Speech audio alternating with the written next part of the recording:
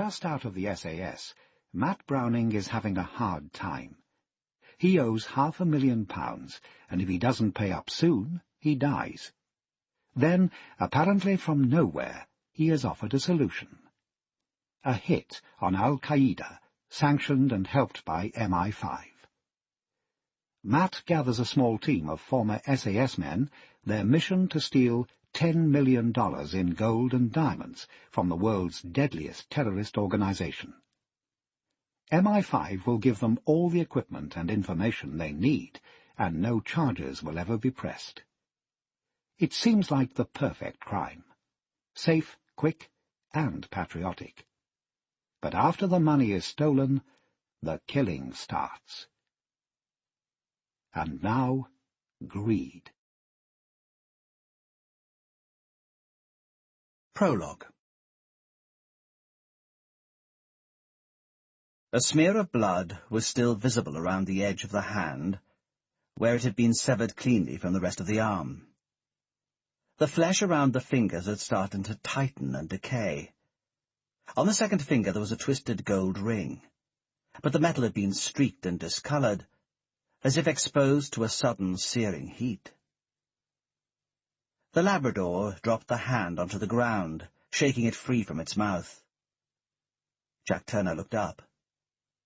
It was early morning, the dew still fresh on the fields. The dog had bounded back from a small patch of woodland on a hill that looked across the Kent countryside and out to Ashford beyond. Turner took this walk with the dog every morning. Never before had he come across anything more interesting than an empty beer can. He bent down, examining the hand more closely.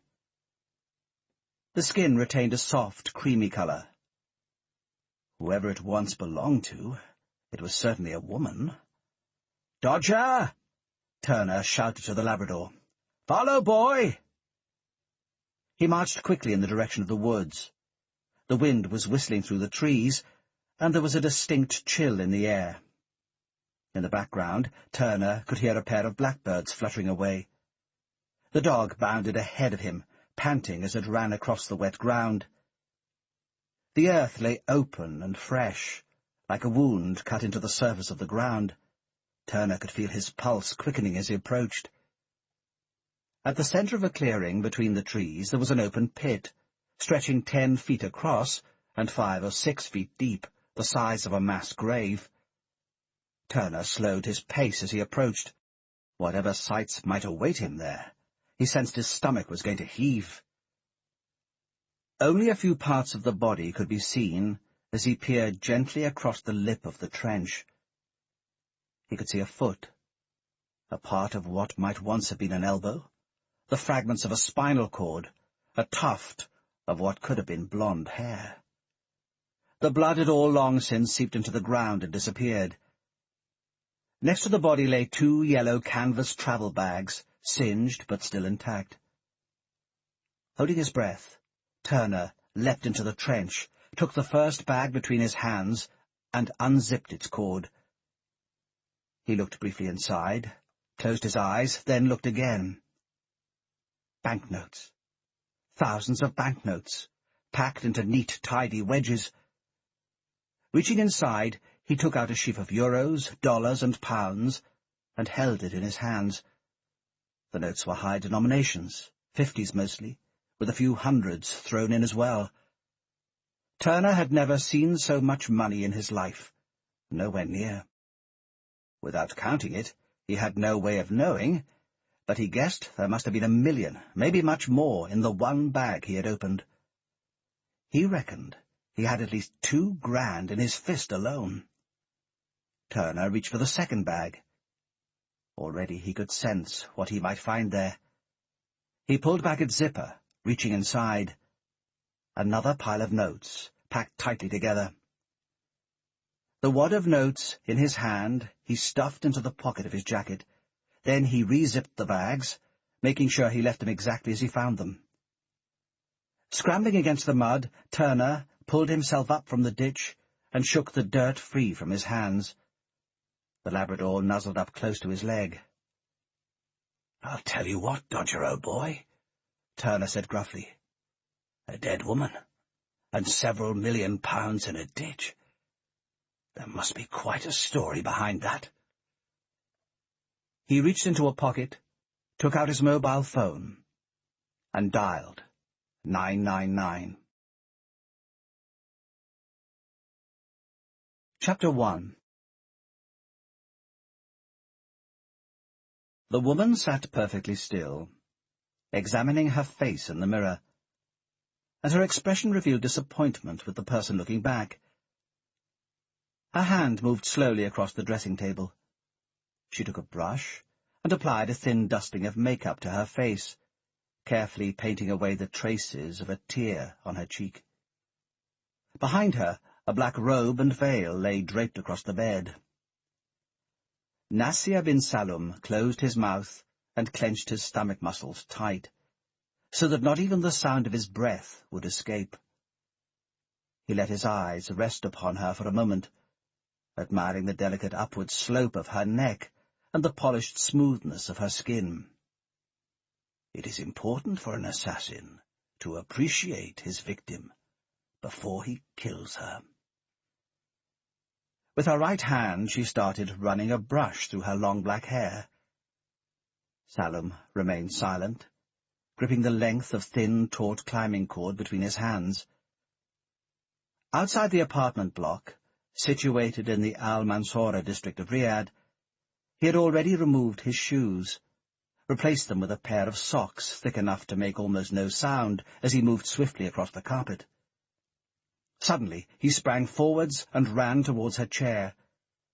He could see her ears twitch as she heard the first stride. He could see her eyes move up as she caught sight of movement in the mirror. And he could see her fist tighten the grip on her hairbrush as she felt the floor vibrate under the weight of her assailant. But her reactions were slow.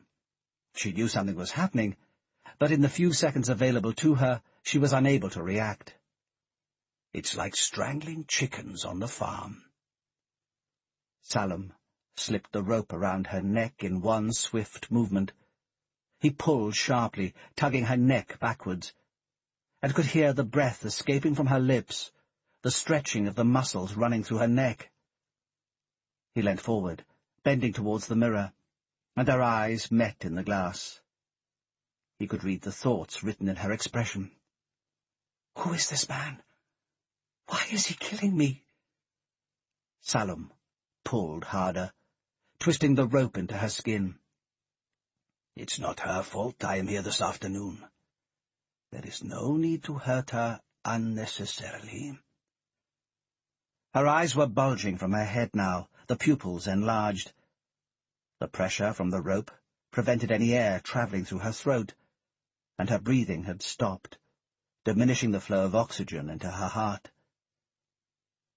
Her grip on the hairbrush tightened, and her arm tried to lift itself to strike her assailant, but the strength was already fading from her. Then her grip suddenly collapsed, and the brush tumbled onto the dressing table before bouncing onto the floor. Salum worked the muscles in his forearms, steadily increasing the pressure of the rope on her neck. In the mirror, he could see her eyelids blink and then slowly close. She was dead. Salum released the rope and let her body curl gently forwards until her head was resting amid the makeup on the dressing table, next to a picture of herself with her family, all of them having a picnic somewhere among green fields and tall trees. He reached down to check her pulse. It was as he expected. Salum relaxed, stretching his muscles. It was important to exercise after an execution. You had to stop the tension building up in your back. He glanced through the tiny flat. It consisted of just this small bedroom, a shower room, a kitchen you could hardly stand up in, and a sitting room, furnished with a single sofa, a television, and a DVD player. The place was shabby, poor, and impersonal. The furniture all looked as if it had been picked up second-hand.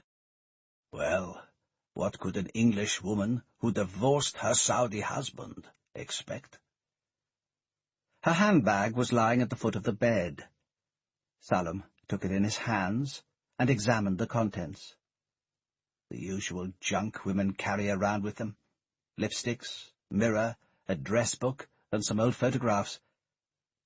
But it also held her passport, her driving license, her Saudi identity card, and a letter detailing her appointment with the minister. She had changed since the passport photograph had been taken 4 years previously. She was older, but also sadder. At a glance, Salam could tell that those 4 years had not been kind to her.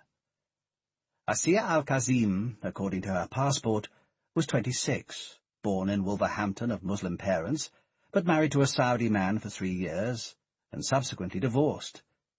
Nobody would miss her for days.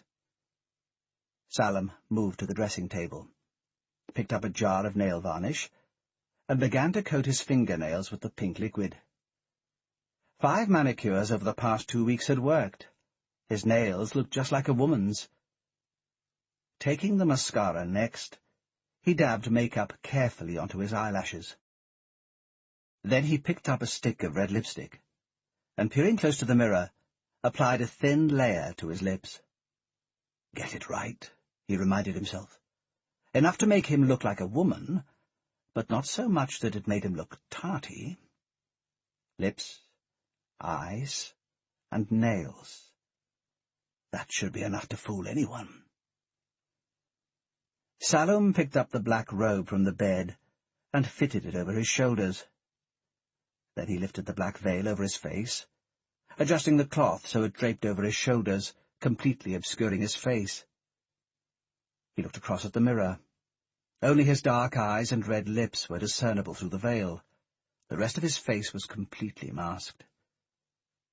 From his bag, he slipped out a pair of plain, black women's shoes with a half-inch raised heel. He pulled on a pair of nylon pop socks, then slipped on the shoes and took a few unsteady paces across the floor. He had practiced several times, but walking precisely like a woman seemed like one of the hardest skills for a man to acquire. So long as I don't speak or lift my veil, I will pass for her. He walked back through the door and shut it carefully behind him. The corridor was empty as he made his way back down to street level. Salam stepped out into the baking heat of the Riyadh afternoon, the veil in the robes already causing him to sweat. I must not, Doro. The day's killing is not yet complete. Matt Browning let his finger rest on the second button of Jill's blouse. He slipped his right hand inside the soft white cotton, gripping the taut, lively breast hidden behind her bra. He could feel it stiffen beneath his palm. His left hand gripped her side, then worked its way along her back, rubbing the skin and stimulating the nerve endings beneath. They had been together nearly 2 years now, and Matt knew the spots and how to work them. He could hear her breath quickening. Outside, 100 feet below her 12th-story apartment, waves were crashing against the rocks of the Marbella shoreline. An early evening wind was starting to whip in from the Mediterranean, rustling through the curtains. Matt could feel Jill's sharp, red fingernails clawing through the hairs on his chest. His hands moved faster across her skin, unclasping her bra, plunging inside her jeans, and their lips collided. Matt could feel her hands unbuckling the belt of his trousers. He tore the jeans from her, flung them onto the cold limestone floor, and suddenly he was on top of her, his face nuzzling into the soft skin of her neck, his body thrusting into her. "Do it to me," she muttered. "Do it to me now." Half an hour later, Matt lay back on the sofa, spent. A ripple of quiet sensory satisfaction ran through every muscle of his body. He was tired, yet invigorated. Christ, he thought. Jill has the shortest fuse of any woman I have met. She could kill a man who turns up 10 minutes late for a date. How do I possibly tell her? He looked into mellow green eyes and flicked a lock of long auburn hair away from her face. Jill looked good just about anywhere you could imagine, in jeans and a T-shirt, dressed up for a formal party, in her swimsuit down on the beach, or covered with kids' paint after working down at the nursery. But she looked best of all, naked. She was completely comfortable in her own skin, treating it the way some women treated an expensive new outfit, as something she was proud of and wanted to show off to the man she was with. The demure, quietly spoken girl was unpeeled whenever he undressed her, revealing the powerful, passionate woman hidden underneath. Christ, thought Matt, the thought running through his brain like a tape stuck in a loop. How do I possibly tell her? "I think we'll have a live band rather than a disco," said Jill. "That would be nicer, don't you think?" Matt nuzzled his face into her back, aware of the thin layer of postcoital sweat coating her body. He flicked his tongue against her earlobe distractedly. Jill pushed him away. "And we need to decide what the readings are going to be. I don't suppose you have some special poem?" She looked at him and smiled indulgently. "No, I didn't think so." Standing up, Matt reached for his boxer shorts and pulled them up around his waist. "There are just so many choices to make." Matt took a deep breath. That temper, that was what worried him. "There isn't going to be any wedding," he said at last. "What do you mean there isn't going to be a wedding?" "There isn't going to be a wedding. Because I'm a loser and a fuck-up," said Matt. "I don't deserve a princess like you." Jeff Burton looked down at the passport, then up into the eyes of the woman standing in front of him. Light brown, with a trace of makeup around them. Salome could read what he was thinking. They all look the same under those bloody veils. I might as well be a camel, for all he cares. Burton was a rugged man, 6 feet tall. He looked hot in his uniform, even though the Riyadh Hilton was air-conditioned. Asiya al-Kazim was due to see the minister at 3. She had half an hour. "You're Asiya al-Kazim?" Burton said. Behind his veil, Salome nodded. He handed across the letter of appointment. It was written on Ministry of Defense-headed notepaper, an invitation sent 3 weeks ago.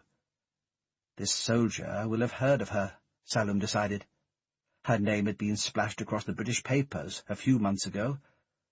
A Wolverhampton girl, a Muslim, Asiya had married a Saudi, who charmed her off her feet, then moved out to Riyadh. She'd soon realized she wasn't allowed to drive, couldn't shop, couldn't work, and her husband beat her senseless every night. So she decided she'd rather be back in Wolverhampton.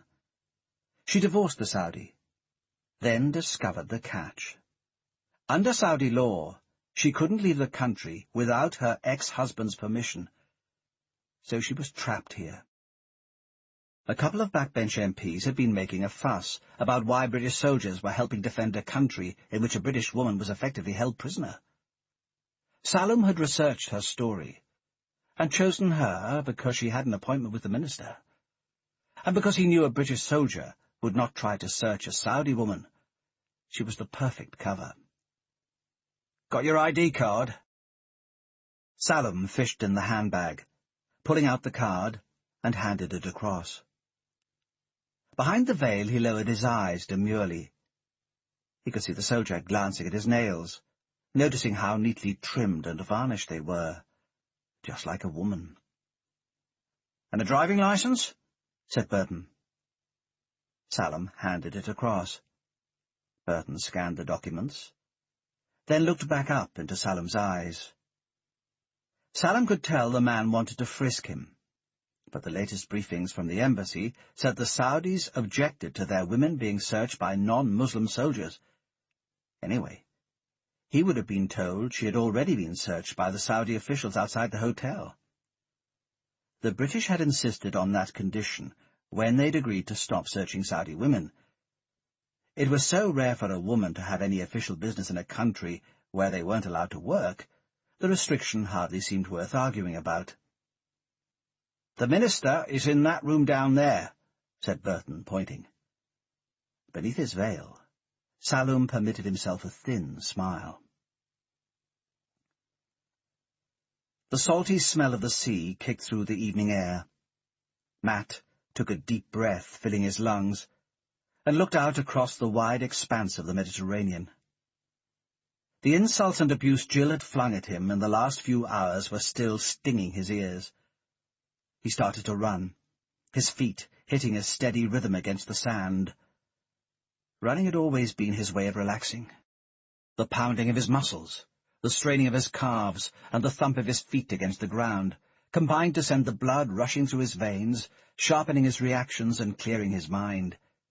It was running that had first taken him into the army, and then the SAS, and it was quickness and agility that had qualified him for the special forces. He wasn't the toughest soldier they'd ever seen, but he was one of the fastest. Whatever my trouble might be, at least the sun is on my back and the sand beneath my feet. He looked up towards the last trumpet. It was a perfect location for a restaurant. Perched on a scenic hilltop, a kilometre west of Puerto Banús. It was a short drive from Marbella, and within easy striking distance of the smart hotels and plush villas that lined this part of the coast. The balcony overlooked the jagged hills, tumbling into the ocean, and into the sand-lined coves below. On a clear day, you could see the North African coastline 20 miles away.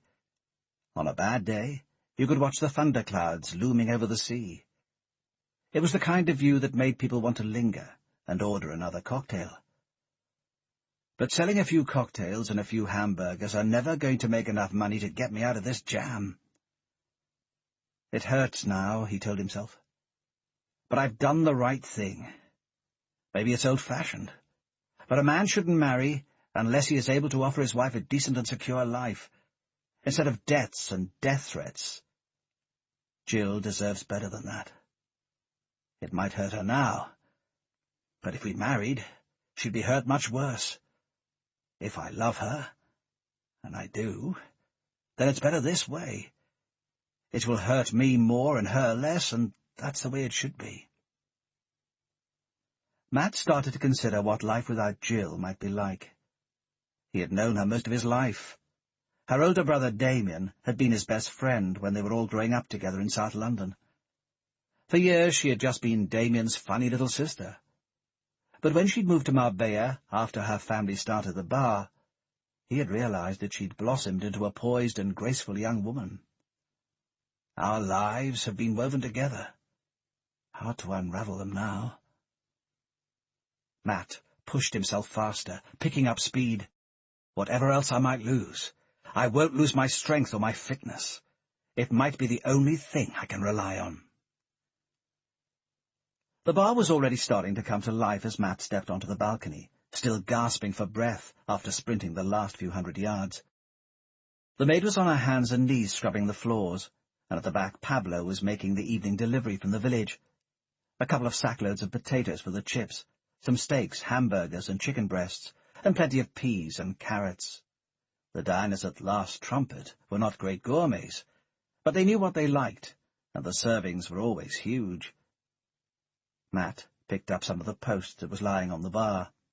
Brown envelopes, with names and addresses printed by computer. Bills and bank statements. He didn't need to open them to know that the news would be bad. If I'd realized that life outside was quite as difficult as this, I might have stuck it out in the regiment. Saloum stepped away from the soldier and walked swiftly down the length of the hotel's corridor. Fools, he reflected. They should have known better than to trust the Saudi guards to search me. Surely they know the Saudi army is riddled with supporters of the holy cause.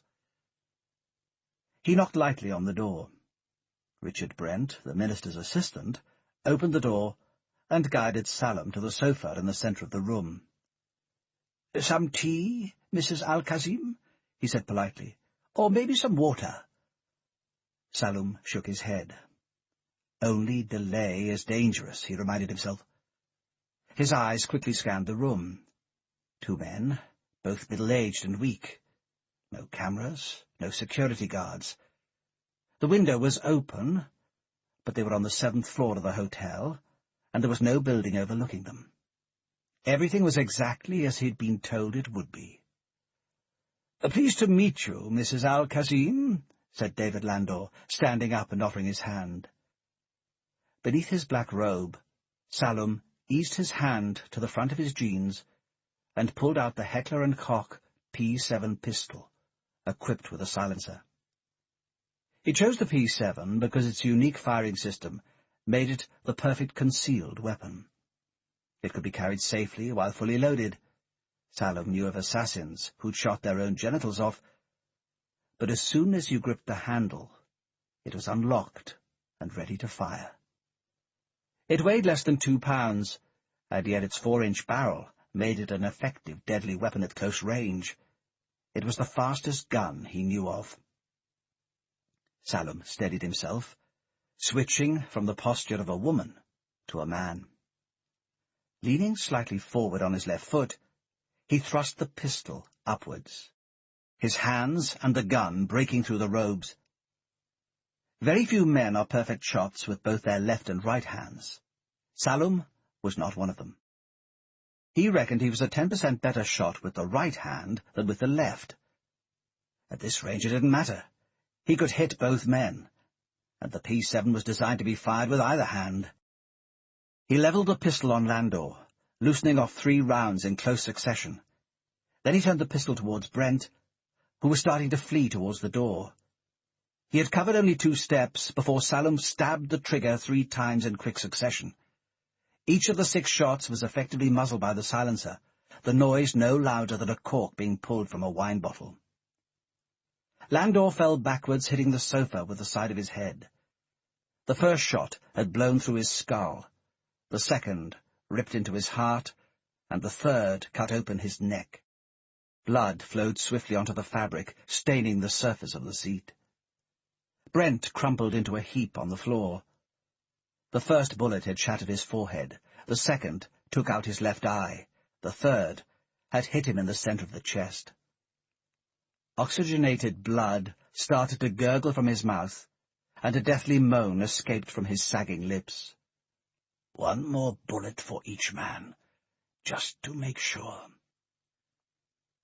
Salum knelt down next to Brent, clipped a fresh magazine into the P7, wedged the barrel of the pistol into the man's ear, and squeezed the trigger. The bullet tore open the opposite side of Brent's head. Salum walked 3 paces, to where Landor lay sprawled across the sofa. He rammed the pistol into his open mouth, fired, and stood back. Brain tissue was now spattered across the cream fabric. Salum dipped a finger into the gooey mess and lifted it to his nose. The smell of infidel decadence. His work completed, Salum sat, placing himself opposite the door, the gun in his hand, ready to react if anyone came in. The meeting was scheduled to last half an hour, and he had another 7 minutes to wait. To leave early would be suspicious. He would take the time to adjust the robes and the veil, and get his breath and his pulse rate back under control. He started to stretch. Always exercise after an execution, he reminded himself. He checked the pistol, then placed it back inside the belt of the jeans he was wearing beneath his robes. I still have 4 bullets in the gun. Enough if I have to fight my way out of here. He stood up and walked calmly towards the door. If I die, what of it? He reflected, glancing down the length of the corridor. I have killed 3 infidels today. The sacrifice of my own blood would be an honor. The chatter and buzz of the early evening cocktail hour had started, and Matt glanced through the restaurant. Janie, the manageress, was holding court at the bar, regaling an elderly couple with some of the more salacious local gossip. Out on the balcony, a group of muscled men were sitting at a table covered with open beer bottles and empty crisp packets. 3 of them Matt recognized, local gangsters. They worked the informal underworld trade routes between Essex and Marbella, shipping stolen cars, guns, drugs, anything that turned a quick and easy profit. The other three he hadn't seen before, but judging by the whiteness of their complexions, they were fresh off the plane, looking for work probably, or making a delivery. As long as they kept to themselves, and paid for the beer and the food, nobody at the Last Trumpet would bother them. Along the Marbella coastline, that was the only way you stayed in business. "You okay, Matt?" said David, a former paratrooper, now doing security work for some of the Arab bankers who kept houses along the coast. They could see it in my eyes, Matt thought, and in the way my shoulders are sagging. "Keeping my chin up," he answered. "You?" "Touch of bother up at the big house," said David. "One of the ladies' sheikhs went a bit crazy, slapped one of the cleaning girls around a bit. You know what those Arabs are like. They treat the servants like scum. Anyway, this girl's brother goes crazy, starts coming up to the house looking to defend the honour of their family. Usual Spanish macho bullshit. A lot of lip and not much action." "Let me know if you need some help," said Matt. "The way I'm feeling, I could use a good scrap." "Need extra money, Matt?" David took a sip on his glass of beer. "I'd have thought you'd be doing okay with your share of this place. I spend enough money in here to pay off Victoria Beckham's credit card bills." Matt grinned. "I can always use a bit more." On the TV screen, Sky Sports was playing, showing a Newcastle-Sunderland game. But apart from Keith the local Geordie, nobody was very interested. It was mostly a southern crowd along this stretch of the Marbella coast. Boys from Essex and Kent and London with their Barbie doll girlfriends, at home among their own kind. The northerners tended to settle further along towards Torremolinos. To Matt, they were even more foreign than the Spanish. Matt swung open the door to the back office. He only owned a fifth of the bar, and Janie was the manageress, but he always looked after the back office. The main reason he sometimes suspected that Damien had wanted him to come in as an investor. Damien had been looking for a man he could rely on to add up the night's takings and get the cash into the bank the following morning without getting robbed. Matt also made sure there was no trouble at the bar.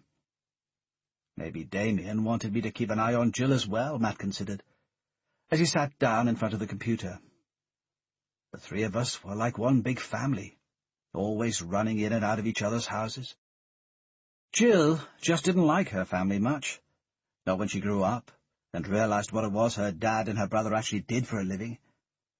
She came out here to get away from that, and then she was stupid enough to fall in love with me. Matt rubbed his eyes, trying to focus on the numbers. The bar was a living. If only I had been a bit more sensible, he thought. I might still have Jill, and we might be going on our honeymoon in Marrakesh in a couple of weeks' time. The light was flickering on the computer screen. Matt took another sip of the Coke he'd poured at the bar and switched onto the internet, waiting patiently while the modem searched for the connection. The software took an age to load, but Matt didn't mind waiting. He suspected the news was not going to be good. He had learnt about trading shares just after getting out of the SAS and picking up a job bodyguarding Harry Stroller, an American internet entrepreneur who had made $500 million from floating his company during the dot-com boom, and then seen the value of the business double in the next year. Despite their different paths through life, Matt and Harry were men chiselled from the same stone. They were the same age, 35. They were both physically fit and mentally alert. They both liked to drink beer and chase girls, and neither of them minded taking a risk. The only real difference, Matt sometimes reflected, as he sat for hours outside board meetings, was that Harry could program a computer and work a spreadsheet, and Matt could throw a knife and fire a gun. Harry's skills paid millions, and Matt's just a few thousand. And when you get that close to the big cake, you want a slice of it for yourself. After 3 months, the two men had become solid friends, disappearing to bars together after Harry was through with his work. He'd started giving Matt share tips, and at the height of the dot-com bubble, that was a valuable commodity. Harry knew from the bankers and brokers he talked to each day exactly which stocks were about to fly and when, and he passed the information on to Matt. Whether it was exactly legal or not, Matt wasn't sure. But he wasn't about to shut down a gold mine by asking anyone. Soon the tips became a lot more valuable than the job. Harry was paying $1,000 a day to protect him, but Matt was making 5 or 10 times that just by trading shares. At the end of the job, he had made enough to buy him his share in the last Trumpet, to invest in a flat in London, to get a new silver Porsche Boxster, and to leave over enough to keep trading. The restaurant gave him a stake in a real business, something he could work at and be proud of. But by the time Matt stopped working for Harry, he was addicted to trading, and he made the biggest mistake of all. He thought he was clever. He carried on trading shares, but without Harry to tell him what to buy and sell, every share he bought went down instead of up. The money quickly evaporated, and then the debt started to mount up. It wasn't greed. I was just trying to make the money for you, Jill, to give us a decent life together. Matt looked at the computer screen, where the shares in his portfolio were displayed in neat tables. 10 different stocks, all of them purchased in the last 6 months, all of them with borrowed money, and all of them trading heavily down. At a rough calculation, Matt reckoned he owed $500,000, and the people he owed it to didn't just charge interest. They didn't just downgrade your credit rating. They killed you. Chapter 2. Matt glanced towards Alison once, looked away, then found his eyes moving back towards her. A 7, maybe? No, make that an 8. Borderline 9, even. Bad thought, Matt. You've got enough problems without eyeing up other women. She was tall with blonde hair that tumbled down the back of her neck, and a strong, athletic build. A woman, Matt judged, who knew her way around the gym, as well as the bedroom. She was wearing tight leather trousers and a pink silk blouse, with the top 2 buttons undone. A single string of pearls was wrapped round her neck. There was a 1 diamond earring, glittering on either side of her face, and just enough cleavage on display to hook your interest. What's a girl like that doing in a bar, known locally as the Last Trumpet? "A British minister killed in Saudi Arabia," said Keith, holding up a newspaper. "They must have had some inside help from the ragheads. Otherwise, I don't see how they could have got to the man, not with the security he would have had around him." Matt stole another glance at Alison. Definitely a 9. She had a way of growing on you. "Not necessarily," he said, looking back towards Keith.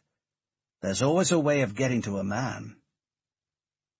She was standing by herself, he noticed, but didn't seem lost or nervous or insecure, the way a lot of women might when stranded by themselves in a bar. They either looked too eager, as if they were almost inviting one of the guys to come and try their luck, or they looked too sour, as if they were warning all the men in the bar to keep well away. But this one looked as if she was just enjoying the gin and lime in her glass, the night air, and the breeze blowing in from the sea.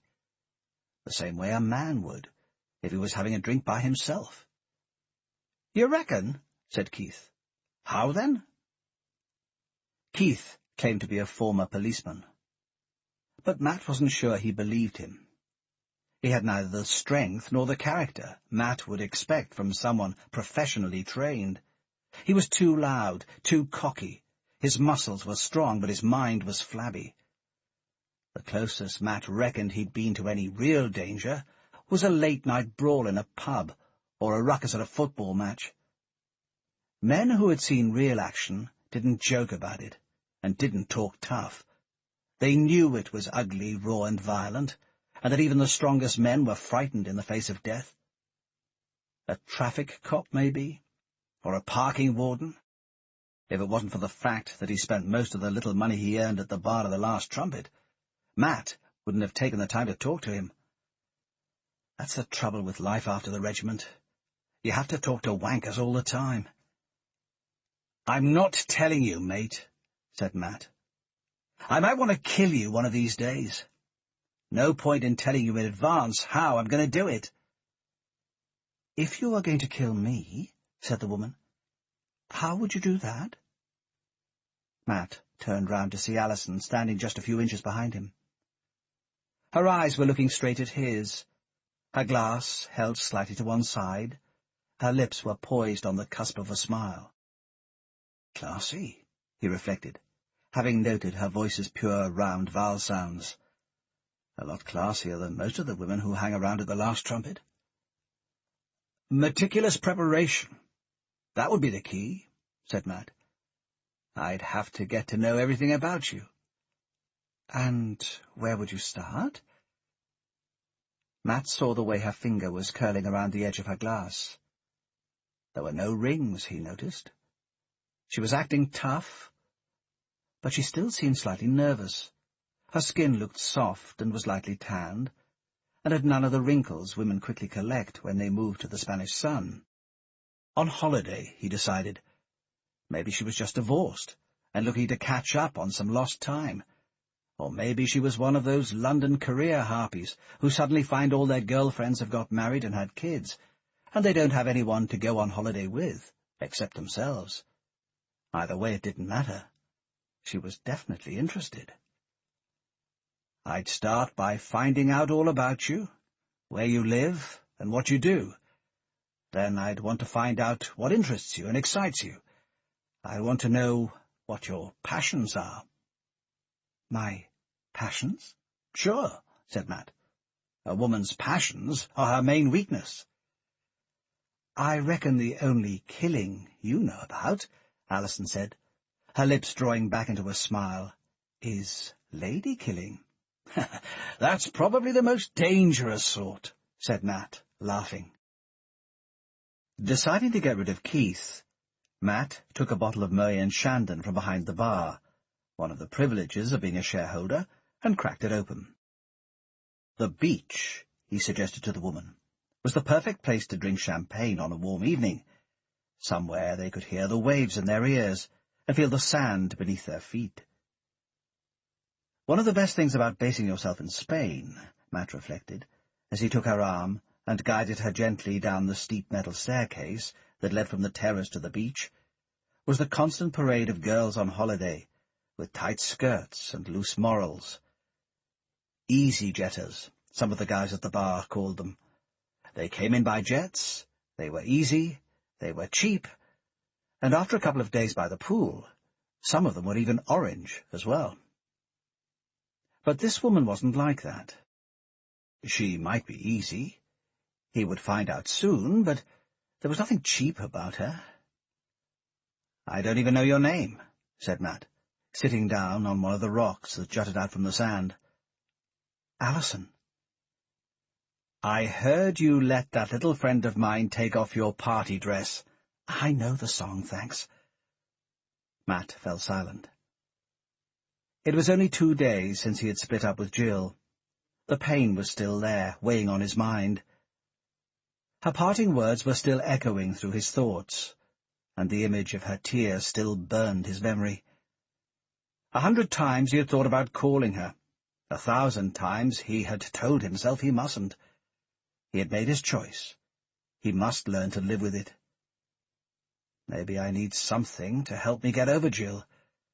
Maybe I'll never sort out the mess I'm in, and just need to move on, forget about the past and everything in it. "You're quiet?" "Just thinking." "Oh?" Alison leant forward and brushed her lips against his.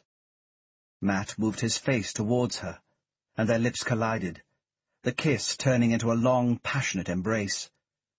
She tasted different and felt different.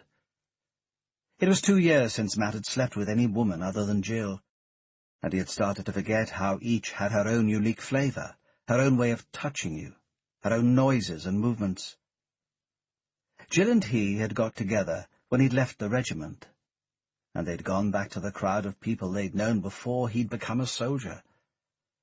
There had always been plenty of temptation at the bar, but he'd never so much as looked at another woman. Alison's hands were moving quickly over his chest and shoulders, her fingers pressing through his blue denim shirt. Through her bra and her blouse he could feel her nipples starting to harden. "Not here," she whispered into his ear. "I want to fuck you all night, and we can't do that on the beach." He stood up, holding her hand, and they started walking. It was 10 minutes to his apartment, a one-bedroom place overlooking the sea, just down from the main coastal road. Matt pushed open the door of the flat, hoping it wasn't too much of a mess. It was a standard guy's place, a few pieces of furniture, none of them bought with any great thought, a big hi-fi, and a row of CDs filed away on the bookshelf in alphabetical order, a widescreen TV with a PlayStation 2 underneath it and a collection of games, a small kitchen with a big fridge containing beer, some orange juice, and 6 frozen double pepperoni and sausage pizzas. The only individual touch was the framed pictures on top of the hi-fi, one of his mum, the rest of himself in uniform, with some of his mates from the regiment. Matt picked a CD from the shelf. Sonny Rollins.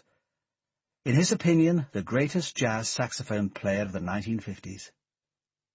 He fed the disc into the player, then turned around to look at her, noticing the way the light caught her hair, emphasizing the fact that she was a near-platinum blonde. A sad, soulful tune slowly filled the room, the lines of the melody straying in different directions. And Matt gripped Alison around the waist, feeling the tight leather of her trousers firm against his hand. Already he was wondering how she would look naked. What would be the contours of her body?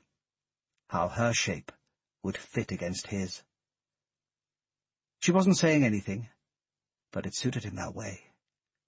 He kissed her lips, his mouth moving quickly down the length of her neck, his hands wrestling with her belt buckle. "Undress," he said. "Undress for me now." She took off her clothes with the same relaxed grace she displayed in the bar, like a woman who was perfectly comfortable with herself and her surroundings.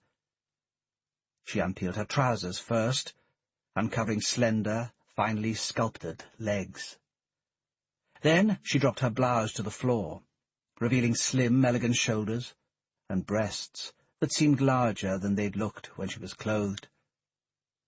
Her bra and knickers were red lace La Perla, designed more to provoke than to protect.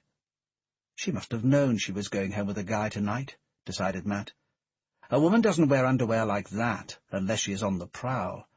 I just happened to be standing in the right place. Alison dropped to her knees before him, unbuttoned the fly of his jeans. Her tongue moved slowly, teasingly against his groin, and Matt could feel his muscles relaxing as the pleasure flooded through his body. He ran his fingers slowly through her long hair, admiring the skill with which she seemed to be working every nerve ending in his body. He waited until he could stand it no more, then scooped her up in his arms and carried her towards the bedroom. Her hair broke free, trailing across his shoulder. He rolled her onto the bed and lay on top of her, his movements swift, urgent, and uncontrolled. He could feel her yielding beneath him, and could feel her excitement mounting as he pushed into her. Within minutes, her screams were ringing in his ears. 40 minutes later, Matt leant back on the bed. Every muscle in his body felt stretched, each nerve taut. At his side, Alison rolled over, reaching out for her bag and retrieving a packet of Dunhill. She lit one, blowing a plume of smoke high into the air. Then she lit one for him, and moved to place it between his lips. But Matt shook his head. "I've given up," he said, breathing in the smoky air. "Did I approach you in the bar, or did you approach me?" he continued. The trace of a smile flashed across Alison's lips. "You mean Are you the hunter, or are you the prey? Exactly, said Matt. She reached across the bed to rest her head on his chest, her tongue flicking across his nipple. Matt reached out across the bed to find her. His hand moved through the sheet. Nothing. Drowsily he opened his eyes, looking around the tiny room. Nothing. Light was streaming in through the window, and the sky was bright blue. He stood up, walking towards the bathroom. "Alison!" he shouted. He could hear his voice bouncing off the walls. Then silence. Nothing. She was gone. Matt shrugged and walked towards the kitchen. He threw some coffee into the percolator and took a flask of orange juice from the fridge, drinking it straight from the bottle. The smell of her still lingered on his body. Strange, he reflected. Last night she was all over me. This morning she wakes up and buggers off without so much as saying goodbye. That's a guy's job, isn't it? Matt glanced at his watch. It was already 9:30. He needed a shower, and he needed to get on with his life. Last night was fun, but that was all. She was right to take off. "You're a stupid boy, Matt Browning." The sound of the voice rattled through his ears, catching him off guard. Matt looked up. The man sitting on the sofa was called Harry Pointer. Matt had met him a couple of times before.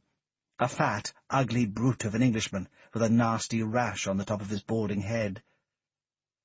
Harry ran errands for Gennady Kazanov, local landlord and an investor in the Last Trumpet. Harry wasn't the heavy muscle, although he knew how to throw a punch and fire a gun when he had to. But mainly he did the talking and the translating. The muscle that travelled with Kazanov spoke Russian or Ukrainian or Georgian, not English. "How the fuck did you get in?" demanded Matt. "Mr. Kazanov owns the block, remember?" said Harry. "He has keys to all the apartments. And that gives you the right to barge in here whenever you like?" Pointer shook his head. "No," he replied slowly. "The fact you owe us $500,000 gives us the right." "I've told you," said Matt. "I'm doing everything I can think of to get you your money back." "Thinking isn't what you do best." Pointer stood up. He was wearing cream chinos and a bright blue shirt, and the tattoos were visible all the way up his arm. "Tell Kazanov. He's just going to have to wait," said Matt. "He's waited already, Matt. He's tired of waiting. Mr. Kazanov is a patient man. He knows that sometimes it takes time to make money.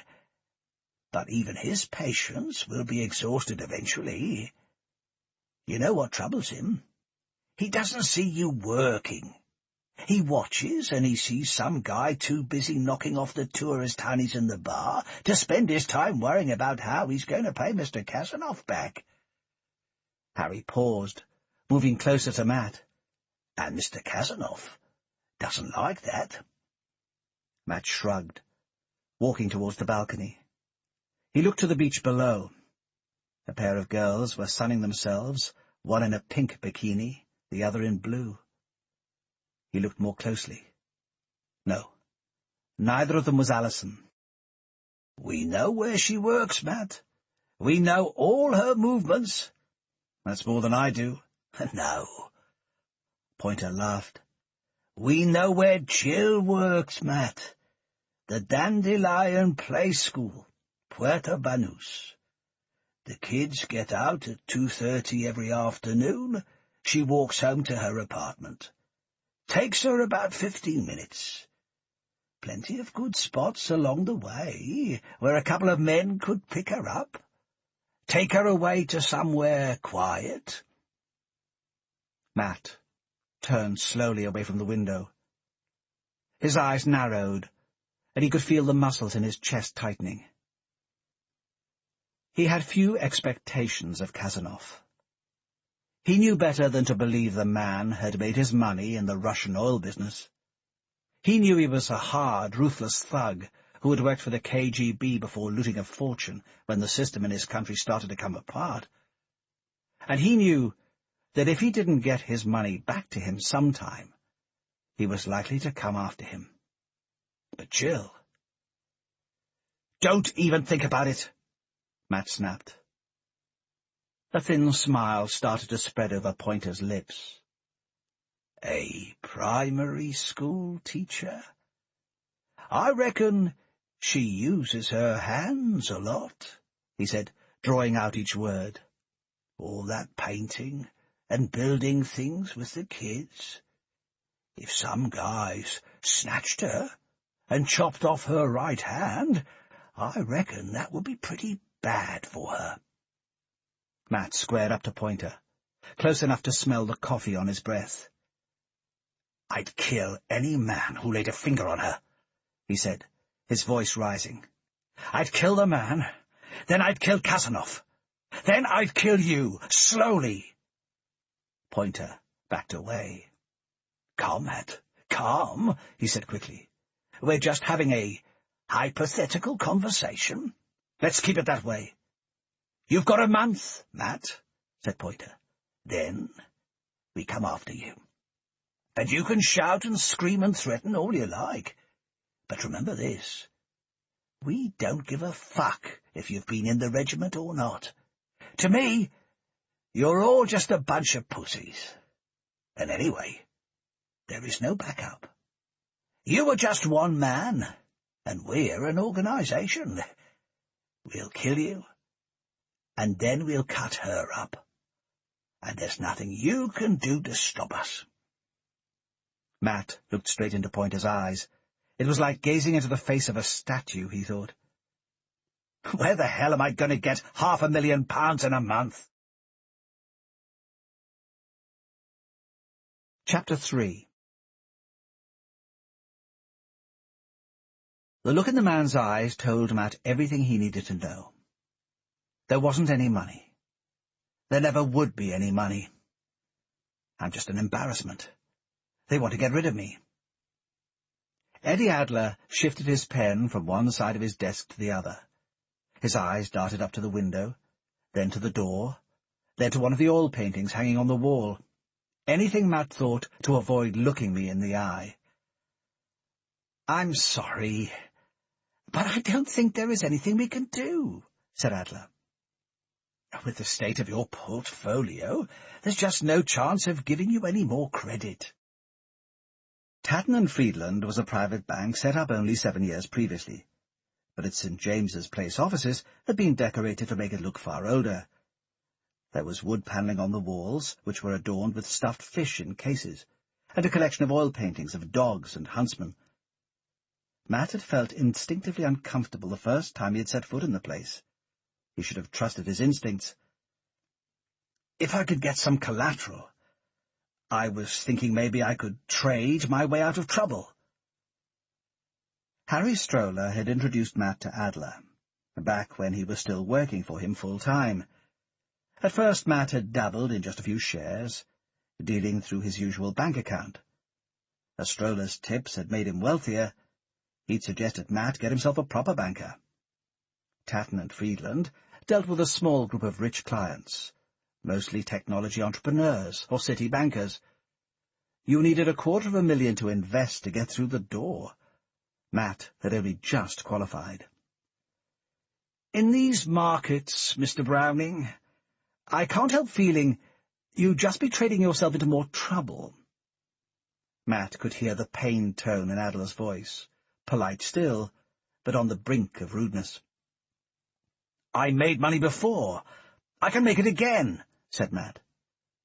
"From these records, I see you made a lot of money trading while you were working for Mr. Stroller," said Adler, looking at the computer screen on his desk, spotting which internet and technology shares were moving up. "Maybe Mr. Stroller was discussing his own thoughts with you. I can't judge. Since you stopped working for him, you have made a series of investments on your own. You had $500,000 in your portfolio, Now you are down $500,000. He paused, looking directly at Matt for the first time. Let me give you some advice. You're a soldier by training. You're good at it, I'm sure. Trading shares is different. Even the best city operators are losing money this year. Do yourself a favor. Stay out of the game. Matt swallowed hard. I'm in a jam, he said. I need to make that money back, and I need to make it quickly. Adler's eyes moved back to his computer screen. His expression closed. I'm sorry, he said coldly. We're a bank. We can't help you. We'd like to help you. We'd like to help lots of people. But we can't. That's business. The offices were almost empty, compared to the last time he had been there. Arc Technology Systems occupied a refurbished warehouse in Clerkenwell, its insides gutted and rebuilt with stainless steel floors, frosted glass partitions, and plasma screens covering every wall. Each desk had once been home to at least 2 computers, and there had been so many girls running around in short black skirts and tight T-shirts that Matt had found it impossible to concentrate on the work. Not that there had been much to do. As Harry Stroller had admitted after a few beers one night, bodyguards were mostly there for show. Part of convincing the investors they had a big business worth protecting. Bill Gates had a bodyguard, so Ark had one too. Like the plasma screens and the immaculately groomed receptionists, Matt was there mainly for decoration. The decorations were all gone now. It was like walking through a house that had been left empty for a few years. A chilled emptiness had descended on the building, and dust was gathering in the corners. There was still a receptionist, and maybe 24 people occupying a few of the 100 or more desks, but Ark was a pale, waning shadow of what it had once been. Stroller shook Matt warmly by the hand. A broad grin was playing on his face. He was a short man, just over 5'5", with broad shoulders and black hair that was thinning on top, but sporting a thick, neatly trimmed goatee beard. "I don't need a bodyguard, Matt," he said. "The only people likely to kill me are my shareholders." "That bad?" Stroller turned on his heels and walked back towards his own desk in the centre of the main floor. He'd always refused to have his own office. Very old economy, he used to point out, even though Matt had argued that it was impossible to protect anyone adequately who worked in an open place space. Now it didn't matter anymore. There were so few people around, the 3rd floor was a private office. "Look at this place," said Harry. "Hardly recognize it, do you? The good times have gone, the orders have dried up, and the venture capitalists aren't taking my calls anymore. Heck, I can't even get a date." Stroller leant back in his chair and swung his right foot onto the desk. "Internet billionaire had a kind of ring to it. Chicks went for that. Close to bankrupt computer nerd doesn't work the same kind of magic." He paused. "But hey, when's the wedding?" "There isn't going to be a wedding," said Matt. "I can't afford to look after myself, never mind Jill." "You're in a mess?" "The worst mess I've ever been in," Matt confessed. "I lost all the money I made when I was working for you, and I lost a whole lot more as well. The people I owe it to want it back." "And you were wondering if any of my friends might need a guard," said Stroller. "Somebody who might share a few stock tips with you?" Matt paused. Once you got used to the taste, he reasoned, swallowing your pride wasn't so hard. If there was anyone on the circuit who needed a reliable man, I could use a break. "I like you, Matt. But let me tell you something," said Stroller, standing up from his desk, his expression suggesting he was fast losing interest in the conversation. "You know what I've learned about life over the last few months? When you're down, and nobody wants to help you. I can't even help myself." The words were still echoing through Matt's mind, as he stepped back onto the street. A year before, he had bought himself a one-bedroom flat close to Holborn. The plan had been to use it on his trips to London, back when he thought he was still a big shot, who had to fly home to see his banker. It might have been a good investment. The place was now mortgaged to the hilt, and the bank was already threatening to repossess it. 4 months had passed since Matt last made a mortgage payment, and right now there was no chance of making one. The walk took about 20 minutes. Matt could have hopped on a bus or taken a cab, but he reckoned he needed the time to clear his mind. When he'd flown to London, he hadn't been sure what he was looking for. A way out, another loan, or a new job. Harry's right, Matt thought. Nobody is going to help me. Why should they? I'm a 35-year-old guy. I know how to fight.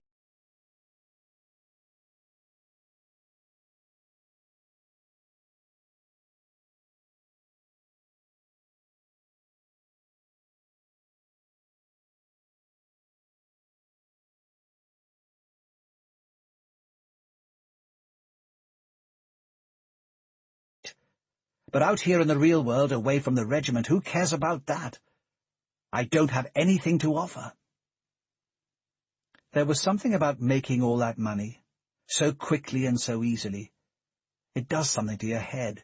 It stops you from thinking straight. And when that happens, you're as good as finished.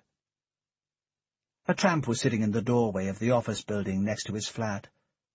A man of maybe 45 or 50. His skin was pitted with spots, and a black beard was starting to crawl down his chin. His hair was matted with sweat and grease. A can of beer was held in one hand, a piece of brown cardboard in the other. Ex-forces, served in the Falklands, please give generously. Matt fished around in his pocket and took out the $5 he would have spent on a taxi. He knelt down, handing the money across. "How does this happen?" he asked. The man looked at him suspiciously, taking the money and folding it into his fist. "Well, thank you for the money," he said, in a Birmingham accent slurred by alcohol. "But my story is my story, and it's about the only thing I still own, so I'll not be sharing it with you." The smell of the man hit Matt hard in the chest, a stale odour of dead fish, cheap spirits, and damp cloth. "Where's your dignity?" Matt said, his eyes suddenly intense and full of anger. "You were a soldier, man." "Fuck off!" spat the tramp. Christ, thought Matt. I threw away my dignity today. I'm just inches away. Maybe I should just get out of the country, he thought. Go to Moscow, Hong Kong, Nigeria, anywhere. Change my name, change my face even. Get some security work and become another person. It's not so hard. I've been Matt Browning all my life, and where did it ever get me? Why not try on some other identity? I could hardly make a worse mess of things. No. That might save me, but it won't save Jill. And if anything happened to her because of me, I couldn't live with it. My dignity would have been stripped from me forever. Pleased to see me? Alison looked up towards Matt as he walked into his flat, a lipsticked smile spreading across her lips. Matt looked at her suspiciously, his eyes moving across the slender curves of her body. "What are you doing in my flat?" "We need to talk," said Alison. Matt laughed. "Don't tell me. You're pregnant. That's all I need right now."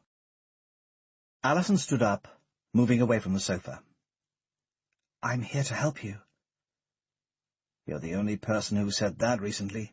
"I know, Matt. I know everything about you." Matt stood closer to her, looking directly into her eyes. "Who are you?" "Like I said, we should talk." "Then start talking," said Matt. "I've got all day." Alison walked towards the kitchen. She took a glass from the shelf, blew away a thin layer of dust that had settled on its surface, filled it with water, and raised it to her lips. "My name is Alison Hammond," she said slowly. "I work for MI6. The silence lasted several seconds, as her words hung in the air. Matt looked at her closely, wondering if she would suddenly change shape. He had met her as a pick-up in the bar, and now suddenly she was a spy who had broken into his flat. "Go on," he said quietly. "I have a proposition for you. Whether you choose to accept it or not is up to you. It could solve all your problems." "I'm out of that game," Matt snapped. "I left the regiment 2 years ago. I've done all that misguided shit about risking my life for my country several times already, and I don't need it. These days I'm just interested in chilling out and looking after myself. And making a right screw-up of it, too." "What do you know about me?" said Matt angrily. "As I said, everything," Alison said coldly, swilling the remains of the water into her throat. "Matt, we know you better than you know yourself." She paused, looking away from him, and walking back towards the window. "After I left you in Spain, you were visited by a man looking to collect some money. You are £500,000 in debt, and because the money is owed to Gennady Kazanov, if you don't pay it back soon, you're a dead man.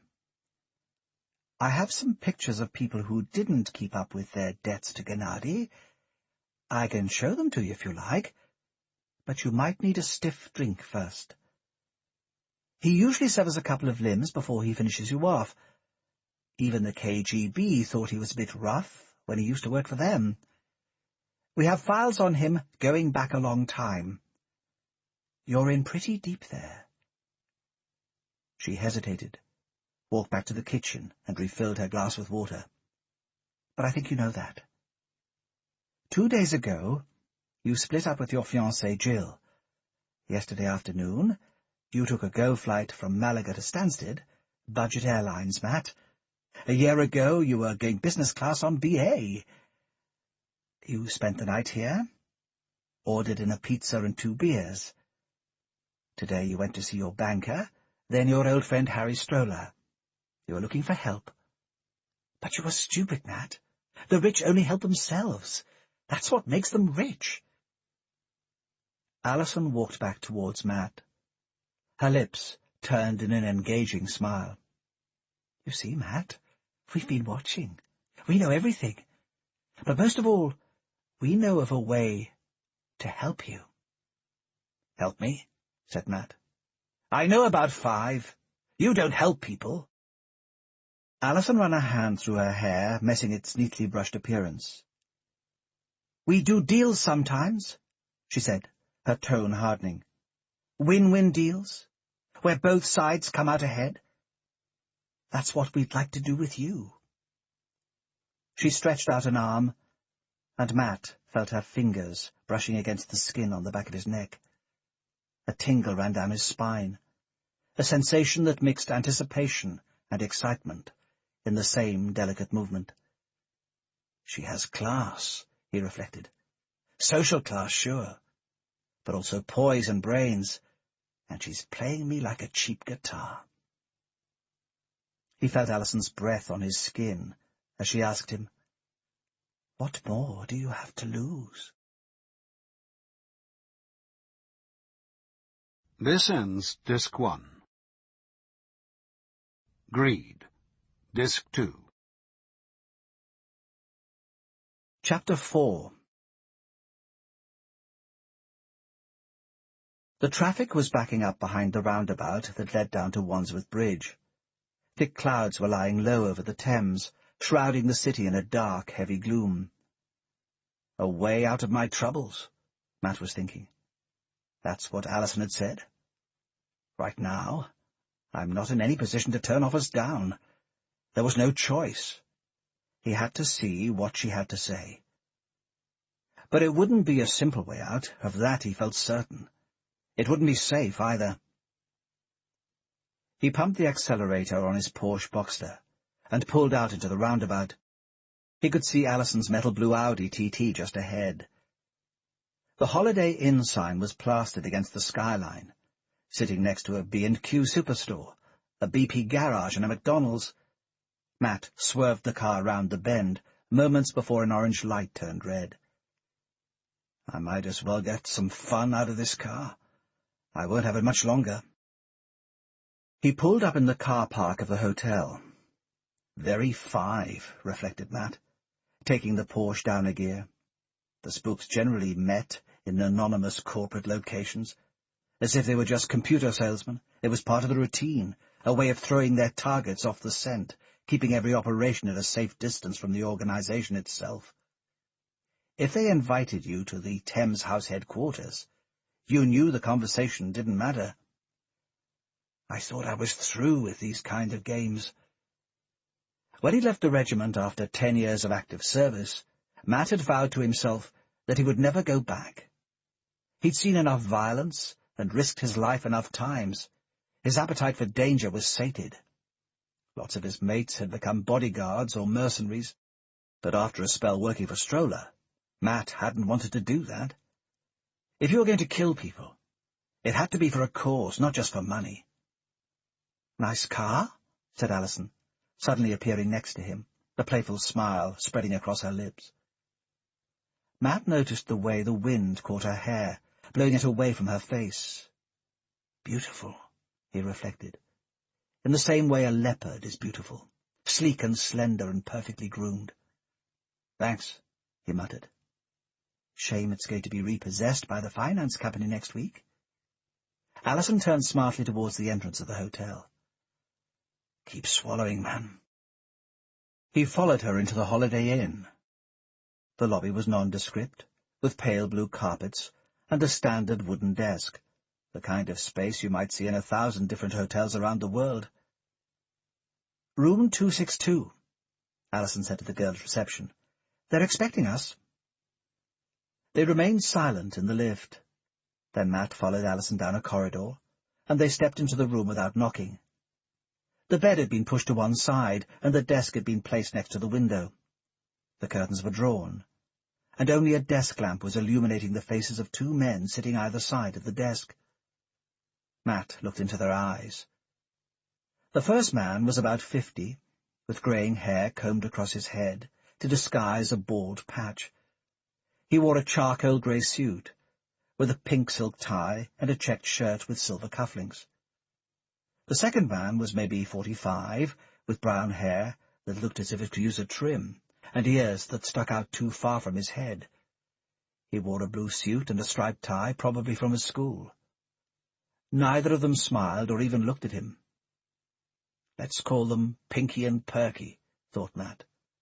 Pinky for the guy with the tie, Perky for the younger guy with the scruffy hair. He knew enough about Five and the way it operated to know that he wasn't going to be given their names. Never mind. It wasn't as if he was ever going to add them to his Christmas card list. I'm back. I'd better start getting used to it. "These 2 men are going to ask you a few questions," said Alison, her tone cold and businesslike. "I'll be down the corridor. You'll see me again when they've finished." Matt looked for somewhere to sit down, but they seemed to have forgotten to provide him with a chair. Forgotten? No. If there wasn't a chair, that was because they wanted it like that. They didn't want him relaxed. They want to see whether I can still handle pressure. "Your name is Matt Browning," said Pinky, looking down at the notes on his desk. 35 years old, 2 years out of the regiment, served with distinction for 10 years. Saw action in the Gulf, Ulster, Bosnia, and a couple of other places that seem to have been mysteriously deleted from the files, because the British Army wasn't officially supposed to be involved. Chechnya, Indonesia." He paused, shifting to another sheet of paper. "A tough soldier, exceptionally steady under fire, fantastic endurance, but takes things personally. Short-tempered, sometimes prone to excessive violence, even by SAS standards." Matt looked at the man closely, but could read nothing in his expression. "I know my record, thanks," he said curtly. I've no apologies. Sometimes violence is the only language people understand. Not officer material, said Perky, looking down at the notes on his desk. Good sense of leadership, popular with the men and decisive in combat, but not easy to control.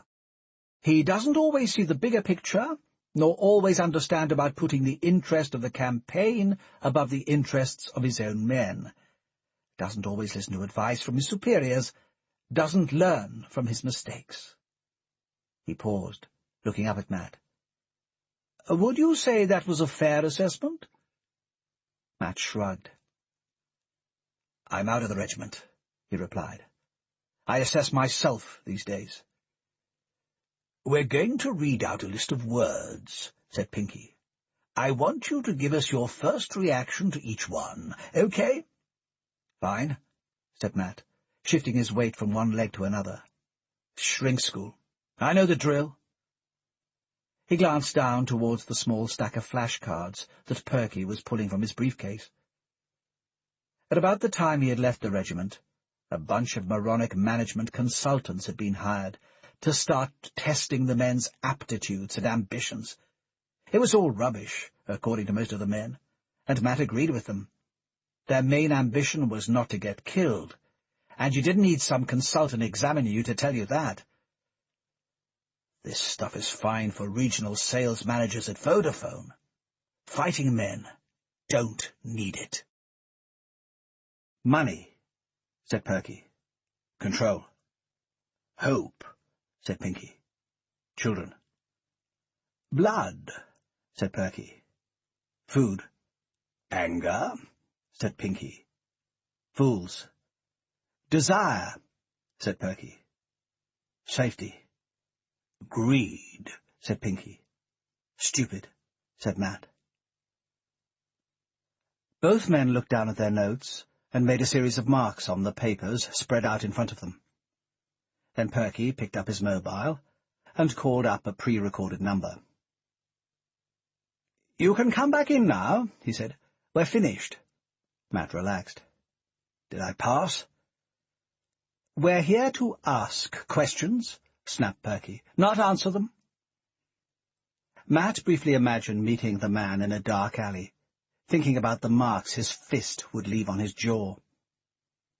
Our assessment is that you're psychologically impaired, Perky continued. Maybe that's why you never got the promotions you wanted in the regiment.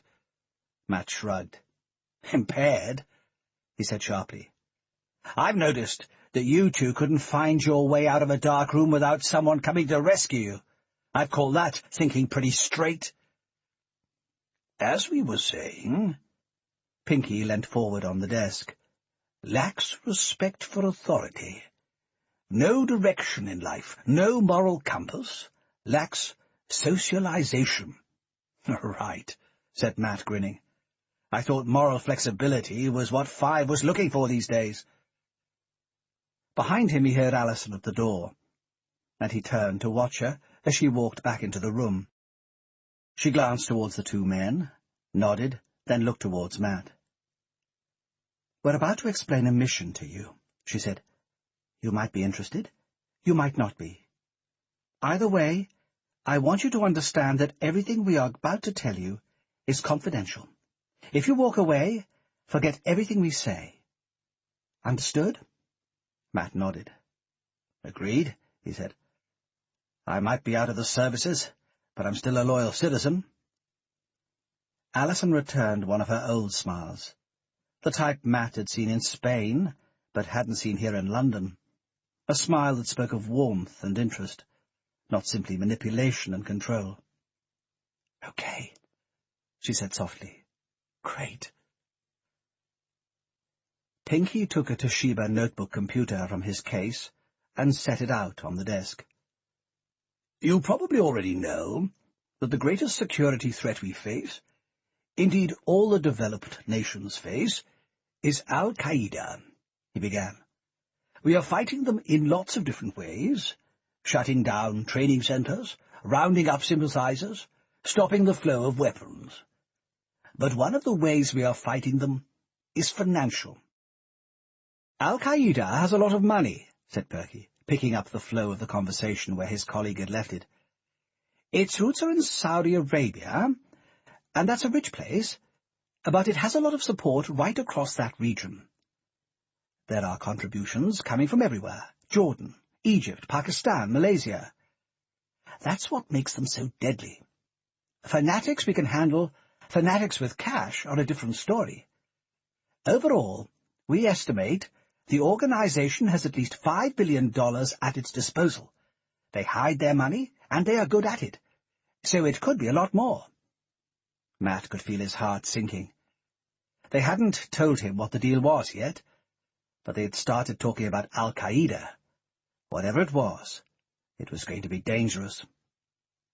Before September the 11th, al-Qaeda kept its money hidden in offshore centres around the world. Pinky glanced towards Allison as he spoke. The usual places: Gibraltar, the Isle of Man, the Cayman Islands, Luxembourg, Switzerland. Mainly Switzerland. It's got the best banks in the world, and the Arabs like Zurich and Geneva. The place is swarming with them. But after September the 11th, it started getting too hot, Perky continued. The Americans started clamping down hard, particularly on the Swiss. They told them they didn't find the usual drugs dealers, Russian mafiosi, and tax dodgers who use their banks. They could all stay secret. But they wanted to know about the al-Qaeda accounts, and they wanted to shut them down. The Swiss didn't have any choice. Either they played along, or Credit Suisse and UBS and the rest of them were going to get kicked out of Wall Street. They couldn't afford that, so they had no choice. They had to start shutting al-Qaeda accounts down and seizing the money. Matt leant forward. And the Americans decided to share all of this information with you, because they love MI6 so much? No, they needed our help as well, said Allison. A lot of al-Qaeda money was passing through the city of London as well. It's a big money laundering market. Everyone knows that. We froze out what we could, but it's in Zurich that most of its money is stored. Pinky looked towards Matt, a frown creasing his brow. Al-Qaeda saw what was happening in Switzerland. They could see the heat being turned up, and they could see their accounts being frozen. The Swiss authorities tracked and seized about $1 billion. Ever since then, al-Qaeda have been slowly moving it out. You're saying even the Swiss don't know where the money is? Said Matt. Al-Qaeda are smart, Allison interjected. They hide it well. It's all stored away in accounts, nominally belonging to Kuwaiti or Pakistani or Jordanian businessmen. Nobody knows whether they exist or not. And not asking questions is the first principle of Swiss banking. Now, they are clearing the money out, said Perky. It works like this. An al-Qaeda Arab turns up in Zurich. He goes to the bank and withdraws, say, $25,000 in cash. Euros or dollars or Swiss francs, it doesn't matter. He walks down the street to a jewellery store or a goldsmith and he buys diamonds or gold, pays cash, and stashes the goods away. Next day, another $25,000 from another bank, more gold and diamonds. The next day, the same again. By the end of the week, that's $125,000 turned into commodities. If there's 8 of them, that's $1 million. They spread it around as well, just so no one gets too suspicious or starts recognizing them. Sometimes they get a train up to Munich or down to Milan and buy the gold and diamonds there. Matt listened closely. 5 wouldn't be sharing this information with him, unless they wanted something very badly. The CIA calculates that about $1 million might have been taken out of the Swiss banks so far, and just about all of it has been turned into gold and diamonds, Pinky said. You can see it in the prices. Both gold and diamonds are up this year. That amount of money going into a market has an impact. So what's the point? Said Matt. What do they want the stuff for? To hide, said Perky. They realized that money kept in a bank is never going to be safe, not when you're fighting a war against the United States. Eventually it's going to get tracked down and seized. They'll keep small amounts carefully laundered, but not the big stuff. They want that somewhere they can keep their eye on it. The diamonds and gold are being hoarded for a few days, then taken in vans down to the North Italian or the French coasts, Pinky continued. They are loaded onto boats, then taken across the Mediterranean to the Middle East. The stuff is picked up by al-Qaeda and driven out to safe locations. It could be anywhere. The Saudi Desert, the Atlas Mountains in Morocco, along the Nile Delta, somewhere in Iraq or Iran. The point is, nobody is going to see it again. The Americans aren't going to track it down, and nobody's going to freeze the account. It's safe. And the beauty of gold and diamonds is that they are both the world's oldest, most internationally accepted currency. Perky interrupted. You can walk into any jewellery shop in the world and get cash for either, instantly, no questions asked. Al-Qaeda can keep their money safe for when they really need it, Perky continued, and there's nothing we or the CIA or anyone else can do to touch it. The Moroccans or the Iranians aren't exactly going to let us go in and start searching around for it. Thanks for the lesson in global economics and financing terrorism, said Matt. But where do I come in?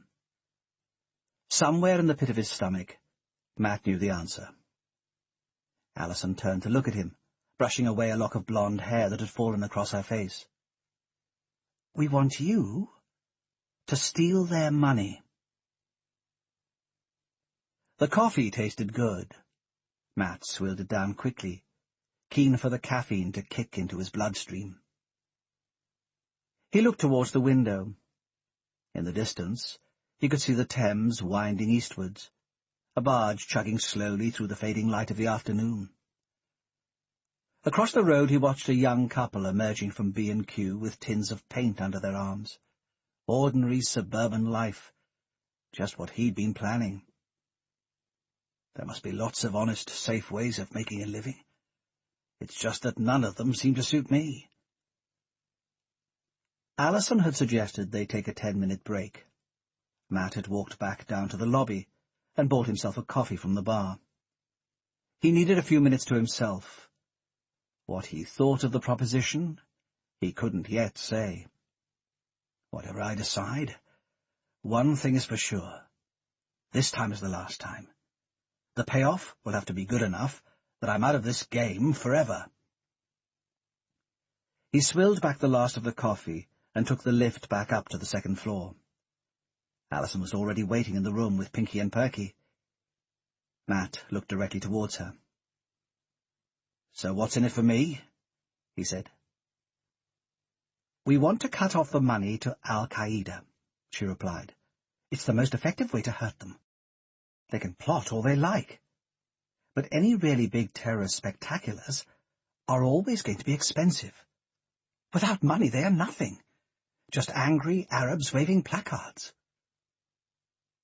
Pinky looked up and scrutinized Matt's face, perhaps searching for signs of weakness or indecision. We have flows of intelligence reports coming through, he said. We could identify one of the boats, shipping the gold and the diamonds across the Med. Our proposition is this. We put together a small group of men, highly trained men like yourself. We give them the information, the practice, and the equipment. They go out and hit the boat. Our sources tell us that each boat contains at least $30 million, Perky said. They travel across the Med from Italy, usually with a crew of about 6 al-Qaeda men on board.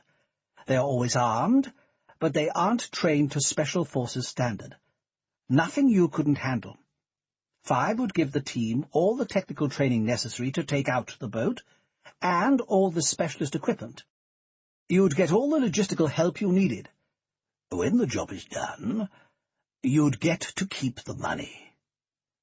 Pinky cleared his throat. No questions asked. Our interest is not in collecting al-Qaeda's money, and we don't care what happens to it. We just want to make sure It's not under their control anymore. The 30 million is your payoff for the mission. Even after it's fenced, that's got to be worth 10 million or so. $10 million between 5 men. You can do the maths yourself. Not bad for a week's work. Think about it. Alison took a step closer to where Matt was sitting. Her eyes locked onto his, peering down at him, the expression hovering between sympathy and a challenge. It's the perfect crime. Lucrative and patriotic. Chapter 5. Matt slammed the door shut on the Boxster and dropped the keys in his pocket. He walked swiftly towards the doors of the Novotel Hammersmith. Another day, another anonymous hotel. Those 5 boys should think of a new trick sometime. Matt's head was bowed as he walked, the lines of his forehead creased. Before stepping inside, he glanced up towards the sky. Sunshine was breaking through the clouds, sending a shaft of light down onto the traffic, snarling its way across the flyover. "Room 662, he told the receptionist. "They're expecting me." "6th floor," she said. "The lift's over there." Matt walked purposefully. The decision had been easier than he might have imagined. After the meeting with Alison and her 2 stooges, he had gone back to the flat by himself. She had suggested coming with him, but that hadn't felt right. This was a decision he needed to make by himself. There were plenty of friends in London he could have gone to see, his parents, schoolmates, even Jill's brother Damien. But it was a conversation he needed to have with himself. It was his choice. Nobody else could make it for him. He went out for a curry and a beer. One thing the regiment had taught him was that you shouldn't fight on an empty stomach, and you can't think straight if you're hungry. After a chicken jalfrezi and 2 bottles of Cobra, Matt reckoned the calculations had been made and the odds stacked neatly into place. He could say no. Nobody was forcing him. He could just walk away. From somewhere, somehow, he'd then have to find a lot of money very quickly. Either that or disappear somewhere where Kazanov and his thugs would never find him. Tempting. But there were 2 problems. What would happen to Jill? And how much of a life would that be? You can hide for a while if you have to. But for the rest of your life? Never see your mates or your family again? Never walk through the streets you played football in as a kid? Never admit who you really were? That wasn't any kind of life worth living. Or he could say yes. The mission would take a month at most. It was a lot of money, enough to pay off all his debts, and set up himself and Jill with a new life. It was the fresh start he needed. It would be dangerous, sure, but he didn't mind that. He had risked death before. One more trip around that carousel wouldn't make any difference. He'd take his chances, the same way he always had in the past. One boat raid, then they'd be home. They would have a surprise on their side. They would have the right gear, and they would be trained. Al-Qaeda were good, hardy fighters, and he would never underestimate them. But he fancied the odds. They were plenty good enough to roll with. There was just one problem. He had to trust Alison, and he had to trust the people he was working for. His fate was going to be in their hands. Trouble was, the regiment had been full of stories of missions for 5 going wrong. They looked after their own people, but when it came to soldiers, they were reckless. They took chances. They reckoned that's what soldiers were there for. Spies were for thinking, soldiers for dying. Matt added that up as 2 problems with saying no, and 1 with saying yes. When you laid it out like that, it wasn't much of a choice at all. He'd do it, whatever the risks. The door of the lift shut as Matt pressed the button for the 6th floor. A door closes, a door opens. he reflected to himself. If I take these next few steps, I'm committed. For better or worse, for richer or poorer, in sickness and in health. Just like the marriage I backed out of. Alison was sitting in the bedroom, her legs neatly crossed. She was wearing a black skirt that stopped just short of her knee, over a pair of black patterned tights. Her shoes were black and pointed like daggers, and her blue jumper clung tightly to her breasts and her waist. A professional smile was drawn across her lips. She knows, thought Matt, looking into her eyes. This is a woman who knows plenty about men and how they react. She already knows what I'm going to say, probably even knows the tone of voice in which I'll say it. Where are Pinky and Perky? Who? She asked. You know, the two squeaky pigs. They're waiting down the corridor, said Alison. I wanted to talk to you first, to hear your decision. One question first, said Matt. Why me? You're a good man, with a good record of service. You might not have been officer material, but that's no mark of disrespect. A lot of the best soldiers aren't. For this mission, we need someone trained to SAS standards. And we need someone who needs cash. Matt moved across the room. He didn't want to feel her eyes upon him. I was a screw-up as a share trader, he said. I thought I could make money, and I couldn't. I probably didn't have the brains, and I certainly didn't have the training. But one piece of advice from that has stayed with me.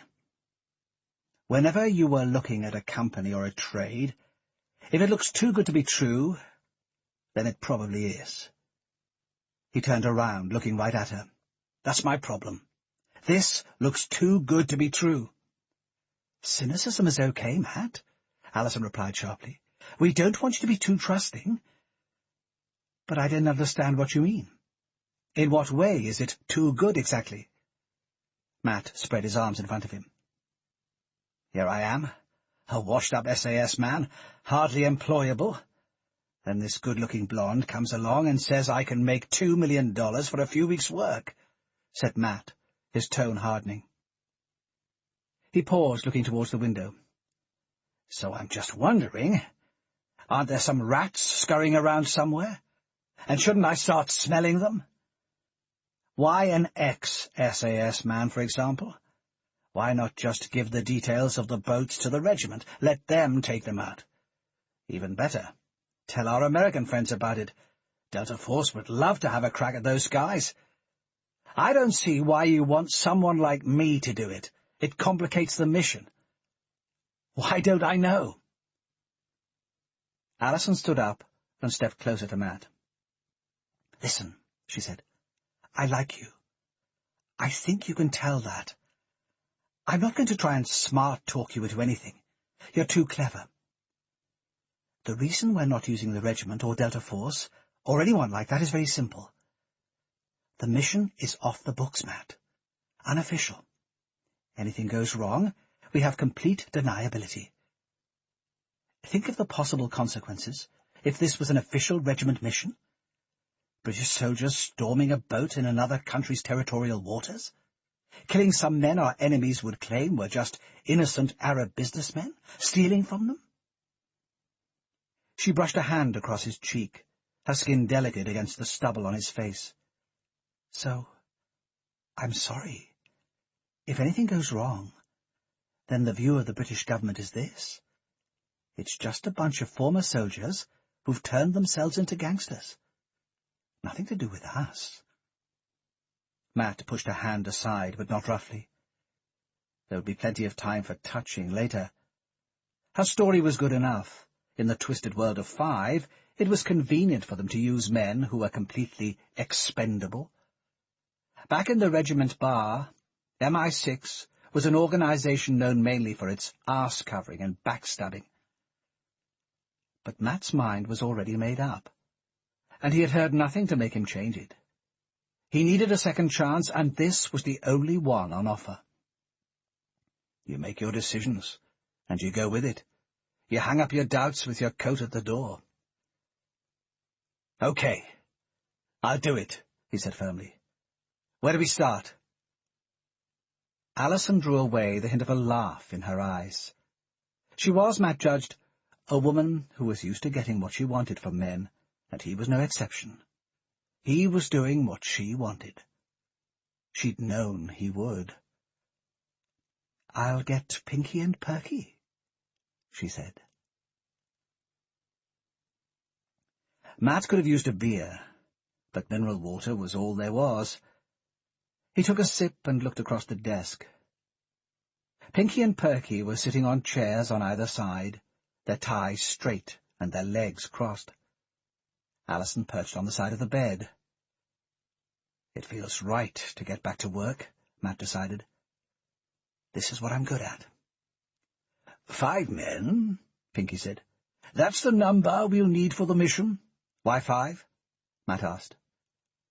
Pirates, said Pinky. That's basically what you'll be. You'll be raiding a boat and stealing everything on board. Our calculations are that you'll need a small dinghy to approach the boat, and 1 man to steer that, and you'll need 4 men to hit the boat. That makes 5. Matt nodded. All ex-SAS? Maybe. Maybe not, said Alison.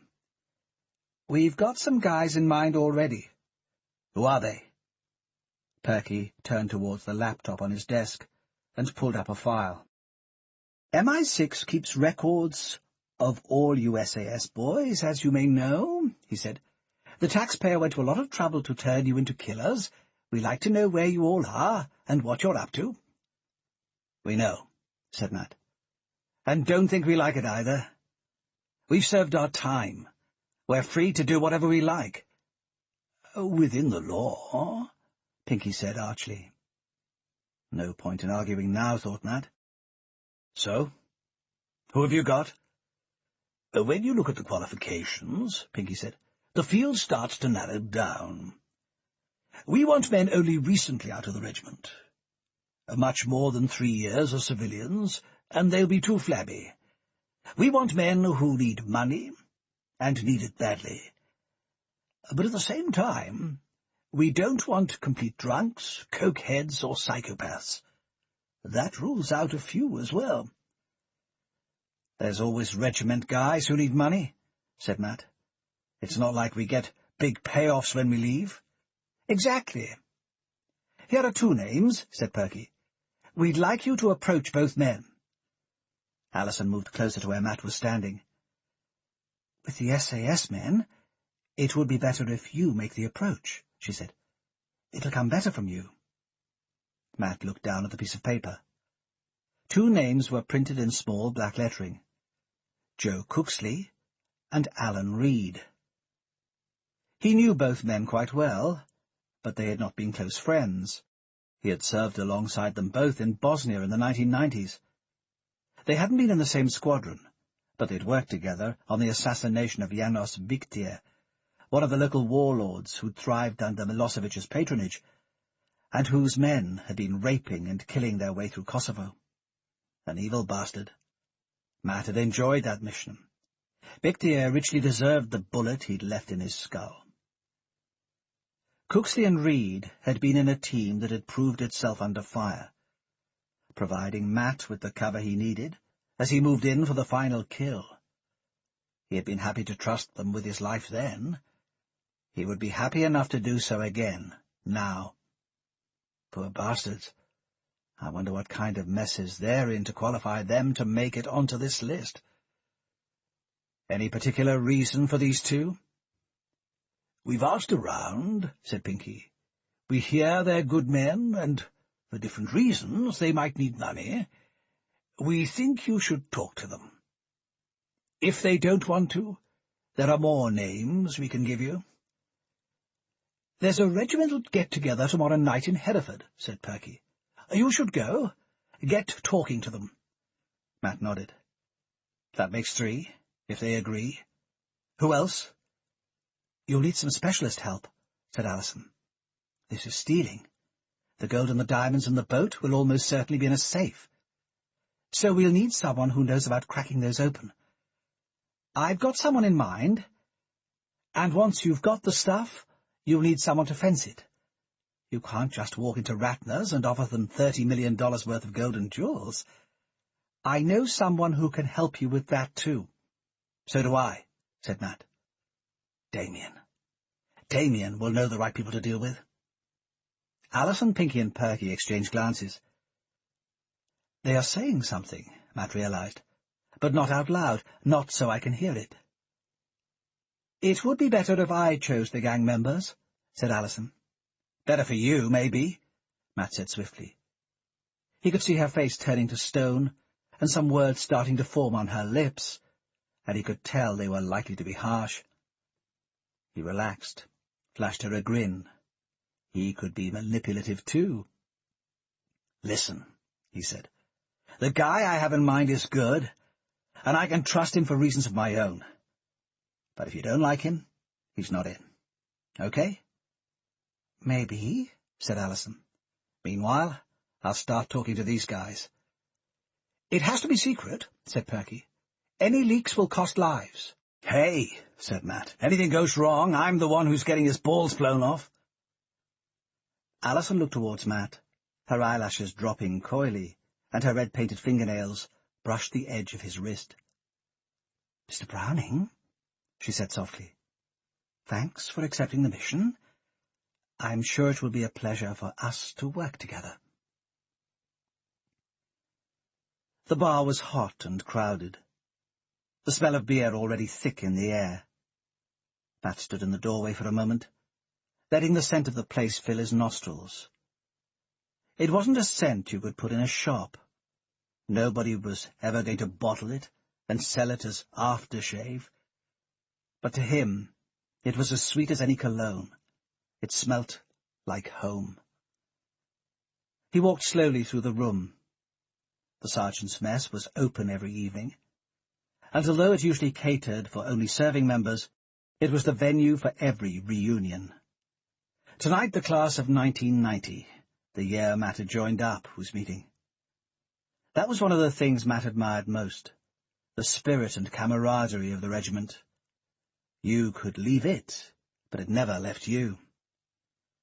On the walls were photographs, paintings, and captured weapons from past campaigns. Matt glanced to the left. Up there was a Barrett .50 sniper rifle, the model used by the IRA for the bulk of its assassinations of British soldiers.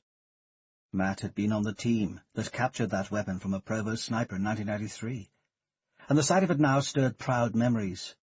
Next to it was an AK-47, captured during the Battle of Mirbat in Oman in 1972. He caught the eye of one of a group of lads standing close to the bar. Young men, maybe 26 to 28. There was a look of hunger in their eyes, like looking in a mirror, thought Matt, but one that returns a reflection of how you looked a decade ago. They might look like boys to him, but they were already battle-hardened sergeants. It reminded Matt of how he had aged over the past decade. The regiment teaches us how to do amazing things, he realized, as he took his first sip of beer.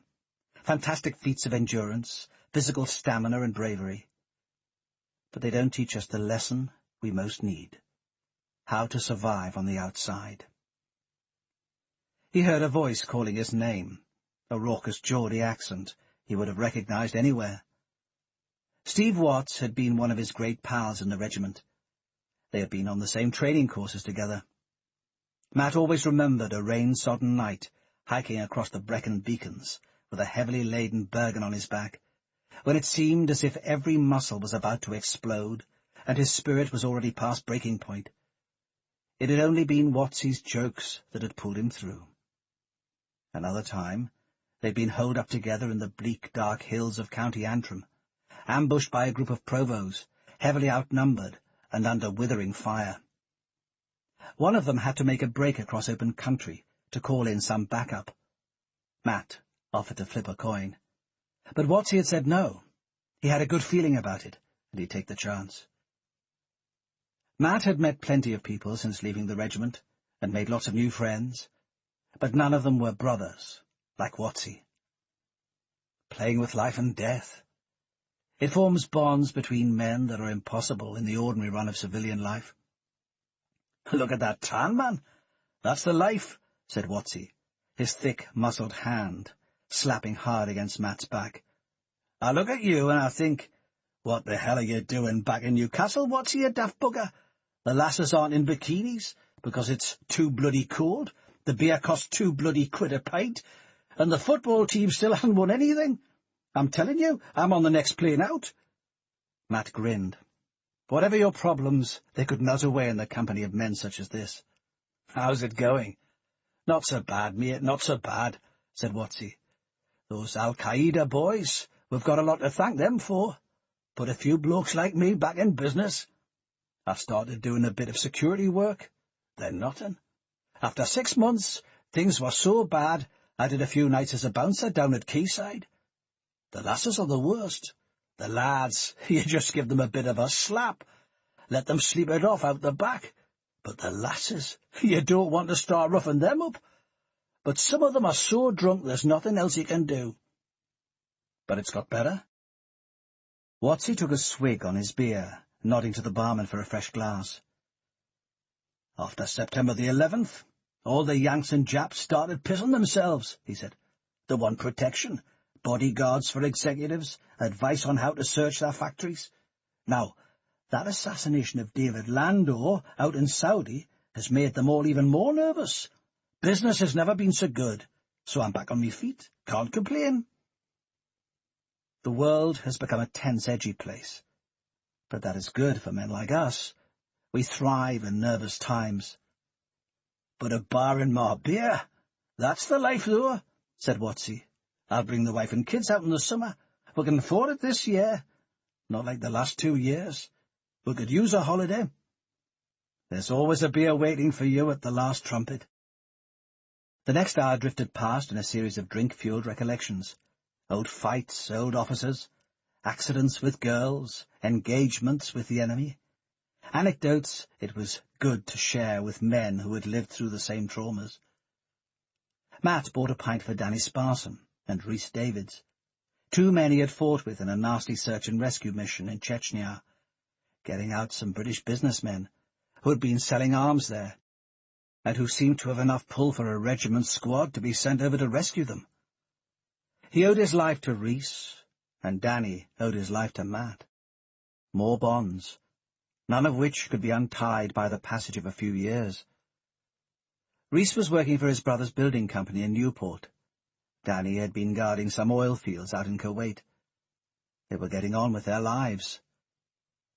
Will Darton wandered by to say hello. He was a Rupert, but one of the better ones. Matt had fought with him in Sierra Leone, and found him straight and honest, and willing to listen to his men. A cut above the usual Sandhurst crap. Maybe that was why he hadn't made it above Major, and was now out in civilian life along with the rest of them. Will was retraining as a surveyor near Chippenham, and had just had his first kid. After the second beer, he confessed that he was bored. The grey, narrow repetitiveness of office life got to him. After 10 years in the SAS, everyone found it hard to find something else to do with their lives, something that held the same promise of danger, purpose, and excitement. They were all searching, but only a few of them would find it. Matt had been getting worried that Cooksley and Reed might not show up. But by the time they arrived at 11:30, they'd already had a few beers in town. Matt got in a fresh round of drinks. Both men had changed little since the last time he had seen them. A few more hairs missing, and a few more lines etched into the skin. Cooksley was a slim, wiry man. At first sight, you might think he was nervous. He stumbled over his words, and could seldom find the phrase he was looking for. But Matt knew he was only socially shy. In any other setting, he had the heart of a lion. Reed was shorter, around 5'8", with black hair and stocky shoulders. His eyes were almost black. His skin was drawn tight over the bone of his face, and his muscles were taut and lean. Cooksley was working in marketing for a company that made mobile phone accessories, and Reed said he was doing some bodyguarding for a rich American. Both men said they were doing fine. Glad to be free and finally making some money, said Reed flippantly. But behind the barroom bravado, Matt knew the truth was very different. They would not have been on Allison's list otherwise. Neither man would admit to it. But as the evening wore on, Matt could tell it was there somewhere, behind the broad smiles, the old war stories, the rounds of beer and the dirty jokes. There was a shadow. He could hear it in the tone of their voices. Some hidden trouble was eating away at each of them. I can see it in them, and they can probably see it in me. "To fallen comrades," said Watsy, raising his pint high. Matt raised his glass and poured beer down his neck. There were days when you couldn't help wondering if the fallen were the lucky ones. "To the survivors," he said. They knew what he was talking about. Life in the regiment was tough, but at least you had your comrades around you. On the outside, you walk alone. "To the survivors," echoed a dozen voices around the room. Chapter 6. The house was a 1950s semi, its white paint starting to fade. An Astra van was parked on the short gravel driveway. It stood on the outskirts of Pembridge, a village of 500 people about 10 miles north of Hereford, close to Shobden Private Airfield. From the seat of his Porsche, Matt could see the kids' clothes on the washing line, fluttering in the wind, blowing down from the Welsh hillsides. Judging by the size of the two romper suits, he'd guessed they were about 4 and 2. Suburban family life, thought Matt. It suits some men, but not me. After I collect the 2 million, Jill and I are going to live somewhere hot and glamorous. He stepped out of the Boxster, stretching his legs as he walked around the vehicle. In the distance he could see Cooksley walking down the lane, a newspaper and a pint of milk under his arm. A dog was with him, a collie, barking and running ahead. The man's head was bowed, looking at the ground, following the curves of the pavement. His shoulders were sagging, and his eyes looked weary. "Good to see you last night," called Matt. Cooksley looked up. "You too, mate?" Matt followed him into the house and accepted the offer of a cup of coffee. Sarah was spooning some milky porridge into the mouth of Danny, the younger of the 2 boys. Callum was running around waving a Monsters, Inc. toy. "You a man?" he said, thrusting a green, one-eyed Mikey into Matt's hands. A smell of nappies and food filled the kitchen, and the floor was covered with brightly coloured lumps of plastic. Sarah Cooksley looked tired and hassled. Her eyes drooped, and lines of exhaustion collected around her face. She'd been a beauty when he had first seen her one night in a bar in Hereford. Matt had tried to chat her up himself, but she'd thinned him out. It was a surprise when she started going out with Cooksley. She was obviously drawn to the silent, brooding type. 2 years had passed since Matt had seen Sarah, but it could have been 10. Her long brown hair had been cut into a short bob. Her eyes had lost their sparkle, and her skin its shine. She was still a beauty, Matt decided, but a troubled one. He knew nothing of her life, but he could tell it was a struggle. Daily existence was grinding her down. "You haven't changed a bit," she said, kissing Matt on the cheek. "How's Jill?" "She's fine," Matt replied, with a stab of guilt. "Still in Marbella." Matt took the coffee Sarah made him, spent a few minutes play-fighting with Callum, then looked up towards Cooksley. "Let's go for a walk," he said. "I need to talk to you." A path led away from the back of the house into the hills. The border between England and Wales lay somewhere close to here, stretching across the peaceful contours of the landscape. A few sheep were grazing in the fields. A light rain was falling, and Matt pulled the collar of his overcoat high up around his neck. The 2 men walked in silence, Matt wanted to put a safe distance between himself and the house before he began. The things we are going to discuss are not for the wife and kids to hear. He climbed over a stone wall, glad to have the chance to flex his muscles. He had drunk a skinful of beer the night before, and he had felt it when he'd woken up. The air would do him good, and so would the exercise. "Things aren't okay, are they, Joe?" he said. Cooksley, he knew, was a man of few words, and most of those had only one syllable. He looked up at Matt, the surprise written onto his face. "Who told you?" "5," Matt answered. Cooksley walked on, staring at the ground. "We're out of that game, Matt," he said. "Our time is served." Matt shook his head. "I'm back." He turned to look at his friend. In Cooksley's eyes he could see something he'd never seen before, not even in the treacherous, bandit-infested mountains of Kosovo. Fear.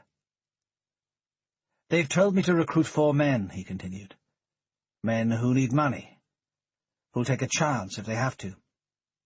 "Bastards," muttered Cooksley. "I knew 5 kept tabs on us all, but I didn't realize they had access to our medical records." "What is it, Joe? Are you ill?" Cooksley walked on, striding across the open field. "It's Callum and Danny. They have cystic fibrosis." Matt stopped in his tracks. "Christ, I'm sorry. Is there anything you can do?" "The doctors don't reckon so," said Cooksley. "It's incurable. Both of them are going to die." He paused, looking down into the mud. "Sarah's cracking up.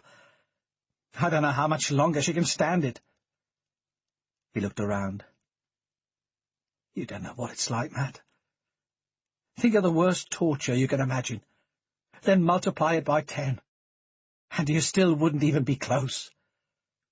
Matt started walking again, pushing on through the field. "If there was any treatment, you'd get it on the National Health, wouldn't you? You wouldn't need extra money."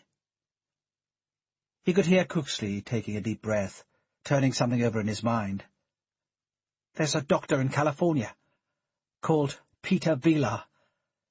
He's working on a gene therapy.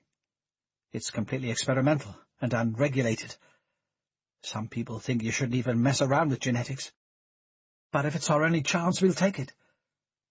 The boys would have to be there for a year, getting treatment every day." "How much does it cost?" $500,000, he replied.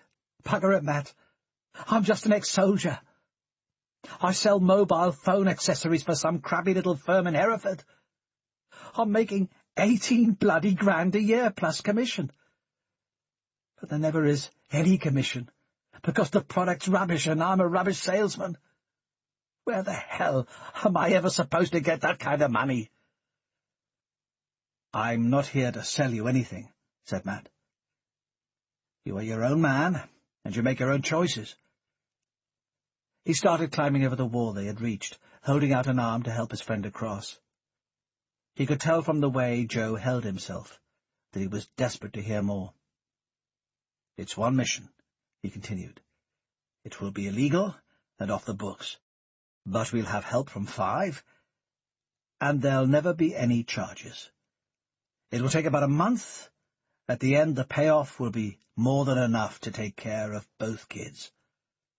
Cooksley laughed bitterly. "Where do I sign?" Matt rested his hand on his friend's shoulder. "If it would save my boys, I'd walk through hell," said Cooksley sharply, "with a smile on my face." Matt stepped into the dark room. A chink of light was shining through a half-broken pane of glass. But there was nothing else to illuminate his path. He walked over a beer bottle and an empty pizza carton. Kneeling down, he shook Reed on the shoulder. "Wake up, man," he said. "We need to talk." Reed sat bolt upright, his expression angry, his fists clenched, as if he were about to throw a punch. Instinctively, Matt ducked away. He'd felt one of Reed's blows on his jaw before.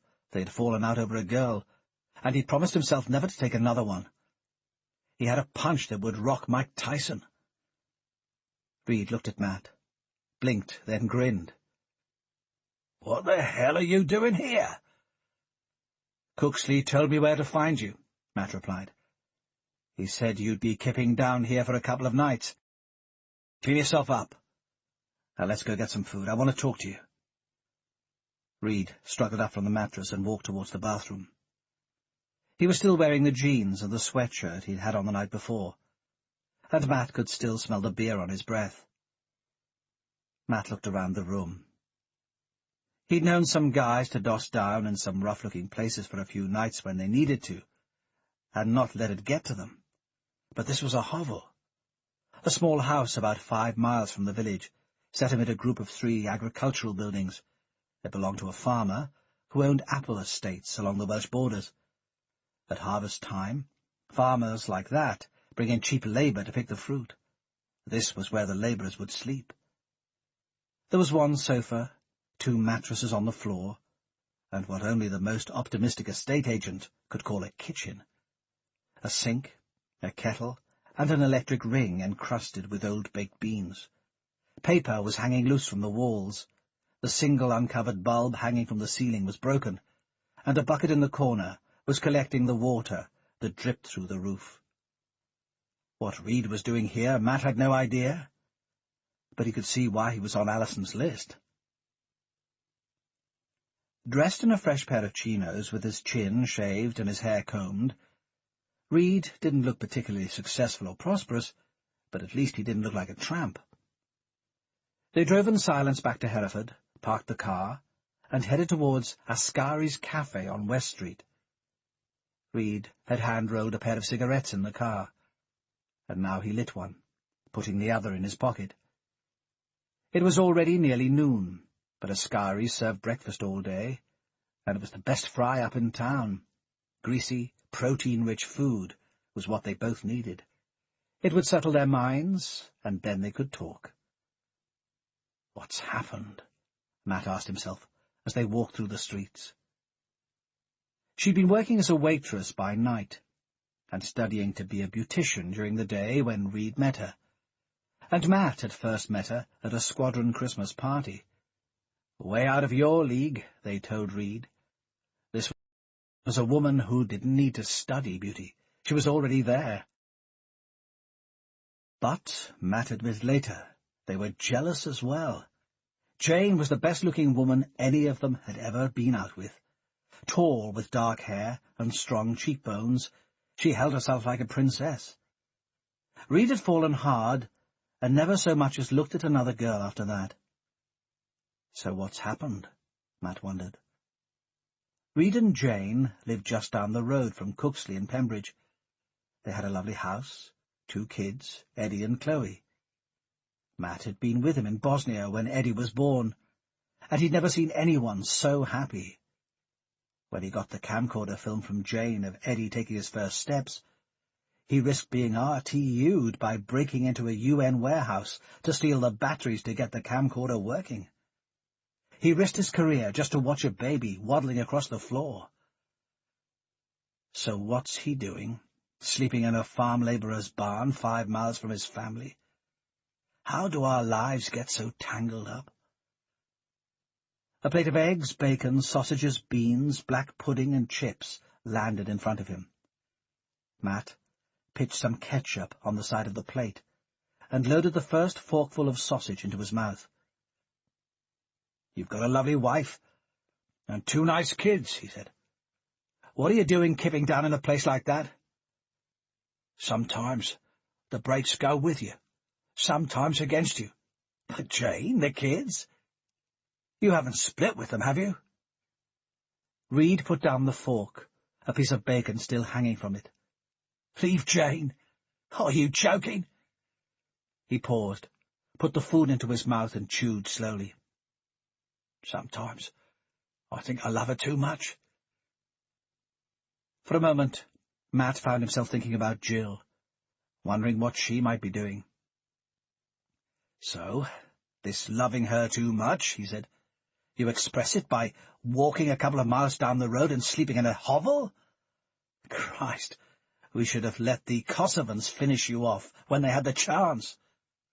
You don't understand. Tell me, then. I lost my job, said Reed. I had some work bodyguarding a French guy. Paid quite well. I lost that, and we ran up some debts. Then I got some work for some South Africans, but they buggered off without paying me. So that was even worse. We were getting more and more behind with the mortgage, taking out loans just to pay for the kids' shoes. Then I got a job looking after a Colombian guy in London, but it fell through after 2 days. I haven't worked for a month, and I haven't earned any proper money for 6 months. We're all the same, thought Matt, trying to keep some woman happy. We just have different ways of going about it. You told Jane you still had the job, and you were dossing down in the barn, right? You know the kind of woman Jane is, Reed said. He turned to his cup of tea, stirring in 2 sugars. She's a princess. She expects a man to be able to go out and earn a living and support her and the kids. I can't go home and look her in the eye and say that I'm not able to do that. Matt didn't know what to say. Sooner or later, you've got to level with her. Reed shrugged. Maybe something will turn up, he said sourly. Matt paused. It just did, he said. Reed looked up towards him, the question mark in his eyes. There's a job, said Matt, lowering his tone. For 5. Off the books. Unofficial. But we get training and gear. At the end, a big payoff. Matt watched him closely. He had seen Reed in many different situations, under fire, showing incredible bravery and determination, in a funk of cold fear when he lost his nerve, drunk out of his brain on cheap beer, sighing over pictures of his children on a cold, lonely and distant battlefield. But he had never seen the look he saw in his eyes now, hope mixed with relief. How much? We listen in different ways. Some of us want to know who we hit, some of us how dangerous it is, and some of us just want to know how much. Enough, said Matt. You could get your princess a new tiara, yourself a new car, and still never have to work again. And you're in charge? Matt shook his head. 5 are in charge, he replied. They just started with me. Reed took his hand-rolled cigarette from his pocket, slipped it between his lips, and searched around for a light. One question, he said. Who handles the money? I don't mind doing a job for 5, but I wouldn't want their thieving hands on my cash. Matt nodded. A friend of mine, he said.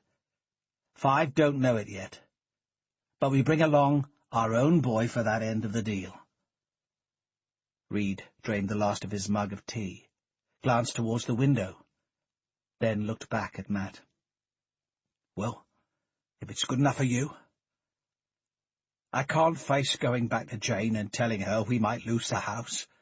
Christ, we might have to go and live at her mum's. You look at people you grow up with. The first thing you notice is how they've aged, Matt realized, as he shook Damien by the hand. Then it hits you. If they've aged, so have you. You're looking good, said Matt. You too, said Damien. Matt glanced along the length of the bar. The Two Foxes was an average boozer in a side street around the back of Camberwell High Street in South London. To anyone dropping in for a pint, it looked like one of thousands of pubs tucked into every street of the city. Faded Victorian coach lamps on the walls, thick stained wood around the bar, beer mats on every table, and the same pair of old geezers nursing their glasses of stout and rolling their own. But to anyone in the know, it was an office, a place where the Walters family, and a few of the other South London crime dynasties, came to carve up the spoils. 2 men sipping on pints might well be arranging who could and couldn't sell dope on the Brixton streets. 2 guys at the bar, sinking whiskies and sodas, could well be arranging protection for the Albanians who shipped Eastern European hookers into the massage parlours of South London. To the innocent, it was just another pub. To the regulars, it was as busy with deals as the trading floor of any city bank. The SAS had been Matt's escape from this part of town and this kind of life. Crime had been Damien's. The army had given Matt respect and dignity, and the gangs had made Damien richer and better dressed than he would have been. He looked different to Jill. His hair was black, he was 6 inches taller, and his eyes were darker. But there was similarity in some of their gestures and mannerisms. You could tell instantly they were moulded from the same materials. "How's business?" said Matt. "Too much competition," said Damien. "Can't keep the margins up. People think it's a soft option, but it's bloody hard graft." There had never been any secrets between Matt and Damien. There were no pretences about what Damien and his family did for a living. They'd grown up together. Maybe when Matt was 5 or 6, he'd started noticing that Damien's parents had a lot more money than his. Certainly after Matt's father injured himself at the factory and couldn't work again, somehow Damien always had the cash for new trainers, new records, and a new car when he was 18. But that had never been a barrier between them. All through their teenage years, they had run through the streets together, getting into the same fights and chasing the same girls. The night before Matt left to join the army, he went round to Damien's house, and his father spoke to him, told him he could have a better life and make more money working for one of his gangs. "That's the life for a man who wants to fight," he could remember the old guy saying to him. "We look after our boys a lot better than the army looks after theirs." And maybe, looking back on it 15 years later, he was right. "And you?" said Damien. "Okay," replied Matt. "Jill sends her love." "Tell her to ring Mum," said Damien. Inside, Matt was squirming. On the drive back from Hereford, he had called Damien, telling him he was in town and suggesting they get a beer. He still hadn't spoken to Jill since the split. She obviously hadn't told her family. If she had, he suspected Damien would be furious with him. Jill may have moved to Spain because she wanted to put some distance between herself and her family, and she didn't approve of the way they made their money. But she was still blood. "I'm swapping trades," said Matt. "Mine for yours." Damien looked up at him. Even though he was the same age as Matt, he looked younger. Most people would guess he was 29, 30. He spent half his life at sea and sailed his own small dinghy every weekend off the Essex coast, which gave his skin a thick, weather-beaten appearance. His teens and his 20s he had spent on the smuggling runs between Holland and the Essex marshes. He'd take a boat over to Rotterdam, pick up some gear, and be back by dawn. That made him both an expert sailor and a man who knew all that could be known about navigating at night. Damien had thick black hair swept back over his head, clear blue eyes, and strong shoulders that sloped away from his neck. It was in the way he laughed that Matt could see bits of Jill in him. He always started giggling right at the start of one of his own jokes, and Jill did the same thing. "Aren't things okay at the Last Trumpet? Last time anyone looked at the books, it seemed to be making a bit of money." Matt shrugged. "The bar is fine," he replied. "It's just not making the kind of money I need to get myself out of the jam I'm in." He paused, letting the alcohol fill his veins. "I've lost a bundle dabbling in shares, and I need to get it back quickly." "And you want to rob it?" "Listen, between you and me, I've been tapped up by 5 for a job," said Matt. "It's just parting some money from some very nasty boys, so they can't do anything bad with it. The twist is, we get to keep the loot at the end. It's a private job, not regiment." He looked at Damien. "Listen, at the end of the job, we might have a lot of valuable stuff, but hot. What's your advice?" Damien whistled, running a hand through his hair. "The trick with robbing is to make sure you're nicking from the right people," he said. "That's why people rob banks, insurance companies. You just get a few middle management types riled up, and they don't scare anybody. It's like having some bunny rabbits chasing after you." "But who are you nicking from, Matt? And what are they going to think?" "I can't say, not yet," Matt replied. "I can look after myself. The money is worth it." "Okay. So long as you know what you're getting into, that's all." "I know," said Matt. "It's how I fence the money that bothers me." "How much?" "I can't say yet," answered Matt.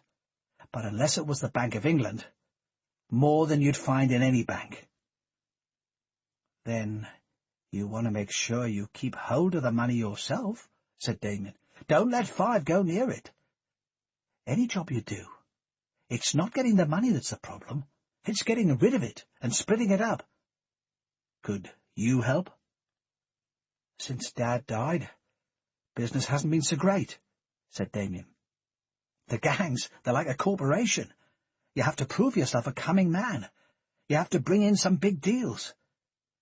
He glanced through the pub, his voice dropping to a whisper. "I could use something big.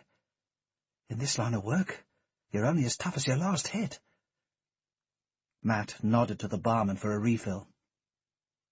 "You're my oldest and best friend," he said. "If anything happened to you, I'd never forgive myself." "Dangerous," said Damien, his face cracking into a laugh. "You know that Camberwell breeds the hardest villains in the world." This ends Disc 2. Greed, Disc 3. The flat was on the 12th floor of Chelsea Harbour, a luxurious development of apartments, shops and restaurants, and a hotel overlooking the Thames on a curve of the river, where Chelsea starts to turn into Fulham. Matt stood in the lift and glanced down at his watch. 11:15. Late. Maybe I should have bought her some flowers. He felt uncomfortable walking through the lobby. He could see some of the high-class Chelsea girls and their banker boyfriends looking at him suspiciously. Who let the security guard in, they were thinking. The Porsche fitted in with the other 100-grand vehicles in the car park, but Matt was wearing jeans, sweatshirt and a waxed green jacket. Fine for a regimental reunion, but out of place amid the marble and gilt of this lobby. Who cares? Another month, maybe I'll buy a flat here myself. He pressed the buzzer. Alison was wearing a red silk kimono when she opened the door. In the background, he could hear a George Michael CD playing on the hi-fi. Those 30-something birds, they love old Georgie, Matt reflected as he stepped into the apartment. He hits all the right notes. An elegant, expansive leg was exposed as Alison walked across the polished pine floorboards towards the kitchen. "I thought you might be hungry," she said, looking back at him. "So I made you something." Matt slung his jacket over the sofa. The apartment was plusher than he would have expected. It had polished wood floors, spotlights inset into a white ceiling, and black wooden oriental furniture. Stuff Matt had last seen in the antique shops of Hong Kong. On the back wall was a huge 1950s modernist painting, covering 20 feet by 10. The civil service is paying better these days. "I'm starving!" he shouted towards the kitchen. A huge window made up one wall, and Matt looked out over the snarling traffic and noise of South London, its lights twinkling back at him. If I look closely, Matt thought, I can probably see the council tower where Mum and Dad lived. That was on the 12th floor as well. "It's ready," she called back. The kitchen was made out of polished granite and stainless steel. The units and appliances looked like the kind of machines girls drool over, but they meant nothing to Matt. He preferred cooking over an open campfire. She was leaning over the hob, a flame turned up high underneath a wok. Matt could smell prawns, garlic, chilies, ginger, and noodles. "Get some wine," she said, pointing towards the fridge. Matt pulled a Chablis from the rack of bottles, uncorked it, and placed 2 glasses on the table. "It went well," he said. "Reed and Cooksley have signed up. They don't know what the mission is yet, so maybe they'll back out, but they're brave men, and by Christ, they need the money." Alison put the steaming wok down on the table, laying 2 plates and some chopsticks at its side. "I knew you could do it," she said, running her fingers through his hair. "That's why I chose you." "There's another guy as well," said Matt. "Damien Walters. His family runs with the gangs in South London. He'll come on the job and take care of the fencing for us." Alison swallowed the food in her mouth, looking directly at Matt. "Your future brother-in-law?" "You know about him?" "I work for MI6, Matt," she replied. "Walters. Went to school with you. Old pals. He's gay, but discreet about it. It doesn't stop him being a hard man when he needs to be. His father, Eddie Walters, was a big-time gangster. Controlled a lot of the money in South London. Damien is struggling to play in the same league. I'm told he's not quite cutting it. Not yet. I hope you haven't told him what we're planning." "Everybody needs a motive," Matt said quietly. "If they didn't need the cash, they wouldn't be up for this job. We need someone we can trust on the team, and he has the right skills. He can steer the boat for us, and he knows how to fence the money after we've taken it. I say he's in." "I don't like it. It's a conflict. You and he are going to be loyal to each other, not to the team. It could cause splits." Alison took a sip of her wine. "We won't fence the money ourselves, but we can find a reliable person who can. You don't need to be suspicious, Matt. 5 will look after everything." "Right, and nice girls don't stay for breakfast," said Matt. "I've talked about it with Reed and Cooksley, and they agree with me. If we don't get control of the money, then we don't want to do it."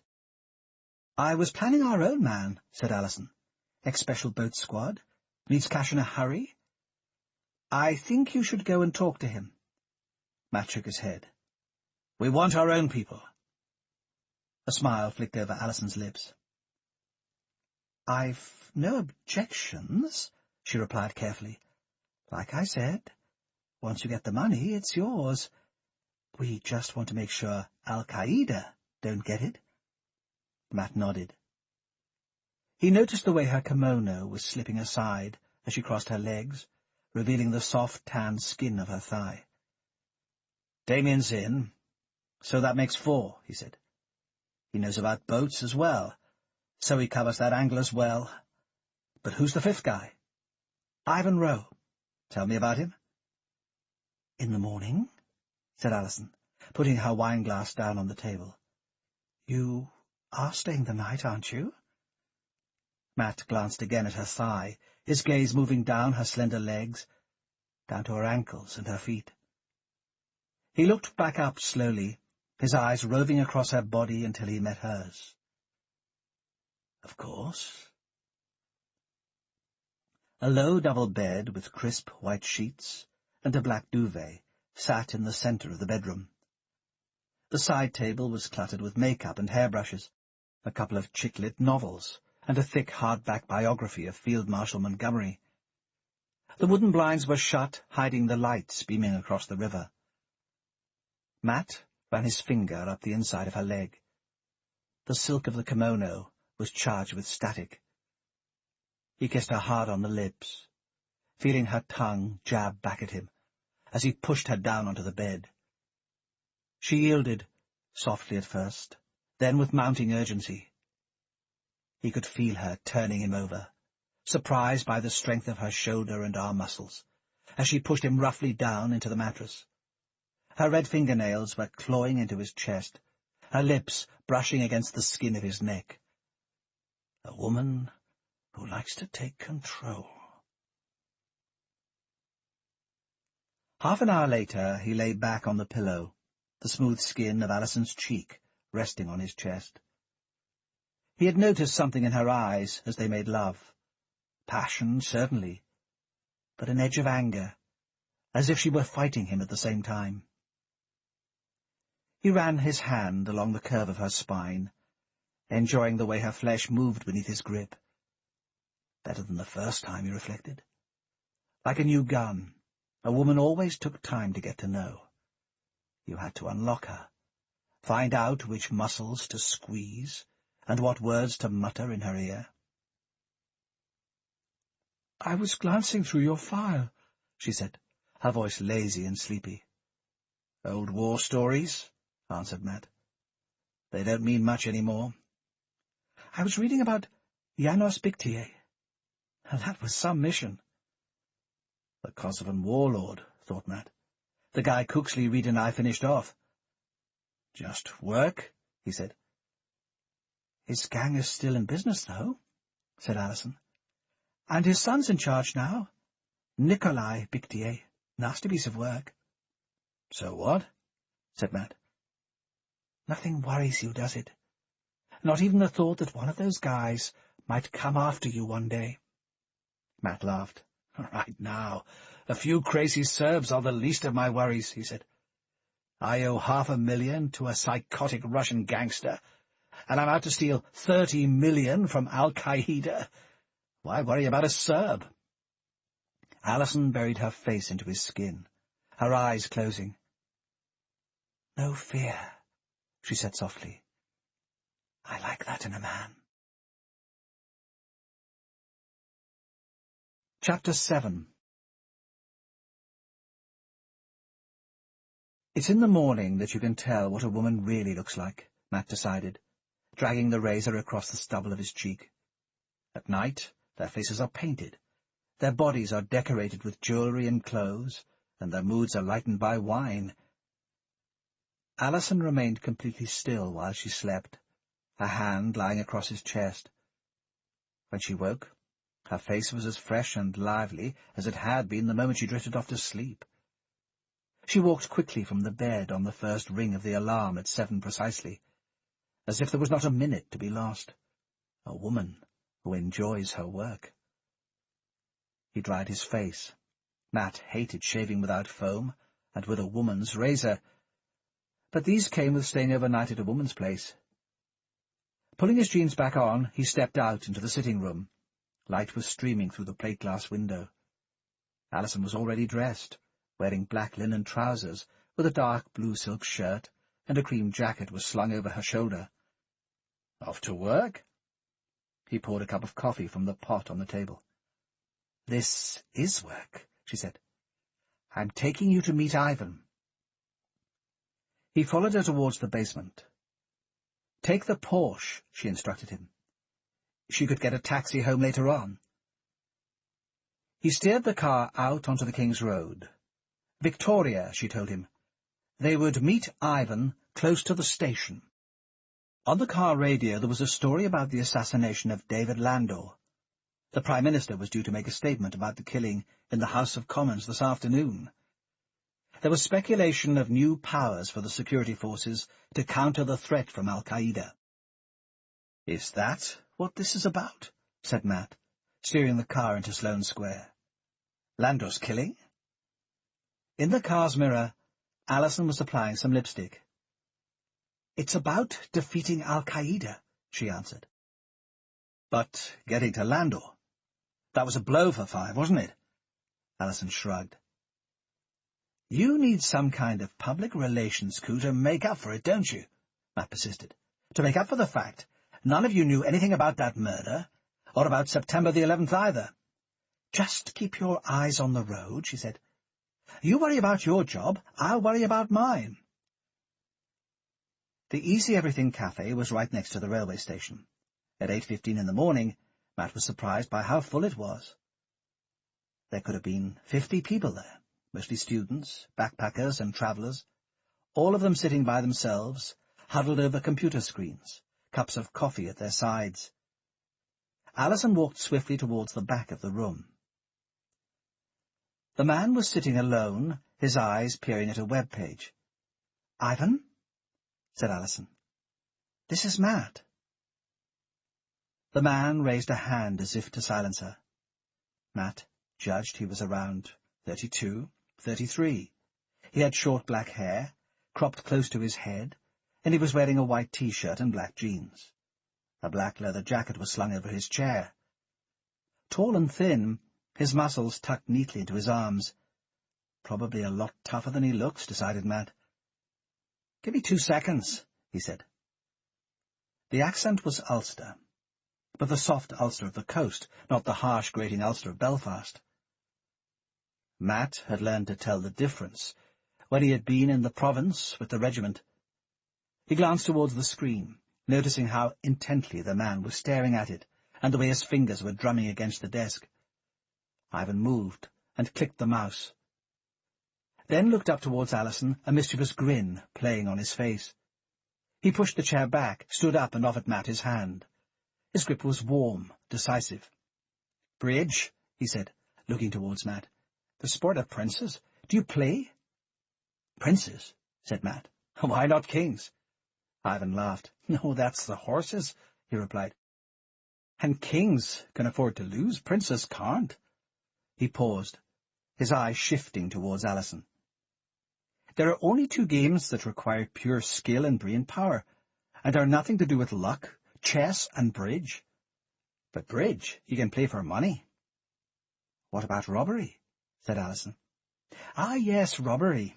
That would be a 3rd, said Ivan, the smile remaining on his lips. "Shall we find somewhere we can talk?" Matt followed them towards a small cafe around the corner. He ordered a plate of bacon, eggs, and beans. Ivan asked for the same, Alison for a slice of toast. Some workmen were sitting opposite them, discussing last night's football results. A couple of backpackers were looking at a map of London. Apart from that, it was empty. "Which part of the province are you from?" said Matt. "Portrush," said Ivan. "Up on the north coast." "I know it," said Matt.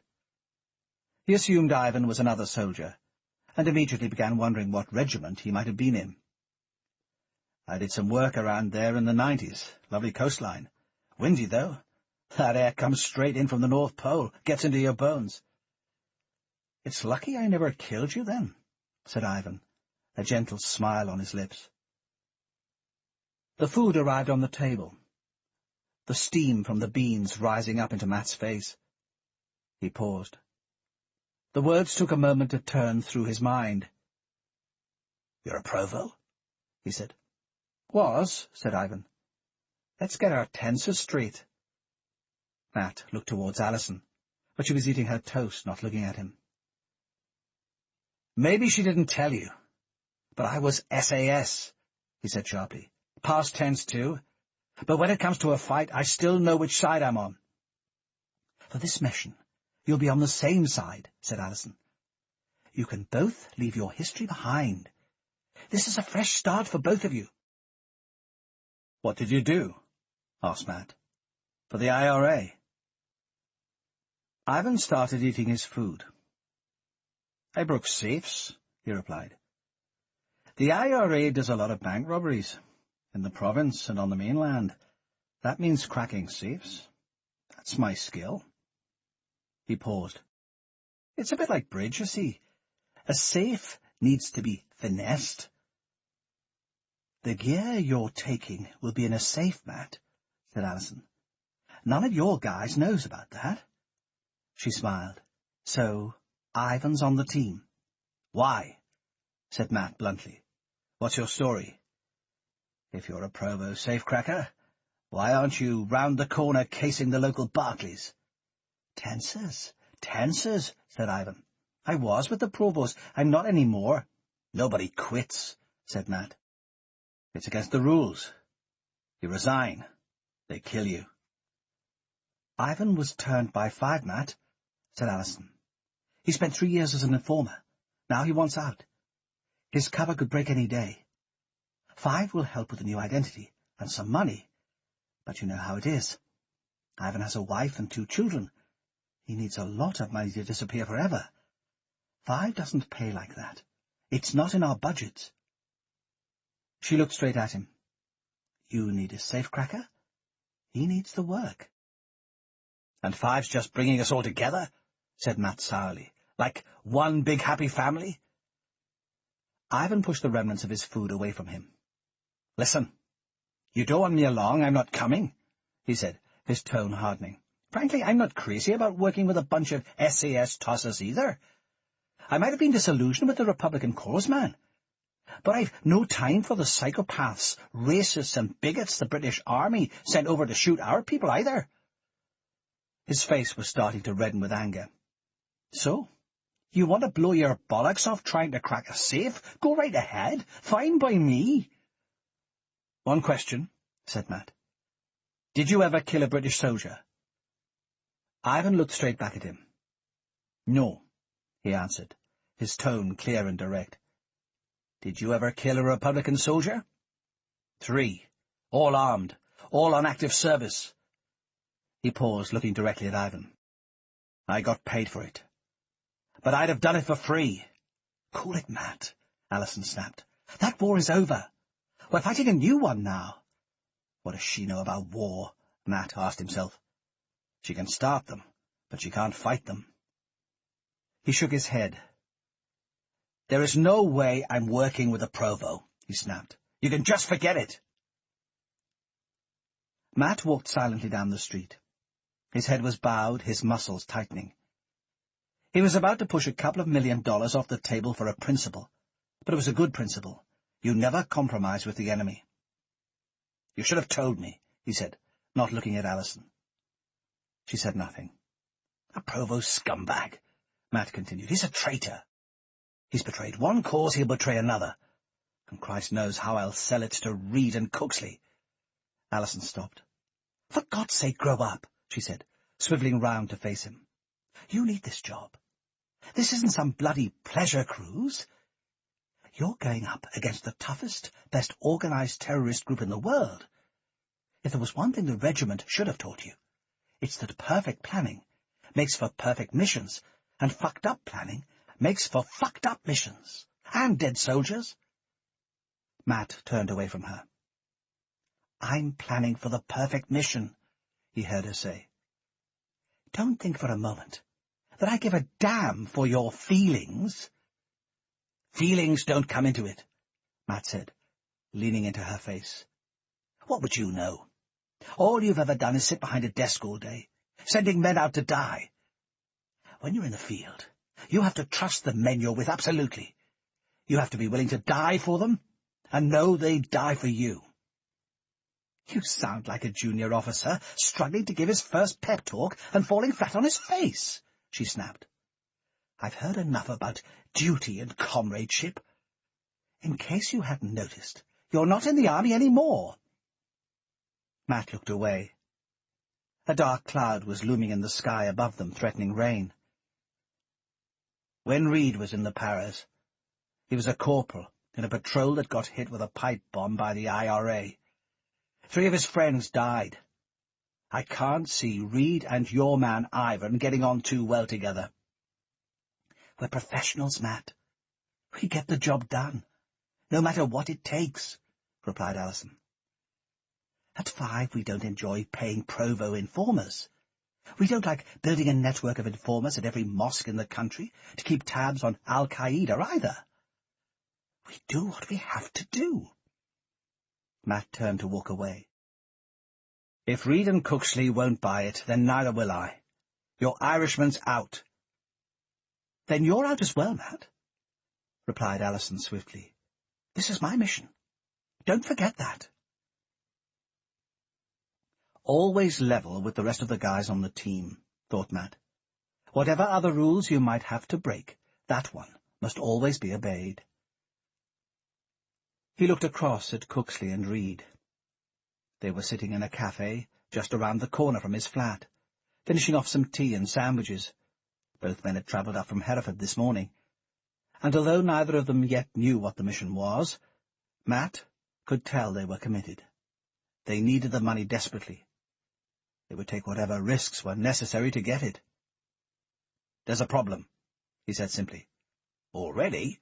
Said Reed, fiddling with some Rissler papers. We haven't even started yet. Matt nodded. The woman running this is a 5 officer called Allison," he said. "She wants us to bring along a guy called Ivan. He's a safecracker. The job is going to involve some explosives. That's his bit." "So?"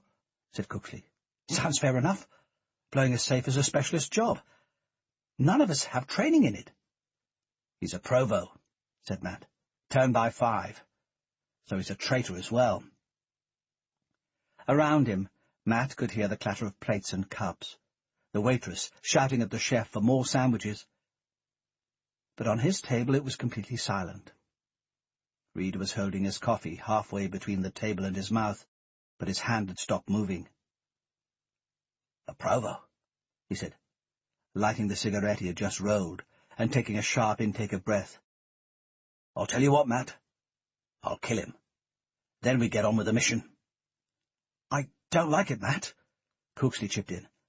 "A team has to have men who can trust each other." Matt shrugged. "I've told her we don't want him," he said. "It's up to you guys. You don't want him, the mission's off." "Do the mission, and then kill him," said Reed, stubbing out his cigarette in the ashtray. "That's my plan." Reed and Cooksley sat quietly in the corner of the room. Matt recognized their expressions from 100 different briefings, when they'd all been in the regiment together. Their faces said, "What kind of crap are the Ruperts going to throw at us now?" "When do we hear about the dough, Matt?" said Cooksley, looking up from the sofa. "When we're all together," replied Matt firmly. He went to answer the door. Ivan was standing outside. Matt showed him through to the sitting room, handing him a coffee. He checked his watch. 4 minutes to 3. "Nice to meet you, boys," said Ivan, stepping into the room and nodding in the direction of Cooksley and Reed. They looked back, nodded, but remained silent. Their expressions were suspicious, hostile. You didn't need to be an expert in body language, noticed Matt, to tell what was going on. "How'd your game go?" said Matt. "Won the game, but lost the rubber," said Ivan. "I play on the internet, because that's where all the best games are now." He took a sip of coffee. "I'll teach you to play if you like. You have the look of a useful bridge player to me." "And what do they look like?" asked Matt. "Two things about bridge," said Ivan. "You've got to count the cards, and you've got to judge the man. Counting, anyone can learn that. But judgment, you've either got it or you haven't. Nobody can teach you." Matt noticed Cooksley shaking his head in despair. "Nobody can teach how to be a wanker either," said Reed. "OK, drop it," said Matt, anxious to calm everyone down. "There'll be some hanging around on this job. There always is. Maybe we'll learn. We can make it a foursome, very civilized." "There's nothing civilized about bridge," said Ivan. "People think it's just for little old ladies, but it's the roughest game there is." Matt walked back to the door to let Allison in. "Everything okay?" he asked. Allison walked past him. "If you want Damien on the team, then you have to take Ivan as well," she said briskly. "That's the deal. Take it or leave it." "Don't give me orders," Matt retorted. "I make my own choices." Allison turned around to face him, her eyes alight with indignation. "You were an inch away from being a dosser. You make crap choices." Matt turned away. Inside he was fighting down the desire to snap back at her. "Stay calm," he reminded himself. Turning quickly, he walked back to the door, glancing at Damien. He had known him since they were in primary school, and he reckoned he could read his friend's face like a tabloid newspaper. Whatever he was thinking was right there, in a 72-point black headline. Right now, Damien could see a prize a few inches away from him, but feared it was about to be snatched away. "I lay out the facts and let the team take the decision. What else can I do?" He walked through to the main room. "If we're doing this, I want proper regiment rules to apply," said Matt, standing next to the window. "Everyone's equal. We take decisions as a group. Everyone pulls his weight. No flapping, no panicking. and if you fuck up, you say sorry and move on, okay? Around the room, he could see 4 men nodding back. 2 of them were SAS and 2 weren't, but whatever their background, they were all warriors. "We've all agreed to take part in this mission," he continued. "But I'm about to give you the details. If you don't like the sound of it, you are still free to go. Nobody's forcing you to do anything. But after this discussion, if you're still up for it, you're committed. There's no backing out, okay?" He looked through the room again. No dissent. Matt nodded towards Allison. "This is Allison. She's a senior MI6 officer. It's her plan, and 5 are going to be helping us with logistics, materials, and planning. We're hitting a boat on the Mediterranean," Matt continued. "It's running gold and diamonds for al-Qaeda. There will be at least $30 million in gear on board. Fenced, it should be worth $10 million. Damien cast him a look of confirmation. "We get to keep the money. No questions asked." He looked into their eyes. It was more than they had expected, unbelievably more. Behind the expressions, he could see the calculations being made. 2 million translated into treatment for the children, a new house and car for the wife, escape from the provos, or respect among the gangs in Camberwell, fear and desire and escape. Those were the currencies being traded. 2 million each, said Cooksley. In cash? Added Reed. You heard it right, said Matt. The mission should take a month from today to payday. We'll take a day to tell our families, whoever. After that, silence. We're out of contact until it's over. We're all here for our different skills. Cooksley, Reed and I are all ex-SAS. We know about fighting. Damien is an old pal of mine, and he knows everything about boats. He's also going to help us fence the goods. And Ivan— Matt paused, looking across at the Irishman. Well, I've told you about Ivan. Matt looked towards Reed. The calculations again. Working with a provo against the money he desperately needed. Swallow some pride, Matt thought. Get used to it. How dangerous is it going to be? Said Ivan. Matt glanced towards Allison. Usual risk. High but acceptable, she said. They'll be armed, and they'll do their best to kill you. Against that, you'll have training, numbers, and equipment on your side. I meant afterwards, said Ivan. You steal from al-Qaeda. They're going to come after you. Another good question, thought Matt.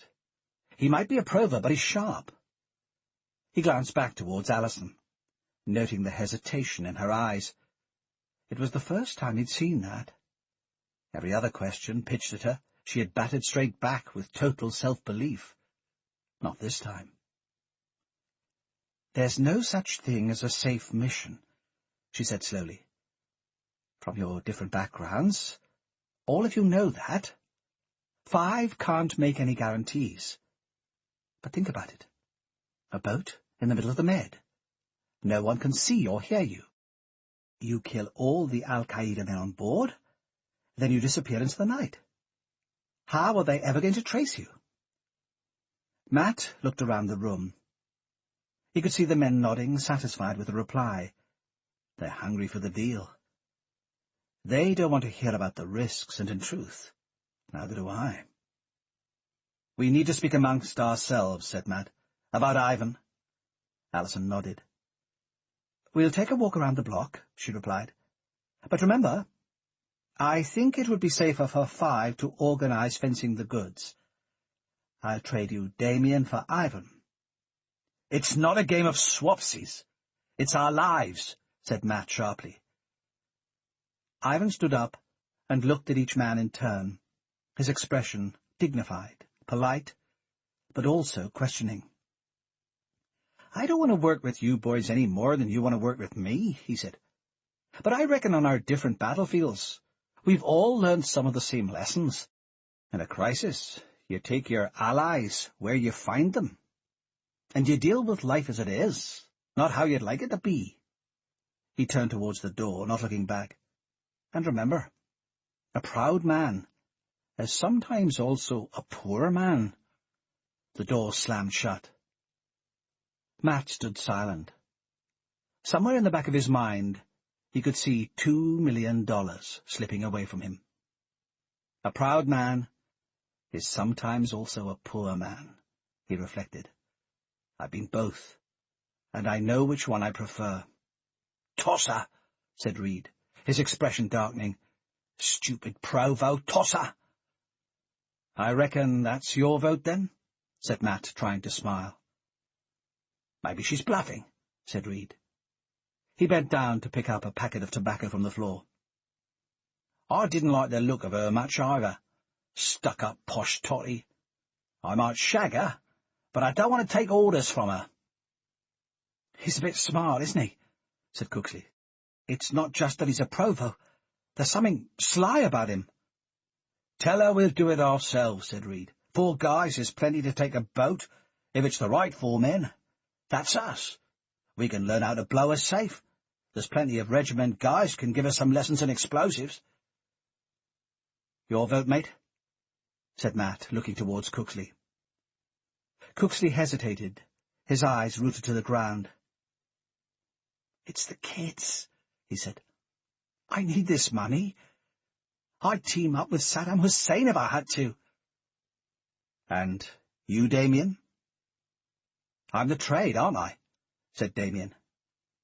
We still listen to what you have to say, said Matt. Everyone's voice counts. No trust? No deal. That's my view. He's too different from the rest of us. That makes him a threat. And where else does anyone suggest we're going to get this kind of money? Said Cooksley. We're all here for the same reason. We need this job. She knows it. And so does he. No. We bluff her, shouted Reed. She needs us as well. Okay, said Matt. We'll bluff her, but in the end, we'll all make our own decisions. He made a round of teas, and waited in silence for Alison and Ivan to return. Nobody was saying anything. They're all thinking and making their choices. That's something a man has to do in silence. Well, said Alison, standing in front of them, Ivan at her side. Have you made a decision? There was no hint of compromise in her voice, Matt noticed. Nothing to suggest she might bend to anyone else's will. It's no good, he said, looking towards Ivan. It's not personal, but we don't think we can work with you. The trust won't be there. Alison stepped forward. You're an idiot, Matt, she said softly. She glanced around the room. You are all idiots.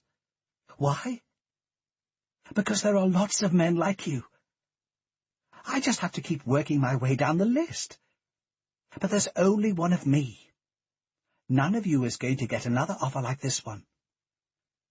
Matt glanced towards Reed.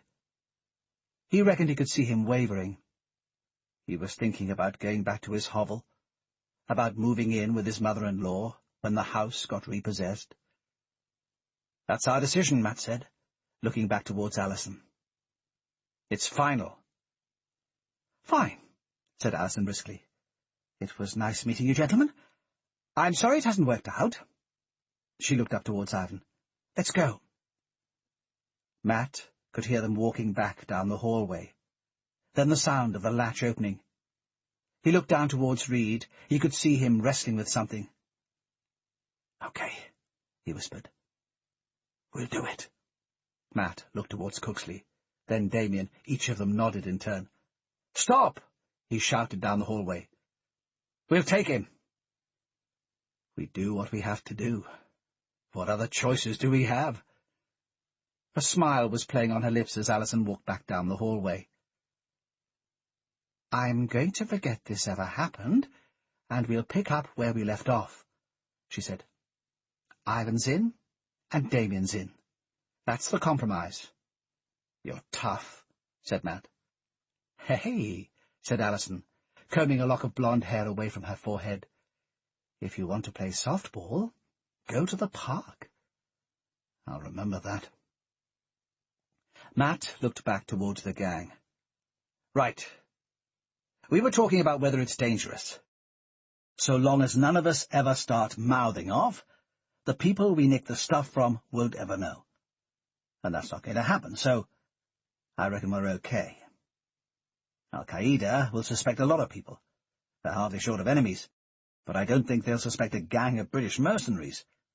He looked towards Ivan. "Sorry, British and Irish." Alison reached into her bag.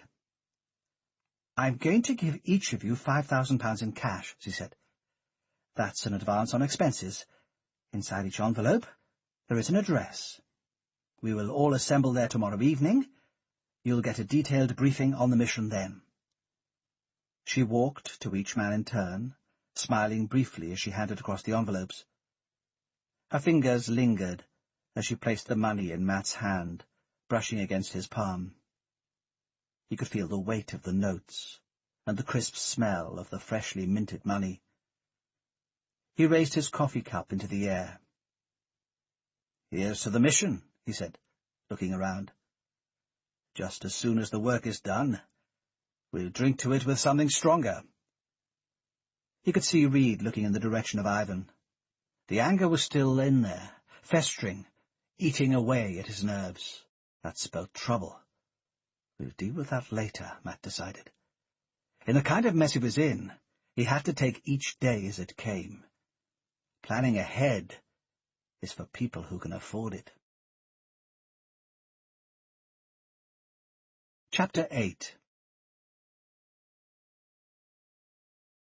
The sand felt cold and damp against the soles of Matt's feet. He had abandoned his trainers, opting to run barefoot along the edge of the water, letting the waves lap up against his ankles. The Atlantic was cold compared to the Mediterranean, chilling the blood in his veins. But the air smelled fresher and cleaner, the salt and the brine filling his lungs each time he took a breath. The beach was 2 miles from Bideford on the North Devon coast. The sand curved in a long arc and was framed by black rocks and with mellow green hills. A few sheep were gently grazing the hillside, but otherwise there was not another soul in view. Matt had been here once before, and the contours of the landscape had remained imprinted on his memory. A family holiday, maybe when he was 9 or 10, in a caravan park with his mum and dad. Looking back, he realized it can't have been much fun for his parents. The caravan was cramped. It was impossible for Mum to cook anything. And it rained half the week. But for the 10-year-old Matt, it had been the wildest adventure ever. A week away from the council estate, away from the dirt, the fumes, and the noise of South London, and the chance to run free on the sand, play in the waves, explore the hills and the countryside. It was then that I learned 2 things about myself. I don't ever want a boring office job, and I don't ever want to be poor. He picked up his pace, pushing himself to run faster, taking deep breaths of salty air. What would Dad say about what I'm doing now, Matt wondered, looking up into the sky. He'd say, "Take your chance, boy, like I should have taken mine." Matt had arrived in Bideford the night before, and had met up with the rest of the gang. The location was obvious enough. Bideford was an old naval town, and it made sense that there would be some training facilities tucked away there. They were based in a disused naval barracks which, from the state of the place, Matt guessed hadn't been used since the Second World War. About 3 miles east of Bideford, it was a corrugated iron shack, next to a series of crumbling gun embankments. There were 7 iron cots to sleep in, a pair of electric rings to cook on, and a loo you had to walk across 15 yards of frozen mud to reach. Not luxury, Alison had explained, as she showed them around, but it was only for 3 nights, and they would survive, and she staying at a hotel in town. Matt had risen earlier than the others, and got out onto the beach for a run. He checked his watch. 8:30. He turned and started jogging back towards the base. They were due to start work at 9, and he needed something to eat first. Up ahead he could see Damien walking by himself, chucking stones into the sea. "Keeping fit?" Damien said, as Matt started jogging alongside him. "We'll need to be," said Matt. "You're sure you're in good enough shape?" Damien nodded.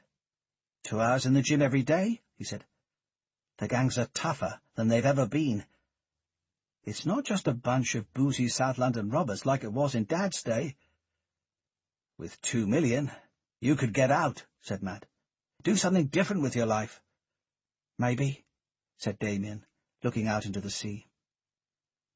"If I had someone like Jill to settle down with."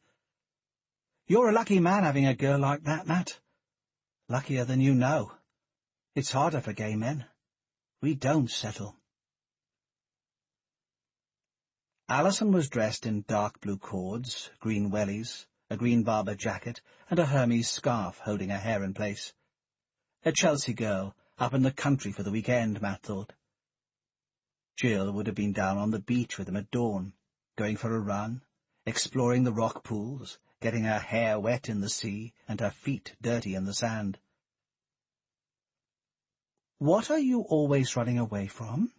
said Alison, looking up at the sweat dripping from his brow as he arrived at the base. "Maybe I'm running towards something," he said, grabbing a towel from his kit bag. "Did that ever occur to you?" Reed and Cooksley had brewed some coffee and fired up some bacon, beans, and eggs. Matt grabbed a plateful, wolfed down the food hungrily, then put his jeans and sweatshirt back on. Ivan was sitting on his bed, connecting his mobile phone to a Palm Pilot. He concentrated on the tiny screen, lines on his brow, ignoring the noise around him. Matt waited until he had pressed a button on the screen. "How's the bridge going?" "I got the contract. 3 no trumps. The greatest of all bids," said Ivan softly. "So, who do you play against?" said Cooksley, looking across. It was the first time that either Cooksley or Reed had spoken to him. "Other enthusiasts," said Ivan. "You don't need to know who they are. Just that they can play, and they pay their debts." He paused. "Those are the only 2 questions worth asking about a man." Pinky and Perky walked into the room, nodding to Alison. "Great," thought Matt. "The comedy club has arrived." Both men were wearing chinos, sweaters, and long, thick grey overcoats. They stood at the front of the room, unpacking laptops from their cases. Alison looked around the room. "These are 2 colleagues of mine from 5, said Alison. "They will take you through the basics of the mission and explain the moves you need to train for." Pinky took off his coat and hung it on the back of a chair. "Al-Qaeda are shipping gold and diamonds back to the Middle East," he started. "The mission is to intercept one of their boats and take its contents." He paused, pointing to a map on the screen of his computer. "The boats generally leave from here, Portofino, on the North Italian coast. They sail through the Med towards the Middle East coast. It's a 5-day trip. The landing points vary, but it's always somewhere in Jordan or the Lebanon. The best place to base you is right here." He jabbed his thumb at the screen. "Cyprus." Perky looked around the room. "On Cyprus, you'll be just a few nautical miles from the interception. Our intelligence sources will tell us when the boat is leaving and where it's going. Satellites will track it from there, so we'll be able to give you a precise location of the target. Your task is to find the boat, raid it, take the goods, then sink it, and get out as fast as possible," Pinky continued. "For obvious reasons, we don't want anyone left alive. Except, of course, you lot." He smiled, but was met only by stony stares on the faces of the men in front of him. "Tony Bulmer, formerly of the Special Boat Squadron, is going to spend the next 3 days with you. He'll give you training on how to board the boat. Great, thought Matt. That's just what we need. Some animal from shaky boat roughing us up. Bulmer doesn't know what the mission is, and he isn't meant to know, continued Pinky. He doesn't know who you are either, so don't start shooting your mouths off. He's been told you have to hit a boat, and that's it. Just then Bulmer walked smartly into the room, looking more like someone who had stepped out of a student union bar than a parade ground. Matt paused. The man was nothing close to what he'd expected. He must have been in his late 20s, and was dressed in baggy blue trousers and a bright red T-shirt. His hair had a green streak in it, and was spiked up with gel. He looked more like a sales assistant at a surfing shop than a soldier. He looked down at the 5 men sitting in front of him, his face immobile. "You lot look like you could use some licking into shape," he said. "Piss off," said Reed. "Let the man do his job," Ivan said warily. "We all need training if we're to stay alive." "Hey, who asked you, bog-trotter?" said Cooksley. "Good to see we're all getting along so well," said Bulmer. "Perhaps we'll start with some team-building exercises."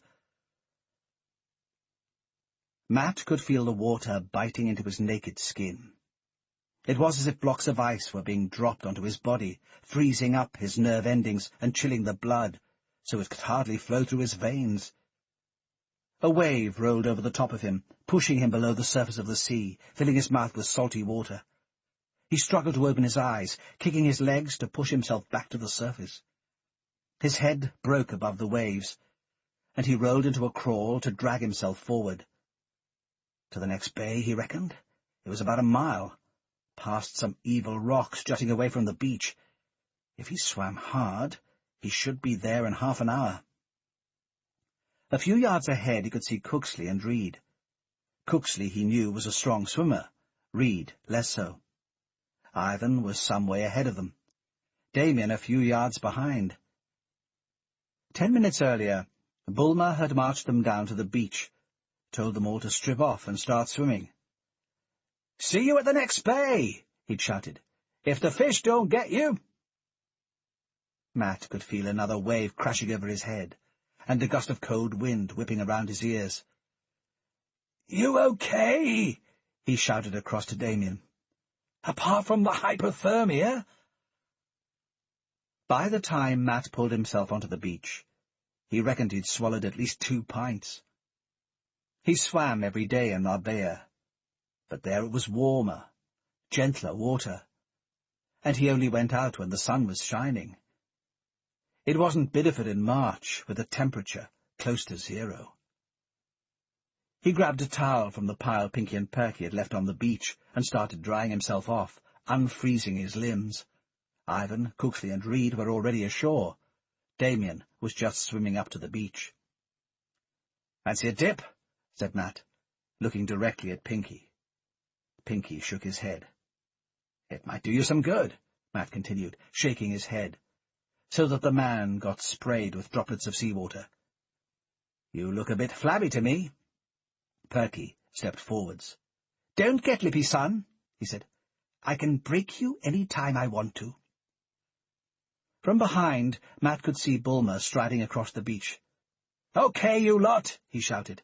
"That was just a warm-up. Get your blood flowing a bit. Next time, we'll do it at night." Matt wiped the sweat from his face. The run had taken them 5 miles across country, over the rugged hills that led away from Bideford.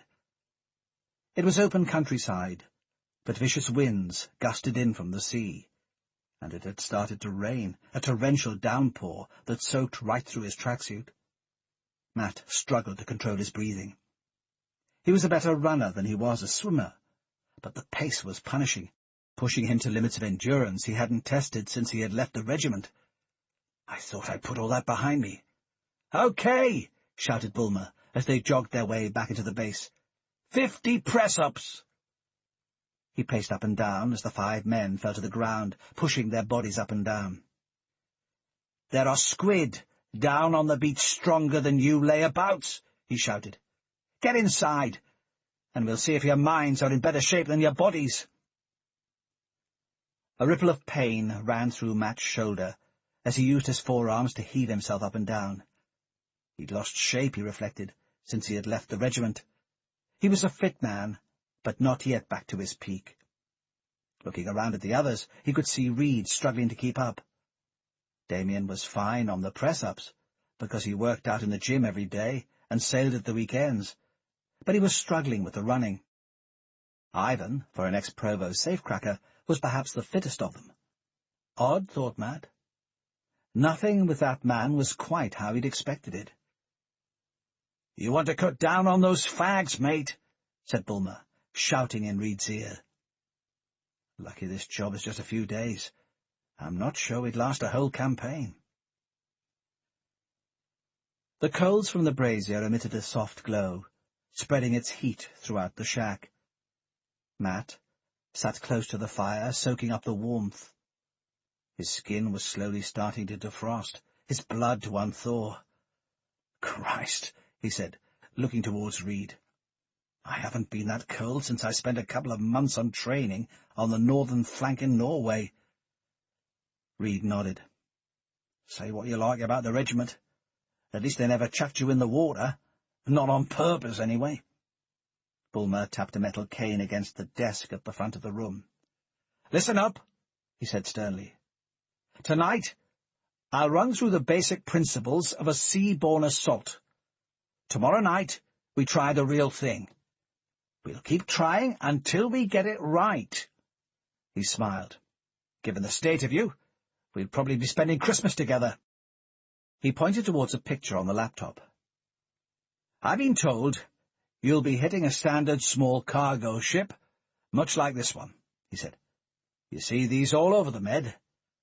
This one is 105 feet long, with a beam of 30 feet and a depth of 13 feet. It's got 2 engines on it, with a combined power of 6,000 brake horsepower. That's enough to do about 14 knots at full tilt." Bulmer walked round to the front of the desk. The light from the ceiling glinted off the gold stud pinned into his ear. "For an assault, you use the wake," he said. "It's going to be dark. You'll be blacked out and using night vision goggles, so they aren't going to be able to see you. The problem is, they might hear you coming. Then you transfer to a light plastic dinghy. Their engines will be churning up the water, creating plenty of noise. You steer your dinghy directly into their wake. That way they shouldn't hear you." He held up a 15-foot aluminium pole with a hook on its end. "Then you use a grappling hook like this. Cast it to the stern, and pull your dinghy right up into the boat. You'll have a few seconds to jump on board. Then you move swiftly through the vessel, killing everyone on board." He stopped, sitting back down on the edge of the desk. "Any questions?" "There might be a lookout," said Reed. "You'll have to shoot them," said Bulmer. "It's going to be rocky on the dinghy, because the water will be all churned up. We'll practice shooting on a dinghy that's bobbing around like a yo-yo, so you'll have a chance to get used to it." "What happens if we go in the water?" said Damien. "Then you're fish food." "That's what," answered Bulmer. "That's why we're going to keep practicing boarding the enemy craft until we get it right. Fall into the drink, and the engines will slice you like a turnip in a blender. A quick, if messy, death, and at least you'll be buried at sea like proper sailors." Bulmer looked round the room, checking to see whether there were more questions. There were none. No one wanted to make the lesson last any longer. They were all dog-tired and freezing cold, and all they wanted to do was get some sleep next to the fire. "Right, you lot," said Bulmer, standing up from his desk. "Now it's dark. We'll go for a quick swim around the bay. Then we'll knock off for the night." He paused, pointing towards the door.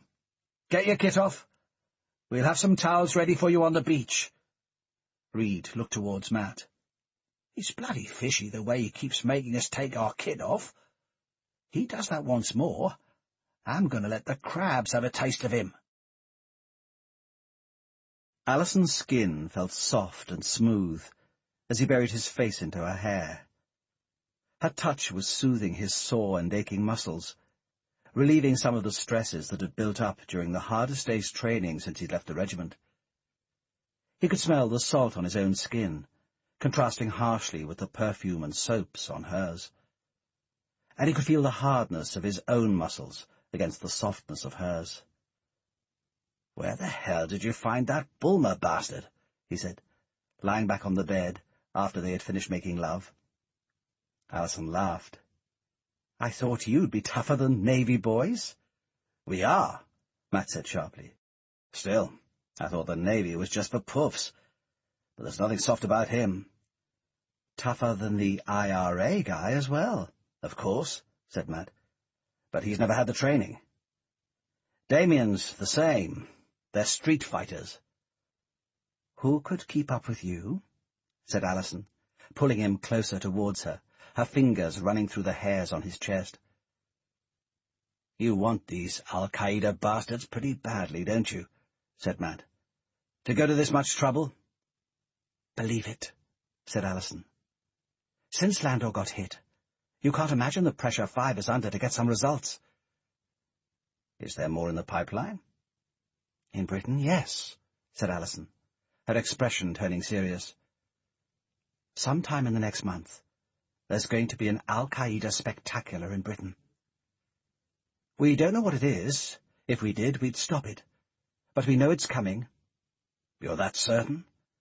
"We had a tip-off about Landor," said Alison. "Low level. No one paid much attention to it. But now the same source is telling us al-Qaeda is planning something massive in Britain in the next month."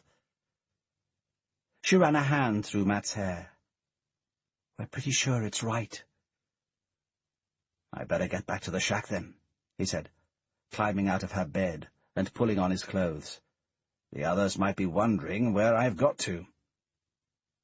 "You don't want them thinking you're the teacher's pet," Alison said playfully.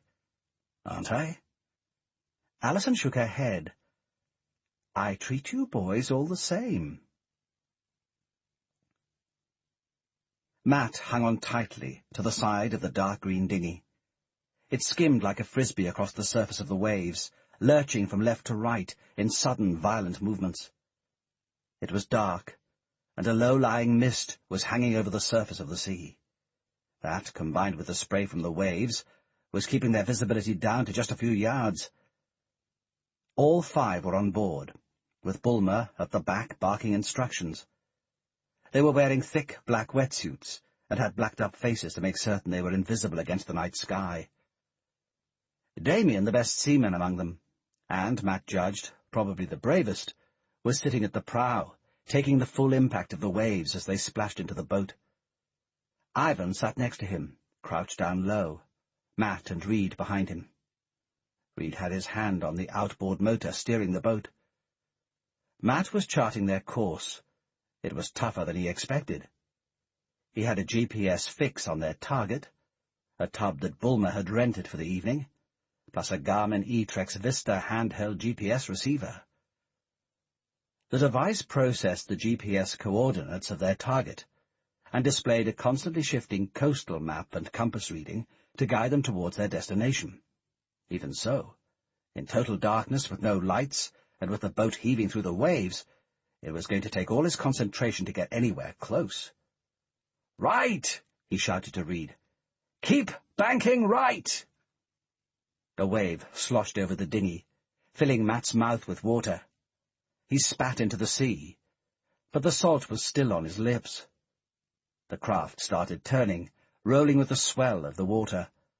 At least the Mediterranean won't be as rough as this, thought Matt, or quite so cold. "Steady her! Couple of degrees left," said Matt. He looked down at the Garmin to get a fix on his position. The target was less than a mile away, straight ahead of them. They were 1 nautical mile from the coast, heading down towards Bude. The wind was starting to drop, and through a break in the clouds, a beam of moonlight was breaking through. "Increase the power," said Matt. "We're approaching." He leant forward, squinting, trying to pierce through the darkness, He could make out the outline of a shape, but whether it was a boat, rocks, or seagulls, he couldn't yet say. "Goggles on, men!" he barked. MI6 had equipped each of them with a pair of Regal 3200 night vision goggles. Each set looked like a set of miniature black binoculars, with fibre webbing to strap them onto the head.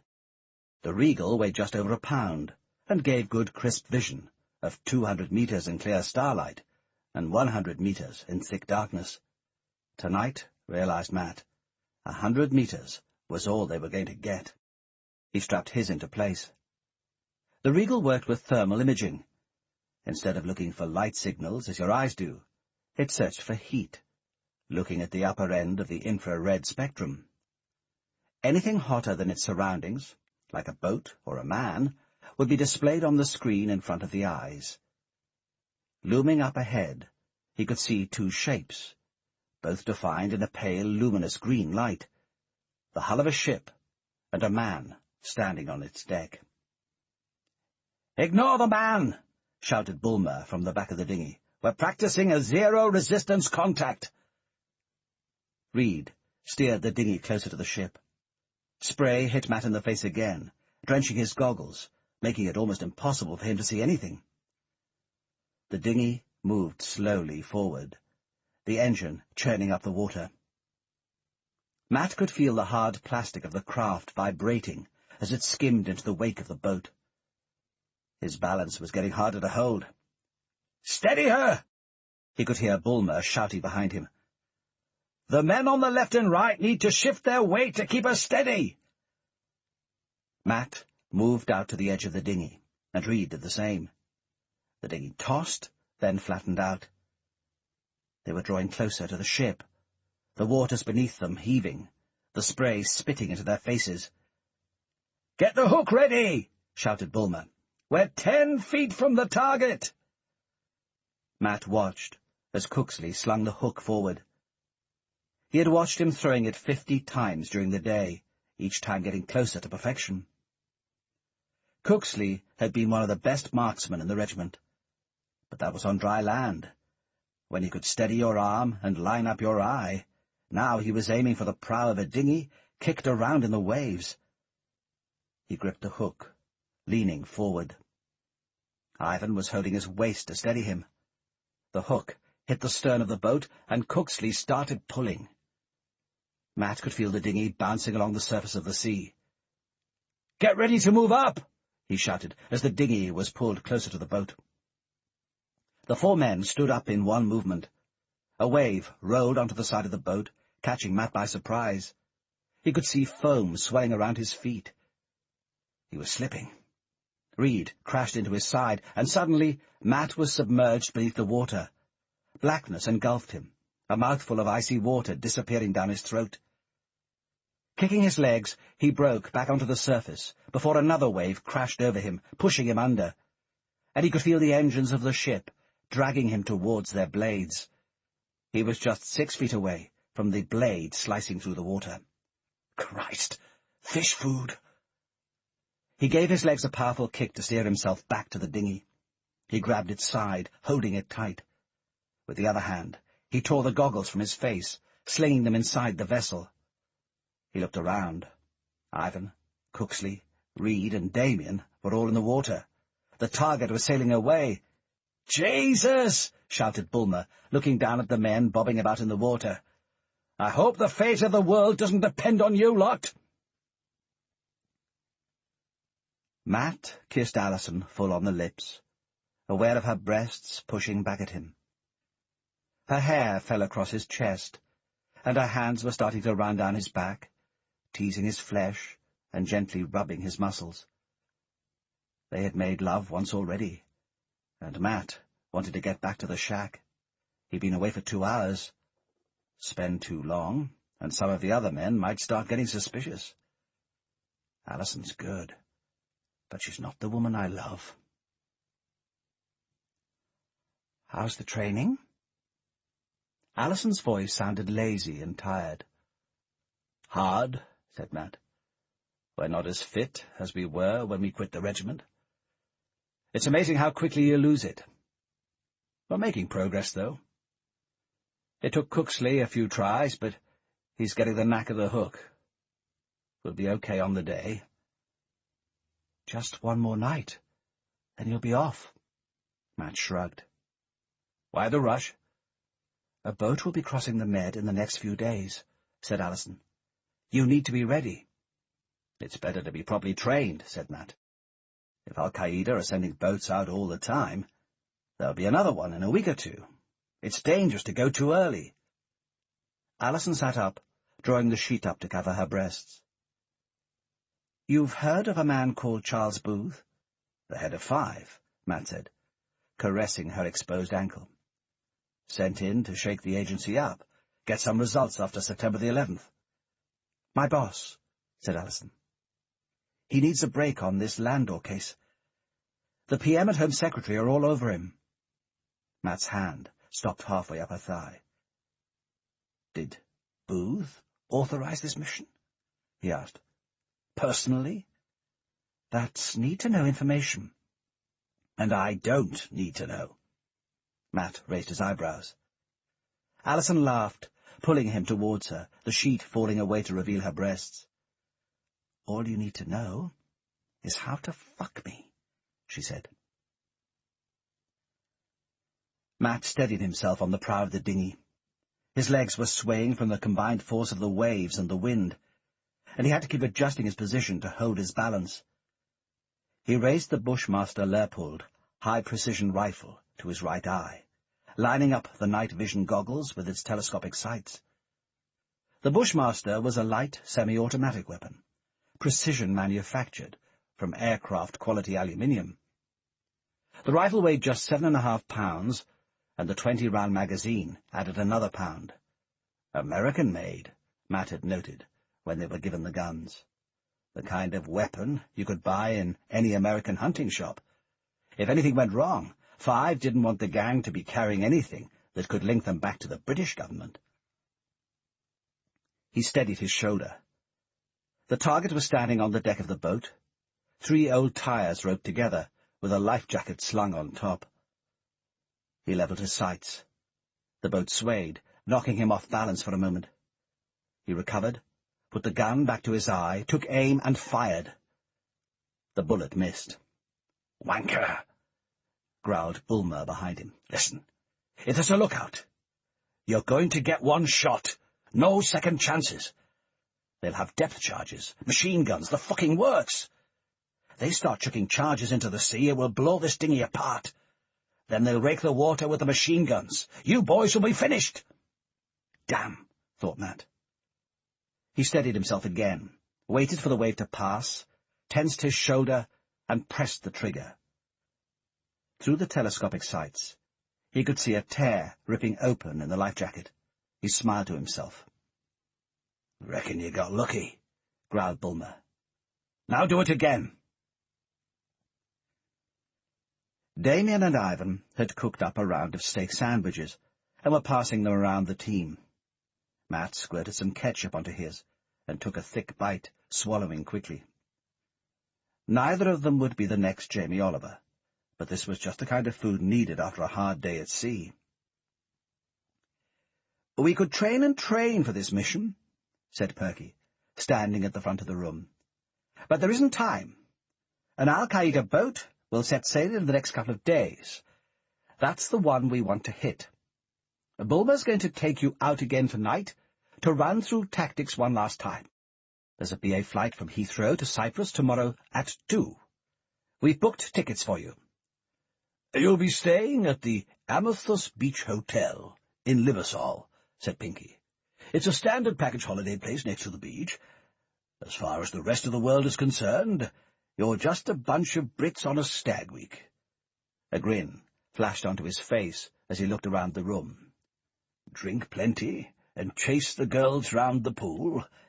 That'll be your cover." Nobody laughed, Pat noticed. "Don't ever retrain as a comedian, Pinky. You haven't got it." "We'll be tracking the boat by satellite," said Perky. "When it's within 5 hours sailing of Cyprus, Matt will get a text message saying, 'Don't forget Mum's birthday, ring her on this number.' The last 4 digits of that number will be the expected time of arrival off the Cyprus coast. A ship has been hired for you in Mangari, a fishing village close to Limassol. Matt will be given the details. Your guns and explosives will be shipped out to the British Embassy in Cyprus in diplomatic bags. They'll be delivered to the boatman, and he'll stash them on board. After that, there won't be any more contact with the embassy. Matt took another bite on his sandwich, keeping us at a distance again, in case it goes wrong.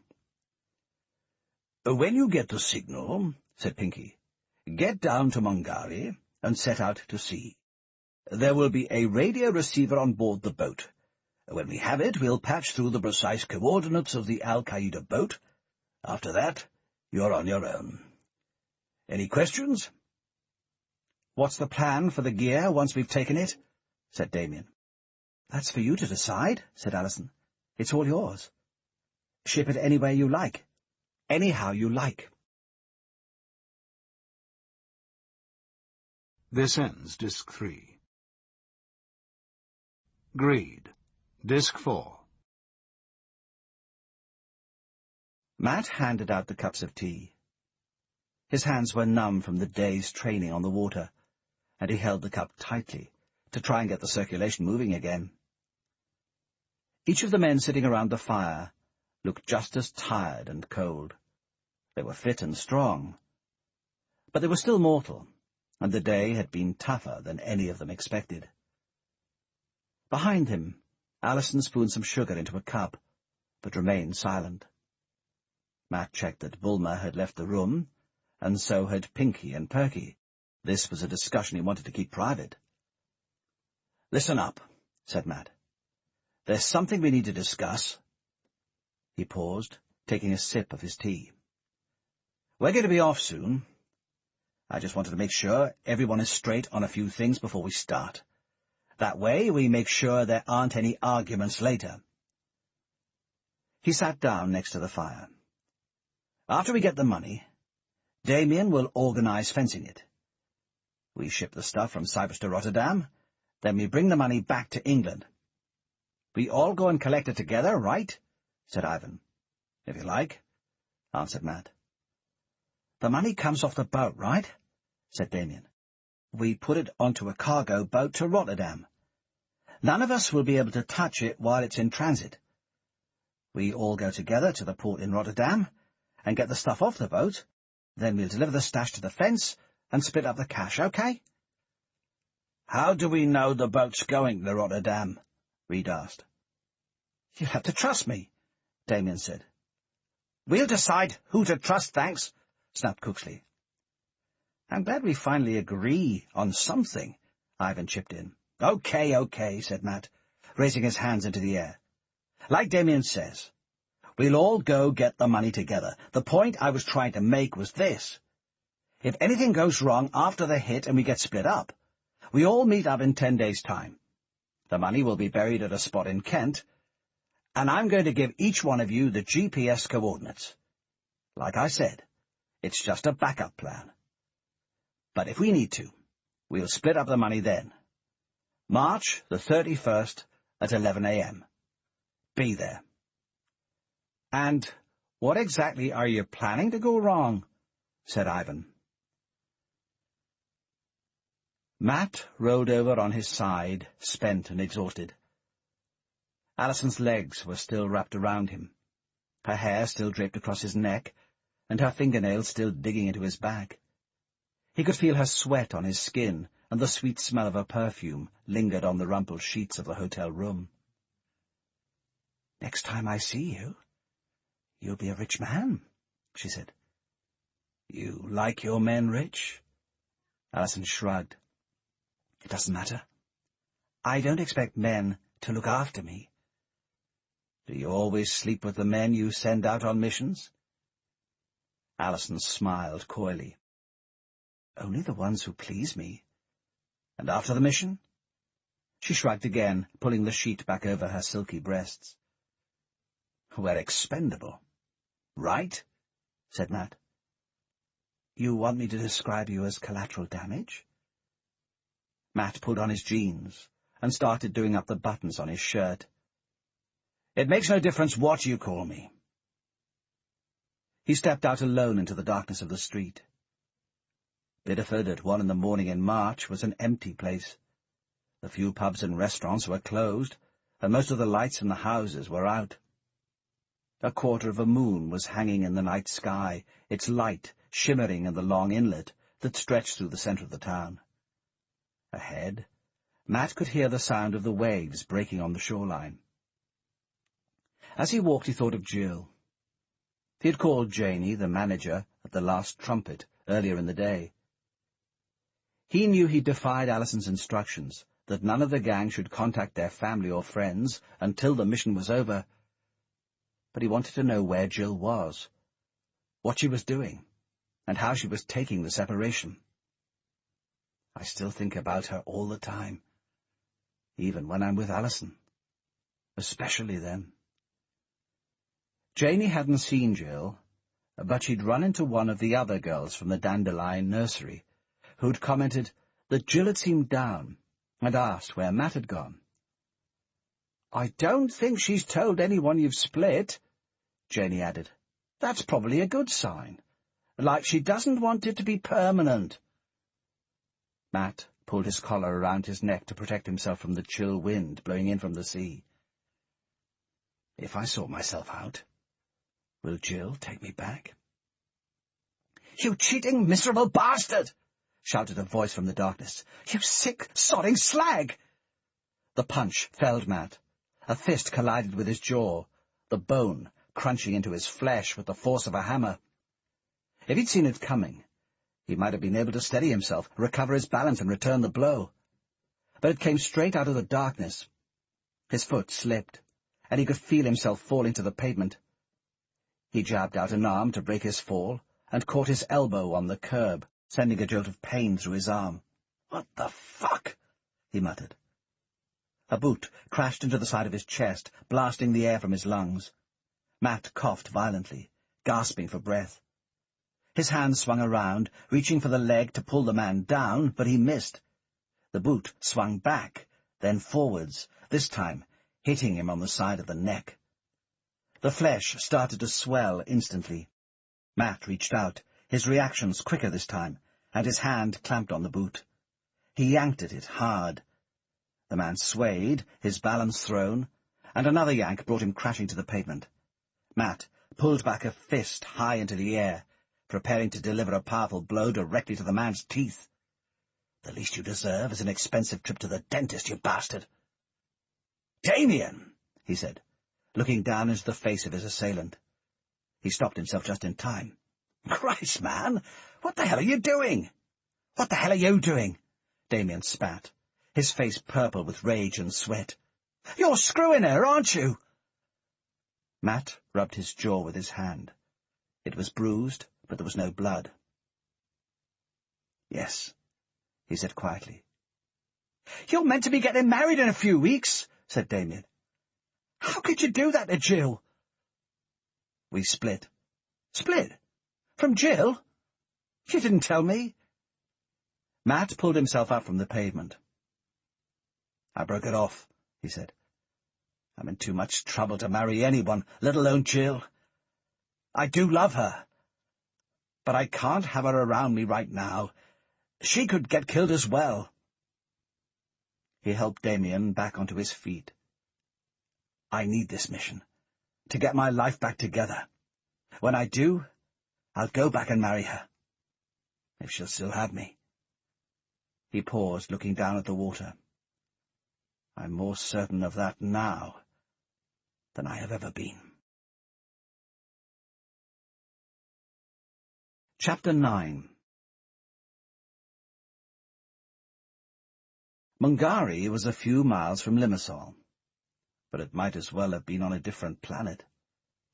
Matt checked his watch as he walked with Ivan down the quiet street. It was just after 10 at night, and whereas the holiday resort would be noisy with drunken clubbers staggering their way through the streets, here there was just the sound of the few fish restaurants that lined the bay being shut up, and the screeching of a couple of cats being put out for the night. The two of them had come alone. The flight from London had landed mid-afternoon, and they transferred straight to the hotel. The rest, it was agreed, would stay behind in the bar, while Matt and Ivan went to check the boat and the gear were all lined up. We could get the call at any minute. We have to be ready 24 hours a day. The houses in the village were all painted white. Half a moon was hanging in the sky, gently illuminating the curve of the dock and the fishing boats moored along the wooden jetty. The moon was rising, Matt noted. That meant that on the night of the raid it would be relatively light, unless there was cloud cover. That would make it easier for them to see the target. But it would also make it easier for the target to see them. Given the choice, I'd rather take them by surprise. Glavakos Hasikos was prowling along the edge of the jetty, his face illuminated by the orange stub of a cigarette glowing in the corner of his mouth. Matt walked up to him. "Do you know the way back to Limassol?" he said. "It's too far to walk. You have to go by bike," Hasikos replied, chucking his cigarette into the water behind him. That was the phrase arranged as a password. This was their man. "Is this a vessel?" said Matt briskly. The ship behind him was a tugboat, about 80 feet long, with a black metal hull and a pair of white cranes on its deck. At a quick glance, it looked at least 10 years old, but it was still in good shape. This was just what Matt wanted. He didn't need a new, untested boat, and he didn't want an old, cranky one either. This raid would be dangerous enough without the equipment cracking up on them. "I'll take you aboard," said Hasikos. Matt followed him onto the ship. Hasikos was a small, overweight man, with fingernails stained from nicotine and 2 days of stubble on his chin. The boat was moored to the jetty, but still swaying from the swell washing in from the open sea. "Show us the electronics, and then where the gear is stashed," said Matt. The bridge was towards the front of the boat. Matt was not an expert sailor, but he felt comfortable about handling this. The ship was equipped with radars, giving position and depth of water, and there was a GPS locator. No nonsense about using the stars to guide you. If you could drive a car, you could drive this.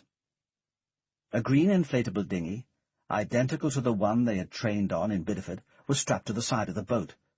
Next to it was a long hook. "Where's the packages?" Ivan asked. Hasikos led them down into the hold. A single battery-powered electric light was burning in the corner, its pale light struggling to illuminate the metal interior of the vessel. 4 crates were resting to the side of the stairway. Ivan told Hasikos to leave the hold for a few minutes. Matt opened the first of the boxes up. 2 Bushmaster rifles and 2 Beretta 9.2 pistols. There were 10 magazine cartridges for the rifles, each one holding 30 bullets. He checked the rest of the crates. 6 more rifles, 6 more pistols, and another 30 magazine cartridges. That made 1,200 bullets, Matt calculated, not counting the pistols. Should be enough to deal with 6 men. 200 each. "How's your gear?" he said, looking across at Ivan. Ivan had opened the first of a set of 3 smaller crates. Inside each one were 3 2-pound blocks of Semtex. He unpacked the first one, holding it in his hand. The explosive had no smell, and the consistency of children's modelling dough, but evidently Ivan had handled enough Semtex in his life to tell that in this batch, the cyclonite and pennyrythrite tetranitrate, the 2 main chemical ingredients in the explosive, had been mixed to perfection. "It'll be fine," he said. Matt climbed back onto the deck. Hasikos was leaning against the railing, ash from his cigarette dropping into the sea. "Everything is as it should be," he said. "I can't say for sure when we'll be taking her out. Just make sure she's ready at all times, and the tanks are full of oil." Hasikos nodded. Matt had no idea how much 5 had already paid him, but it had to be a lot. "She's a good craft," Hasikov said. "I've worked her for 10 years. Try to bring her back in one piece." Matt grinned. "The boat's not going down unless we do, and I'm not planning to let that happen." Waiting around. That was always the part of any mission that Matt hated the most. The hours dragged slowly by, the nerves gradually building in all of your muscles, and the tension rising in the pit of your stomach. It preyed on your mind and grated on your nerves. You just want to get out there and get into the thick of it. Matt glanced out across the pool. There were a few young couples, some families with toddlers in tow, but mostly singles. There was a wet T-shirt contest down on the beach, and Cooksley and Reed had gone down to take a look. Matt couldn't be bothered. He'd had his fill of women for this month. There were more important things to do than watch some podgy slapper from Sheffield tip a bucket of water over her head. The sooner I can get out of here and get back to Jill, the better. It was 4 o'clock in the afternoon, and the heat of the sun was starting to ebb, when Matt called the group together in a quiet corner of the poolside. "I want to make sure we're all agreed about what happens to stuff when we've taken it, and when we split up the money. We agree a plan, and we stick to it. That way there's no room for disagreements later." "We need to get it to Rotterdam," said Damien. "That's the best place in the world for fencing gold and jewels. About half the illegal trade goes through there. Gold smuggled out of Russia, diamonds from South Africa, the works. I've got a guy who'll take the lot, and give us at least a third of full market value. He pays laundered money, cash, a mixture of pounds, euros and dollars, all of it untraceable." "Can't we do it somewhere closer and get the cash quicker?" said Reed, tapping his cigarette lighter against the table. Damien shook his head. "The point is that al-Qaeda are going to be looking for us. Try fencing this stuff in any city on the Med, and word will get around. A bunch of white guys trading big quantities of gold and jewels a few days after their boat got hit. They aren't stupid. They'll be onto us like a flash." He paused, opening a can of Diet Coke. "The market in stolen jewels in Rotterdam is so big, no one is going to notice." "So how do we get it to Rotterdam?" said Ivan. "We've bought 2 Land Rovers," said Damien. "Cooksley has stripped them down, taken out the engines and the undercarriages. We're going to stash the stuff inside those, then put them on a boat to Rotterdam.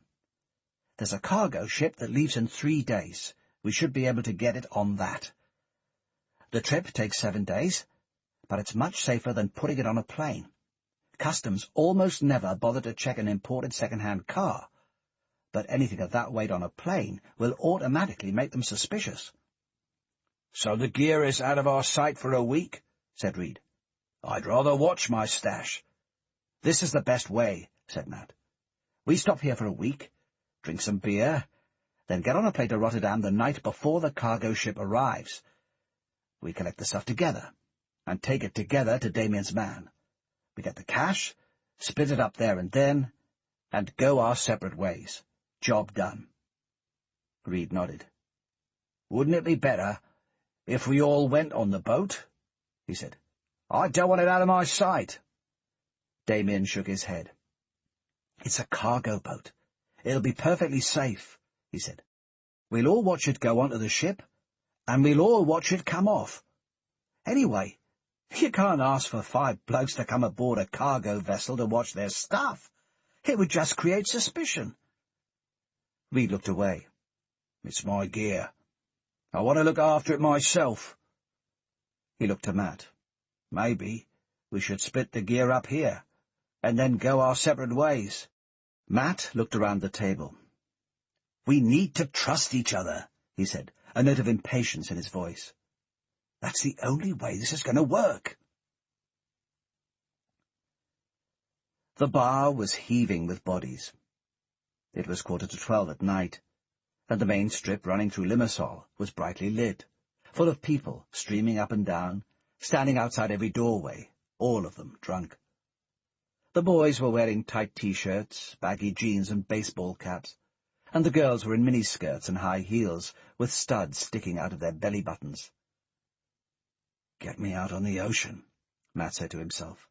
"Somewhere I can hear myself think." The noise of the disco next door and the people at the bar crashed against his eardrums, making it almost impossible to hold a conversation. Matt reckoned they were the oldest men in the bar by at least a decade.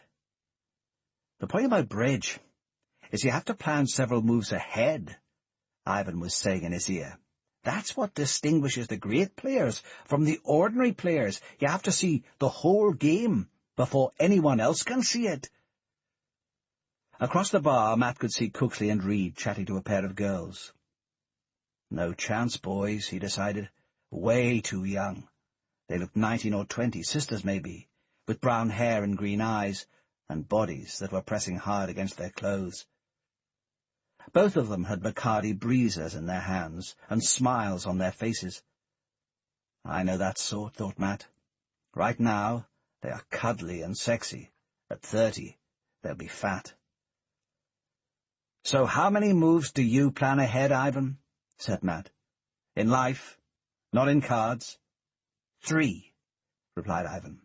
"More than that, you can't see what's happening. Less, you're just being stupid." In the distance, Matt could see 2 men approaching Cooksley and Reed. Brothers? Boyfriends? It was impossible to tell. They looked pissed up. Their faces were red, and their eyes were woozy, and it was written all over their body language that they were ready to kick it off. One of the girls put her hand onto Reed's back, rubbing it provocatively. "You're trying to start something." "How many moves do you plan?" Matt laughed, looking back towards Ivan and taking a swig from his beer bottle. "Frankly, I think 2 is my limit," he answered, "and that's on a good day." The first punch had been thrown quicker than he'd expected. One of the boys had put a fist into Reed's face, knocking him sideways. The boy didn't look like a trained fighter, Matt judged, but he was young and fit, and he had several pints of beer sloshing around inside him, and that always makes a man braver. Reed staggered 2 paces backwards, about to regain his footing, when his foot caught some spilt beer. He slipped and crashed to the floor, pulling a few bottles and glasses with him. When he lifted his head, Matt saw a deep-looking cut in his ear. Immediately there was blood on the side of his face, and the crowd around them seemed to freeze. "Mistake," thought Matt. "That's a man whose punch was legendary, even in the regiment." The girls were backing away now. It had started as a bit of fun, making their boyfriends jealous. But now the situation was escalating into something violent and ugly. The fun had shut down. "You girls can start it, but you can't finish it."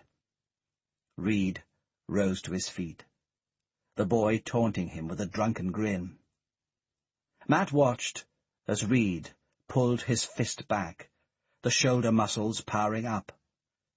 He threw a left straight into the boy's face. Then, as a right crashed into his nose, the boy's knees buckled beneath him. The second boy had smashed a beer bottle, and was now advancing with it towards Reed and Cooksley, waving the jagged glass edge. "Police!" shouted one of the men behind the bar. "Someone call the police!" "This has gone far enough." Matt signalled to Ivan and Damien, and the 3 men moved swiftly across the floor, pushing aside the crowd of people gathered to witness the action. One boy was out cold on the floor. Reed was circling the other, waiting for his moment to strike. 2 of their mates had walked up and were starting to confront Cooksley, and the 2 girls stood behind them, their expressions terrified. Cooksley was trying to calm them down. "That's enough, lads," he said. "Let's not all spend the night in a Cypriot police cell." In the distance, Matt could hear the wailing of a police siren. He marched into the centre of the crowd, shoving one of the boys aside and grabbing Reed by the shoulders. From past experience, he knew that once Reed had too much juice inside him, he could turn into a dangerous animal. Reed was resisting, but with the help of Damien and Ivan, Matt was strong enough to wrestle him towards the door, blood dripping onto his shirt. "You fucking tossers!" shouted one of the boys from the bar in a Scouse accent. Reed turned around and attempted to lunge back into the crowd. Matt struggled to hold him. The man had the shoulders of an ox, and signalled to Ivan and Damien to give him a hand. Reed snarled as they hauled him off towards the door. "Bloody Irishman! And a bloody bender!" he roared. "Get your stinking hands off me, and let me finish this fight!" "You're a fucking idiot!" Matt shouted back, steering him out onto the street. "Just leave it. You get yourself arrested. The whole job goes to bloody pieces!" After the trouble in the bar, Matt wasn't about to let the gang out of his sight. The next morning they were sitting around the hotel, none of them drinking anything harder than orange juice or Coke. Reed had a plaster stuck over his ear and a bruise on his face, but otherwise was in good enough nick. "You don't look any uglier than usual," Matt remarked, after he patched him up. Reed had apologized to Ivan and Damien, and although they had laughed it off, Matt suspected it still rankled. Insults, he knew from long experience, are seldom forgotten quickly. It's going to be hard work to keep this team together. Ivan was trying to teach them the basics of bridge. He and Cooksley made up one team, Matt and Damien the other. They had played a few rounds already, and Matt could see that Ivan was wondering whether Cooksley and Reed weren't more suited to snap. He was clearly struggling to hold back from making any condescending remarks. The game was not so different from soldiering, Matt decided, laying down an ace of trumps and collecting the trick from the table. You save your big gun for when you really need it. "Okay," said Damien. "After I get this money, I can see I'm going to piss it away playing cards." "I'll have it off you in no time once we're playing for money," said Ivan, glancing upwards. "I'm already working out how to spend 4. My 2 and your 2. Matt glanced at both men, aware of the tension in both sets of eyes, then gave himself a break by collecting a new round of drinks from the bar. 2 Cokes, 2 orange juices, and a large bottle of still mineral water. "A great-looking stag party we make," he said, putting the tray down on the table. "I feel sorry for the bride, if this is the most fun we know how to have." He glanced at his cards. 1 ace, a couple of queens, and a pile of 5s or 6s. Rubbish, he decided. A beep from his mobile broke his concentration. Matt fished the phone from his pocket. A text message. He pressed the button, glanced at the words displayed on the tiny screen, then looked up at the men seated around the table. "Time to go." "Finish the round?" said Ivan. "Who do you think you are?" Matt said, standing up. "Sir Francis fucking Drake?" Chapter 10. The boat ploughed steadily through the night water. Damien stood on the bridge, his hand steady on the wheel. It was 1 o'clock in the morning, and a bank of clouds had drifted across the night sky, dimming the light of the moon. As the darkness descended upon them, their faces were illuminated only by the green glow of the radar screen. Towards the back of the boat, Matt could hear a pair of gulls squawking, and the insistent, monotonous hum of the engines. But the men had all quietened down, and so had the wind. There is always a moment of stillness before a mission begins. "How far?" Cooksley asked, standing next to Matt on the bridge. "About 3 nautical miles," said Matt. "Maybe another 20 minutes sailing." The radar screen showed their position as a small green dot. Ahead, there was another dot, marking the position of the target. It was moving, but they were moving faster. To keep on its track, Damien just had to steer the boat into its slipstream. Matt looked into the sky, watching the last of the moon slip behind the clouds. The darker it gets, the better, he decided. They can't see us, but we can see them. Damien steered the boat in silence, keeping his eyes fixed on the radar. Their training was completed, and each of them had practiced their moves 100 times over. Each man knew exactly what he had to do, and when. If everything went according to plan, they would be back on the boat in an hour, and safely tucked up in their hotel bedrooms in 3 hours. But when did it ever work out the way the plan said it should? Damien killed the engines on the boat. It was 1:45. The level of noise suddenly reduced. A stillness descended upon them. Matt could hear the waves lapping against the vessel. It seemed to be getting rougher as the wind started to pick up again. "Get the dinghy ready?" he said. "The target is a mile due west of here." Reed and Cooksley lowered the dinghy into the water, steadying it as it started to sway. Matt checked his Bushmaster rifle, made sure his pistol was securely fastened to the belt of his wetsuit, and that his night vision goggles were strapped into place. "All systems go?" he said, looking around. Reed, Cooksley, and Ivan nodded. Their faces were all blackened up, and they were wearing black wetsuits with lightweight body armor strapped around their chest. Through the pale light, only their eyes could be seen clearly. "Your explosives in place?" Matt asked Ivan. "Ready," said Ivan. Matt turned towards Damien. "Okay. We're off," he said. "When we've cleared that boat, we'll radio you. You need to get your foot on the accelerator of this thing as fast as possible, and bring it across to join us, okay?" Damien nodded. "Let's just fucking do it!" Matt jumped down into the dinghy and sat next to Reed at the back. Ivan and Cooksley were ahead of them.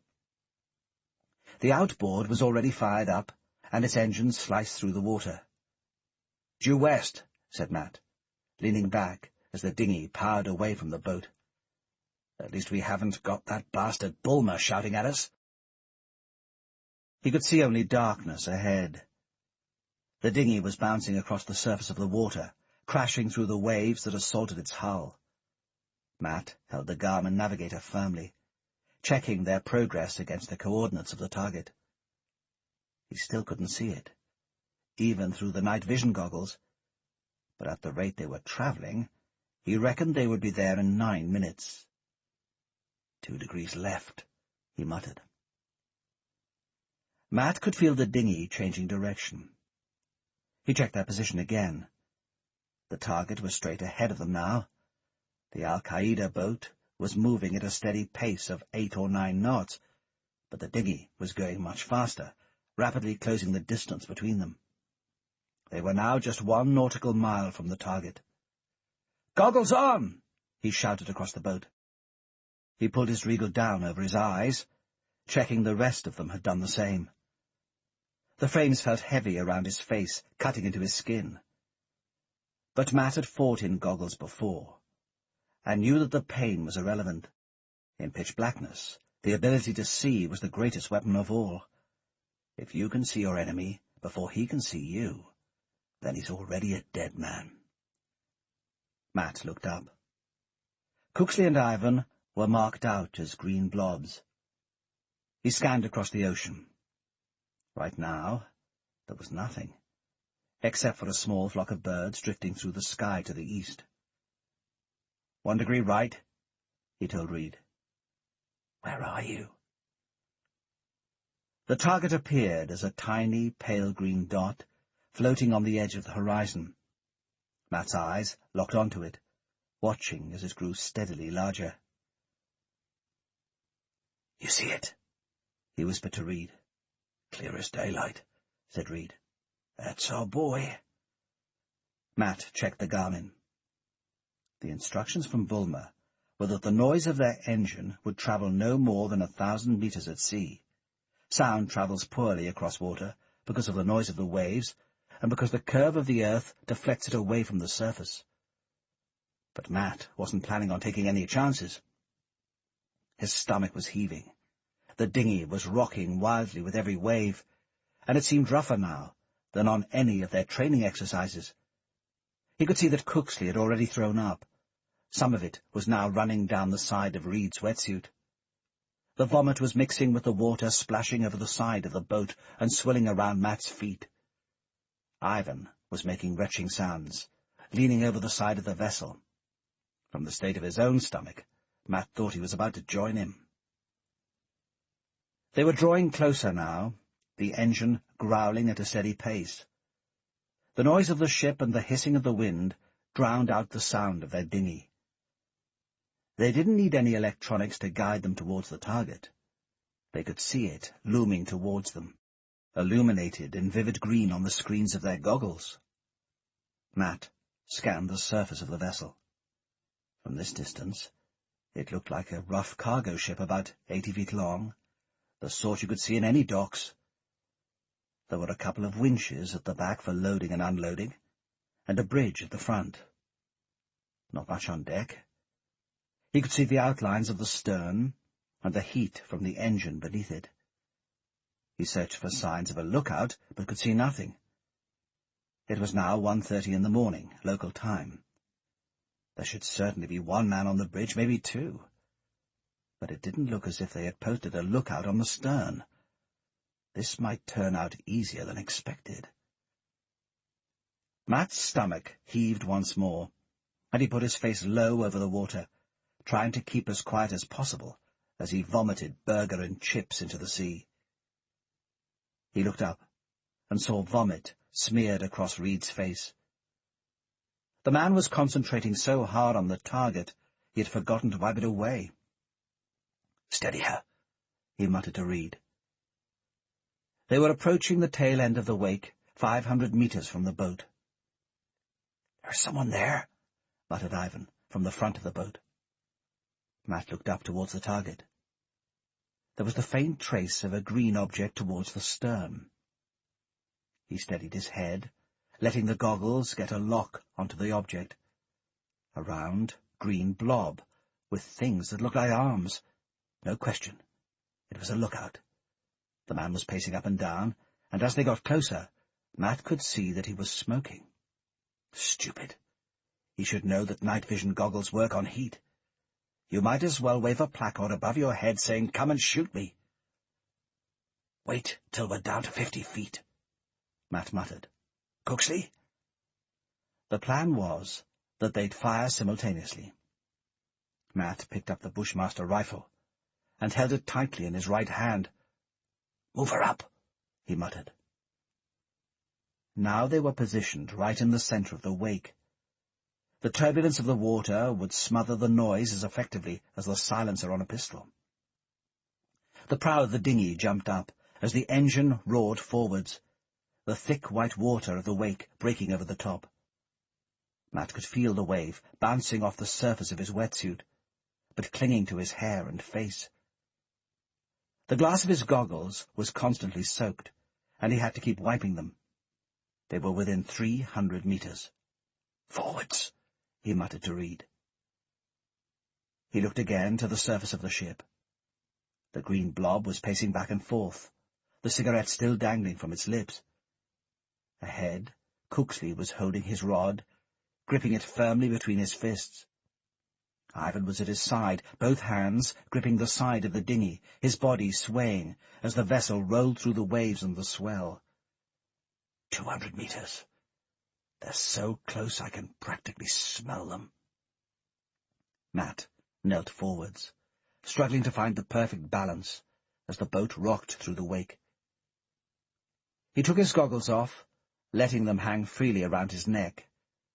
His forearms rested on the sides of the dinghy, and he raised the rifle to his shoulder, putting his eye to the kite sight. 2 yards ahead he could see Cooksley doing the same. He trained the sights onto the green blob, aiming precisely 2 inches above the cigarette. That, he calculated, should lodge the bullet directly into the man's brain. He looked towards Cooksley. "Now," he muttered. If they both shot at the same time, there was a greater chance of hitting the target, and no extra risk of alerting the rest of the crew. Matt squeezed the trigger. The rifle kicked back against his shoulder as the bullet flashed through the night sky, A wave hit the dinghy, and Matt struggled to stay upright. He kept his eyes locked onto the stern of the target. The blob was down, but whether he was dead or just wounded, Matt had no way of knowing. "Piss off to meet Allah, you bastard." Matt could hear the roar of the propellers as they drew closer, 2 massive blades of steel cutting through the water. Another 100 meters to go. The smell of diesel and oil caught on the wind, filling Matt's lungs. Reed turned the dinghy left, then right, steering through the narrow channel of water, dead in the centre of the wake. On either side of them, banks of white water were starting to rise, reaching 6 or 7 feet into the sky. The water poured down on them, covering Matt's face in spray. "Keep us steady," he muttered. The stern was looming above them now. It rose 20 feet, a solid wall of black steel, its surface pitted with rust. The tips of the prop blades could just be seen slicing through the churning surface of the water. They were 20 meters away. Matt could feel the engine starting to drag them towards it, the dinghy gliding across the surface of the water, as if it were being sucked up by a vacuum. "Turn it around," he said. Reed spun the engine into reverse. At this point in the approach, the suction from the ship's engine was enough to drag them forward. They needed the outboard to stop them moving too quickly towards it. If they collided with the propellers, it would slice up the boat. "Got it," Reed said, looking back at Matt. The dinghy was moving more steadily towards the stern now. 40, 30, then 20 feet. Cooksley stood up, Ivan gripping him at the sides, and slung the hook forwards. It clanked against the metal of the stern, bounced, and started falling backwards. "Christ, man, don't drop it!" Cooksley gripped tighter to the pole, slinging it forwards again. This time the hook settled into the stern, the metal catching on metal. Cooksley tugged once. It was secure. Ivan grabbed a thin aluminium caving ladder, holding it steady, as Cooksley used the hook to pull them closer to the ship. Ivan slipped the ladder onto the stern, holding it steady, a ramp between the dinghy and the boat. "She's ready," he said. Matt moved swiftly forwards. His feet bounced off the surface of the dinghy, his hands gripping onto the sides of the ladder. He steadied his balance, then yanked himself forwards. The first man over the top faces maximum danger. That's my job. He started hauling himself upwards. 3 rungs up, a wave crashed over the side of his body. The force of the water knocked him sideways, his left hand breaking free from the ladder. His left foot was bashed out, leaving all the weight on his right foot, and a bolt of pain ran up to his knee. He could feel himself starting to be washed down towards the propeller. His right hand gripped tighter to the ladder, desperately hanging on. The salt of the water was stinging his eyes. When he managed to get himself squarely back onto the ladder, he moved swiftly up 5 more rungs. Christ, he thought, that was close. Using his forearms, he pulled himself up onto the deck, then crouched down low, ripping the Bushmaster from his back. He held the gun to his eyes, looking out over the deck. For 40 feet it was empty metal, with 2 cranes at the side and a lifeboat. To his right, he could see a body lying crumpled on the deck, a pool of blood seeping out of the hole in the head just above the ear, a cigarette still smouldering at its side. Matt glanced back down to the men behind, giving them the thumbs-up sign. Reed was already on the ladder, pulling himself upwards. Ahead, Matt could see the back bridge. One light was illuminating the deck, and he could hear the tinny sound of radio music being carried on the wind. Behind him, Reed landed on the deck, then Cooksley, then Ivan. Matt checked the dinghy was secured to the stern with a rope. All 4 men then lay flat on the cold, wet metal, blacked up, out of sight of the bridge. "There's 2 up there, I reckon," Matt whispered. "Move up to 20 feet. Then we'll drop them." Matt rose slowly and started walking stealthily across the deck, holding his breath, taking care not to make a sound on the metal surface. Right now, surprise was the best weapon. A single sound, and they would lose it. Reed walked 2 paces behind him, ready to give him covering fire if any shooting started. When they were 20 paces from the bridge, Ivan and Cooksley moved up ahead to attack from the front. Ivan was following standard operating procedures, as if he'd been in the regiment all his life. No wonder those bastards were so hard to kill when we crossed the water. Matt paused until they were in position, and watched as Cooksley glanced through the front windows of the bridge. Cooksley waved 2 fingers in the air, indicating that there were 2 targets on the bridge. Matt pointed to the ladder that linked the bridge to the main surface of the boat, then, with Reed at his side, walked up the metal stairs. Matt stood by the metal door of the bridge and waited until Ivan and Cooksley were in position by the front windows of the bridge. "Fire!" Matt barked, putting a thumb up. Matt heard 4 shots firing in unison, the tracer fire lightening their faces. He watched as the man on the wheel spun round, then collapsed, his body colliding with the deck. The sound echoed down the length of the boat. The second man reeled back on his heels, staggering towards the hold. He was clutching his shoulder, his face clenched in agony. Wounded, Matt judged, but not yet fatally. "Forward!" he shouted. "Let's get in there!" Matt sprinted the last few feet, Reed right behind him. He swung open the door and burst onto the bridge, running forwards, his rifle held out before him. Immediately a hail of bullets filled the tiny metal room. Matt could see the wounded man, leaning down towards the hold, blood streaming down the side of his neck. His ear had been shot clean from his face. "Hajaba!" he shouted. "Hajaba!" Matt didn't know much Arabic, but he knew that word. The bastard is telling them to hide. Cooksley and Ivan's initial burst of fire must have been deflected by the strengthened glass. That was the only way the men could have survived the initial attack. The man now held up a pistol. He tried to steady himself, but blood was pouring from his ear, dripping over his eyes and obscuring his vision. 1 shot rang out as he fired. Matt heard the metal somewhere behind him cracking as the bullet hit it. Another shot. This time it seemed to have winged Reed as his arm dropped in agony. Matt levelled his bushmaster to his eye, steadied his arm, and pulled the trigger. The shot was true. The bullet exploded between the man's eyes, sending him reeling backwards, his mouth wide open, and blood trickling down the side of his face. Matt rushed forwards, put his rifle to the head of the first man, and fired a double tap into his skull. He looked dead, but there was no point taking any chances. "You okay?" "Just grazed my arm," said Reed. "So the rest are in the hold," said Matt. They had no way of knowing for sure how many men were on board. MI6 had reckoned 6, meaning there could be 3 below, but it could be more. A metal stairway led down from the bridge into the hold, but it was pitch black. Matt knelt down, level with the stairs, swivelling his eyes through the space.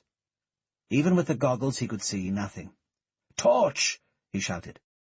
Reed collected a torch from his belt and shone it down the stairwell.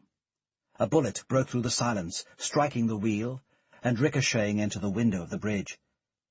It had flown through the 3-yard opening to the stairwell, but it was impossible to tell exactly where in the hold it had come from, or who had fired it. The sheet of glass shattered into fragments, tumbling onto the floor. Matt ducked.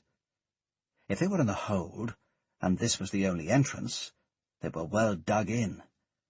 This could be a nasty fight. Behind him, Ivan and Cooksley had entered the bridge. The boat was rocking from side to side as it steamed forwards with nobody at the wheel. "See if you can shut this bloody thing down, Ivan," Matt snapped. He looked towards Cooksley. "See if there's another way down," he said. Cooksley ran down the length of the boat, inspecting the cranes, the lifeboat, and the engine hatch. "Just the engines," he said, returning to the bridge. "We can get down to that, but I don't know if it leads anywhere." Reed shook his head. "Unlikely," he said. "The engine room is usually sealed off from the rest of the boat. Even if it's not, Any man going down there will get fucked. We got some stuff to blow away the bastards in the hold, said Matt. We have Semtex, said Ivan. Reckon you can make a small bomb that's not going to sink the ship, said Matt. Another bullet rattled out of the stairwell, followed by 3 more. All 4 men instinctively moved out of range. Give me 2 minutes, answered Ivan. Matt, Reed, and Cooksley approached the edge of the stairwell, pointing their rifles down, loosening off a few rounds of ammunition. If there was anyone down there waiting for them, they needed to clear them out of the way. The sound of gunfire echoed through the hold. Matt could hear the metal bullets hitting metal walls, and listened out for the familiar sound of bullet ripping into flesh, the cry of a wounded man. But he could hear nothing. This was useless, he decided. They were just shooting into thin air. The men down there had taken cover and were just waiting for them to come down the stairs. Then they'll pick us off one by one. It was almost 2 o'clock, Matt realized, glancing at his watch. If we hang about, they'll radio someone for help. We need to get this finished off now. Ivan returned, holding a small ball of Semtex, wrapped up with black tape, no bigger than his fist.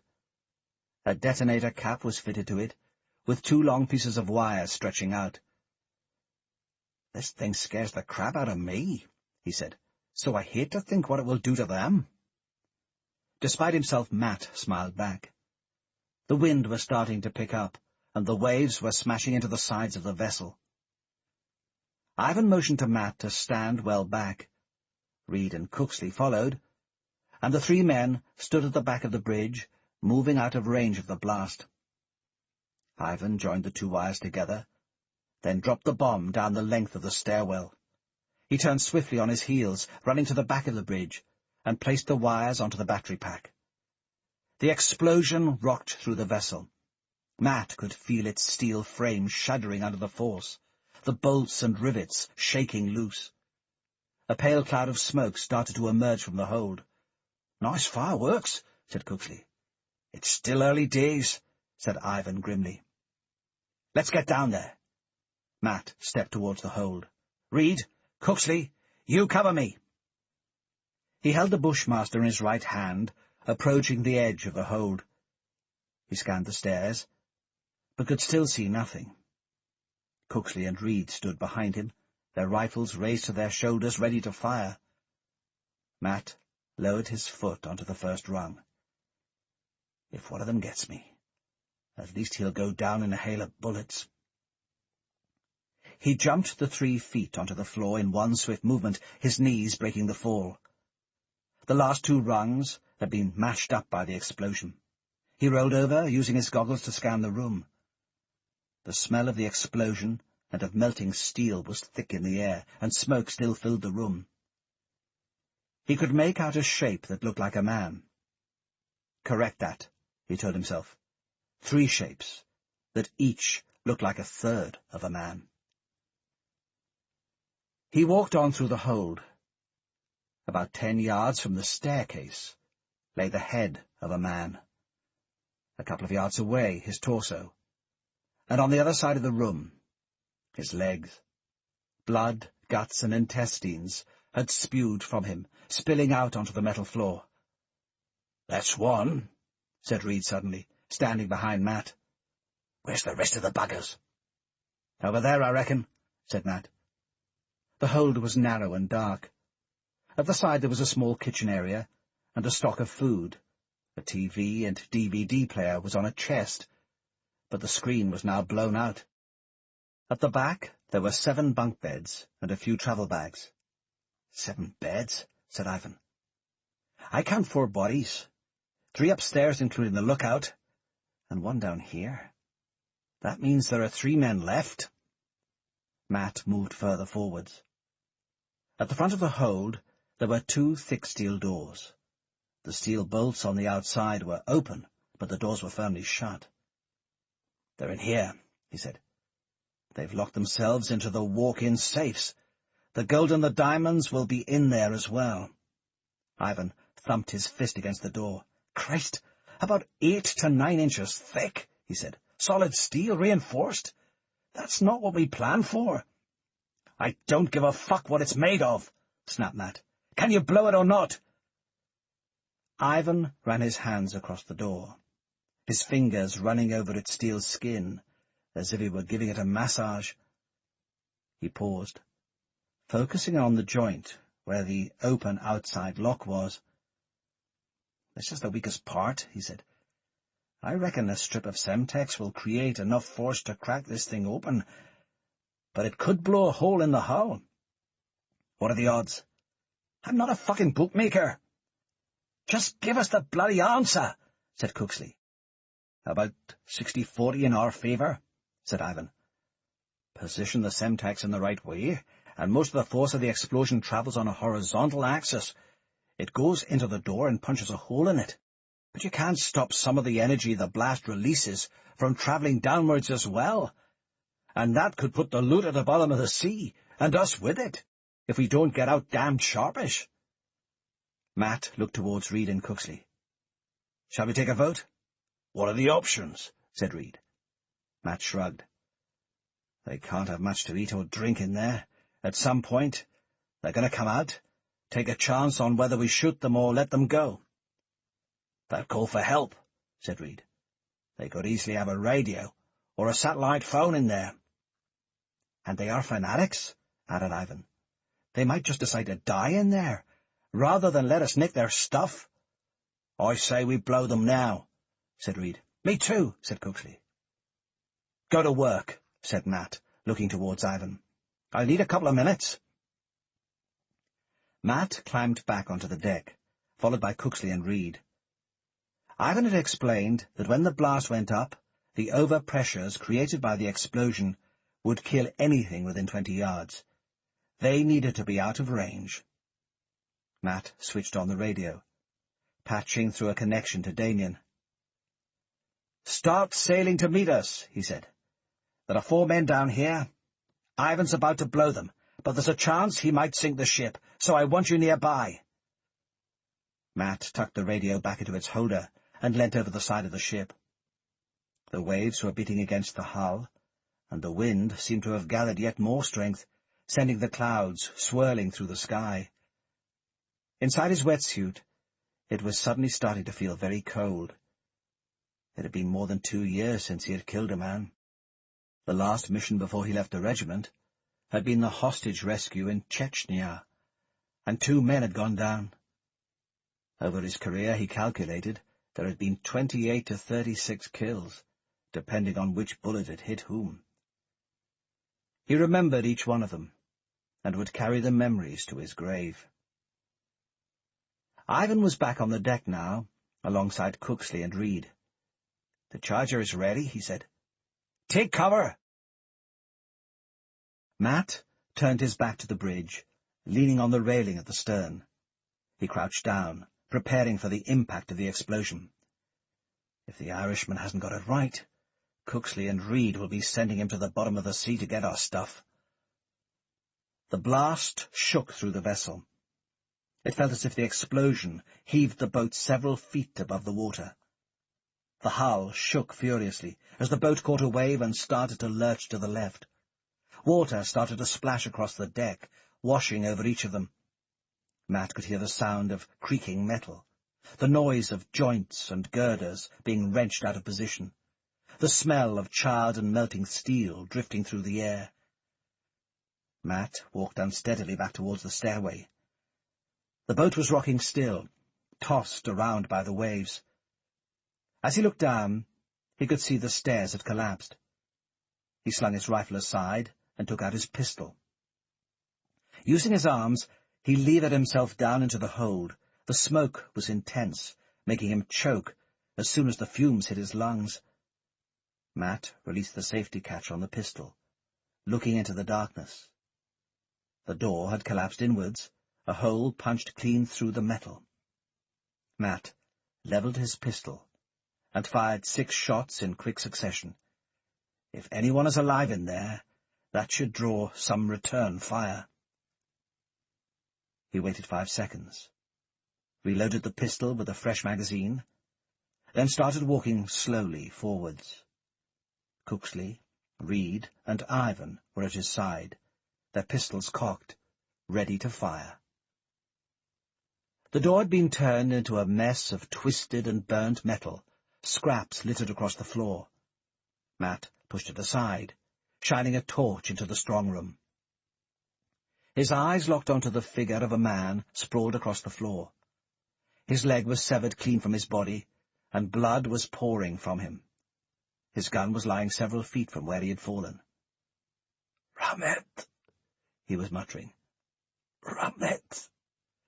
"Sorry, pal," thought Matt. "You can beg for mercy in any language you like, but you're not going to get it." He knelt down, pressed the nozzle of the Beretta 9.2 to the man's head, and squeezed the trigger. The bullet exploded into his skull, sending his brains spilling out onto the floor. His eyes closed, and blood started to pour out of his still-open mouth. Matt looked around.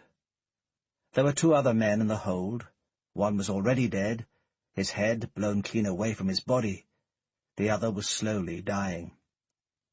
A gaping hole had opened up his chest, where a chunk of steel blown out of the door had cut straight through him. Now his rib cage was sticking out of his torso. His clothes had turned into shreds. Reed jammed his pistol into his mouth, finishing him off with one shot. "Somewhere I can hear water. Gushing." "Is she holed?" Matt shouted to Ivan. Ivan looked up from the doorway, his expression tense. "Afraid so," he said. "It's torn a strip of metal the size of a man from the bottom of the boat. We're shipping water." "It's going to sink," said Cooksley. "You stupid Irish twat," shouted Reed. "I knew we shouldn't trust you." "Shut it," Matt snapped. "Damien is on his way with the mothership. I reckon we've got 20 minutes to get this gear transferred before she goes down." He looked towards the back of the hold. The boxes were stacked, one on top of the other. Maybe 50 of them in all. Opening the first one, Matt looked inside.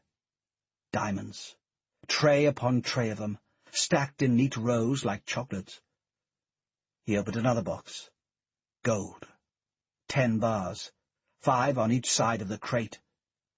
For a moment, he was transfixed by the display of wealth laid out before him. More money than any of us ever dreamt of. "Let's get this stuff on deck," he barked. He took the first crate and walked back to the broken stairway. Reed positioned himself at the top, a bandage now strapped over his arm wound. Ivan stood beneath, ready to pass the crates up. Matt passed the boxes from the hold to Ivan, and once they were on deck, Cooksley stacked them close to the dinghy. It was back-breaking work, the water spitting up from the hull all the time, soaking their feet. The diamonds were light enough, a few pounds of glass and tissue paper, but the gold was like carrying sacks of coal. Sweat was starting to pour from Matt's brow as he lugged box after box, but there was a lightness in his step. They had faced the risks and overcome them. This was just grunt work. "We should go," said Matt, the water swirling around his knees and rising fast. "There's only a few crates left." "No," snapped Reed. "We've risked our lives. We take it all." "Don't be an idiot," said Ivan. "There's no point if everything goes down to the bottom of the ocean." Reed jumped into the hold and jabbed his finger into Ivan's face. "You got us into this mess." Matt looked at both men, exasperated. "Shut the fuck up, and get up the top. We've only got another 5 minutes, man." Matt waded through the rising swell of water and started lifting the last few crates, 4 at a time, on his shoulder. He passed one load up to Cooksley, then the next. "That's it," he said, passing the last of the crates to Ivan. The boat was filling rapidly. Somewhere beneath him, he could hear the sound of metal tearing, as waves beat against the hole ripped open in the hull. Christ, the sooner we're out of here, the better. Matt levered himself onto the deck. The boat was starting to list as water filled the hull. They were drifting helplessly, tossed about on the waves. "Any sign of our ship?" Matt asked. Cooksley and Ivan took the corpse of the first man they had killed and tossed it down into the hold. Then they heaved the two bodies from the bridge down the stairs. It was important to make sure all the men went down with the ship, leaving no traces on the surface of the sea. By the time they had finished, their hands were smeared with blood. Reed shook his head. "He can't be far." "About 2 miles," said Ivan. "It could take him 15 minutes to get here. That's if the bugger knows how to steer in a straight line." "I thought you said he knew about boats," said Cooksley. "That's why we brought him along." "He does, and he'll be here," said Matt. "Just get this stuff on the dinghy." They started loading, each crate carefully placed in the craft. They stacked the boxes one on top of another, using the straps from the life jackets to belt them into place. All the time, the water was filling the boat at a faster pace. It was leaning badly to one side, making walking difficult without slipping, and the waves were climbing closer and closer to the rim of the deck. "Come on, Damien," thought Matt. "She won't hold for more than a couple of minutes." Matt scoured the horizon, looking for some sign of the boat. Nothing. He knew Damien would be steering without lights, so he might well not see him in the pitch dark. He tried the radio again, but the device was struggling to locate the frequency. Either that, or Damien wasn't answering. "He'll have to be here soon. We can't swim from here, and we're not abandoning the gear." He could see from their faces that the gang was losing its patience. Damien should have been there at least 5 minutes ago. Cooksley and Reed's eyes kept squinting towards the horizon. Ivan's face was tense and uncertain. "What the hell is keeping him?" said Matt. His words almost drowned out by the wind and spray hitting his face. A wave rolled over the surface of the deck. The boat was struggling to stay above the surface. "I can feel her slipping beneath my feet." Matt worked with Reed and Cooksley to lash the crates to the dinghy, each crate packed tightly to the next one. As they worked, the boat was starting to sway and heave as the waves broke closer to its deck. Matt looked out into the horizon. Total darkness. The boat was wobbling like a jelly beneath his feet. He slashed at the rope securing the dinghy. Behind him, he could hear a giant sucking sound, like water disappearing from a bath, but amplified 100 times. "I've never heard a boat sinking before," he thought, "but I bet it sounds something like that." The crates took up the entire dinghy. "Pull on life jackets!" shouted Matt. "We might have to swim for it!" He tightened one of the jackets around his waist and dived into the water. 2 ropes were dangling from the dinghy.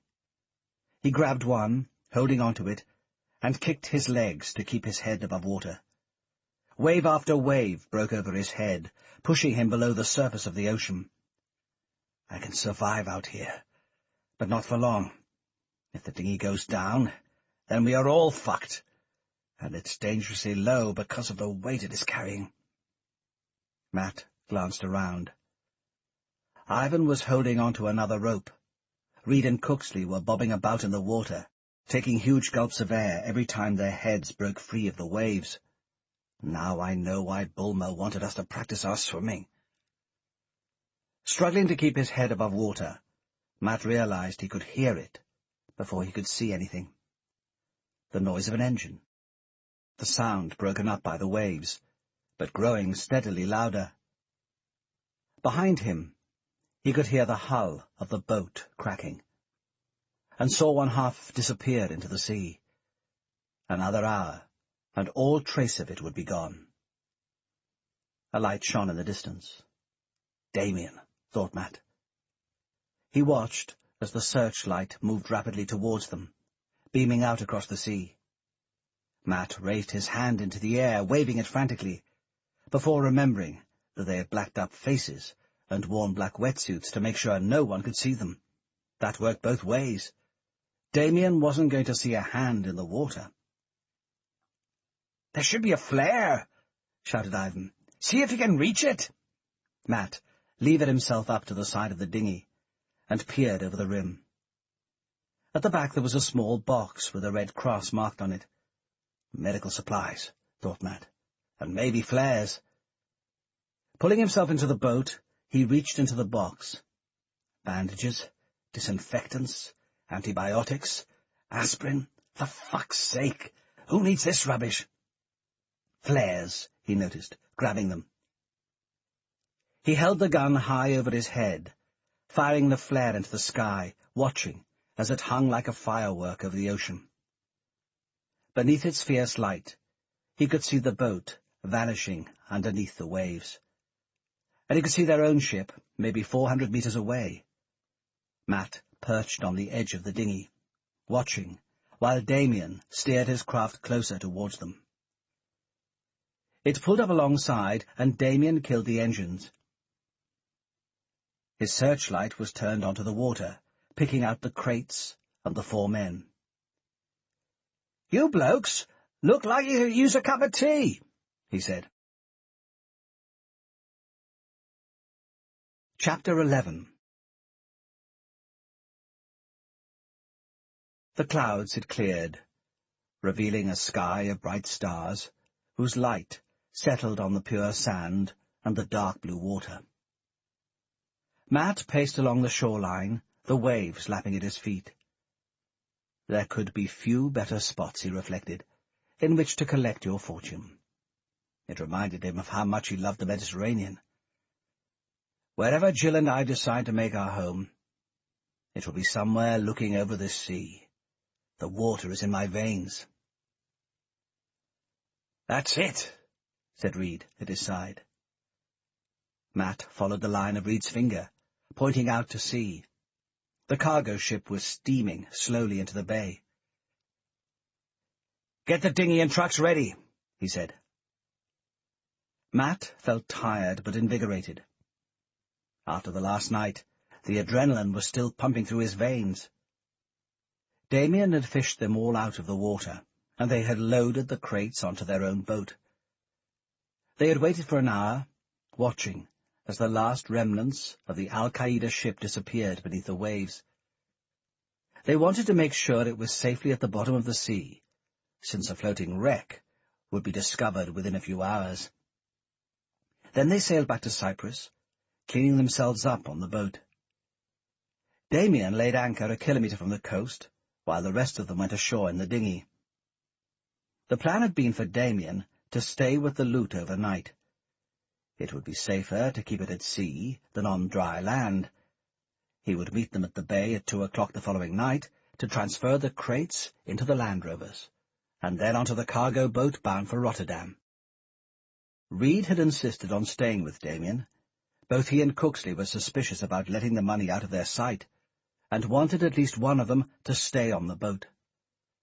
Matt had to work hard to make sure Ivan didn't stay as well. It might create suspicions, he told them, if none of them made it back to the hotel. The team finally stumbled back into the hotel at 5 in the morning, exhausted but in high spirits. As far as the receptionist was concerned, it was just a stag party returning after an all-night bender. They went to their room. But it took Matt a couple of hours before he could get off to sleep. Too many thoughts were racing through his mind. How quickly can we get the money? How soon can I pay off my debts?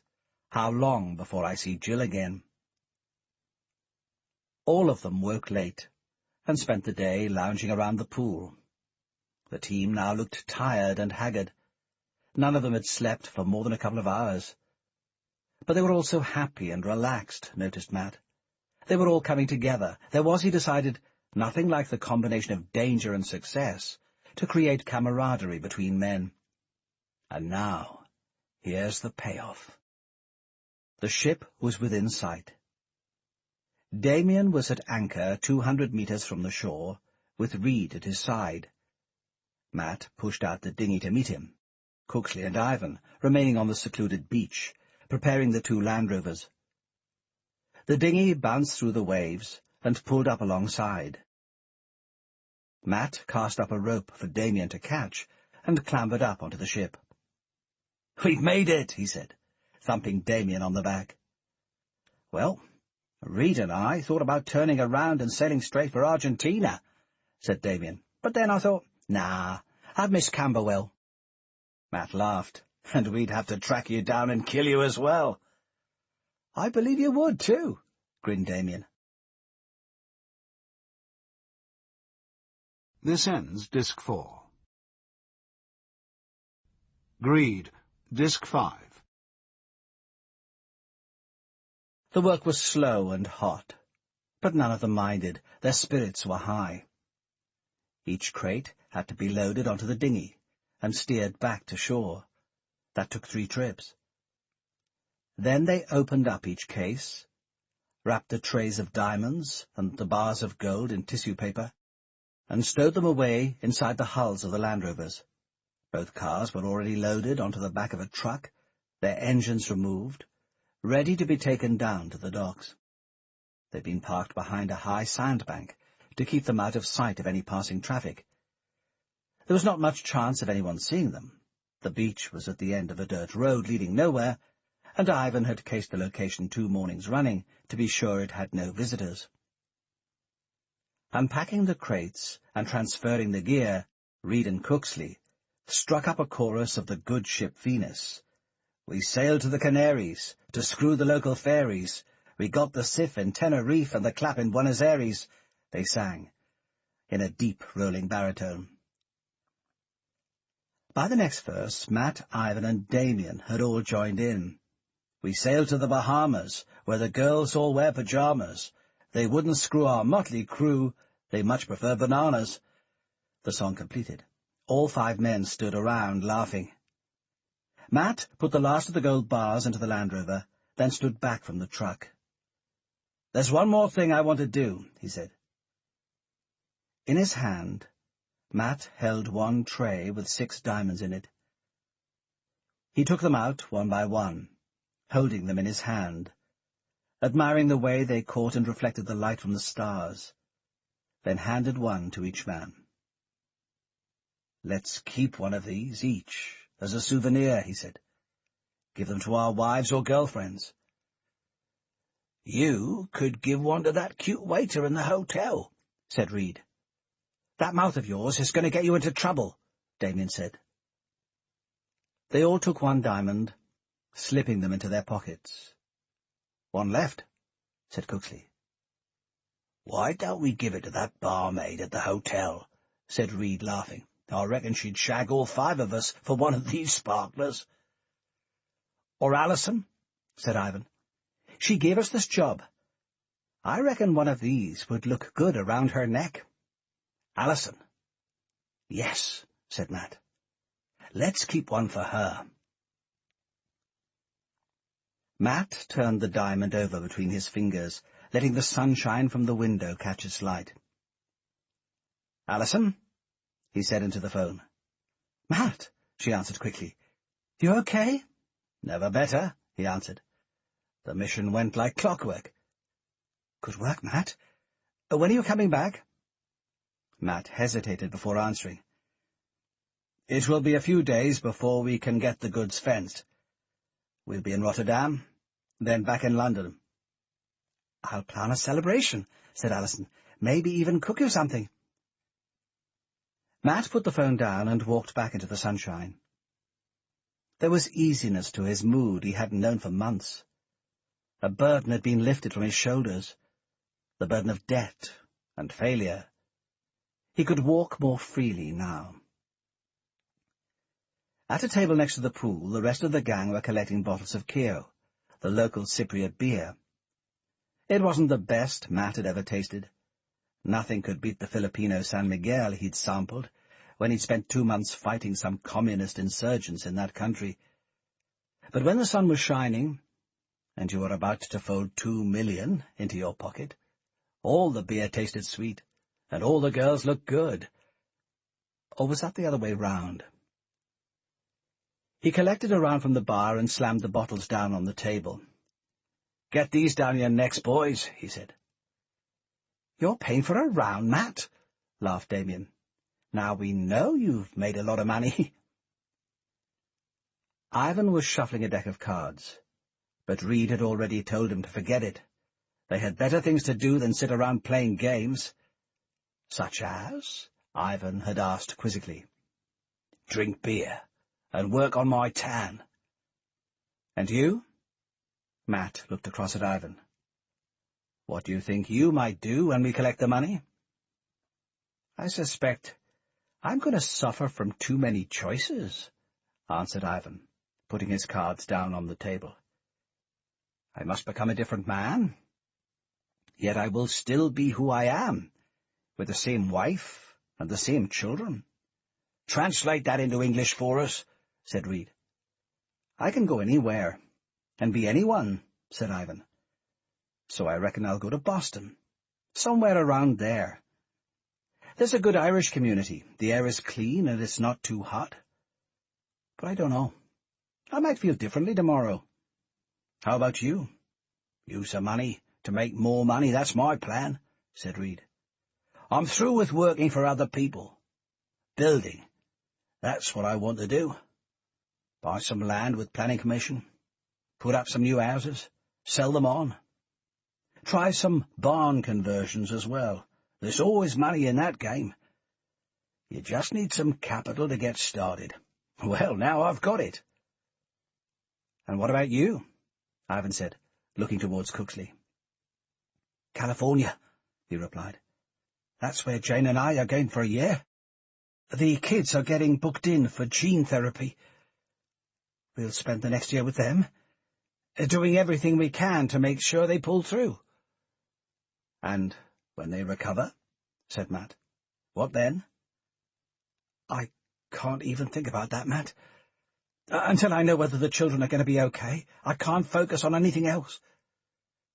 He paused, sipping on his beer, lost in his own thoughts.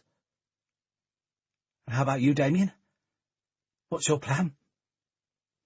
I'm with Reed, Damien answered. Money is for building, not spending. Sure, I'll spend a bit, but the rest I'm going to invest. The gangs in London are wide open right now. There's an opportunity for one man to take charge, impose his will, bring some order to the city, with the right amount of capital. That could be me. The Godfather? Right, said Ivan gently. Damien swigged back the remnants of his beer and reached for another bottle. Somebody get me a horse and a large carving knife. And you, Matt, said Ivan. You've brought us all together here. What happens to your 2 million? Matt glanced towards Damien. I get married. That's what, he said firmly. A new Porsche, my own yacht, a gorgeous babe hanging off my arm, and nothing to do all day but run and drink beer. And I'm happy. We risk our lives to make all this money, Ivan said. And when we get it, we do things we could have done with much less. You're saying we don't need the money? Said Cooksley. Ivan shook his head. I'm just saying maybe it's the pursuit we enjoy, not the possession of it.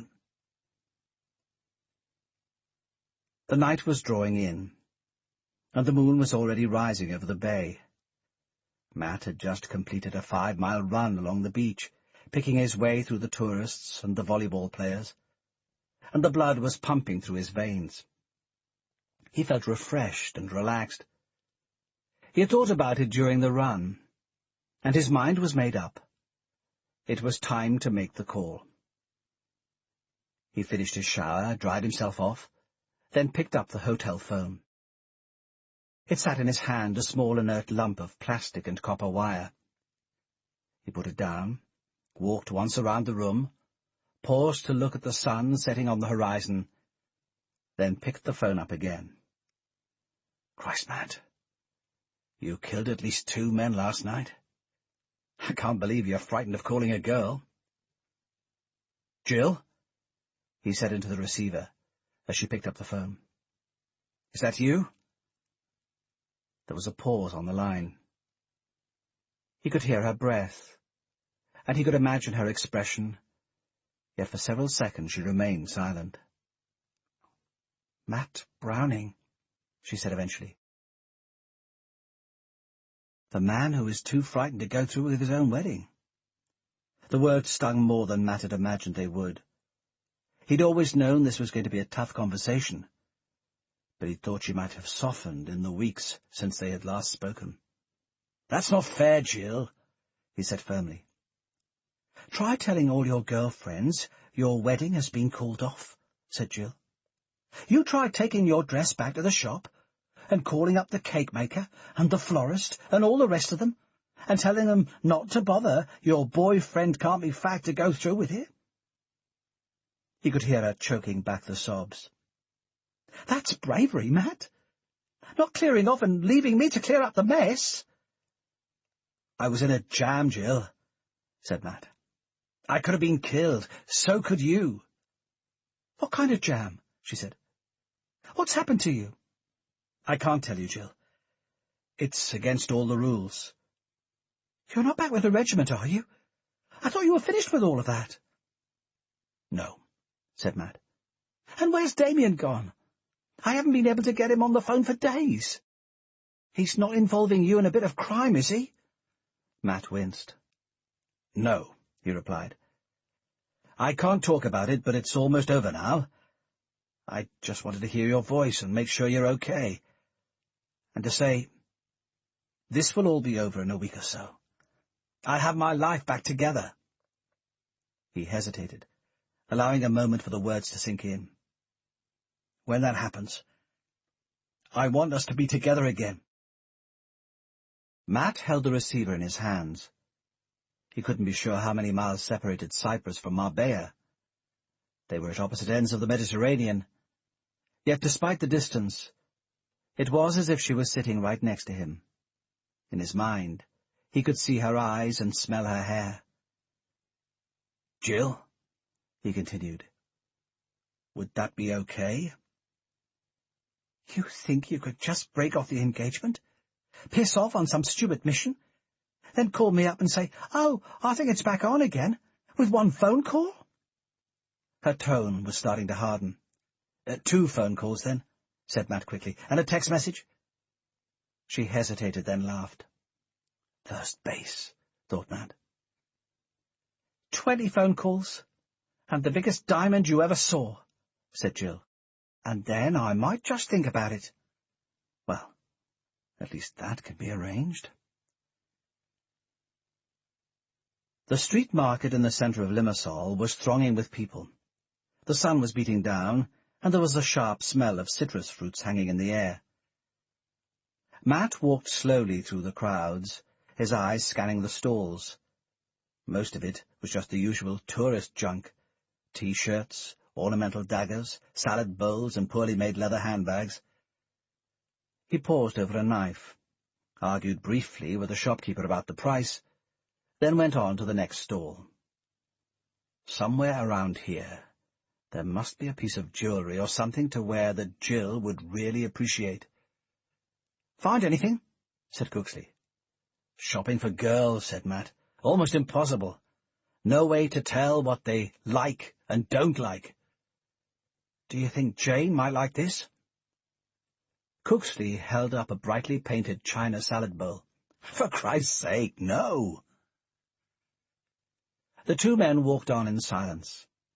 Around them tourists were haggling, stall-holders shouting, and a few locals out shopping.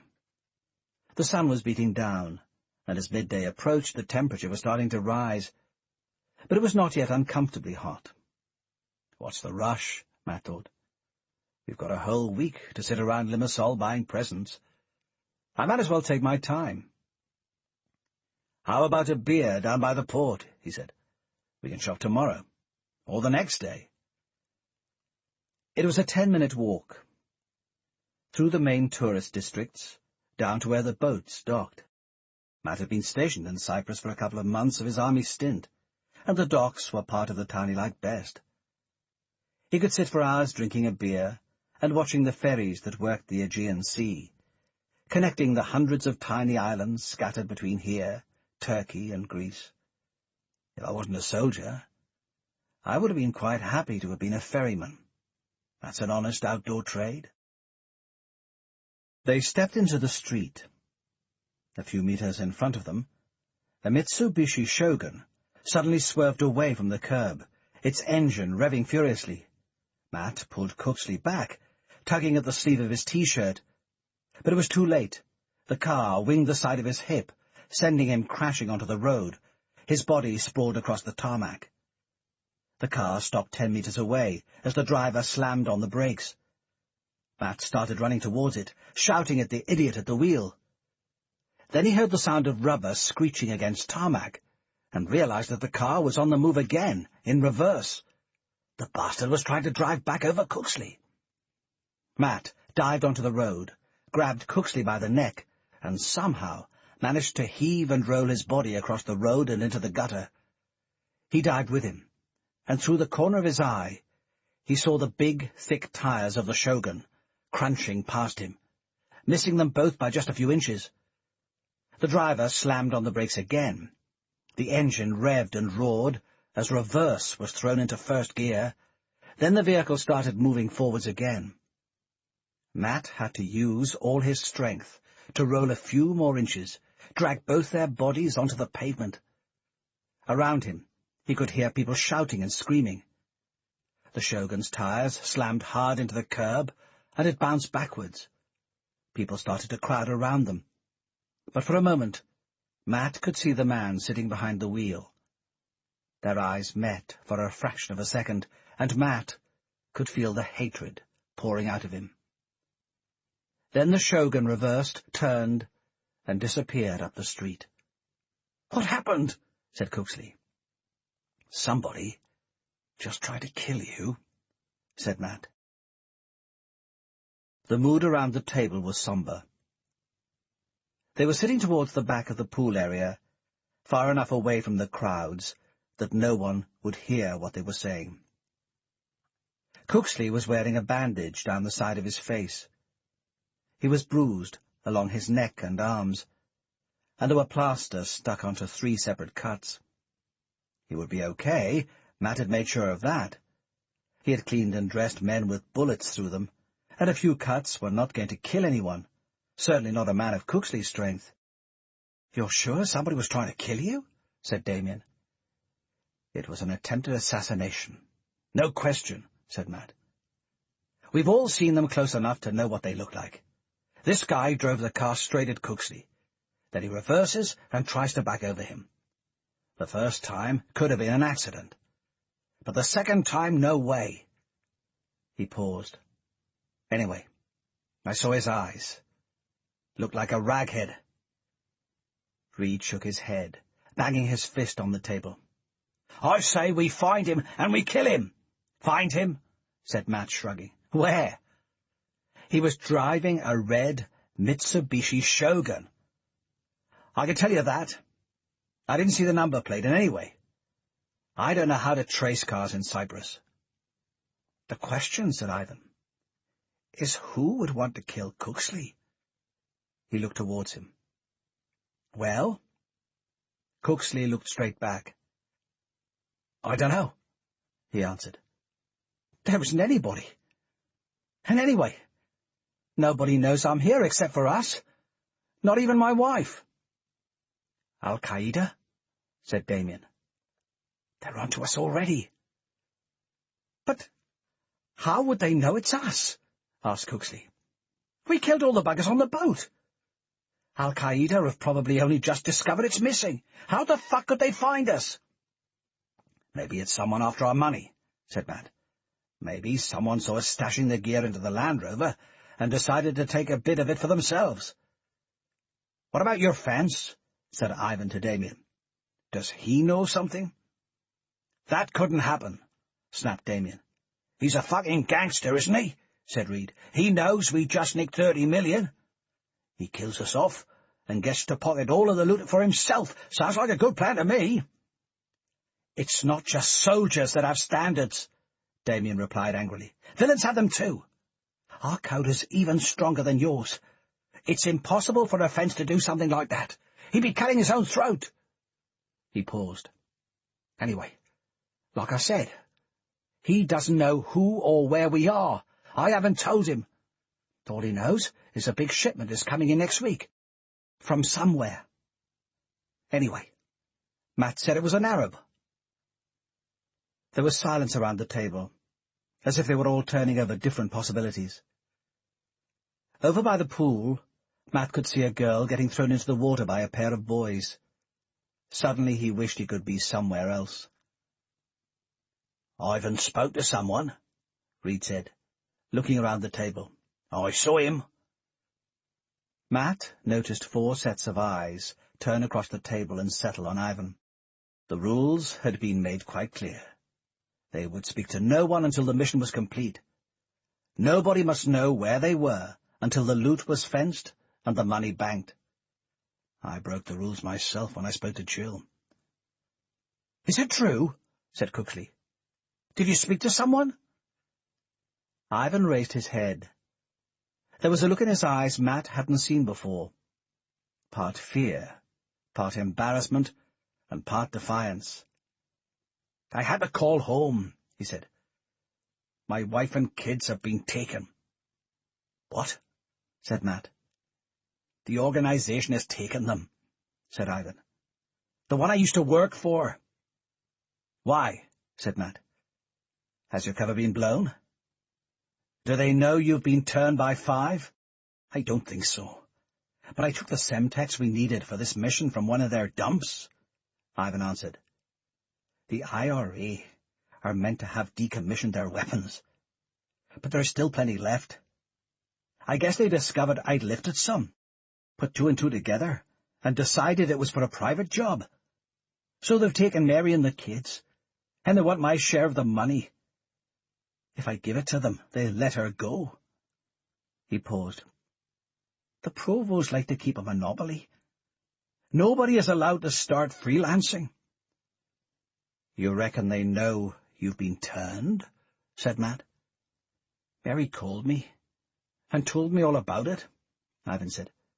"Said they knew I was doing a robbery, that's all, and they wanted the money." "I thought we agreed no contact," said Damien. "How did she know where to get hold of you?" "She sent me a text message. Then I called her back, simple as that." He looked around the men at the table. "Of course I left a way for her to get hold of me. I bet all of you have done the same." "Not me," snapped Damien. "I'll stick to my word." "And you guys?" said Ivan. "I haven't spoken to Jane, but yes, my mobile is switched on a couple of times a day," said Cooksley. "She could leave a message if there was an emergency." Reed nodded. "Same here," he said. "You never know. Something might happen to the kids." Matt leant forwards on the table. "If it's confession time, I called Jill," he said. "But I didn't tell her where I was." Ivan leant forwards, his elbows leaning on the table, the lines on his forehead creasing up. "Let me get this straight. You spoke to your girlfriend?" "I didn't tell her where we are," Matt repeated. "You owe a lot of money to a Russian gangster, Matt," Ivan said. "If he knew how much money you'd just taken, he'd be after you." He paused, looking around the pool area. "This is Cyprus. The place is crawling with Russian mafia, in case you hadn't noticed the accents in the bar. It's where they come for their winter holidays." "Let's get back to you, Ivan," Reed said, his face reddening. "If the Pyra know how much money we have, they'll be after the lot of us. Those guys would kill us for free, never mind 30 million. It's you that's the problem. You have been right from the start." "He's right," chipped in Cooksley. Ivan raised his hands into the air. "I'm not defending myself," he said. "Nobody is more worried about this than me. But I fight my own battles. If there's a problem, I'll fix it." "Once a traitor, always a traitor," said Reed, stubbing out a cigarette into an already bulging ashtray. Ivan turned to look at Matt. "Look, it was an Arab driving the car, you say?" Matt nodded. "Not an Irishman. The provost wouldn't go after Cooksley. They'd come after me." The first sign of trouble, and everyone starts turning on each other. "So we have 4 possibilities," Damien interrupted. "It could be al-Qaeda. It could be a local gang. It could be the IRA, or it could be the Russian mafia. Either way, you know what that says to me." He looked around the table, meeting the eyes of each man in turn. "We get the hell out of here, because whichever of those four it is, they already know where we are. And I don't want to be around when they catch up with us." Salum parked the Lexus LS 430 in the bay, next to the Fords, Vauxhalls and Rovers. A light drizzle was falling. Dark clouds had gathered in the sky, and even though it was only 3:30 in the afternoon, the night seemed to have started to draw in. He slammed the door shut, pocketed the keys, then walked swiftly towards the factory and the main office. For Ibrahim bin Asaf himself, to have asked to see him in person, he knew it had to be important. Field operatives rarely had any direct contact with their masters. That was not how the organization worked. Asaf Foods occupied a sprawling factory and warehouse on the outskirts of West Bromwich, close to Birmingham. It made Indian ready meals for supermarkets, irradiated chicken tikka masala that sat in the microwave for 5 minutes. Asaf had started the business 20 years ago as a young Pakistani immigrant. Now he was one of the wealthiest, most respected figures in the British Muslim community. If only they knew, thought Salem, as he strode across the factory floor. The infidels wouldn't be so keen on their curries then. He sat for a moment in the waiting room, glancing out to the floor below. He could see the giant machines slicing the battery chickens, spitting out the bones, and throwing the remnants into huge bins. Machine cutters were dicing vegetables, and conveyor belts dropped spices into huge vats of oil and grease. A small cloud of smoke hung over the factory, and the rich smell of raw curry powder infiltrated the building. Disgusting. A nation that has forgotten how to cook for itself has also forgotten how to defend itself. That is why they are weak, and we are strong. "Salam alaikum," said Asaf, standing up from his desk and shaking Salem warmly by the hand. "You are well, my brother?" Asaf was a short, compact man, who looked younger than his 53 years.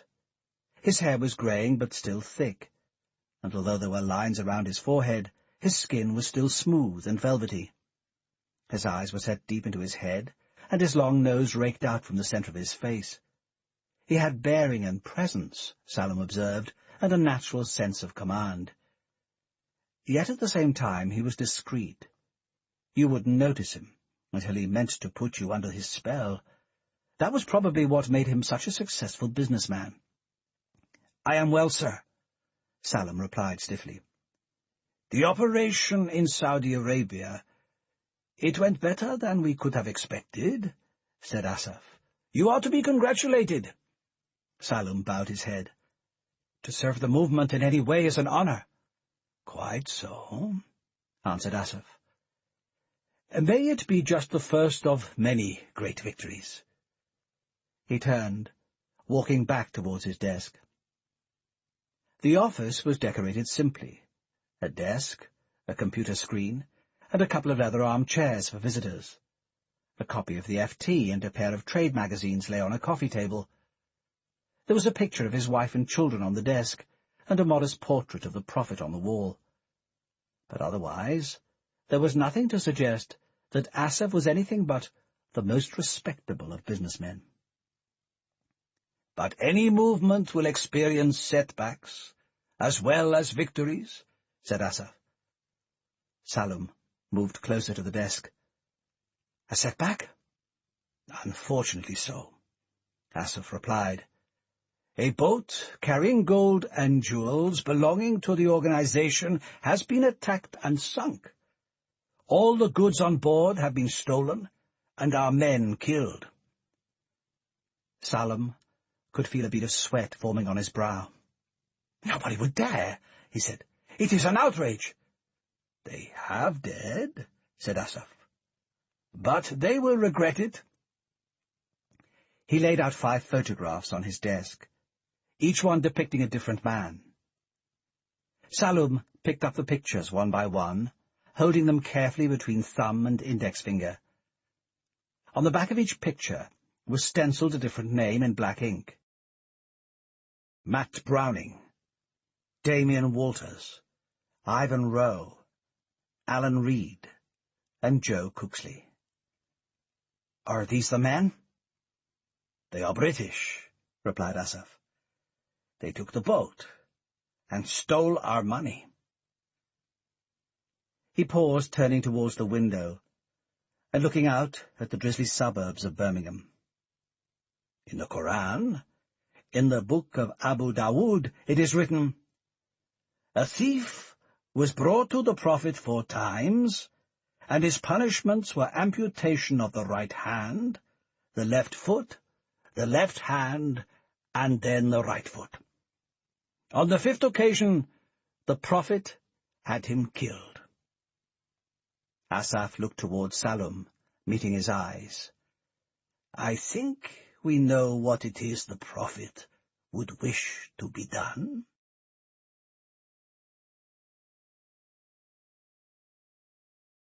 Chapter 12. This is where it started, Matt thought, looking up at the drab brick facade of the Holiday Inn Express on Wandsworth Roundabout. He walked briskly into the hotel, telling the receptionist that 3 rooms were booked in the name of Jim Arnold. Matt had pulled the name straight out of his head when he made the booking on the phone. "This way, lads. 2nd floor," he said. Cooksley, Reed, Damien, and Ivan followed him up the stairs. They'd flown back from Cyprus that morning on the first flight available. From Heathrow, they had made their way directly to the hotel. Matt had called Alison from the airport, saying they were back in Britain, and they needed a meeting, urgently. "When will she be here?" Reed asked. Matt checked his watch.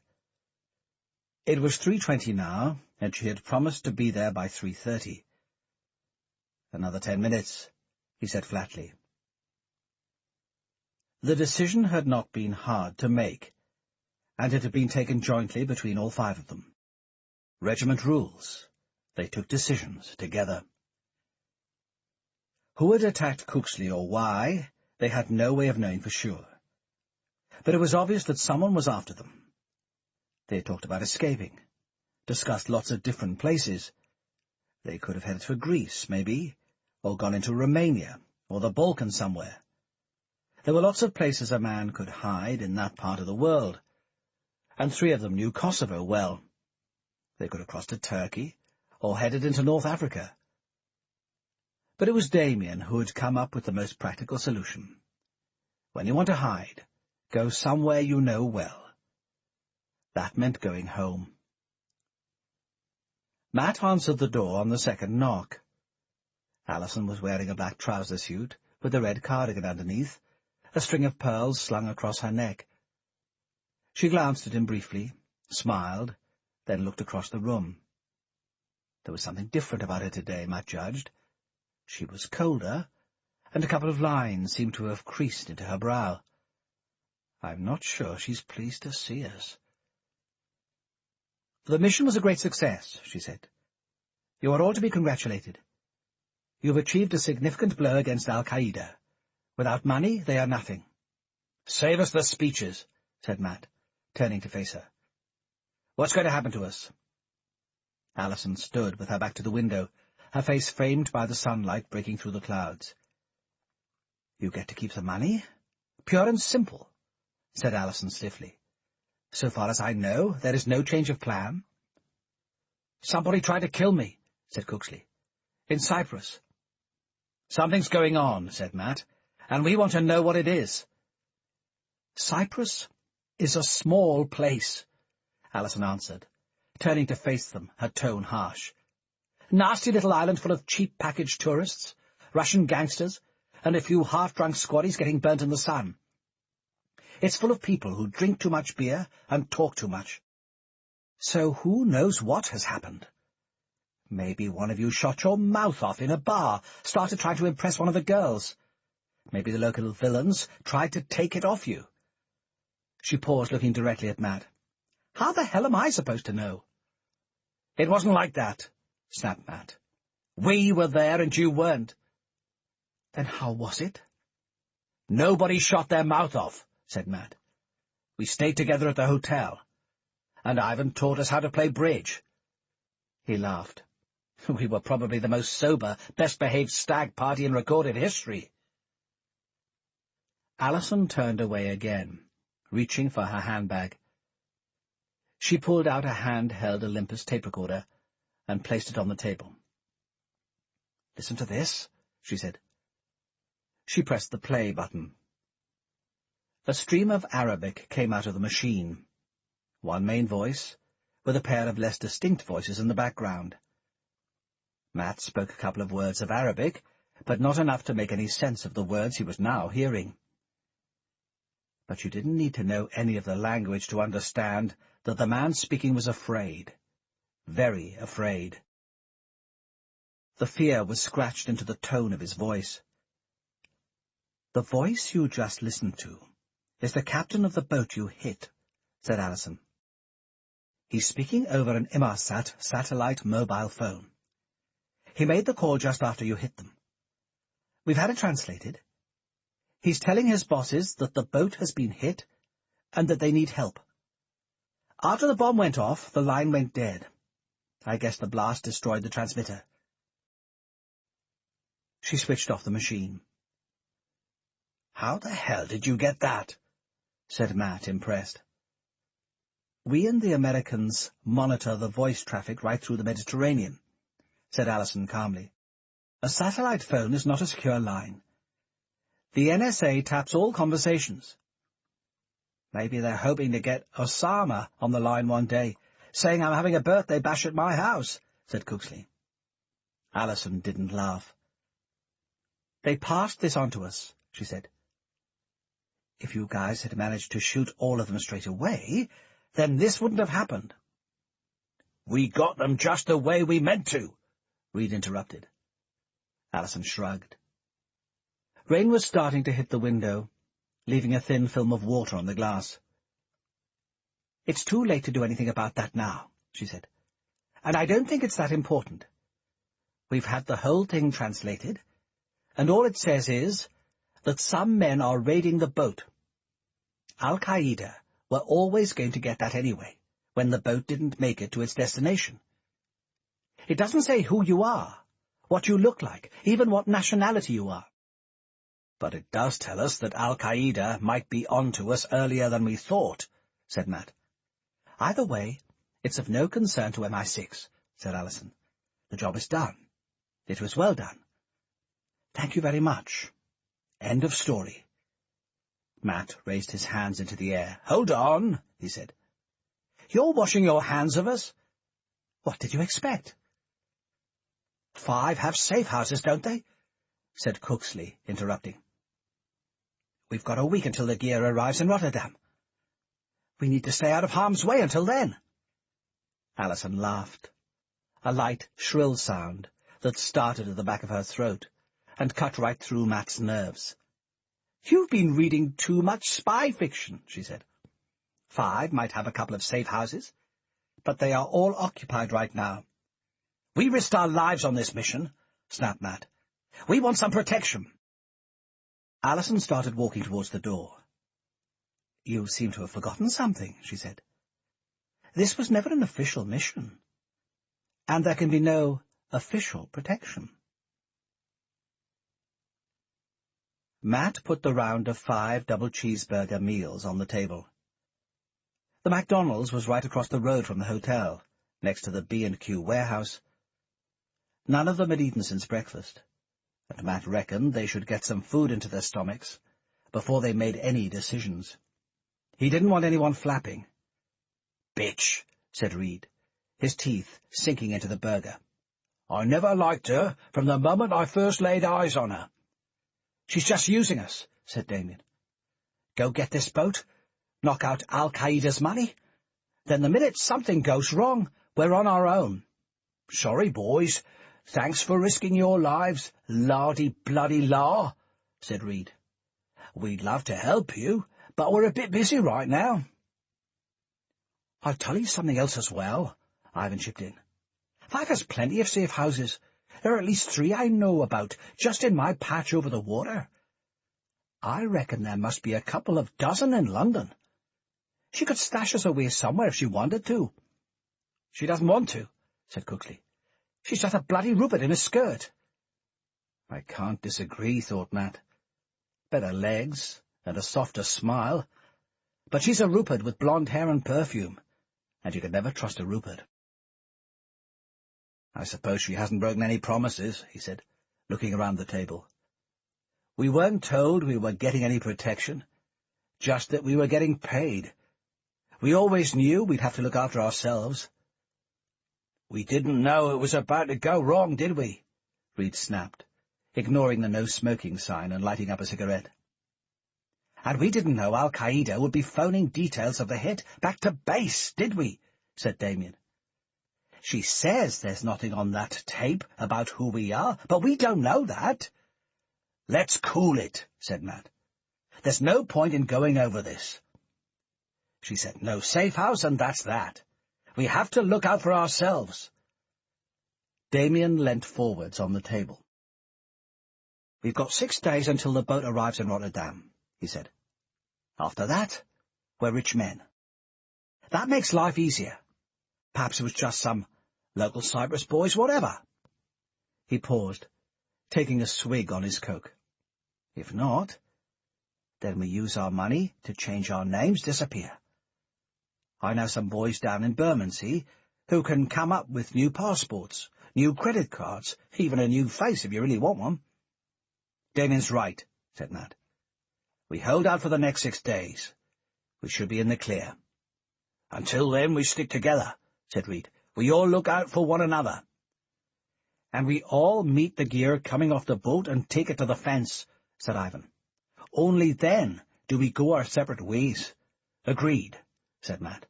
"For the next week, we should be on top of each other like a bunch of mosquitoes. Let's stay in this hotel until it's all over." Cooksley finished off the last of his chips. "Except for me," he said slowly. "I'm going home." Matt looked at him closely, but his face was made of granite. You could no more read it than you could read a piece of stone. "What's up?" "The kids have taken a turn for the worse," he said, his voice trailing away. "I have to be there." "I know a house you can go to," said Alison. "I don't know if it's safe, though." Matt looked up from the window to the doorway. His hotel room door was unlocked, and she had opened it without knocking. He had a pint of lager in front of him he had ordered up from the bar, but he was drinking slowly. From the window he could just see the Thames, but most of it was obscured by an apartment block.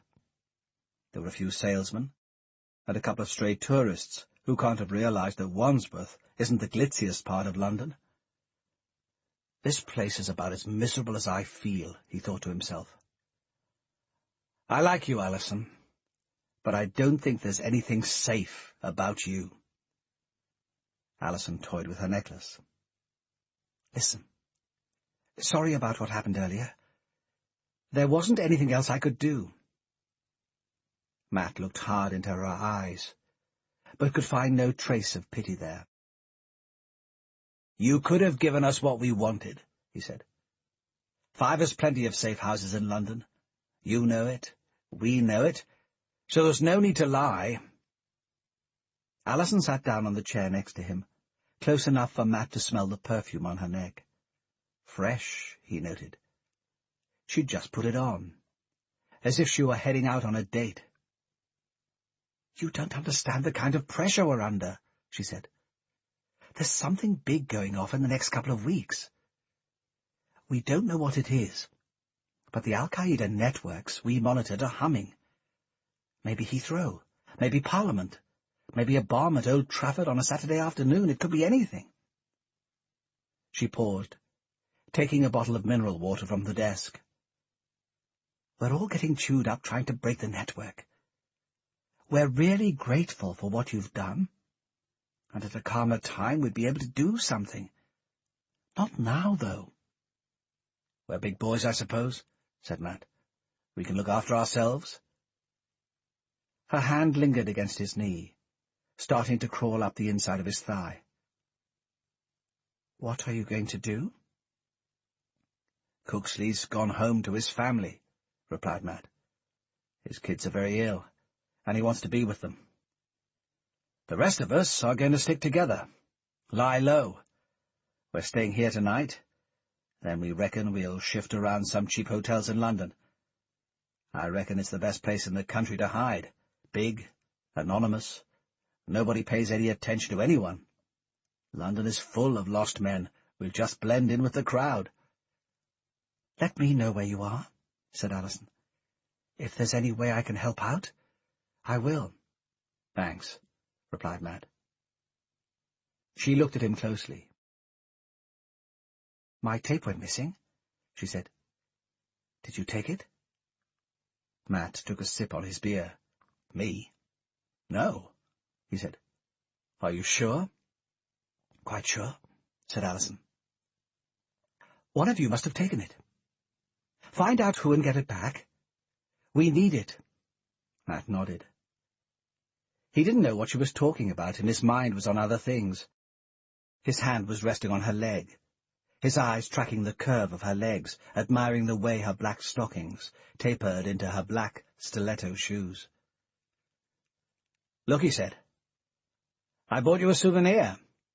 "For me?" said Alison, her smile widening. "How sweet!" Matt fished through his pocket.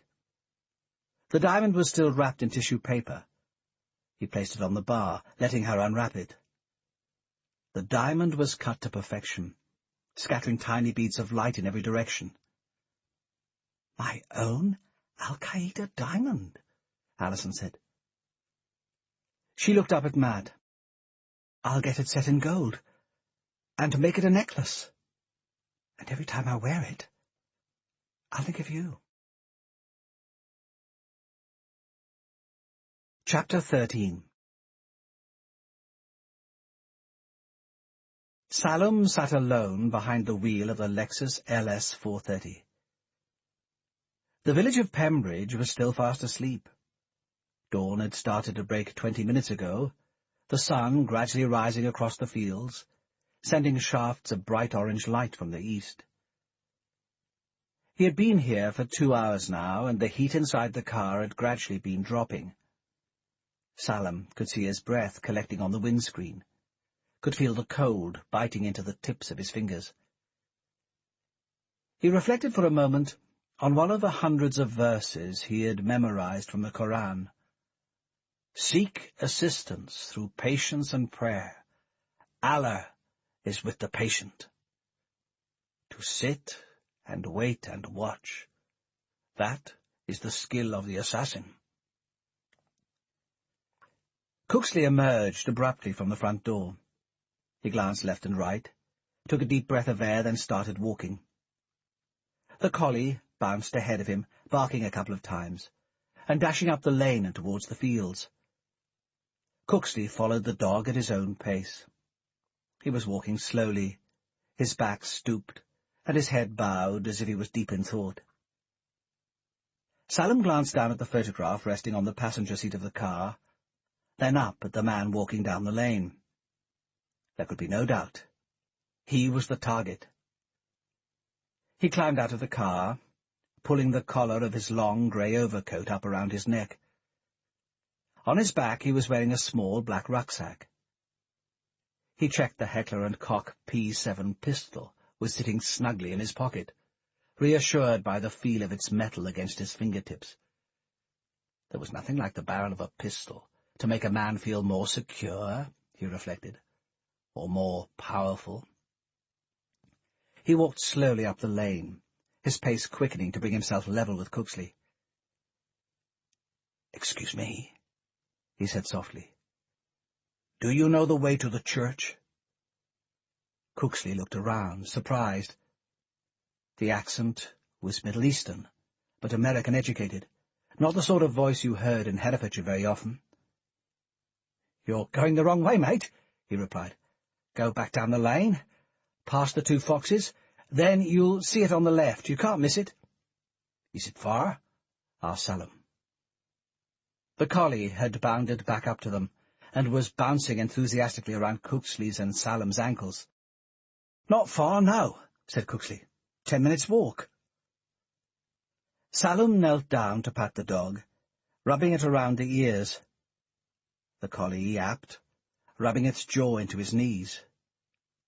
From his pocket, Salem pulled the P7. With his left hand, he took the dog's 2 ears in a firm grip, holding its head absolutely still. With his right hand, he jabbed the pistol into the animal's fur, pressing it into the skin just between the ear and the eye. From there, the bullet would smash straight through the dog's brain, killing it instantly. He squeezed the trigger. The dog whimpered momentarily, and a trickle of saliva dripped from its open jaws. It collapsed onto the ground, blood spilling from the wound that had opened up in its head. Salem jumped swiftly backwards, letting go of the dog's ears, and jabbed the barrel of the P7 hard into Cooksley's ribs. He could feel the metal pressing tightly into the skin. He twisted his wrists downwards, so the gun was pointing upwards. This man, he knew, was a trained soldier. He would know that the bullet from the gun, fired at that angle, would travel right through his rib cage and up through the bottom of his heart. He would die instantly. "Don't say a word. Don't even move," muttered Salem. His eyes looked into Cooksley's face. He could see no fear there, just the ticking of a mind, looking for some method of escape. "Go back down towards the house," said Salem. "Don't say anything. Don't run." They walked slowly for the 200 yards back to the house. Cooksley ahead, Salem at his side, the pistol wedged into his ribs. Cooksley stopped outside the front door, opened it, and held it ajar. Inside, Salem could hear the sounds of children playing, and their mother talking to them. "Run, love! Run!" Cooksley shouted, as soon as the door was open. "Grab the kids and run!" "Shut up!" shouted Salem. "You'll only make it worse for yourself." He grabbed Cooksley's hair, yanking his head back hard. He forced the pistol into his throat, pushing him down the hallway. He could see the woman and the 2 children in the kitchen staring at him, their mouths open. Tears were starting to stream down the cheeks of the smaller of the 2 boys. "Do exactly what I tell you, and you won't get hurt," he shouted towards her. "Don't do it, love," Cooksley shouted. "He's a lying bastard." Salem pushed the man hard against the wall, which shook with the force of his weight, and a piece of ornamental china crashed from the shelf onto the floor. Salem could hear the woman screaming. Cooksley lunged towards him, his fist raised and his muscles clenched, ready to smash into his face. Salem swiveled and ducked, his movements elegant and delicate.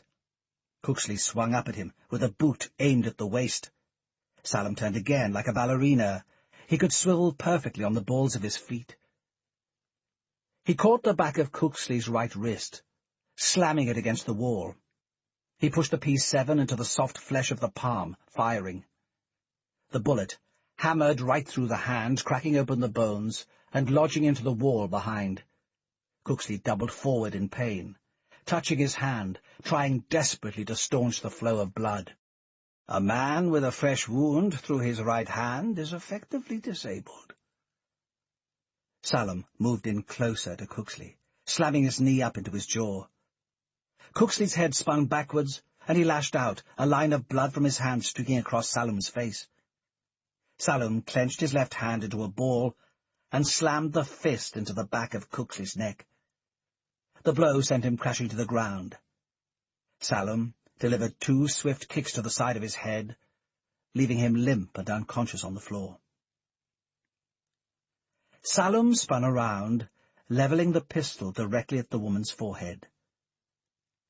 "I'm a reasonable man," he said. "Stop screaming. Do exactly what I say, and you won't get hurt." With his left hand, he threw a pair of plastic cuffs down on the floor. The woman looked at her husband lying slumped next to them. Tears were streaming down her face. From the kitchen, the sound of the children's screams could be heard. "Bind him," barked Salum, "and shut those kids up." She shook her head. Salum kept the gun trained on her, moving backwards. He took the elder boy by the hand and led the child towards the front room. The toddler looked nervously at his mother, then down at his father, and wet himself. He stopped crying, biting his lip. Salum could feel the boy's hand shaking. He levelled the pistol with the top of the boy's skull, its muzzle resting in his black hair. He looked coldly towards the woman. "Do exactly what I say," he repeated. "Tie him." The woman picked the plastic cuffs from the ground. She fastened them around Cooksley's hands. She wiped away the sweat from his forehead, then leant forward to kiss him just between the eyes. "Just bind him," Salum barked. She snapped the cuffs into place. Callum ran towards his mother and threw himself into her side, gripping onto her legs. Danny ran out from the kitchen and looked edgily at Salum, then hung onto his brother's legs, sucking furiously on his dummy. "What do you want from us?"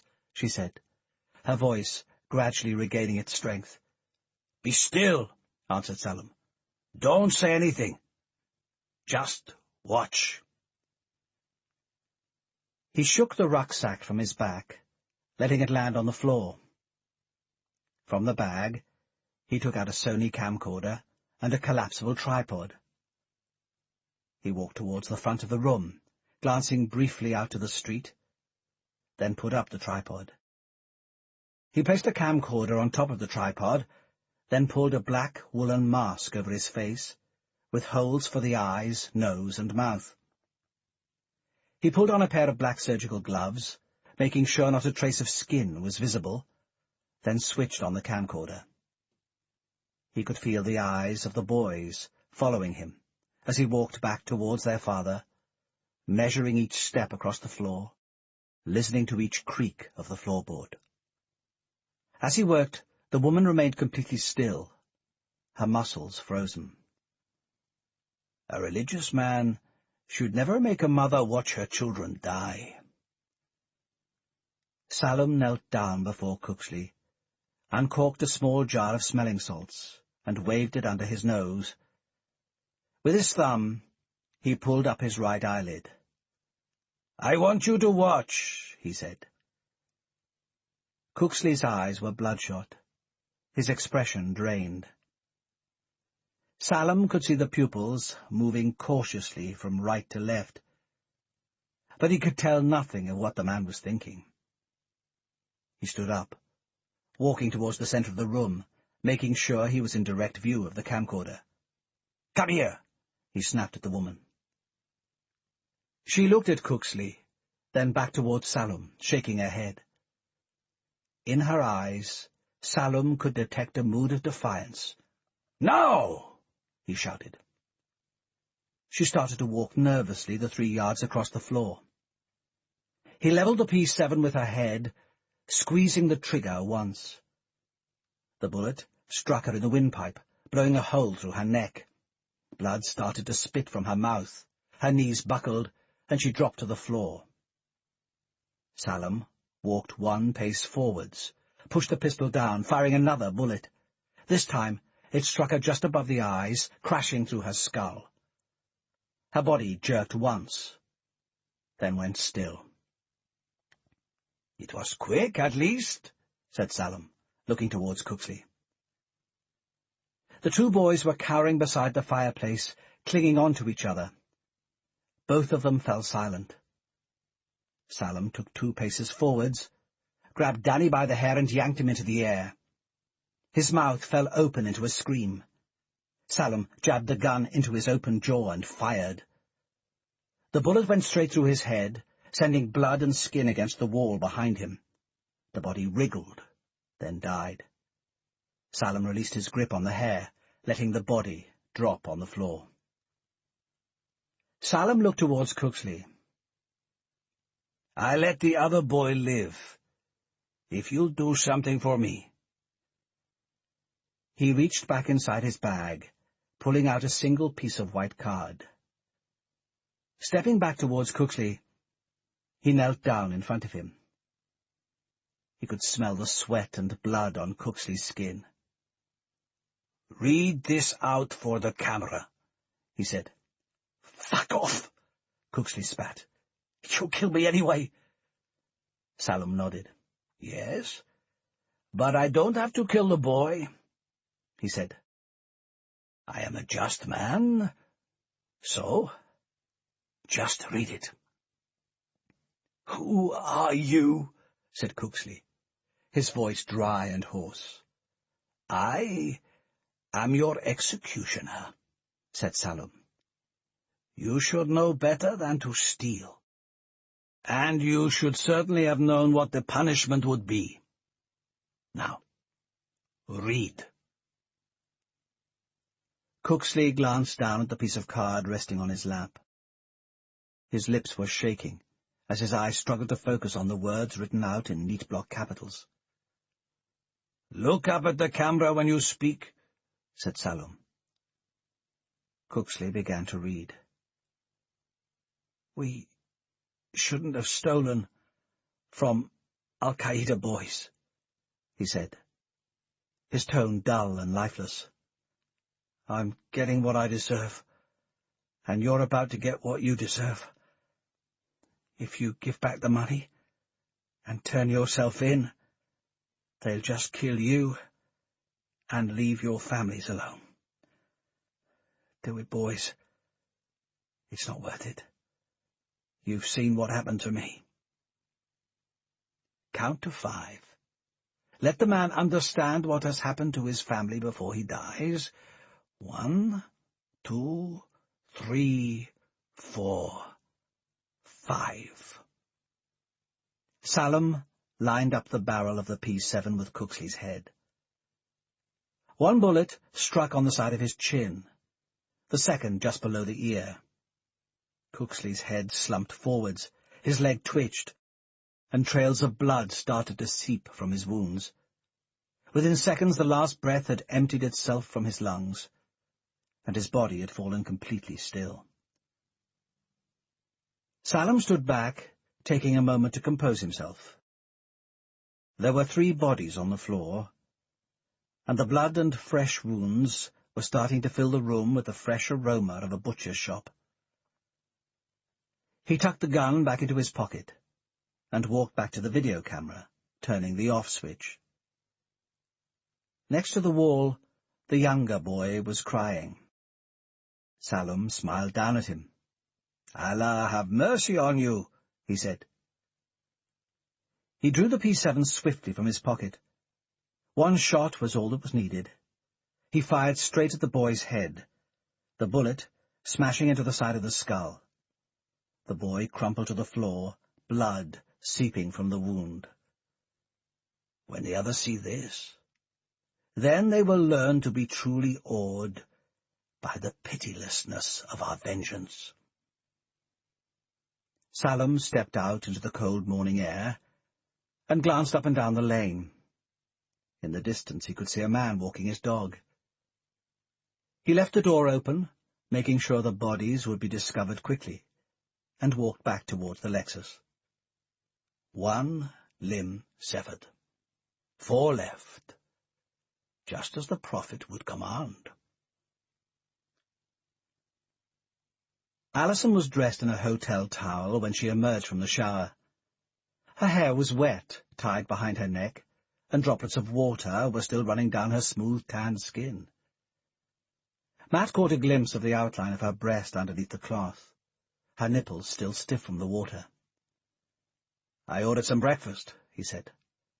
"How sweet," she replied, her lips breaking into a broad smile. "A man who can slaughter a boat full of al-Qaeda, then provide breakfast. What more could a fired girl ask for?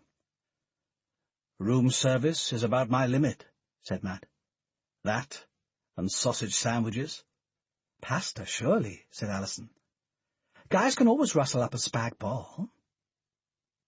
Matt spread a thick layer of butter and jam on his toast and started eating.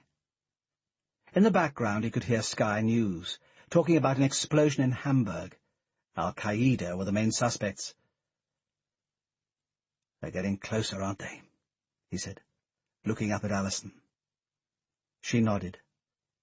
"There's going to be something in Britain soon. If we don't break them first." "It makes me want to rejoin the regiment," said Matt. "You've done your bit," said Alison. "You can't save the world all by yourself."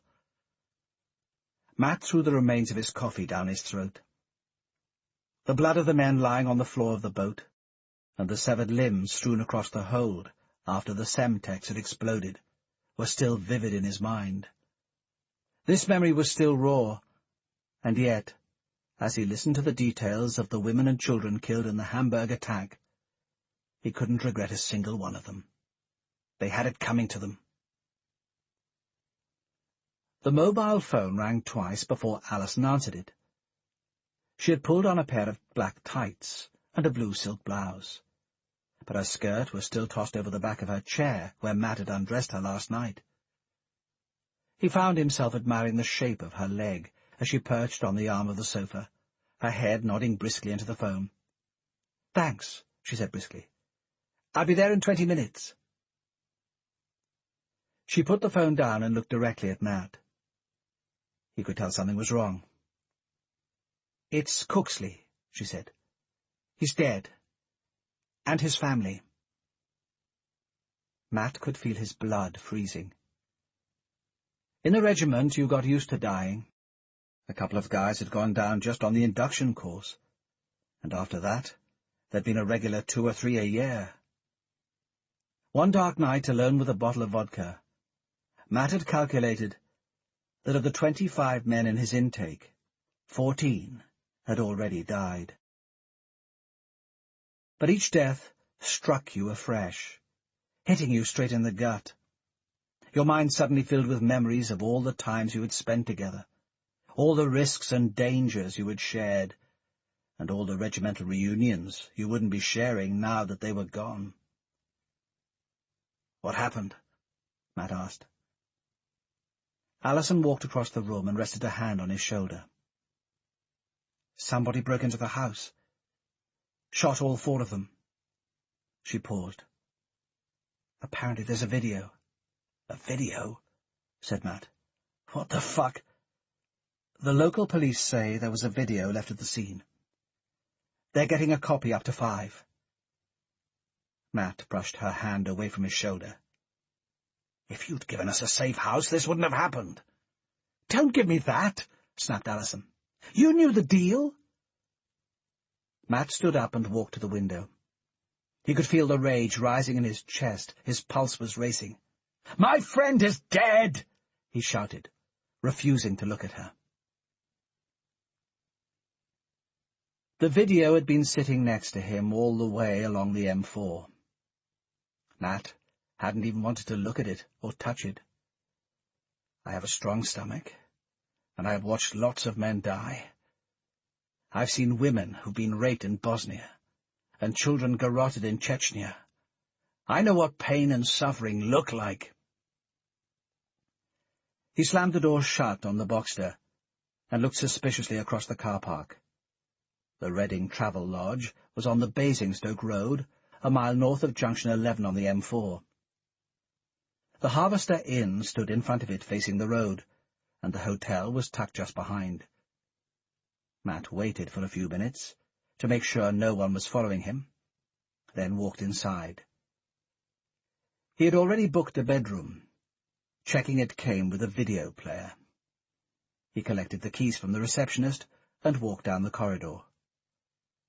He had spoken to Ivan, Damien, and Reed right after Alison had told him of Cooksley's murder. It was too dangerous to stay at the hotel in Wandsworth. Somebody was clearly onto them, and for all they knew they might be watching the place. "Let's gather in Reading at 3 in the afternoon," he told them. Alison had promised that the Herefordshire police could get a copy of the video up to London, and that she could give it to him by lunchtime.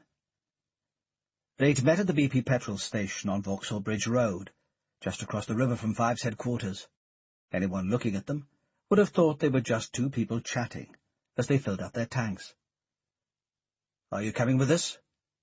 Matt had asked, as he tucked the video into the pocket of his coat. "No," Alison had said, with a swift shake of her head. "You're on your own." The words were still playing in Matt's ears as he swiped the card through the door and let himself into the room. "We're on our own. Well, that's fine. That's how we fight best, as a small unit, following nobody's orders except our own." He waited for 10 minutes.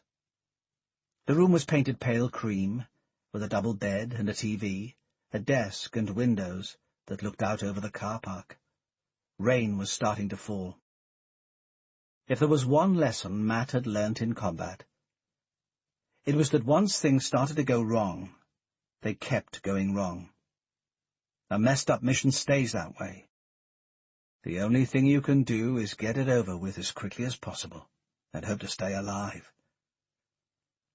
Ivan, Damien, and Reed looked sombre as they walked into the room. They had taken a train up from London together and caught a cab from the station. Their faces were drawn, their expressions shattered. "We'd better watch this," said Matt, slotting the video into the player. He picked up the remote and pressed play. The picture sprang to life on the screen. Matt braced himself, taking a deep breath. "The next few minutes are going to be amongst the most horrible of my life."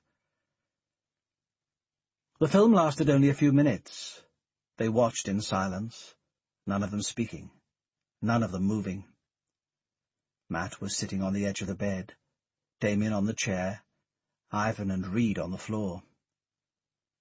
The first shot showed the man in the mask moving across the room. They watched as Sarah was killed, then the first of the children.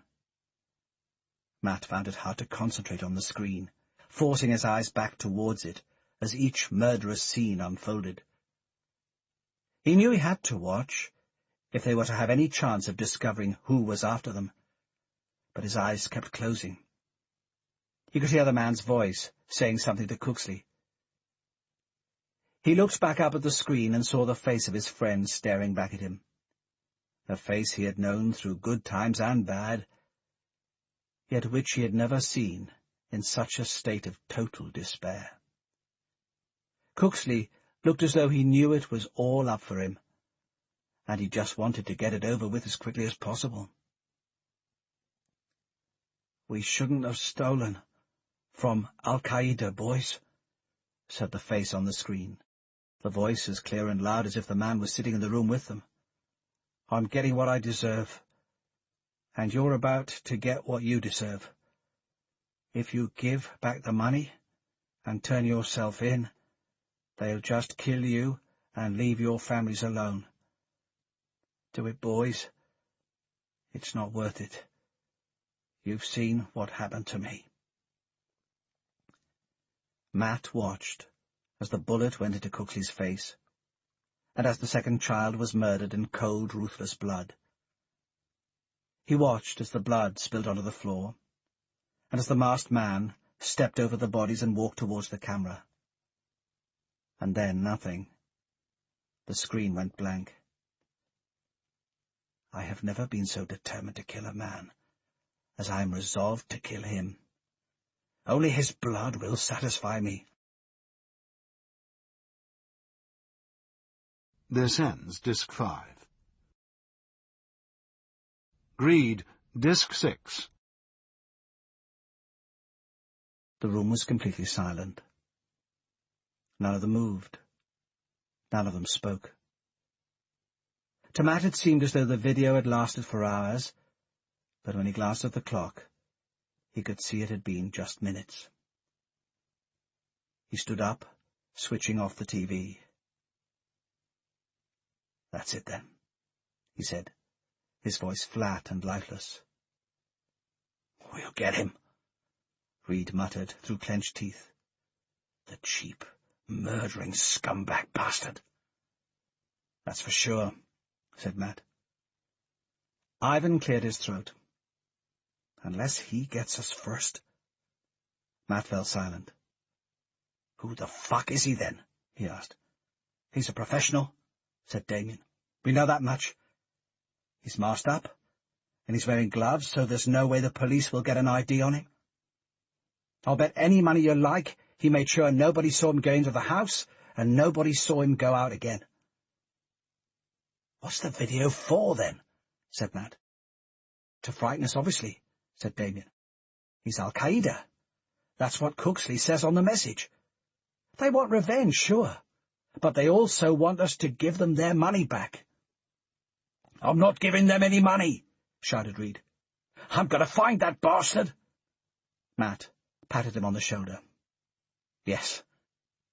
But the point is, who is he? And where do we find him? Across the room, Ivan was shaking his head. With due respect, that's not really the point, he said. Matt looked up at the Irishman. He was leaning against the wall close to the window, his head bowed down in thought. He was speaking softly and clearly, and for a moment Matt found himself wondering why Ivan didn't seem more shocked by the scenes they had just witnessed. What is the point, then? He found Cooksley so easily, Ivan said, his voice slow and deliberate, as if he were thinking over the issue to himself. First, Cooksley gets attacked in Cyprus. So we come back here. The rest of us stick together. He goes home, and within 24 hours he's dead. How can that possibly happen unless this guy knows exactly who he is and where to find him? Matt thought for a moment. Ivan was right. How could he possibly know? Now, Ivan continued, the most obvious explanation for that is that someone told him. One of us. Don't be ridiculous, Matt snapped. Why in hell would any of us do that? I don't think you play enough bridge, said Ivan. Think through the maths of the situation. We were going to be collecting 10 million next week. Split 5 ways, that makes 2 million each. Now one of us is dead. I assume we split the money 4 ways. That makes 2.5 million each. I'm sad about Cooksley. But I'm also 500,000 richer. That sounds like a motive to me. Reed stood up, his face reddening. There's only one person who'd do that, he shouted. And that's a lying, treacherous Irish provo bastard like you. I knew we should never let you into the gang. You've been troubled since we started. Matt held Reed back. Bloody cool it, man. We're not going to start killing each other and doing al-Qaeda's work for them. Reed stepped back, his face sullen. I know you don't trust me. But if it was me, why would I raise the issue? Ivan said. That would be pointing the finger at myself. Well, it's not one of us, is it? Barked Reed, his gesture including Matt. We're soldiers, not terrorists. What about him? Ivan nodded towards Damien. He's a gangster. Damien grabbed Ivan by the throat, snarling into his face. Say that again and I'll kill you. You would raise the issue to cover yourself. I'm not falling for your double bluff.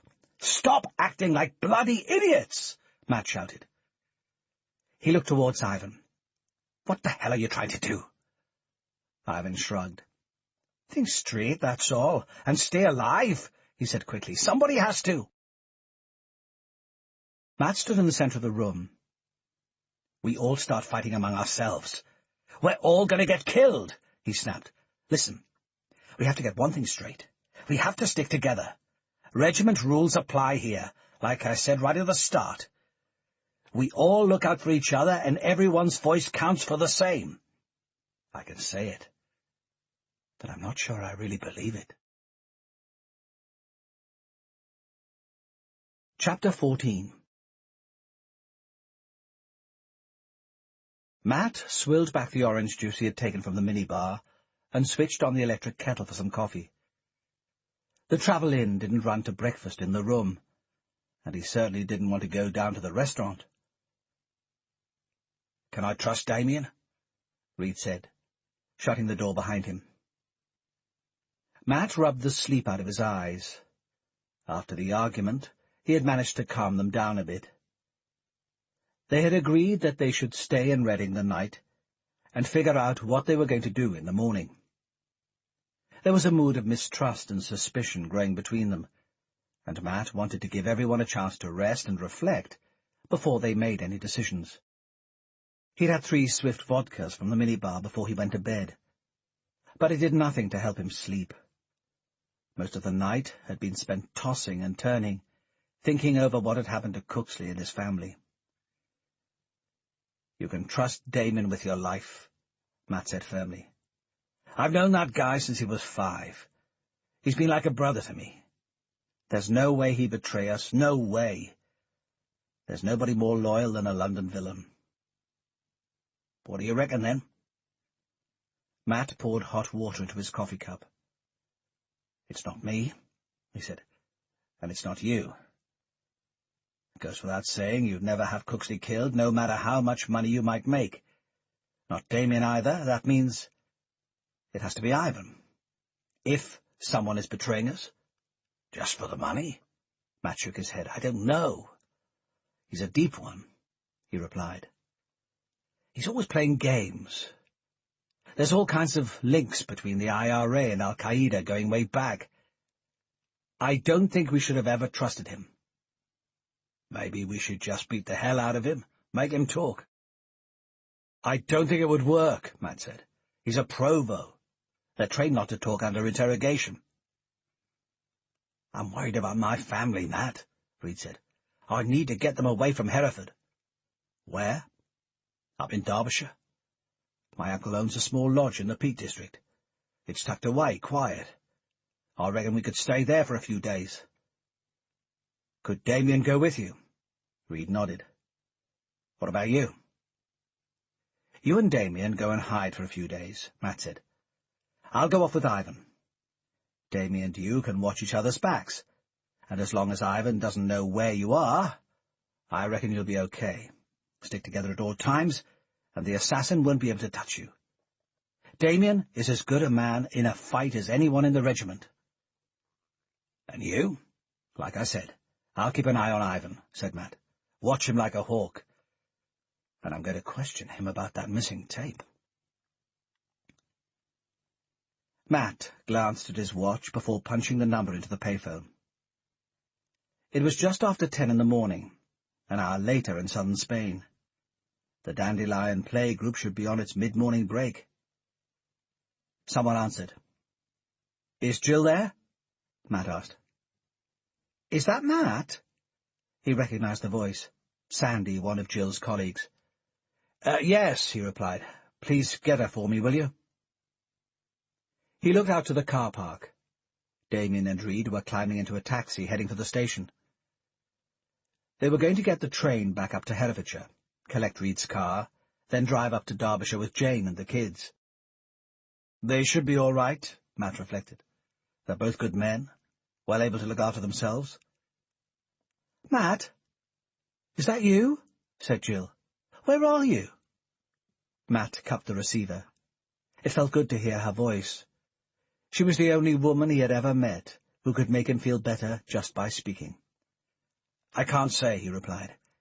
"I just wanted to check in and see if you're okay." "What's happening to you, Matt?" she said, her voice full of anxiety. "What are you doing?" "Work. That's all," Matt replied. "Security stuff. But it's all got a bit pear-shaped. I need a few more days to sort things out. I just wanted to check you were okay." There was a pause. Matt didn't need to be able to see her face to tell what Jill was thinking. Anger and confusion were in her voice. "Some men were hanging about watching us a couple of days ago," she replied slowly. "I was walking home with Sandy, and they gave us the jitters. They didn't whistle or jeer or anything. Just watched. Christ, thought Matt. Kazanov's boys, or worse. Anyone talks to you, or approaches you in the next few days, stay out of their way. What's happening, Matt? She said quickly. No one's coming after me, are they? Matt hesitated. Let's just say the next few days are a bit tense for me, he replied. Anything starts to happen, pack your bags and go away for a few days. Everything will be okay in a few days, I promise. He paused, holding the phone closer to his mouth. Trust me, Jill. Everything will be all right. The Prince of Wales in Darling Road, just off the Hammersmith Broadway, was a dark and gloomy pub. The upperification of the 1980s and 1990s had passed it by. There were no stripped pine floors, no racks of Australian Chardonnay or South African Shiraz lining the walls, no ciabatta burgers chalked up on the wall, just frayed and tatty red velvet chairs, a beer-soaked carpet, and a barmaid who'd never see 50 again. Matt could have used somewhere more cheerful. He needed something to lighten his mood. His nerves were still shaken and his head was aching from the lack of sleep. Still, Ivan had wanted to come here. In moments of danger, we go back to the places we know. I'm worried, said Ivan, pulling up a bar stool. We're all fucking worried. They had taken the train down from Reading. Matt had left his car parked in a side street. He'd pick it up after all this was over, if some of the local villains hadn't nicked it.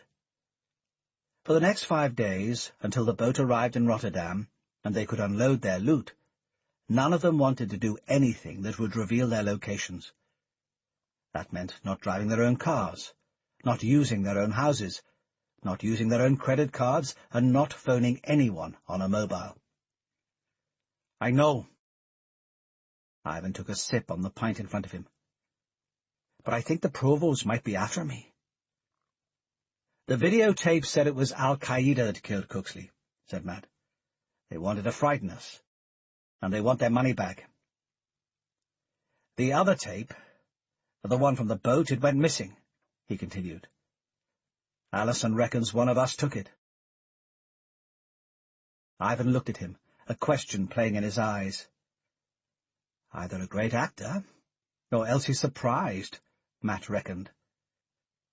Why would anyone do that? Ivan asked. Matt drummed his fingers on the table. Beats me, he said.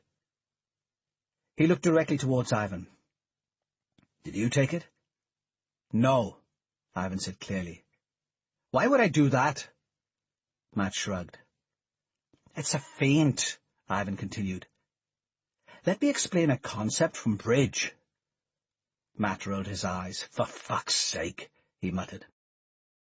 You have some high diamonds, but you need to get rid of the other fellow's ace to win those tricks. You play a dummy card, misleading the other players, and try to force their card out of them. He paused, glancing through the pub, making sure he couldn't be heard. I can't help feeling that Cooksley's murder was a dummy. Provost posing as al-Qaeda, that's bloody ridiculous. Not if they wanted to get at me, Matt. I think they suspect I've been turned. They know about a robbery, but how much do they know?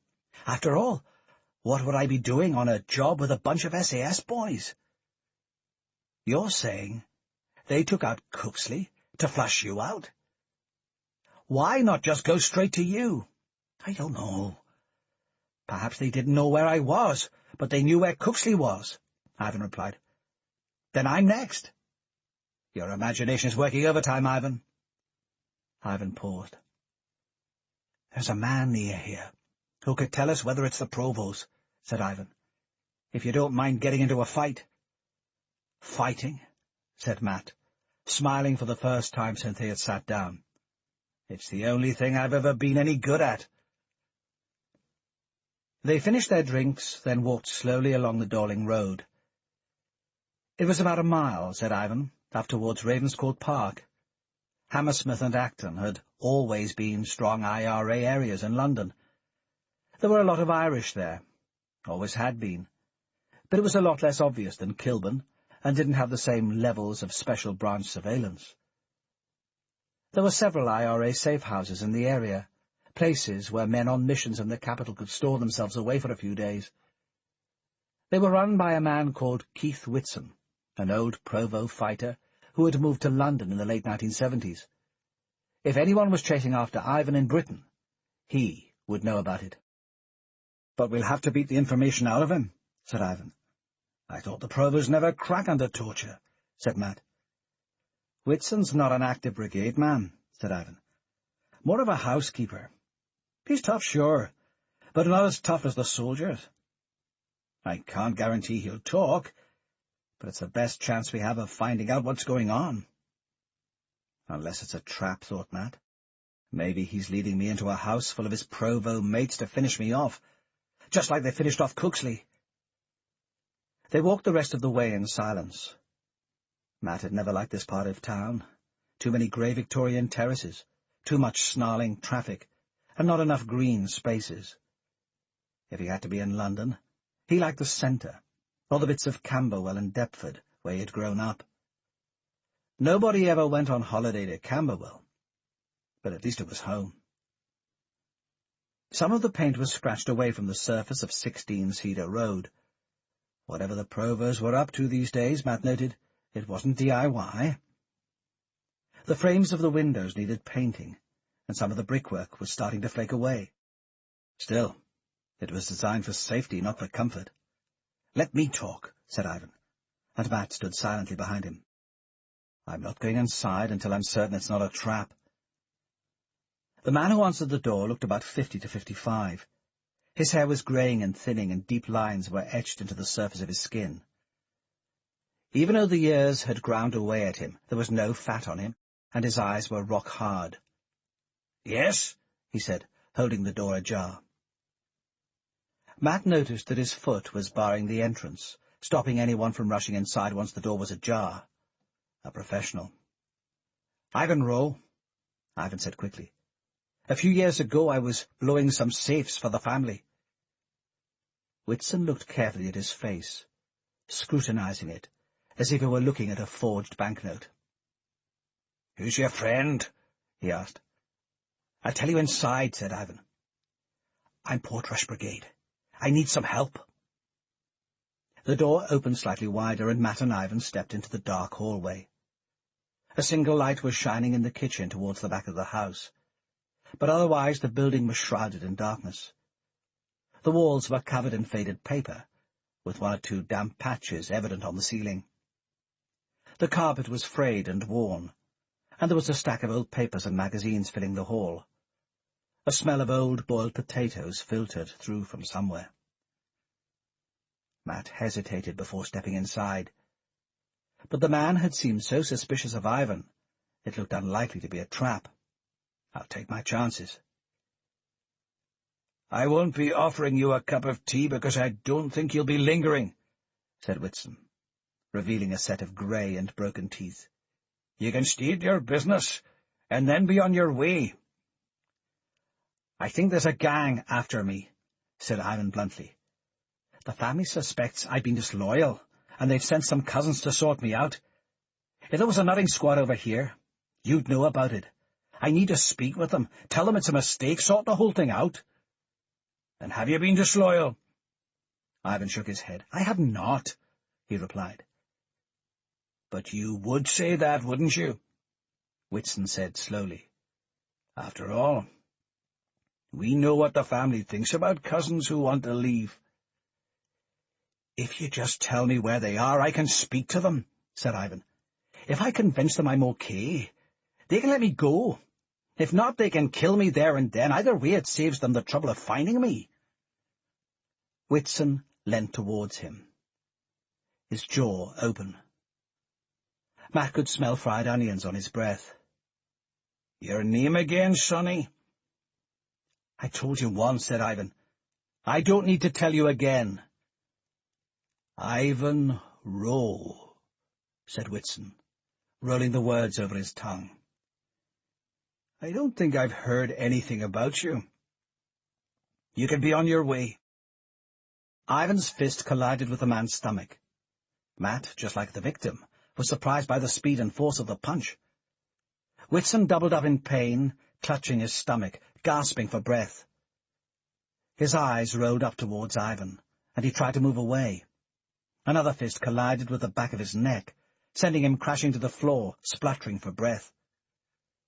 "Tell me who's looking for me, and then I'll stop hitting you," Ivan shouted. "No one's looking for you, you idiot," Whitson snarled, spitting onto the floor. The side of Ivan's foot smashed into his rib cage. Matt could hear the sound of a bone snapping, and Whitson's face screwed up in pain. "Tell me!" shouted Ivan. "Fuck off! There's no one!" Whitson screamed. "Hold him down," said Ivan, glancing towards Matt. Matt knelt, half his weight on Whitson's chest, pinning back both his arms. At his side, Ivan slapped the back of his hand hard against the man's face. Matt winced. He could smell the vomit rising in the man's throat. He's an old guy, he thought. There's not much punishment in him. "Keep holding him," Ivan said curtly. Matt dug an elbow into Whitson's chest, crushing the air from his lungs and pinning him to the floor. He moved his hand up across the neck and used the back of his hand to force Whitson's mouth open. He could hear him struggling for air. "Tell me where they are!" shouted Ivan. Whitson coughed. "There's nobody looking for you. I swear it." Ivan smashed his fist into Whitson's face. Matt could feel the force of the blow trembling through the old man's body. "If that doesn't make him talk, nothing will." "There's no fucking hit squad after you," croaked Whitson. "Just tell me where they are, and I'll stop hitting you," Ivan said coldly. "There's no one. You have to believe me." "Hold the fucker harder," said Ivan, looking towards Matt. "There's nothing," Whitson hissed, the voice gradually trailing away to a whimper. "There's nothing." "I think he might be telling the truth," said Matt, looking up at Ivan. But Ivan slammed his fist into the man's face once again, cutting open the skin. Whitson wriggled, then Matt could feel him falling completely still. There was no sound at all. Matt put his hand up over the man's mouth, but could feel nothing. "Christ," he said, looking up at Ivan. "He's dead." "Weak heart," said Ivan matter-of-factly. "Common with a man of that age, particularly when they eat too much fatty food. The pain builds up the blood pressure, and the heart cuts out. Happens all the time." Ivan's capacity for sudden explosive violence was one side of the man's character Matt had not expected. "As if we weren't in enough trouble already," he said. Ivan stepped away into the darkness. "But I think he was telling the truth," he said. "There's nobody looking for me." Matt stood up. "You killed the man. Just like that," he said. "Once we start questioning him, he knows we think someone is looking for us," said Ivan, looking closely at Matt.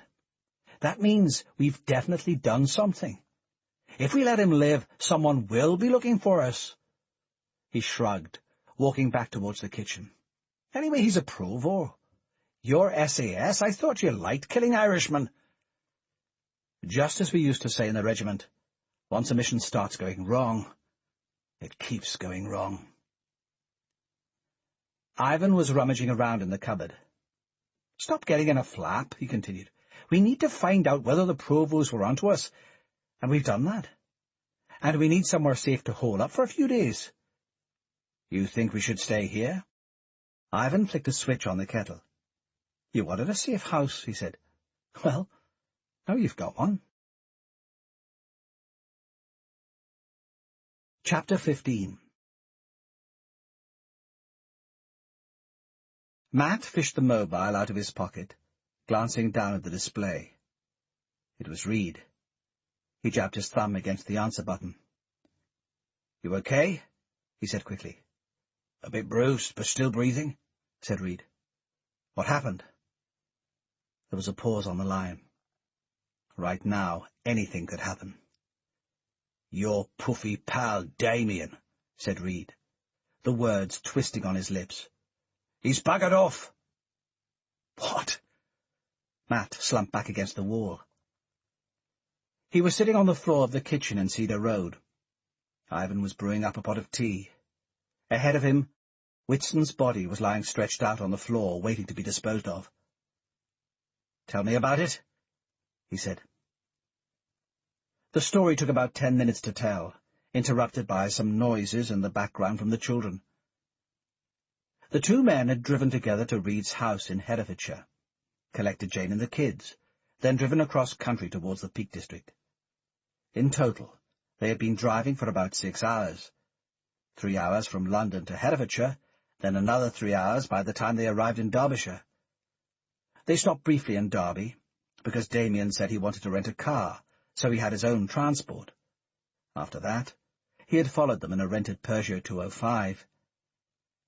Reed had been exhausted by the time they got there. Jane had put the kids to bed, then rustled up some chicken and rice for supper.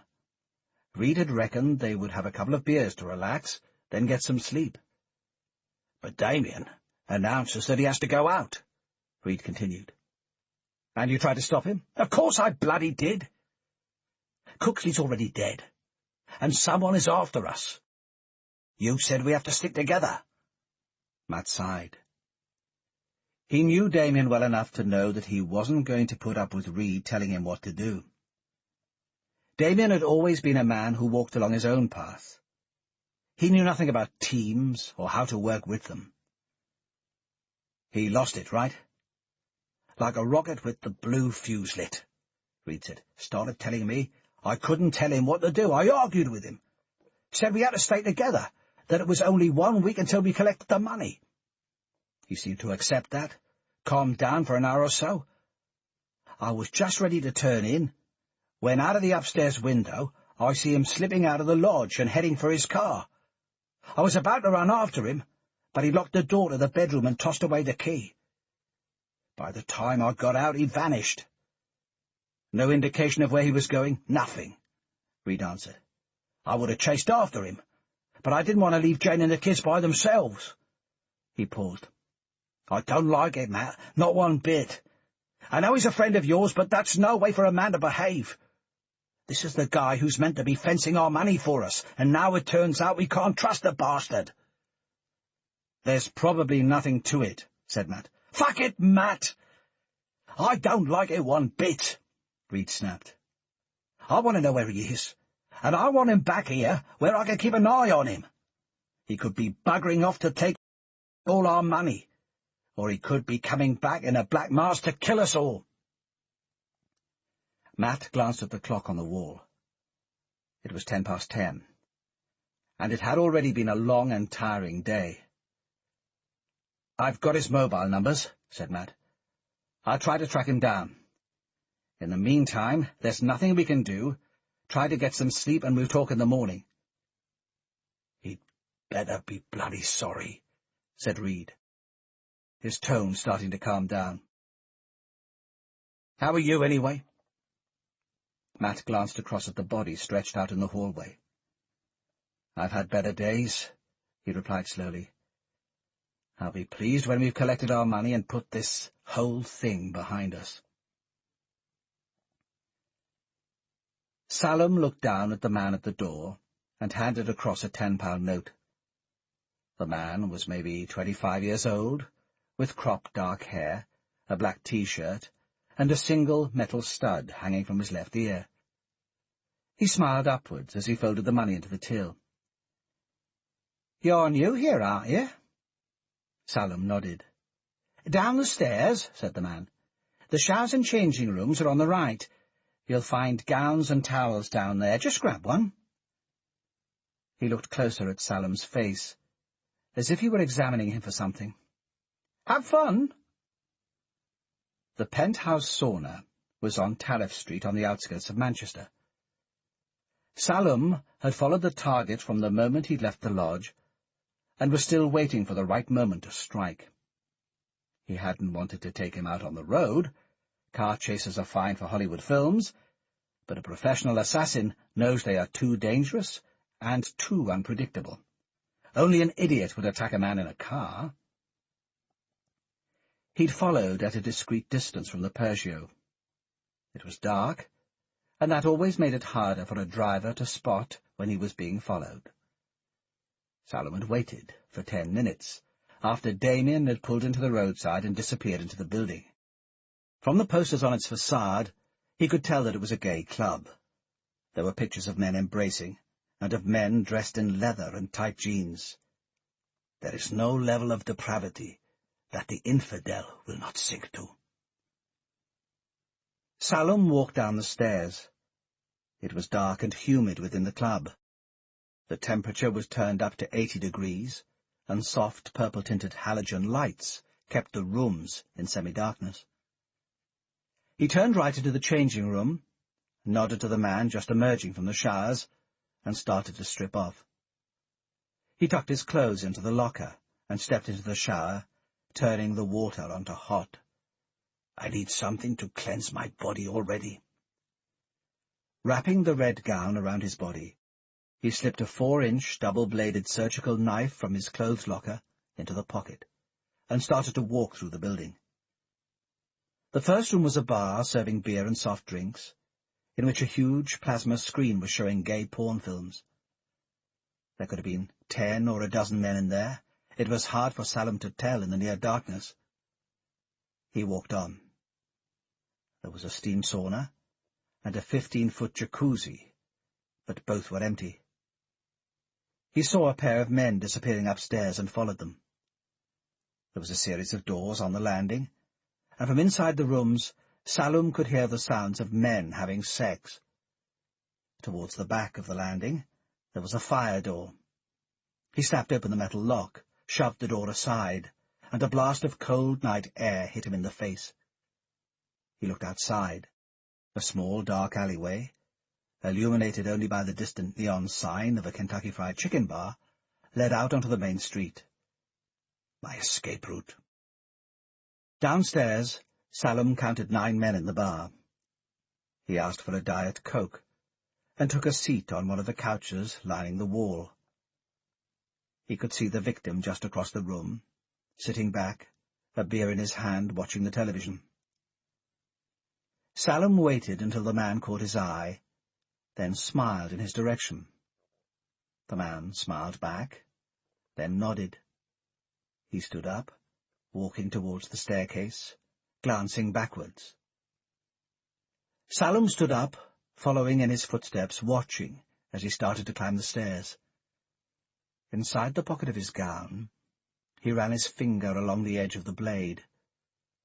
The sound of a man dying is not so different to the sound of a man having sex. No one will suspect a thing. It was dark in the corridor. "Wait," said Damien, his hand reaching out and ruffling through Salom's hair. "I just need a wash." Salom paused. 2 men brushed past him, then another man, by himself this time. "Here," said a voice from the 3rd bedroom. Salom walked into the darkness. The man reached out a hand and pulled him inwards. He could feel his gown being unwrapped, and a pair of hands running through the hairs on his chest. He took the blade from the pocket, holding it squarely in his right hand, and jabbed it forwards, stabbing it straight into the heart, and pulling the blade roughly upwards to make sure the main arteries in the heart were severed. The victim gasped twice, then fell forwards into Salom's arms. Salom held his left hand tight over the man's mouth, stifling the scream that was about to erupt from his lips. With his right hand he twisted the blade, and he could feel the life ebbing away. He paused, counting to 20, making sure his victim was dead, then laid him out on the bed. Using the knife, he cut into the bone and flesh, sawing away at the man's right wrist until the hand was free from the body.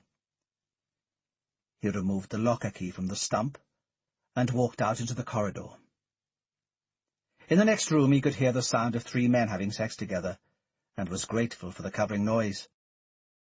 Salam walked to the back of the corridor, opened the fire door, and dropped the severed hand into the alleyway. Turning back into the sauna, Salam walked back down to the changing rooms, which were mercifully still empty. There was still some blood on his hands, but it washed away easily. One of the best things about blood, Salam reflected, it never stains. He used the key he had just ripped from the man's wrist to open the locker, and reaching inside he took the wallet from the inside pocket of his jacket. Then, opening his own locker, he retrieved his clothes and dressed. He combed his hair, checked himself in the mirror, then walked back up to the entrance. The man at the desk nodded towards him, asked him if he'd had a good time. But Salam just smiled and walked on without replying. He walked a few yards and turned the corner into the alleyway. The hand was where he had left it. He picked it up, held it underneath his coat, and headed back towards the car. He swung open the car door, deposited the hand on the passenger seat, and fired up the engine. Another perfect kill. The honor of the Prophet is satisfied. Matt dialed the number impatiently. He held the phone to his ear, listening to the ringing tone. Nothing. Damien wasn't answering. He jabbed the off button, then pressed redial. The mobile took a few seconds to locate the number, then started to ring again. Matt waited, counting 10 rings.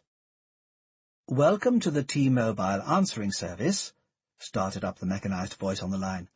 "The person you are calling is not available." "Damn him," muttered Matt, putting the phone down. "Where's he gone?" Ivan handed down a cup of coffee. "I haven't a clue," Matt snapped angrily. "I don't like it," said Ivan thoughtfully.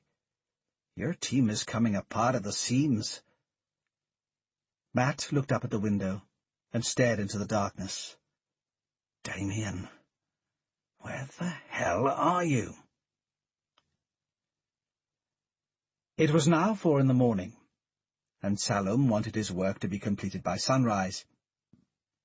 Assassins are like owls, he reflected to himself. We are night creatures. He looked down at the hand, nodding his head and whispering as if in prayer.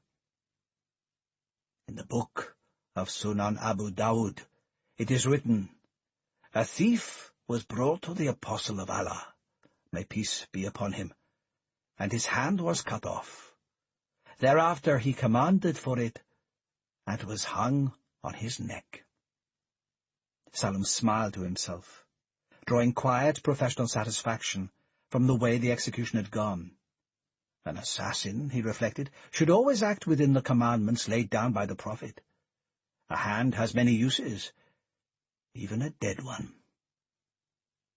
From his coat, he pulled out the wallet he had taken from the locker. 2 credit cards, 1 bank card, and 3 different types of reward card, all in the name of Damien Walters. "It's close to dawn. I must act quickly." He turned the ignition on the car and pulled out of the lay-by onto the open road, turning the heat up high to fight back the cold. He hated winters, and at moments like this longed to be back in Saudi. As a boy he had grown up in a small village in the Arab al-Khali desert, the vast, desolate space that dominates the center of the country and stretches down to the coast of Oman. Translated, Khali means the empty quarter, and that was the way he remembered it. He could travel for days with his father and not encounter a single living soul or even a blade of grass. It was completely pure. "Just as soon as my work is done, I will be back there." The lodge from which he had seen the target emerge this morning was 5 miles away. He drove slowly, careful not to draw any attention from the few cars on the road. As he saw the rough, low-built building on the horizon, He pulled into the side of the road. From the glove compartment he took a pad of paper and a pen, ripping free one page. "This is the second severed limb. 3 more to go." He marked out in neat block letters, "Give us our money back, or I will kill all your families as well." Salem wrapped the paper into a neat square, then got out of the car, taking the severed hand with him. He prized open the fingers. For a man who had only been dead for an hour, the joints were surprisingly stiff. Salem pulled hard, forcing the hand open. He placed the note inside it, plus one of the credit cards he had taken out of the wallet, then snapped the fingers shut, making sure they were holding on tight. Stepping towards a stone wall, he selected a small rock just bigger than his fist. Taking some gardening twine from the boot of the Lexus, he held the hand against the rock and wrapped the twine around them both until they were secured together. He started walking towards the lodge. The ground was soft under his feet. Rain had fallen during the night, turning parts of the field into mud. Salem walked slowly, making sure he kept to the contours of the ground, checking that nobody could see him. Looking up, he saw the lights were still out in the lodge. Everybody was asleep. He judged the weight of the rock in his hand accurately. He could probably throw it 50 feet and be certain of hitting his target. He walked closer, edging forward, until he judged he was about 40 feet from the house. Standing upright, he swung the rock behind his head, pulling the full force of his shoulder muscles into the shot. The rock spun away from his hand, and a second later he could hear glass splintering. The target had been hit. Salem turned and started running, his feet bouncing over the ground. By the time they heard the crash and looked out of the window, he guessed he should have made it to the car. The most they would see was a Lexus pulling away and disappearing down the road. Now they will know what it is like to incur the wrath of the prophet. Matt had seen Reed in some tense situations. There was a time in Bosnia when they had been pinned down in a farmhouse, with a sniper hiding in the trees right next to the building. They'd had to survive without food for 3 days, until the man showed himself, and they could kill him. But Matt had never seen Reed as shaken as he saw him now. His voice was fractured, and there was fear in his eyes. "Do you want to see it?" he said. Matt nodded. No man wants to see the dead flesh of a close friend, but he knew he had no choice. "I'd better. The assassin is getting to us. That's part of his plan." Matt and Ivan had driven straight up to Derbyshire after getting the call from Reed early that morning. A hand tied to a rock had been slung through the window, he said. It had Damien's credit card attached to it and a note telling them to give the money back. You didn't have to spend long figuring out where it might have come from, or what had happened to Damien. Does that mean it's not Ivan? Matt wondered to himself. I was with Ivan when Damien was killed. Maybe Reed killed both Cooksley and Damien. "It's outside," said Reed. "I didn't want Jane or the kids to see it." The lodge was a simple wooden structure. It had 2 bedrooms, a wood-burning stove that doubled up as a cooker, and a shower room. The 2 children, Jack and Emily, had already filled the main room with toys and drawings. Jack was busy doing a picture of his little sister, while Jane busied herself packing. She nodded at Matt, smiling, but remained silent. She knows something is up, Matt thought. She can see it in our eyes. A woman always knows when her husband is not telling the truth. "Over here," said Reed, stepping out of the lodge and crossing into the field. It was a desolate spot, high on the side of a hill, with a vicious wind whipping in from the east. A flock of sheep was grazing in the next field. and the road was just visible at the bottom of the valley. But otherwise the lodge was completely isolated. Whoever had put the hand through the window would not have been seen, reflected Matt. They could be certain of that. He's a professional. He's not about to help us out by making a stupid mistake. Reed stepped over a granite wall and pointed to a pair of large stones. The hand was resting on top. The skin had started to change colour, turning to a grey-blue. Blood had stopped dripping from where it had been severed from the arm, and the fingers had been forced open when Reed took out the note. He was my best friend, Matt thought, and it's my fault this has happened to him. It looks a few hours old, said Ivan, kneeling down and examining the hand. I reckon he killed him first, then cut the hand off. Matt's mind was still full of memories of Damien. Images of them running the same streets together, bunking off school, kicking footballs across the park. Ivan stood up, unfolding the note Reed had passed to him. He looked at Matt and Reed, his eyes narrowing. There were 5 of us, and now there are 3. Matt turned away, looking down to the valley stretching out below. How the hell did this man know where Damien was? He said. All 3 of them fell silent. I can ask the question, reflected Matt, but I can't supply the answers. I don't like to admit it, boys, but I'm scared, said Reed, breaking the silence. This guy was just a few hundred feet from my children back there. He could have come in and taken us all out the way he took out Cooksley. He paused. I signed up for this mission because I needed work, and I needed a fresh start in life.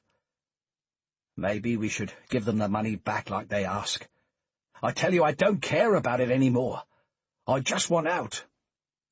Don't be stupid, said Ivan, a rough edge to his voice. They won't take any apologies. Give the money back, or don't give the money back. They'll kill you just the same. It says it right here. Reed jabbed at the piece of paper. Give us our money back now. If that's what they want, I reckon we should just give it to them. To who? Exactly, Matt said. It doesn't say who or what. Just give it back. Christ, we don't even have the money yet. It doesn't matter, said Reed, his voice growing more and more distraught. Just give it back. That's all. He stepped angrily towards Matt. Where can it be next, if we don't do something about it? You're being stupid, Ivan interrupted. I used to be a terrorist, as you are so keen on pointing out. I know how these people's minds work. They want the money, but they want you dead as well. He's just saying that to try and unsettle you. You're letting them get to you. The only stupid thing I've done was get mixed up in a mission with you, said Reed. I've had to take enough nonsense from you, Ivan snapped. How do I know you didn't kill both Cooksley and Damien? Matt recognized the tone in the man's voice. It was the same cruel arrogance he had heard just before Whitson was killed. Break it up, boys, he said, stepping between them. He looked to Ivan, then at Reed. We have to stick together, and fight them together, he said. That's the only way. Otherwise, they just pick us off one by one. Matt walked alone along the ridge of the hillside. He could feel the wind curling around his ears, but a few rays of sunshine were starting to struggle through the clouds. He had told the others he would check the back of the lodge and explore the hills behind to make sure no one was watching them from a distance. But in truth, that had been an excuse. He needed to be alone for a few minutes. He was wearing a grey overcoat and black leather shoes, a man dressed for the town, not the country. He was still struggling to come to terms with Damien's death. In the regiment, you got used to your friends dying. It was part of the job, an occupational hazard. You knew the risks when you signed up, and nobody expected to live forever. But this was different. This wasn't someone he'd worked with for a few years. This was the man he'd grown up with, whose life he had shared, whose sister he was planning to marry. If I'd had a brother, this is what it would have been like to lose him. In the regiment, it was usually some Rupert's fault that a guy got killed. This time, it's my fault. "I'm sorry about your mate," said Reed, walking up alongside him. Matt had been so lost in his own thoughts that he hadn't noticed Reed at his side. They were about 200 yards above the lodge, with a panoramic view of the whole valley. If anyone approached, they'd be able to see him. "I'll miss him," said Matt. "It's Ivan, I tell you," said Reed. "How else could the assassin know we were here?" Matt shrugged. "I was with Ivan this morning down in Hammersmith. It couldn't have been him." "Not personally, no," said Reed. "But who says he hasn't got an accomplice? He finishes you and me off, then he and his mate collect all the money. Makes perfect sense to me." "He didn't know where you were going," said Matt. "Not unless he overheard you saying something to Damien. Or he had you followed." "We did our best," said Reed. "I kept my eye on the mirror through the journey. I tucked into a couple of lay-bys. Took a couple of detours by some side roads. That should have flushed out anyone on our tail. But like I said, I reckon it's Ivan. OK, you were with him, but he could have slipped away to make a call." Matt said nothing. "I think that stuff about the IRA chasing him was just a stunt," Reed continued. "How do we even know he was in the IRA? Now, he's got an accomplice, and they're working it together. As long as we have nothing to do with him, we're safe." "So what do you want to do then?" Reed paused. "Maybe we should finish him off now," he said quietly. "Out here, on the hills. Bury him somewhere. No one will ever find the body." Matt took a moment before answering. "We're not murderers," he said. "And we've got no evidence." They stood in silence for a while. A light rain had started to fall. "We can't stay here, then," said Reed. "We got to lose him." "There's a place in Spain. I'd have to clear it with the guy who owns it, but if he agrees, it's perfect," said Matt. "The place is wired for maximum security. Cameras, light sensors, tripwires, the works." "And what do we tell Ivan?" "We don't want anything more to do with him. We tell him that. If he doesn't like it, we'll just kick the hell out of him. There's one of him and two of us. What can he do?" Matt looked down at the lodge below them. "And if it turns out he's responsible for Cooksley and Damien dying, then we kill him. He deserves it." Ivan's face was drawn, his eyes bloodshot and his shoulders sagging. Matt had known the man for only a few days, but Ivan had always seemed to be in control, always knew exactly what to say, everything mapped and planned. But not now. For the first time, control seemed to be slipping from his grasp. "We're off," Matt said, looking at him directly. "I'm not saying we don't trust you. But right now, Reed and I don't trust anyone. So we're disappearing for a few days until the money is ready. We're not telling you where we're going, and we don't want you to start looking for us." Ivan was grinding his feet into the ground. "Each time a man dies, the share of those left standing goes up," he said. "Now you kick me out, and that makes 5 million each for the two of you." Matt jumped forwards and grabbed Ivan by the shoulders. "Don't say that," he spat. "Damien was my best friend, and now he's dead." A slow chuckle started to rise through Ivan's throat. "You think it's me, don't you?" "We're not saying that," Reed said. Ivan pulled up the collar of his coat. "You're making a big mistake," he said. "Sure, information is swilling around somewhere, but it's not coming from me. I thought it might be coming from the provost. But I don't think it's them anymore. Matt leant into Ivan's face. So where's it from, then? Ivan shrugged. Dig your own graves if you want to, boys. It's no concern of mine, he said. What's the proposal for cutting up the money? That's all that worries me right now. You'll get your share, Matt growled. I'm not letting that money out of my sight. We'll collect it together, Reed said.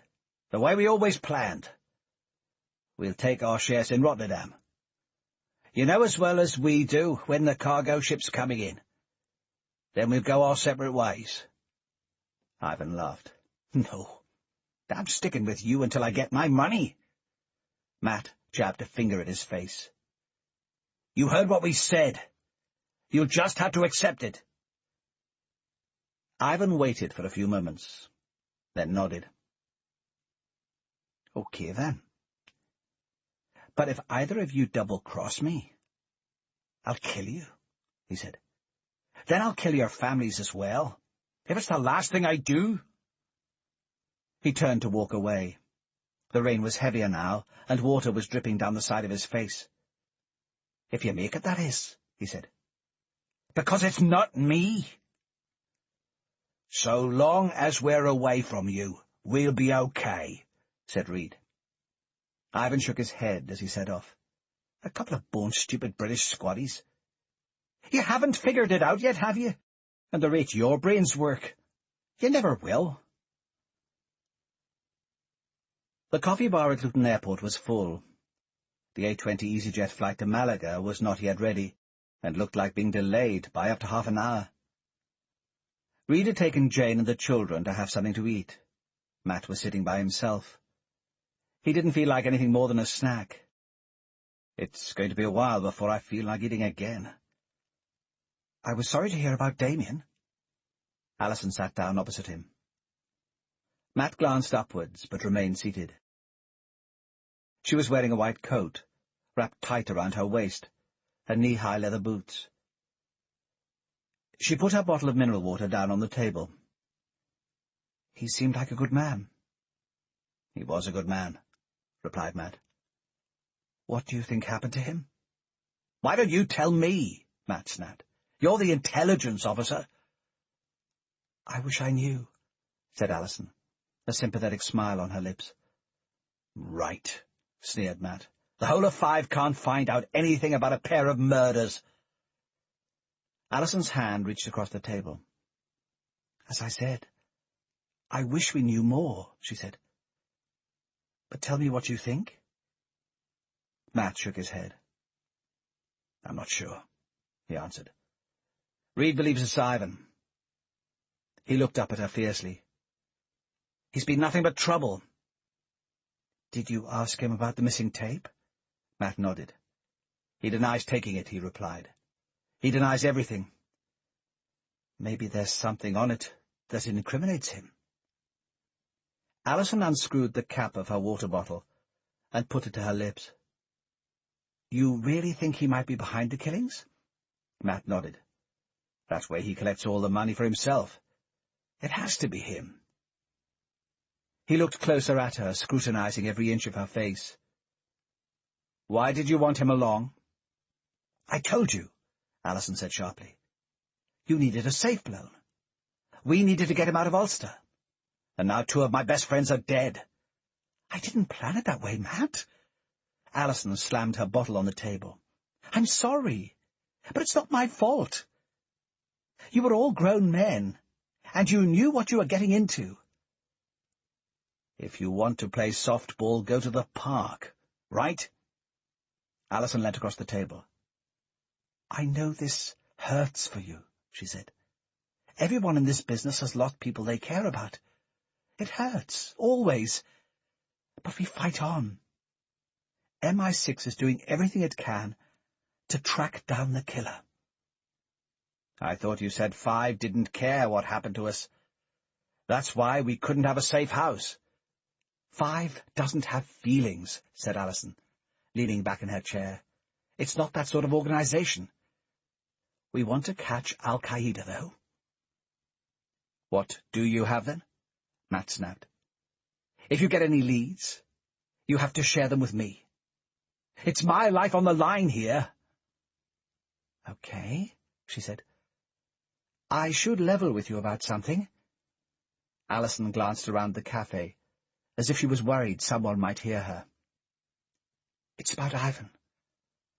He told you his family were being held by the IRA.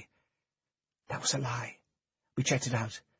They are currently living in a rented villa in Chile, on the coast just up from Santiago. The bastard! Matt slammed his fist on the table. I knew it was him. Alison looked at him carefully. It might be. It might not be, she said. Don't jump to conclusions. Why would he lie? Tell me where you are going to be, and we'll do what we can to protect you. Puerto Banús, said Matt. Casanov's place. It's about the most heavily fortified building on the Spanish coast. So if we aren't safe there, we aren't safe anywhere. We hole up there until we collect the money in Rotterdam in 3 days. Then, I don't know, new faces, new identities, the works. We disappear and put all this behind us. Alison reached out and brushed a finger along Matt's hand. He kept still, not responding.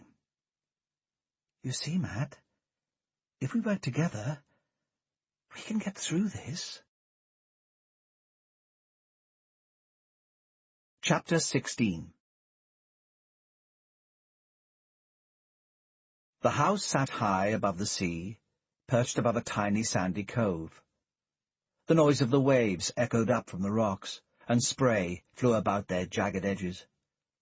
A side road from the main highway twisted down to the building, and 2 huge black iron gates guarded the entrance to the main drive. A series of 20 tiny digital cameras were studded into the gateposts, relaying images back to the security room.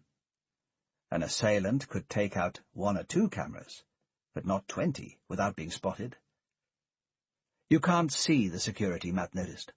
Like a spider's web, you only notice once you are inside the trap. That's what makes it so effective.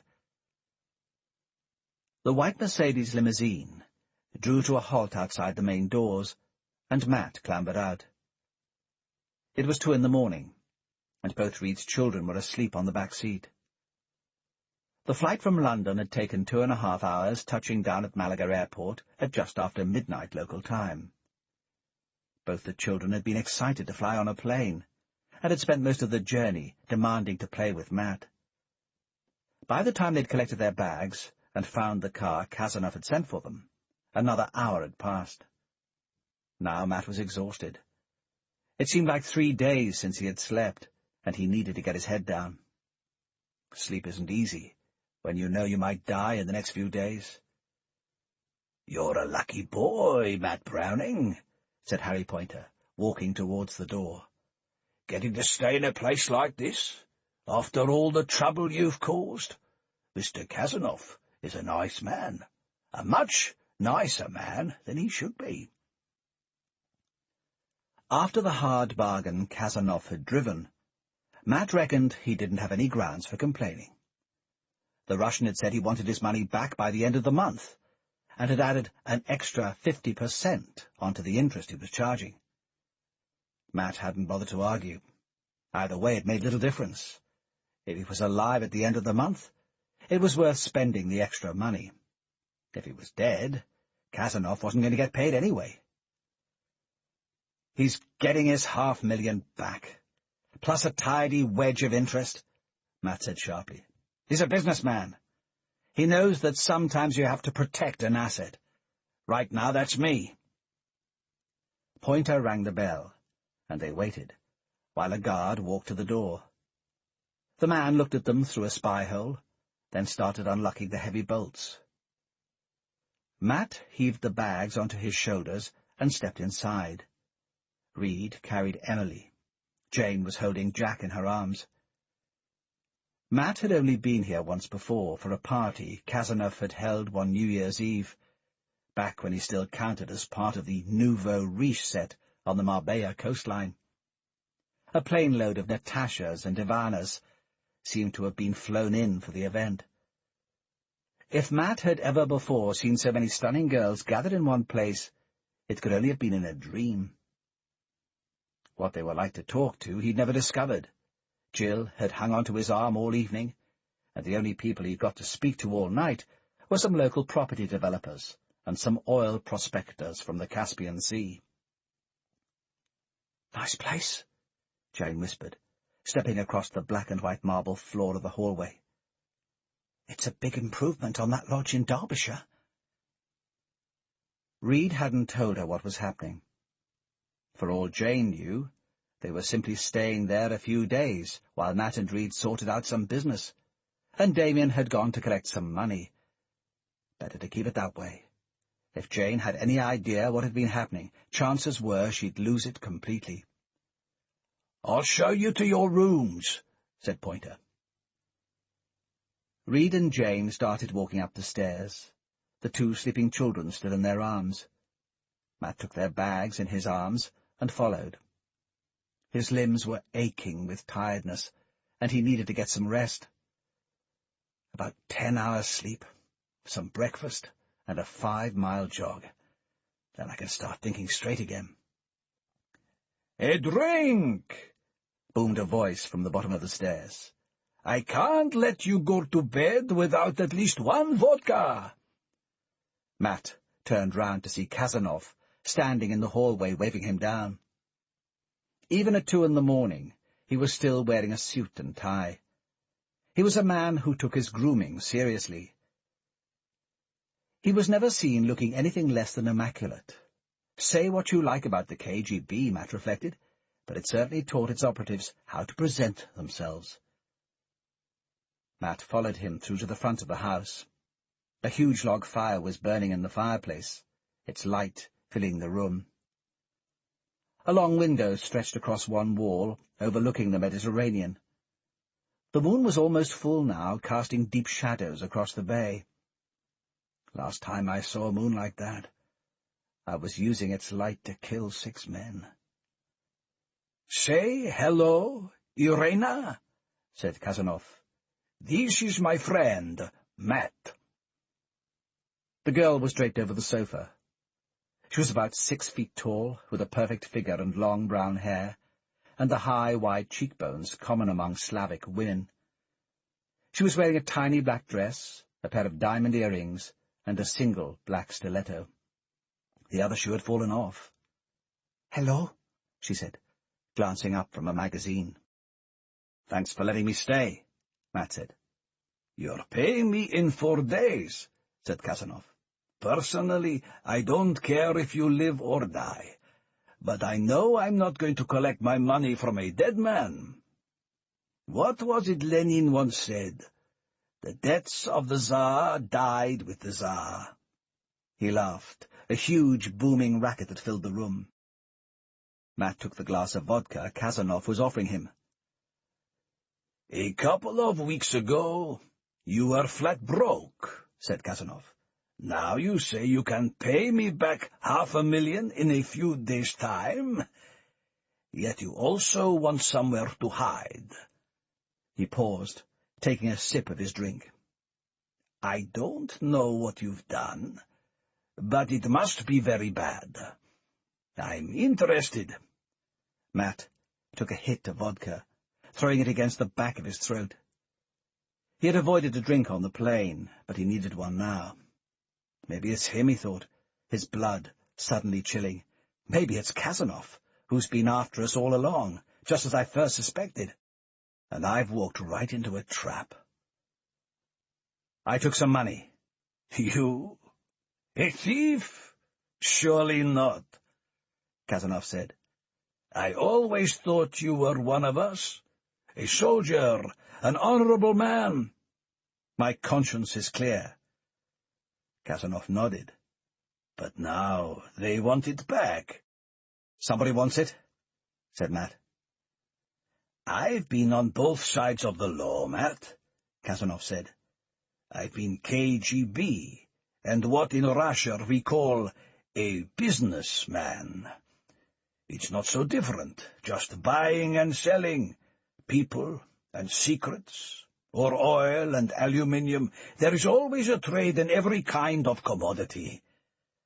He paused, walking forwards and resting a hand on Matt's shoulder. Remember this. Trust no one. Absolutely no one. Matt wiped the sweat from his brow with a towel and walked back into the house. A run makes a man feel better, he reflected. It washes all the poisons out of your system. Today it wasn't working, though. He felt just as bad as when he'd started. Matt had risen just after 8. Jane and the children were already awake. He'd found her fiddling with the satellite box, trying to find some cartoon channels in English, but finally settling on Bob the Builder in German. It seemed to keep the kids happy. Matt had taken himself off for a run while Jane fixed some breakfast, and spent the time attempting to put the events of the past few days into perspective. The moment he dreaded most was telling Jill her brother had been killed. In the house he showered, then located Reed, who was to assist him with a review of the security. They'd have the house to themselves for the next 4 days, and nobody would disturb them. There was enough food to last them a week or more. That was the way Matt wanted it. They could trust nobody, and they would rely on nobody but themselves. A perimeter fence stretched around the borders of the estate. The wire rose to 7 feet, supported by thick concrete and metal pillars. The fence was electrified, and fitted with sensors that would trigger an alarm in the house should anyone try to cut it. Matt and Reed walked the length of the fence, making sure there were no breaks and no weak points. It had been well designed, Matt judged. Even the trees surrounding the estate had been cut down, so no one could use them to vault their way in. And the ground around it had been fitted with sensors as well, so tunnelling in would be impossible. "Could you get past that?" said Matt. Reed shook his head. "I think you'd have to blast your way through, then storm the place," he replied. "Or else drop in by parachute or helicopter. But there's no way you could sneak in undetected. It's too well protected." They walked up towards the main gate. They both knew that no matter how well guarded a property was, the way in was the most vulnerable point. That's why burglars use the front door, Reed pointed out, as they walked up the driveway. "Not this one," said Matt.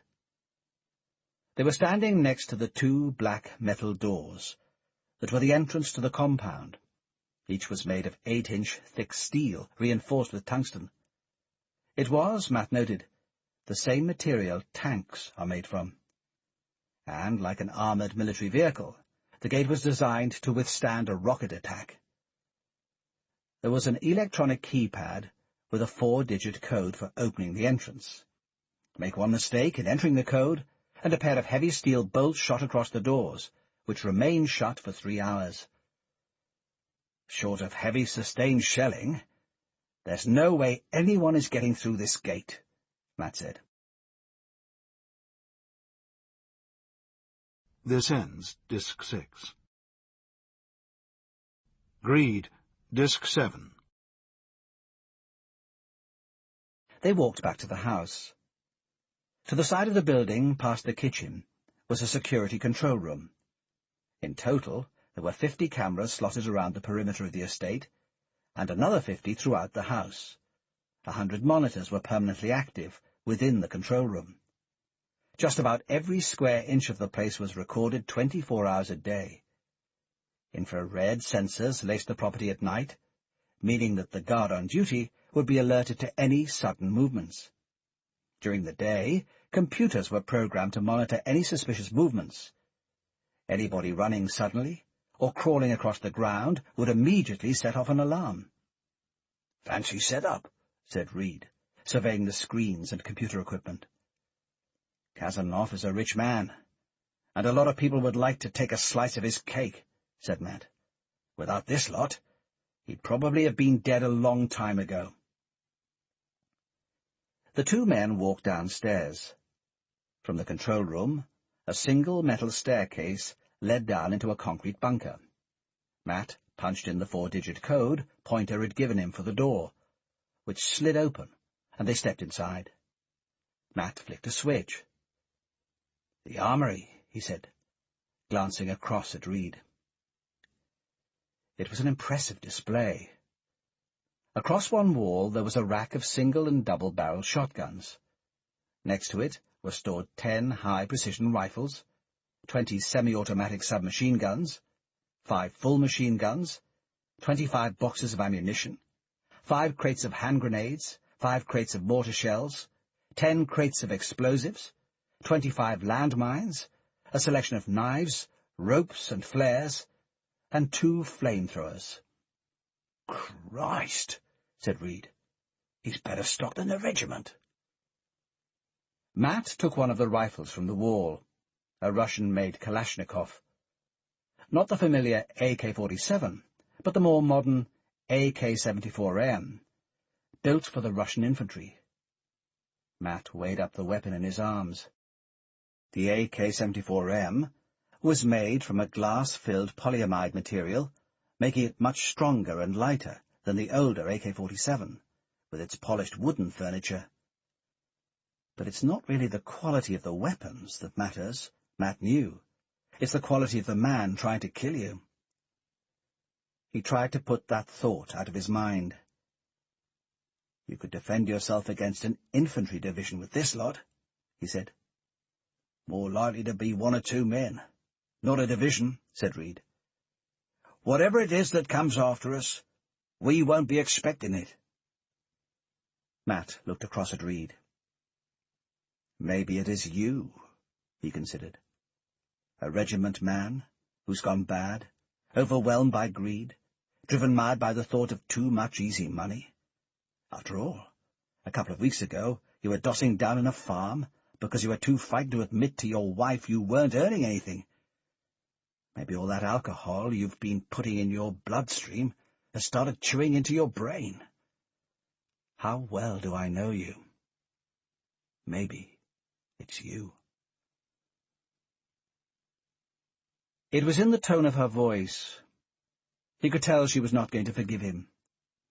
The words stuck in the back of her throat, as if she was reluctant to let them emerge from her lips. "Say it isn't true," she muttered into the phone. "I can't," answered Matt. "Nobody wishes that more than me. But it is true." There had been no choice but to tell her, and no simple way of breaking the news. Every instinct within him had told him that he should take the risk. Get out of the house and go tell her in person. To tell the woman you loved over the phone that her brother was dead was monstrous. News as grave as that deserved to be delivered eyeball to eyeball. But it was too risky. Get Jill to come to the house, and she could easily be followed. All of them would be slaughtered. For him to go outside would be too dangerous as well. If Jill was being watched, and he had to assume that she was, that would be the opportunity for the assassin to move in and make his strike. The first rule of hiding was don't reveal your position to anyone, ever, no matter how desperate the situation. He had used a rented mobile phone he'd picked up at the airport, since he wanted to make sure nobody could trace the call. He'd just make the one call, then destroy it. It was Saturday, and he knew he would find her at home. There was no point in small talk. One lesson he had learned from officers in the regiment was that when you had to deliver bad news, it was best done quick and straight. There was nothing to be gained by trying to soften the blow. Damien was dead, he told her, his tone flat, drained of emotion. "I'm so sorry," Matt continued. "If I could have done anything to prevent it, I would have done." "What happened to him?" said Jill, her voice cold and distant. Matt had dealt with bereavement before. He had been to see the wives and sisters and parents of men in the regiment who had died in action alongside him. He knew that when you lost someone precious, you always wanted to know the precise circumstances of the death. Some people were angry, some disbelieving, some suspicious. I'll tell her the truth. That's the least she deserves. He was on a mission for the government, with me and some other guys, said Matt softly. It was MI6 sponsored, but off the books. We hit an al-Qaeda boat for a lot of money, and we get to keep it. Damien joined because he wanted the money, and we needed someone to fence the stuff. He hesitated. It's gone wrong. I think one of the gang is betraying us, one by one. First a guy called Cooksley's got killed, and then Damien. Reed or I could be next. His body? Said Jill. What's happened to his body? She sniffed, wiping a tear away from her eyes. I'll have to organise a funeral. I don't know, said Matt. He hesitated before continuing. There was only so much truth you could subject a woman to, even one you loved. I think the police will recover it soon. Jill paused. Even though he couldn't see her, Matt could imagine that the tears were starting to flow. I'm going to hang up now, she said. It's over, Matt. I don't want to see you again. Matt could hear something different in her voice now. Not the rage and anger he was used to with Jill, but the quiet determination of a woman who has made her decision and plans to stick with it. She's leaving me. Stop, he said. I need you, Jill. Jill choked, her voice full of anger. It's too late, you idiot, she said, spitting the words out of her mouth. I've had enough of your soldier games. It was bad enough when you ran around the world trying to get yourself killed. Now it's my brother as well. She hesitated, fighting back the sobs. You couldn't even come and see me. You had to tell me on the phone. I'm through with it. I don't want to be around when you get yourself killed on some stupid job. I don't want to be the widow weeping at some stupid graveside. That's not a life, and I'm not going to take it anymore. This is the last one, trust me, Matt said, his voice starting to crack. This was about making enough money to get out of the game forever, so we could be with each other. It was about us. About us, said Jill, her voice rising. It's never about us. It's always about you. There's always another job, another mission, another war. You don't get it, do you?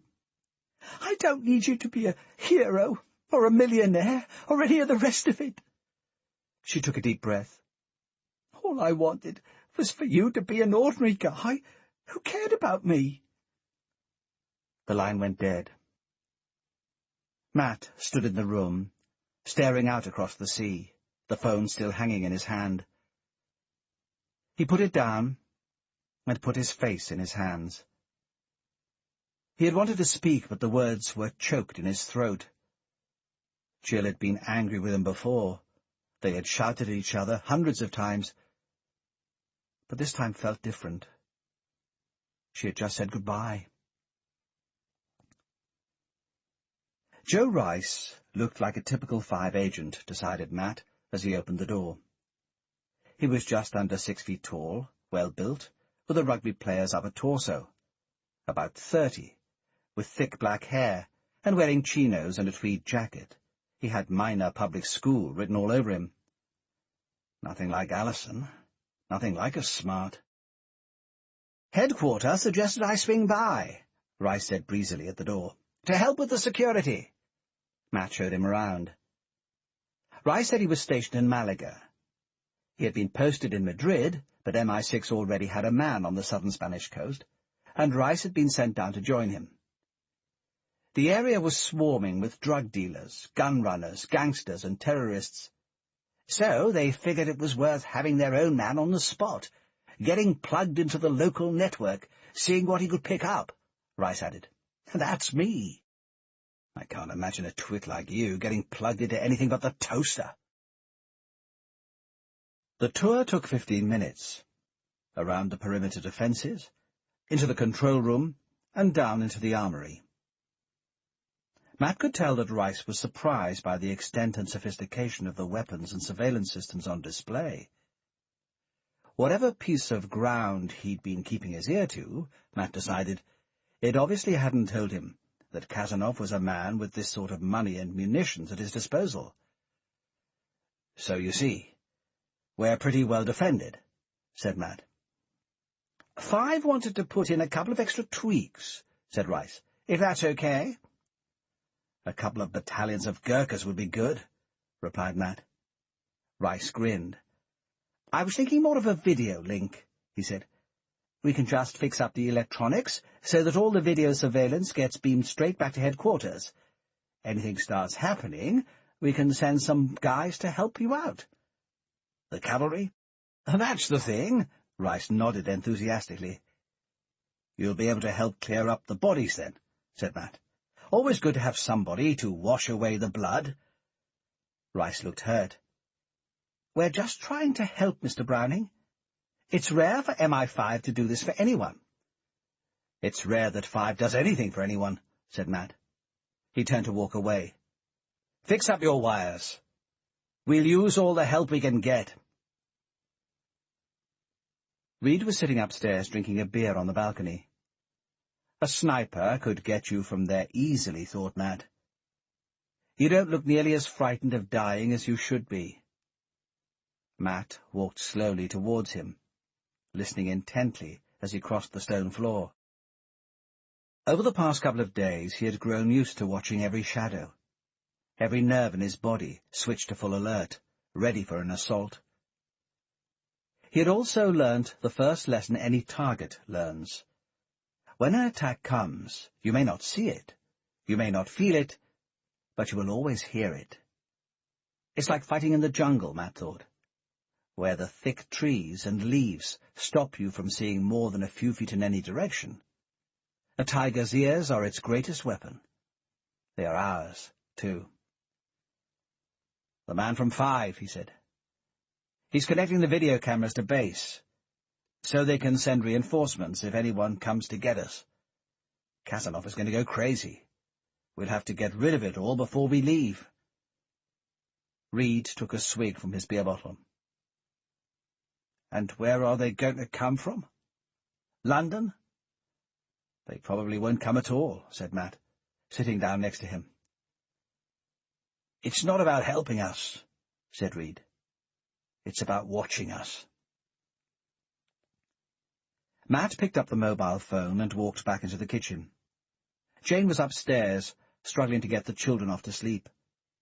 Some paella was cooking on top of the stove, Reed stirring it occasionally, and a jazz channel was playing on the radio. A bottle of rosé wine was uncorked on the table. Just a nice English family on holiday in Spain, thought Matt. Except someone is trying to kill us. "Yes?" Matt said into the phone. "Anton Holler here." Matt snapped to attention. This was the fence Damien had been using. "The deal's on," he said flatly. "We'll meet you as arranged." There was a pause on the line. "Has something gone wrong?" said Holler. He must have heard something in my voice. "Nothing's wrong," said Matt firmly. "The gear's worth 30 million, and we're selling it to you for 10. That's all you need to know. But it will be me making the pickup, not Damien." Matt cut the call. He walked across the room to where Reed was standing. "That was Anton Holler," said Matt. "He's the fence that Damien was going to use." "How did he know how to find you?" "Damien gave him my mobile number. Told him to get in touch with me if he didn't hear anything. He sent me a text message, and I texted him back with a new number." "Anyone with surveillance could have picked all that up." "I know," said Matt. "But we have to get on with getting the money." "Maybe they'll wait until we make the collection," said Reed. "Take us then." Matt sighed. Reed was right. There was nothing safe about this mission. "If we want the cash, we'll have to take our chances." He paused.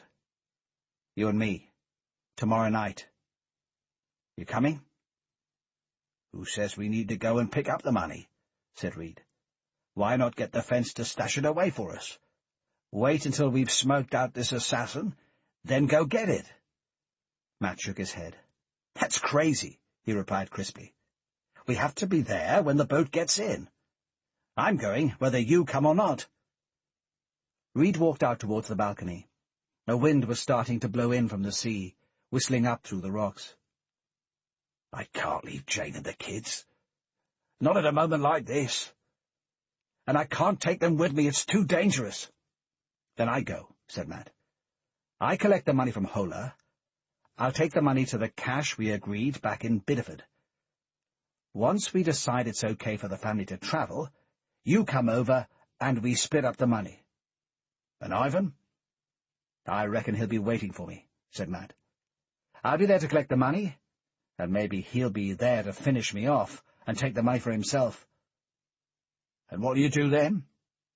"I'll kill him." He turned around, looking at Reed.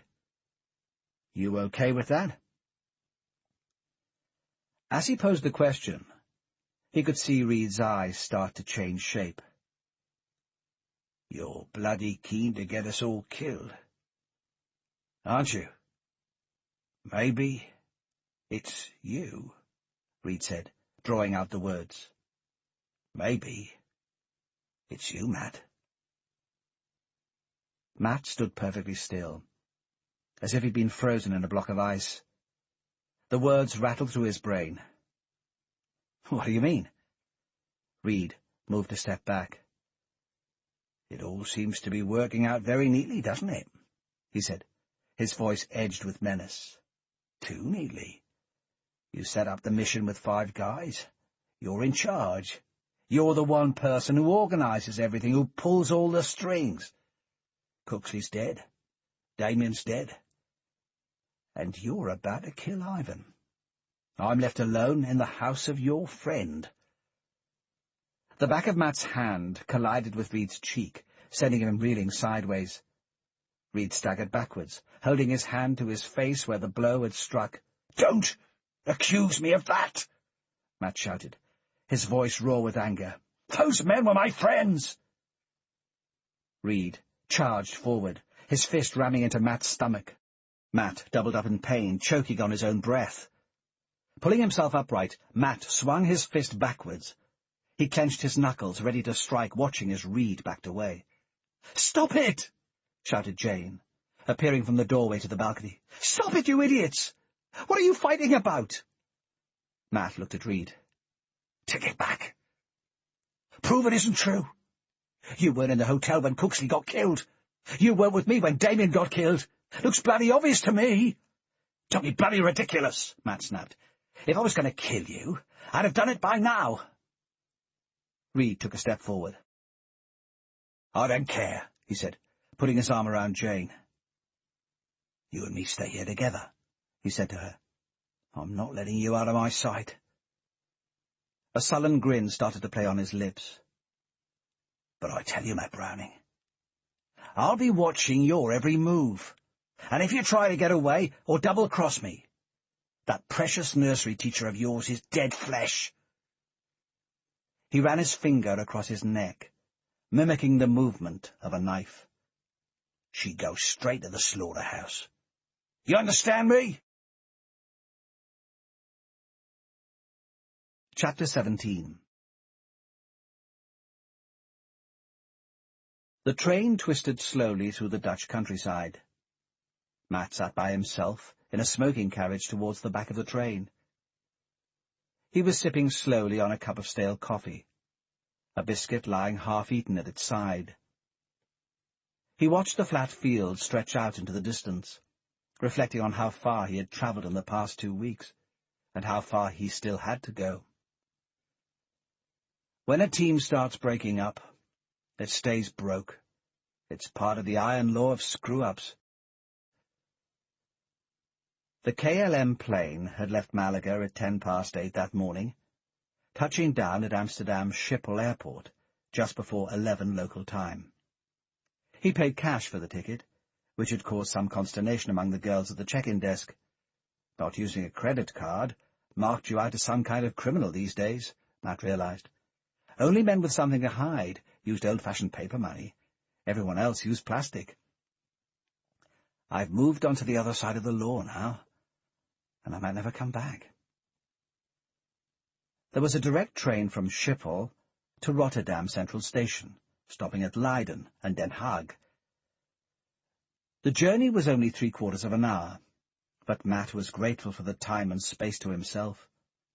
He needed to sort out his thoughts and decide what he was going to do next. The money is like some kind of worm. It chews away at all of us. Matt was still shocked by the way Reed had reacted the night before. They had never been the best of friends in the regiment, but they had known each other for years. They were both army men. Surely it couldn't be him. He peered out of the window, watching the countryside rush by. Whatever else, he felt certain he had been right to slip away last night, after Reed had finally gone to sleep.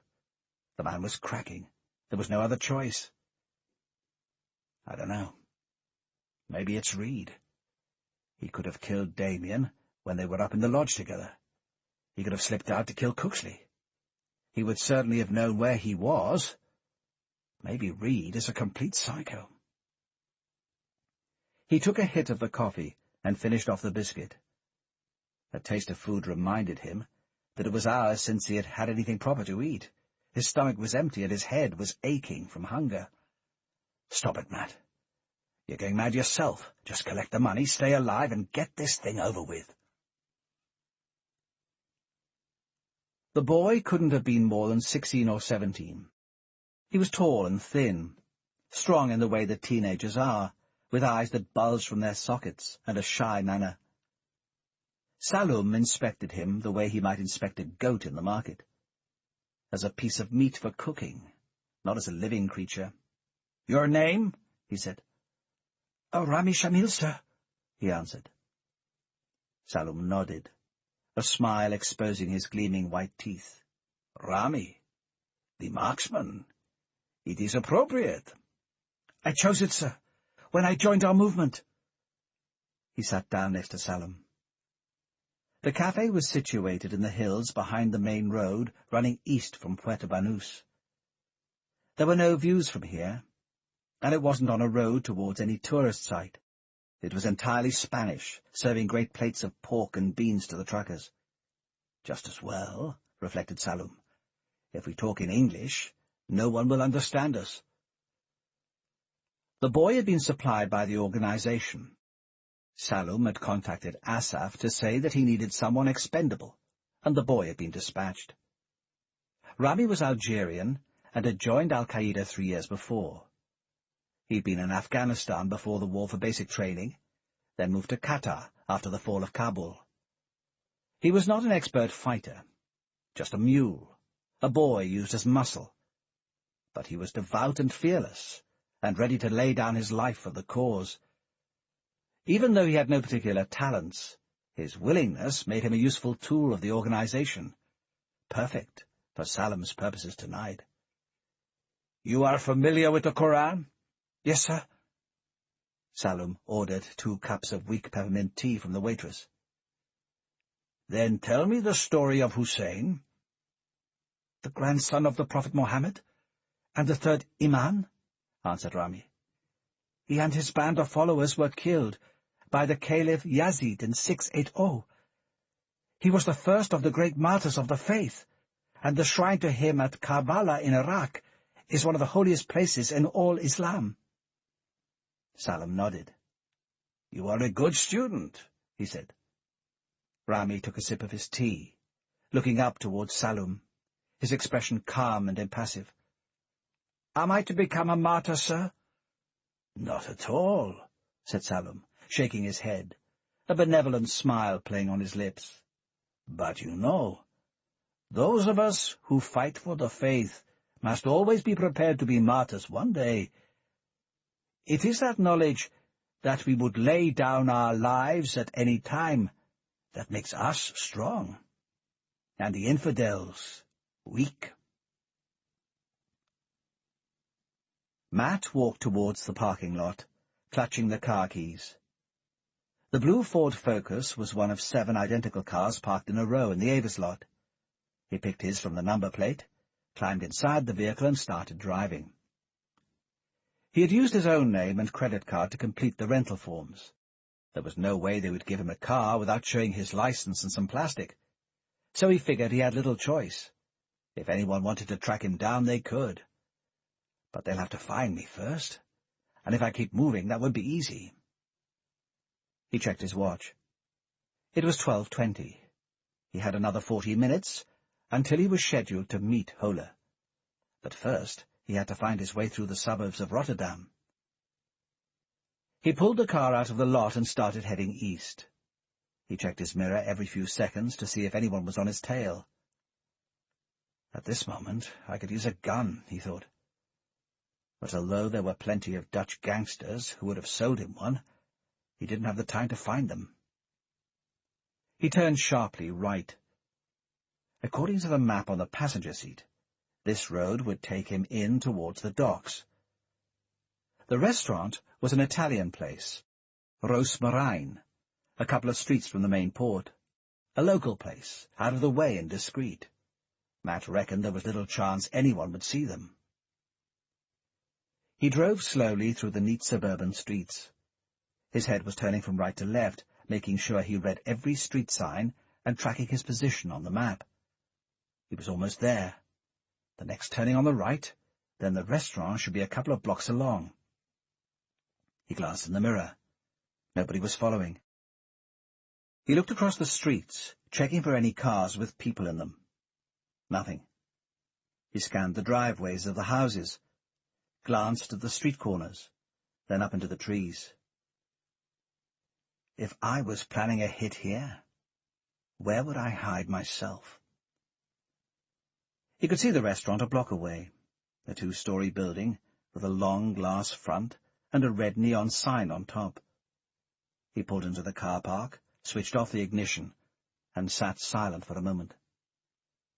There were 2 cars in the lot, both empty. In the mirror, he could see one man walking down the street. He waited for him to pass, tracking his movements, ready to respond.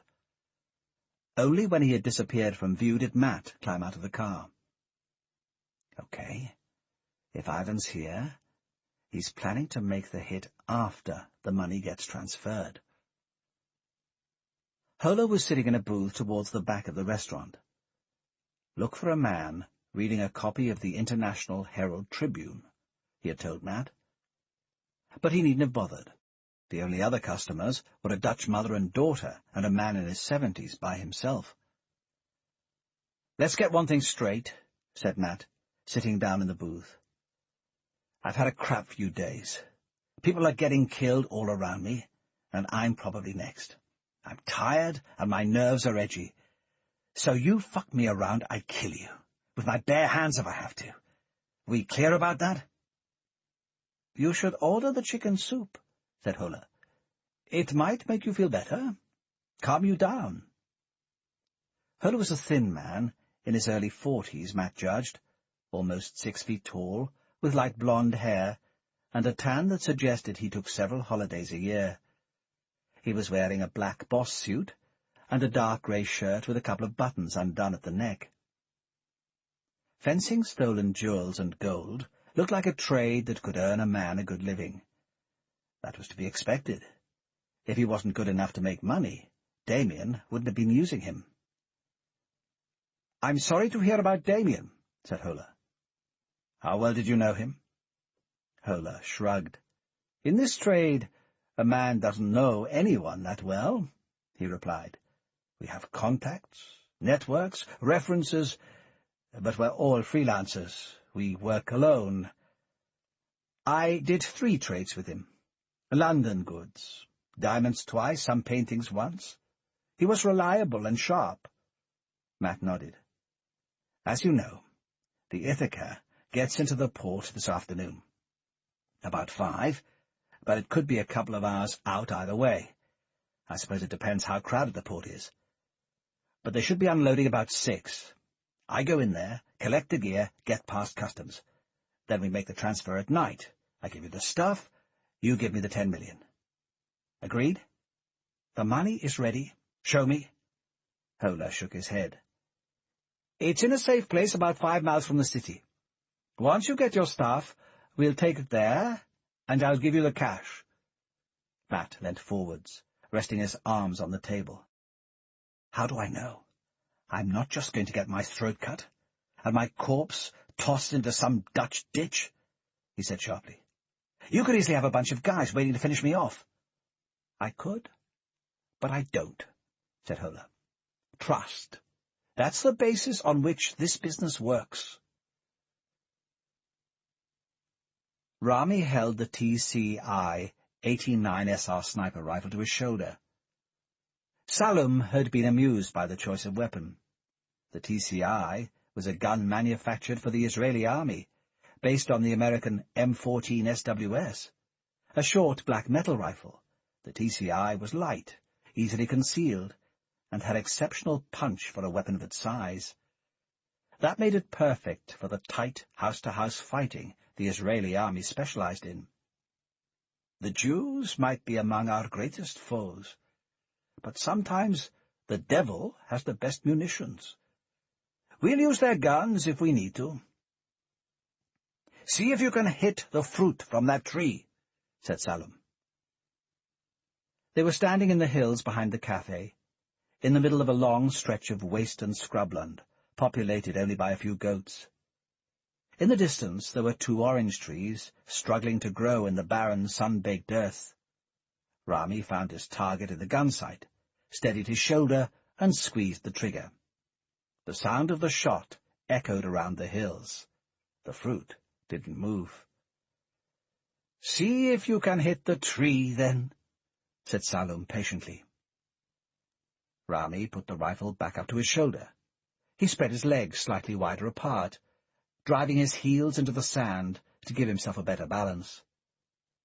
He took a deep breath, lined up the sight to his right eye, squinted to protect his vision from the bright afternoon sun, then squeezed softly on the trigger. The tree remained undisturbed. Don't worry, said Salum, patting the boy on the back. When we go in against our target, you'll be much closer. This boy couldn't shoot himself in the foot. The Ithaca inched its way carefully through the dock, its massive engines churning up water as the propeller screwed in reverse to slow the ship down. Along its side, sailors cast down ropes to their colleagues on the bay. It's an ugly-looking ship, thought Matt. 20 years of ploughing cargo through the Mediterranean, the Atlantic, and the North Sea had battered its hull and scraped away whatever paintwork might have once decorated it. But to me, it's the finest-looking vessel I have ever seen. Matt turned to Hola. Looks like my boat just came in. The 2 men walked closer to the side of the dock. It was 5 in the afternoon, and dusk was falling. A wind was whipping in from the north, and the spray from the sea was hitting Matt's face. A group of men were huddled around a makeshift wooden hut, filling in forms and collecting passes. Most of them looked like Albanians, Kosovans, or Kurds. Temporary workers, explained Hola, signing on for the night shift. That's what the asylum seekers do while they are waiting to be sent home. Matt scoured the faces in front of them. One of you could be the assassin, he reflected. One man looked him in the eye, smiled, then looked away. Maybe you, wondered Matt. Another man stood next to him, lighting up a cigarette, looking down at the ground. Maybe you. Until I get out of here, I'm going to be looking at every shadow, wondering whether it's going to kill me. He walked up closer to the Ithaca. The ship was bound to the dockside now, rolling only slightly with the swell of the water. Above, Matt could see the massive cargo cranes swinging into action. Huge steel beams swung out over the boat, lowering cables onto its deck, hauling containers up into the sky, then back down onto the dock. I'm so close to my money I can almost smell it. Ticket number 219, Matt said to the docks manager, standing beside the ship, supervising its unloading. A couple of imported cars. How long? The man shrugged. An hour? Maybe 2, he replied. It depends how deep down in the hold they stashed it. The waiting, thought Matt. That's always what gets to you. In the thick of the action, you don't have time to think or worry. When you are sitting around, that's all there is to do. A small group of men was starting to gather, each of them, Matt supposed, here to make their own collections. Behind them, the car park was full of lorries and vans all ready to take the stuff away. Hola collected a truck from the car park and drove it up to the side of the dock, ready for the 2 containers to be loaded on top of it. Matt counted 3 ships in this dock and 2 in the next one. But the Ithaca was the only vessel being unloaded right now, and looked like the last of the day. Most of it was bulk cargo, fruit and cheap manufactured goods, mostly clothes and furniture, that had been picked up in Turkey and Cyprus and was destined for the supermarkets of Western Europe. Most of the truck drivers looked bored and uninterested. So would I be, thought Matt, if I just had to pick up a couple of these containers and drive them to Dusseldorf. That, after all, is the point of all this, to save myself from an ordinary working life. "Our number's up," said Hola, standing at his side. Matt snapped to attention and looked up. The crane had lifted a single steel container free of the boat. The metal screeched while the crane slowly turned. Then the steel rope started to winch the crate down. Just a few more inches, thought Matt. Then it's back on dry land. "Your ticket?" said the docks manager. Matt took the receipt from his wallet and handed it across. The man inspected the piece of paper briefly, made a note on his pad, then nodded. "Okay," he said tersely. "It's yours." The container was lowered slowly onto the back of the truck. "Take it away!" shouted the docks manager as soon as it was in place. Matt hopped into the passenger seat, and Hola drove the truck forward into the parking lot.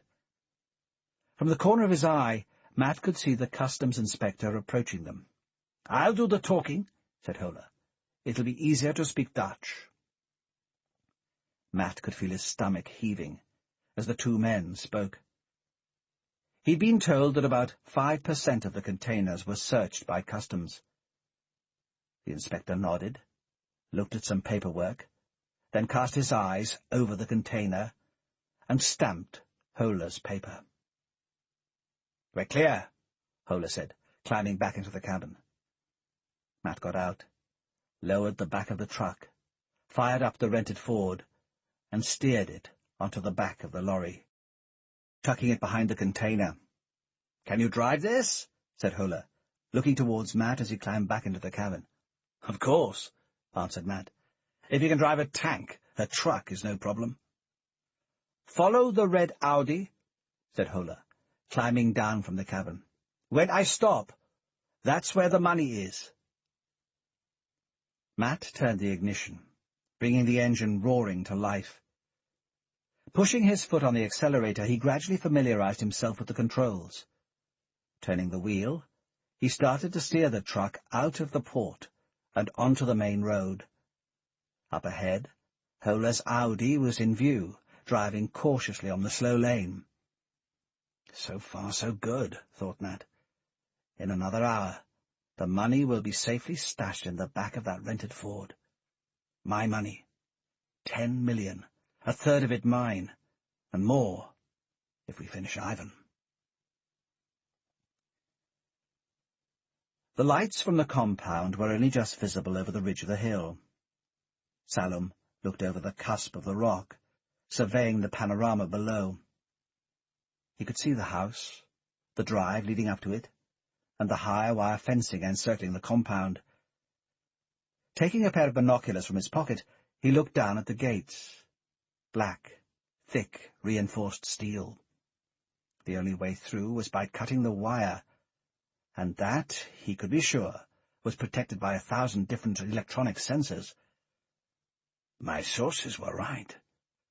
Only a man on a suicide mission would attempt to get inside there. "How do we get inside, sir?" Rami asked, looking up towards Salem. "Wire cutters," said Salem. From his backpack, he took out a pair of thick steel pliers.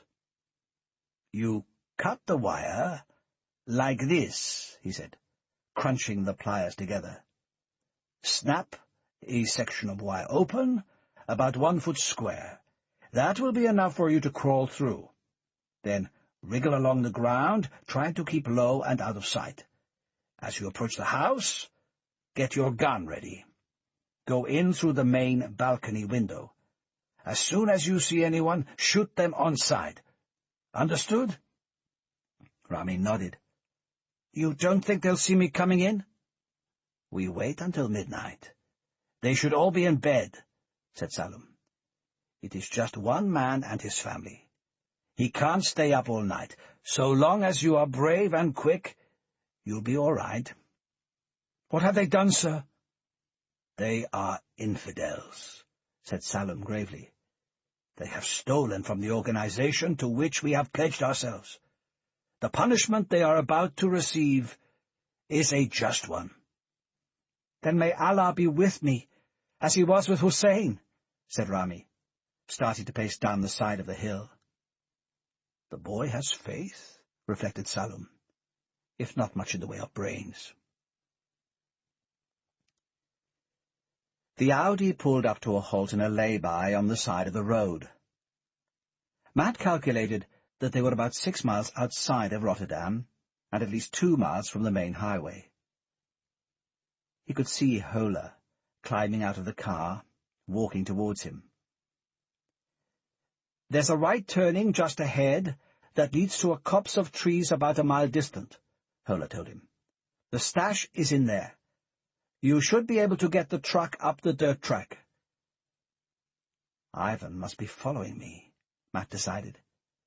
"He must have some plan for taking me down just after I get the money. I just have to be ready for him."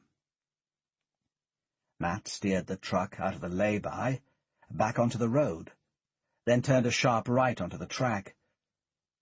It led a mile between 2 fields towards the woods. The surface was rough, pitted with stones which were thrown up against the underside of the truck, but the ground seemed solid enough. The tires were gripping, churning up mud but still pushing the machine forwards. This is the point of maximum danger.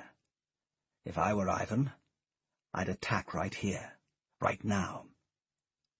Matt surveyed the scene ahead. The track opened up into a small clearing surrounded by tall trees. It was pitch dark. The last farm Matt had seen was a couple of miles back, and this patch of wood was surrounded by nothing except empty fields. Plenty of places for a sniper up in those trees, thought Matt. If I was planning a hit, that's what I would do. He brought the truck to halt, killing the engine. Hola had already parked the Audi a few yards ahead. Matt sat perfectly still, listening to the sound of the wind rustling the branches of the trees. He looked up, then right and left, searching for the points where thicker branches grew out from the tree trunks. It was in one of those niches a sniper would conceal himself. Matt stepped down from the cabin. A branch creaked, and instinctively he ducked his head. "A bit jumpy?" said Hola. "2 men already died on this job. I don't plan to be the third." Hola looked at him closely. "Where did you get this stuff?" "Al-Qaeda." Hola whistled. "You're a brave man." Matt shook his head. "A desperate one," he replied. "Within 24 hours, it will have been split up and distributed among 100 different dealers, and within a week, it will be in 1,000 different jewelry shops across Europe." That's the real beauty of gold and diamonds, thought Matt. Not the way they sparkled and glittered, but the fact that both commodities were completely untraceable. Nobody cared where they came from. They were money in its purest state. "Let's move." Matt hopped onto the back of the truck. He was breathing more easily now. The shot hadn't come, and although he still had to be on his guard, he figured that any assassin hiding in the trees would have loosened off a few rounds by now. He had done some hits himself, and he knew the rules. When an opportunity for a clean shot at your target presents itself, you never pass on it. You'll never know when it might come again. He unhooked the back of the container, stepping inside its dank steel hull. The smell of the sea was still hanging to it, a mixture of salt and brine and rust. He switched on the flashlight from the truck, the beam piercing through the darkness. The 2 Land Rovers were there, both strapped down to the floor of the container. It looked as if they had barely been disturbed during the voyage. Matt stepped closer, Hola following him. He knelt down, his hand reaching underneath the first vehicle. He rummaged around until he found the catch and prized it loose with his thumb. Unlocked, the flat metal panel came free in his hand.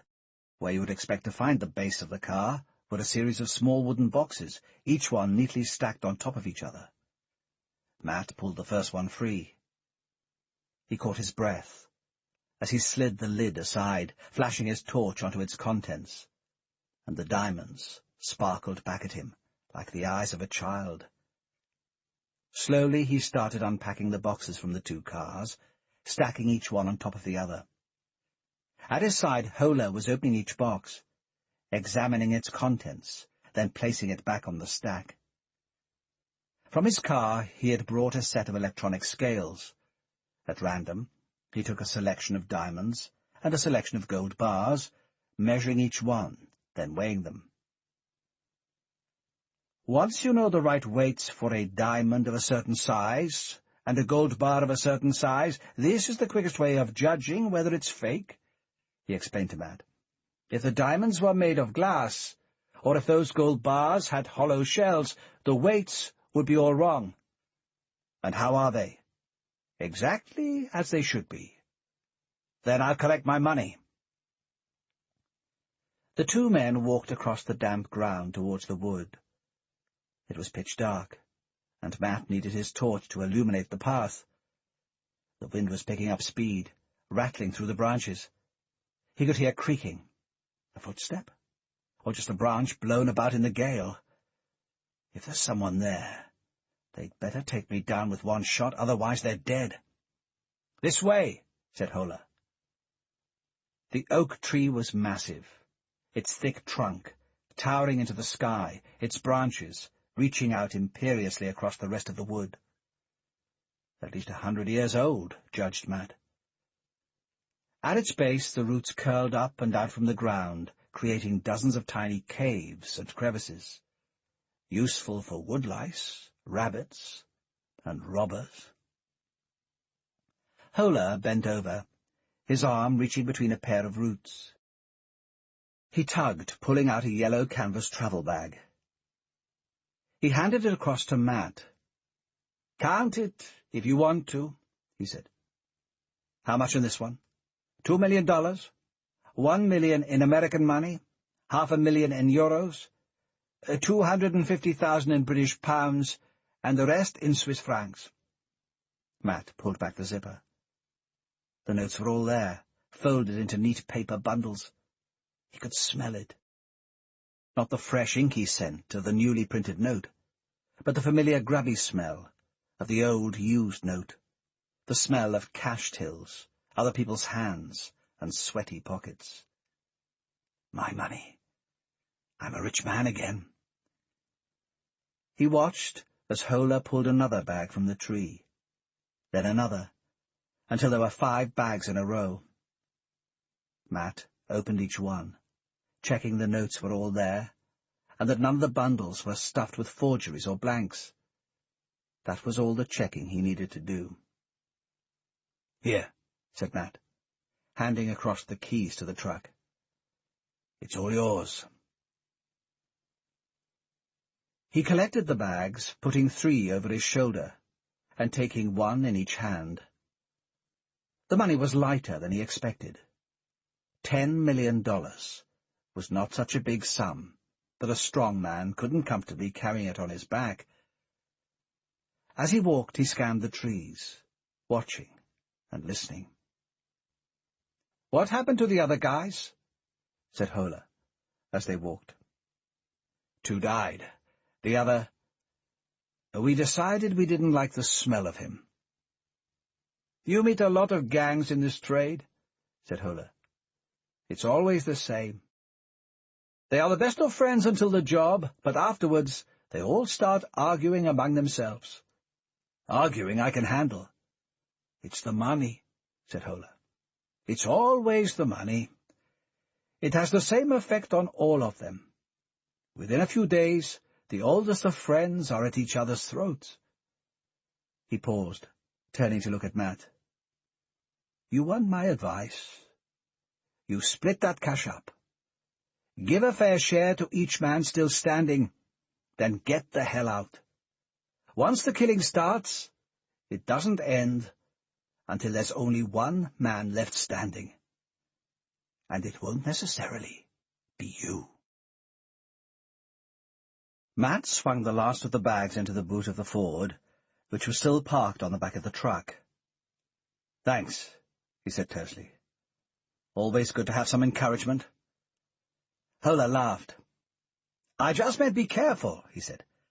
"A man with 10 million in unmarked notes in the boot of his car needs several sets of eyes. He'll have enemies he never even imagined." Matt turned the ignition on the car and carefully backed it down onto the dirt track. "You look after yourself, too," he said. "A man with a truck full of gold and diamonds needs just as many eyes as a man with 10 million in notes, especially when it's jinxed." With a brief smile, he wound up the window and started turning the car. "The killing won't stop until only one man is left standing," reflected Matt. The advice Hola had just given him. He pressed his foot on the accelerator, looking out for the main road, and wondering how long it would be until he hit the turning for Calais. "Well then, I just have to make sure that man is me." Chapter 18. Home, thought Matt, as he glanced up at the first of the familiar green and white British road signs. It was pitch dark when he pulled out of the Eurotunnel. From Rotterdam he had driven due east, hitting the main road and not stopping until he'd reached Calais. It was after midnight by then, and the terminal had been mostly deserted. Truckers used the train at that time of the night to take advantage of the cheap rates, and a few frugal tourists, but there was plenty of space, and he had no trouble getting a ticket. He had drunk a couple of cups of machine coffee as he'd waited for his number to be called. It tasted like powdered sawdust, but he needed something to keep himself awake through the next few hours. As the caffeine kicked in, he'd steered the car into the carriage. For the 20-minute journey, he sat alone in the car, composing himself and arranging his thoughts. There was still no sign of Ivan, nor any word from him. The man was planning a hit later on, perhaps when they split up the money, or else he was completely innocent, and was just waiting for his share. It was impossible to tell, realized Matt, but my life may still depend on getting the answer right. Matt's heart had been thumping as he'd steered the car out of the train and back onto dry land. His hands were sweaty and his throat dry. He glanced nervously at the customs office as he'd driven into a nothing-to-declare lane. He'd slowed the car down, keeping his eyes rooted to the black tarmac of the road, trying to act as casually as he could.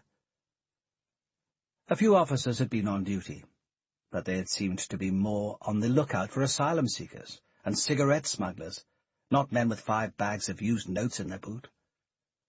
Strictly speaking, Matt decided, there is probably nothing technically illegal about carrying 10 million across the border in cash, but you could be sure that if they found it, they would know you were guilty of something. Matt glanced in the mirror. The customs post was now safely in the distance, and there was no sign of anyone running after him. He switched the headlights onto high beam and tapped the accelerator, taking the car up to 70 as he hit the M20. He didn't want to risk being stopped for speeding, not with 10 million in his boot. A few minutes' drive. Then I'll be there. At Junction 10, he turned onto the A28, heading south towards Tenterden. 2 miles along that road, he turned sharply to the right. He drove for another mile up a B road, then turned left along a stretch of farming track that led across 3 fields to a small meadow, abutted by woodland. Even in the darkness, as Matt struggled to find his way along the lane in the pitch blackness, this was a place full of strong memories. Damien and he had spent a holiday near here when they were about 7, when both of their fathers were still alive. For several days they'd camped, built fires, and constructed dams across streams. They were days that Matt still kept among the happiest of his memories. They had been back here a few times together since, in their teens and 20s, when Matt was back on leave from the regiment. It was their own personal hiding place, somewhere they could come together and get away from their day-to-day life, a place where they could drink beer and just be boys again. Maybe that was why Matt had chosen to stash some gear here. Sentimental, perhaps, but it was as good a spot as any, and a man never knows when he might need some weapons. The wood was just as he remembered it. It was hidden away from the road, and although in the distance you could just see the lights of Ashford, it wasn't overlooked by any houses. The nearest farm building was at least 3 miles away, safe, secret, and hidden away. Perfect. A gust of wind lashed his face as he stepped out of the car. He collected a spade from the boot and walked silently across the ground, counting out the trees. It was the 4th one along from the fence that he wanted. He stepped behind it, kicking his shoe in the mud. It had been churned up by some rain during the day. He knelt, digging his hands into the ground, starting to scratch away at the surface. Nothing had been disturbed. It would be just as they had left it. It was hard not to think of Damien as he dug. He could see the face and hear the words of his friend as he worked. He had only ever been here with him, and the wood was fresh and alive with his friend's memories. If Damien had a ghost, it would be these woods he would haunt. The box was just where they had left it. A 4-foot green metal ammunition box they had picked up in an army surplus store in Ashford. Matt pulled it free of the trench. From his wallet, he pulled out a tiny padlock key and slid it into the lock. The padlock came away smoothly in his hand. He lifted the open case, glancing inside. The gear was all there. A Beretta 92FS pistol and a Browning 9mm, complete with 10 magazines of ammunition each, plus 10 sticks of dynamite, a pair of sticks of C4 explosive, complete with detonators. It was material Damien had acquired, and decided to put it in a safe place in case they ever needed it. Matt picked the Beretta up, feeling its weight in his hand. It had seemed a bit of a joke at the time they had stashed this stuff away. Damien might have expected to be on the run one day, but Matt had been still a loyal soldier in Her Majesty's Armed Forces and never expected to be doing anything illegal. Still, he had figured there was no harm in stashing a weapon away. Everyone in the regiment knew that old retired soldiers went into the security game, and a gun might come in handy in that business. "You are right," said Matt, muttering the words out loud to his dead friend. "A man never knows when he needs a pistol and a few rounds of ammo." He stuffed the gun into the pocket of his jacket, took the spade, and walked back to the car. He collected the bags from the car, walked into the woods a few yards, and started digging. The trench, he reckoned, needed to be 3 to 4 feet deep, far enough underground that some stray dogs wouldn't start sniffing it, but not so far down that it might be impossible to retrieve later. The money would be hidden for just 2 days. "Until I have dealt with Ivan, and until Reed can collect his share. until the day we agreed we'd meet up and share out the spoils of our war. He pitched his spade into the earth, slamming it down to break open the mud. Shoveling was hard, heavy work, even in the cold of night. After a few spadefuls, Matt cast aside his coat, sweat forming on his brow as he dug. After 20 minutes, the hole was complete. A neat trench, 4 feet long and 3 feet deep. Well, thought Matt, looking down into the pit, this is the spot. In Bideford, we said we'd put the money here if anything went wrong, and I'm sticking to that plan. Time to bury the treasure. Salum trained his binoculars onto the edge of the fence. It was dark, but there was just enough light in the sky for him to see what was going on. Rami was crouching down low, the pliers in his hand, cutting his way swiftly through the wire mesh. The boy gripped a handful of steel and tore at it, as if it were a piece of paper. Smart, thought Salum, a wry smile playing across his lips. If you want to make absolutely sure, you trigger the alarms. That's the way to do it. He could see the boy push himself through the hole he'd made, making his body small, and wriggle across the dry earth. His shirt snagged on the wire, and he had to turn to rip the cloth free. Then he stood, looking towards the house 40 yards away. The land between was covered in immaculate lawn and flower beds, with 2 fountains closer to the building. It had been designed carefully, Salum observed, from his perch high on the hill. Between the fence and the house there was no cover a man could use. Any obstacles that would restrict the line of sight of the guards had been stripped away. All Rami could do was crawl slowly along the ground, keep his head down, and hope for the best.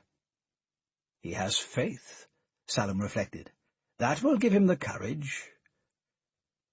He watched as Rami started to crawl forwards. The rifle was still slung over his back, and his hands were moving swiftly across the ground. Up ahead, at the side entrance to the house, Salum could see the door swinging open. He switched his binoculars up an inch, focusing on the man emerging from the house. About 6 feet tall, he was dressed in jeans and sweatshirt, with black body armor strapped around his chest, and a pistol in one hand, a rifle hung across his shoulders, and a knife tucked into the buckle of his belt. He was 20 yards from where Rami was crawling forwards, ignorant of his presence. You can protect yourself against most forms of attack, Salum thought, watching as Reed approached the boy. But you can't protect yourself against a man who is committing suicide. The ultimate price will always claim the ultimate victory. Salum checked both his P7 pistols were secured to his body and fully loaded. He unclasped a knife from his belt, holding it in his hand, then started moving swiftly down the side of the hill. Time to sever another limb. There were only a few customers at the Road Chef service station on the M20. Matt sat down at a plastic table, ordered himself a full English breakfast with extra toast and coffee, and glanced through the restaurant. A few truckers stopping off after bringing their trucks off the ferries, a few stray German and Dutch tourists, and one young family who, from the noise the kids were making, were on their way to Disneyland, Paris. He checked his watch. Just after 5:20 in the morning. He scanned the restaurant to check no one was watching him. It was still impossible to say whether Ivan had put a trail on him or not. After burying the loot, Matt had climbed back into the car and started driving. He had called Reed briefly to let him know the transfer had gone smoothly and that the money was safely stashed away in the location they'd agreed upon down in Bideford. He'd given him precise coordinates of the location and directions of how to find it. If anything happened to him in the next few hours, the money belonged to Reed and his family. Reed had been furious with him for slipping away, bursting into a rage and hurling 1,000 insults at him, but eventually calming down when he realized that the money was safe, and that Matt wouldn't be calling if he'd been planning to steal it. Still, Matt had been grateful to hear he was still alive, and as he talked to him, he'd become more certain that Ivan must be the traitor among them. If it was Reed, he wouldn't have been so desperate to protect his family. There would be nothing to protect them from. And there had been no more hits on the gang since they'd told the Irishman to get lost. The food arrived at the table, a steaming plate of sausages, bacon, eggs, and fried potatoes. Matt took a gulp of coffee and stuffed down a couple of mouthfuls of bacon, then he pushed the plate away. The more he thought about it, the more likely it seemed that Ivan or his accomplice was about to hit him. When you feel certain someone might be about to try and kill you, it's funny how your appetite abandons you. Matt checked his watch again. 5:28. He watched the faces of the people in the restaurant. A pair of truckers had just walked in, one glancing through a copy of the Express, the other talking on his mobile. No sign of Ivan. I suppose he might not come himself, he thought. He'll send his accomplice, whoever that might be, some psychotic kicked out of the IRA for excessive cruelty. It could be any of these people here, just sitting, eating their breakfast, silently preparing the bullet that will kill me, or polishing the blade that will slit my throat. 5:30. Matt reached for a slice of toast and started chewing on it. His throat felt dry, and it was difficult to swallow. Fights he could handle. It was the waiting he hated, the moments of silence and reflection before the inevitable conflict. He tried Jill on the mobile. He knew it was early in the morning in Spain, but he wanted to hear from her. Not to ask her to take him back. He was starting to give up hope on that, but just to make sure she was okay. He needed to hear the sound of her voice. Why isn't she answering? He asked himself, as he hung up on the 20th ring. 5:34. One of the truckers was glancing up in Matt's direction. Is it you? He asked himself. His eyes flickered towards one of the tourists. You? Or that family? Maybe the kids are just cover. Maybe you're planning to knife me in the car park. In his jacket pocket, Matt was fingering the cold steel case of the Beretta. Come out of the shadows, Ivan, he muttered to himself. Let's get this done. He tried another piece of toast, but found himself incapable of swallowing anything, and spat the food out. Walking across to the payphone, he slipped some coins into the box, then punched the number into the keypad. He listened to the slow, insistent ringing of the phone. In his mind, he could see the dark corridor in Hammersmith of the IRA safe house, Whitson's body rotting somewhere, and Ivan pacing around, or playing another stupid game of bridge on the computer. Answer the phone, man, Matt repeated to himself. I know you're there. He hung up the phone on the 20th ring, pressing redial instantly. The ringing tone again, still no reply. Then he punched in the mobile number for Ivan, waiting for the connection, and hung up when he heard the familiar voicemail message kick in. Okay, Ivan, he thought to himself, we'll play it your way. If you won't come and get me, I'll just have to come and get you. Salum moved closer to the perimeter of the fence, making little sound as he walked. He kept his eyes trained on Rami, still crouching on the ground, still unaware of the man from the house walking towards him. Their confrontation could only be a few seconds away. This was the moment to strike. A shot rang out, the sound piercing the still of the dawn. Salum glanced up. Rami had fired but missed. A mistake. In any gun battle, the man who shoots first is almost always the loser. Salum ducked silently through the hole Rami had cut in the fence. He swerved to the right, intending to approach the house from the back, while Rami was still distracting the man at the front of the house. He was dressed completely in black, no more visible in the darkness than a shadow flickering across the ground. Looking up towards the house, he realized that it occupied maybe 5,000 square feet, a massive building. And he would have only a few minutes inside to find and kill the family, while the man was distracted by Rami. He could hear another shot. He couldn't see, but he knew it meant either Rami was protecting his position, or he had lost the initiative. It could only be a matter of moments before he was killed. No matter. His work was done, and his sacrifice worthwhile. The door from which the man had exited the house had been left ajar, just as Salum had expected it to be. A man who sees an assailant on his way to kill him and his family doesn't have time to fish around for keys or shut doors behind him. He wants to leave a quick way back for himself should he need it. Salum heard the sound of another shot, then a scream.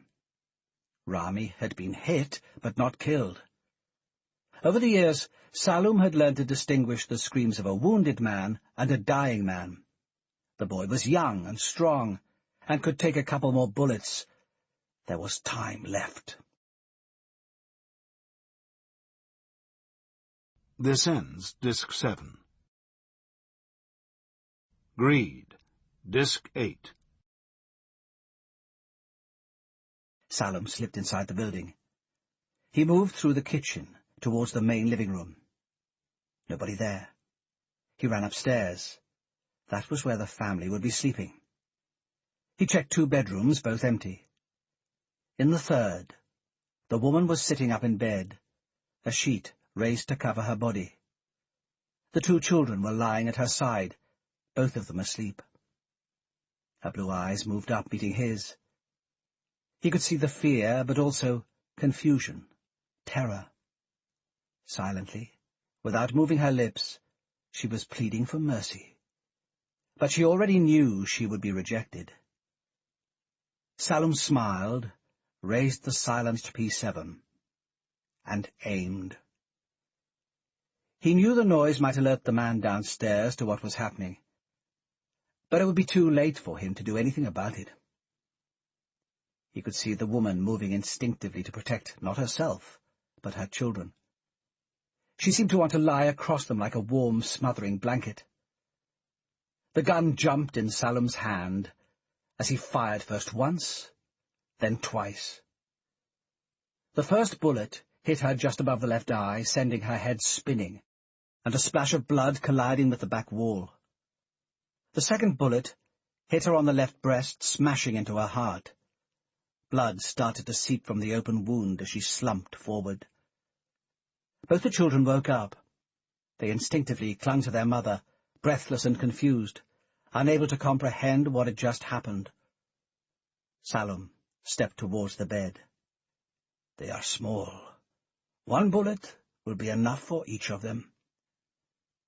He stood next to the bed, pointed the gun, fired once, then twice.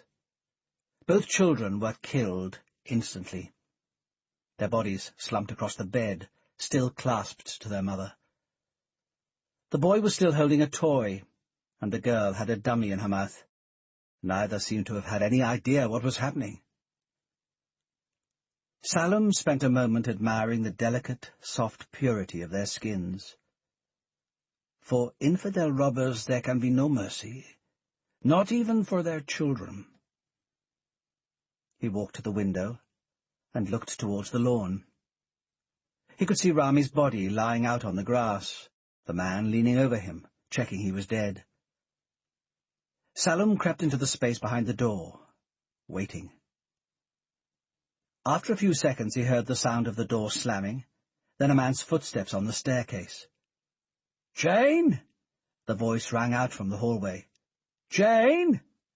Are you okay?" The man came through the door.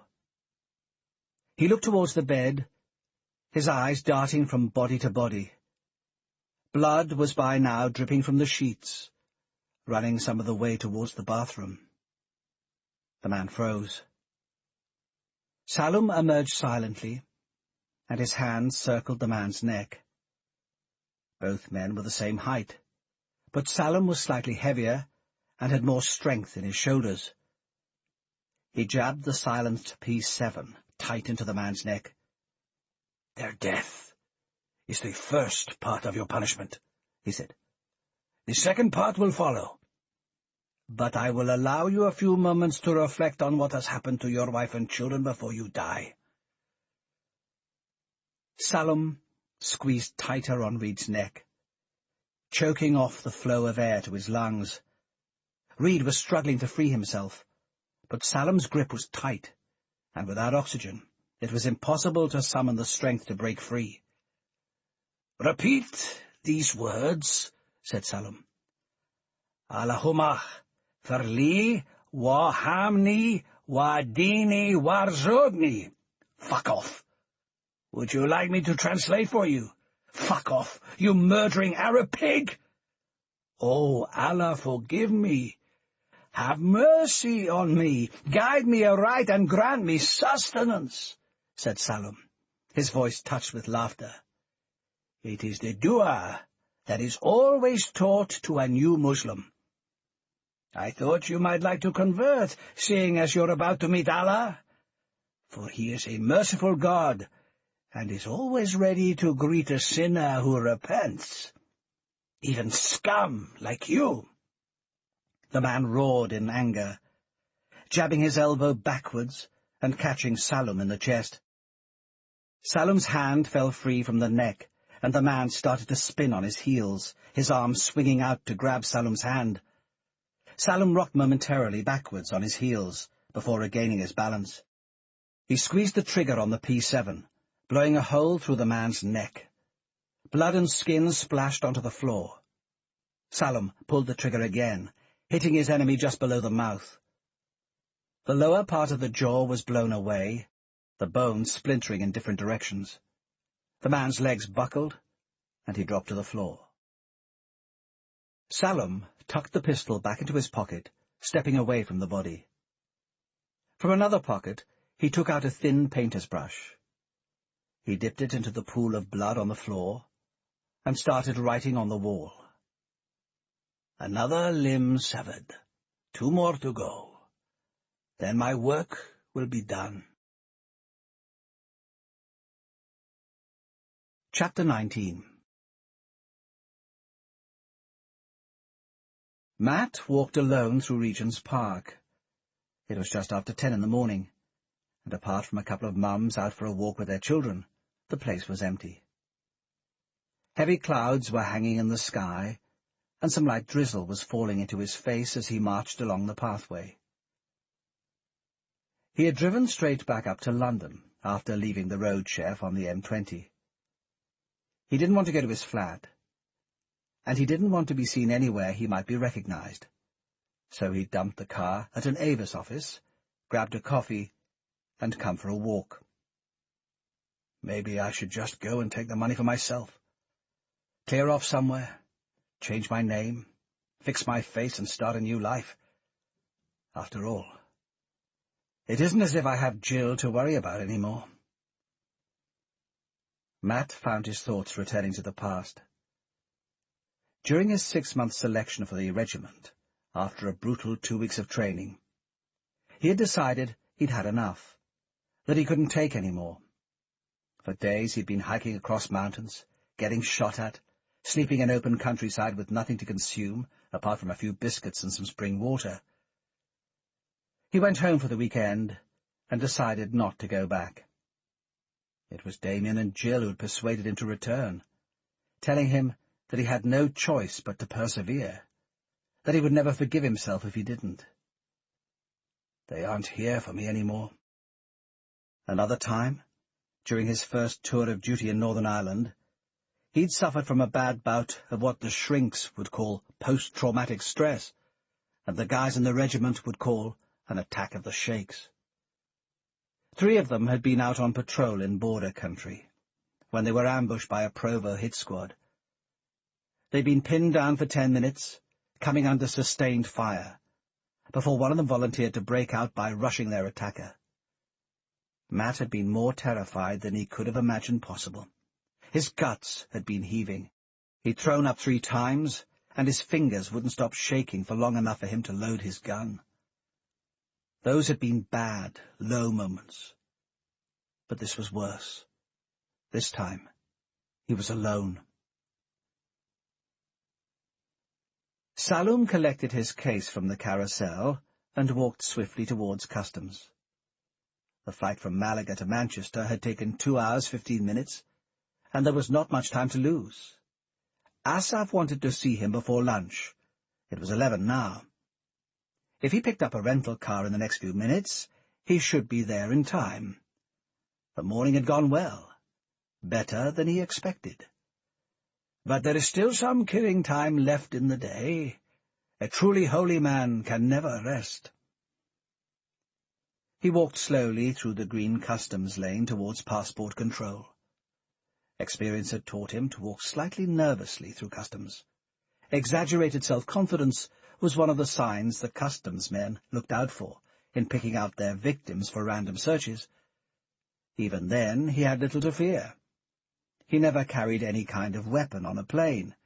He had dumped the P-7 into the Mediterranean, and always bought fresh weapons for each hit, and his false Saudi passport was perfectly in order.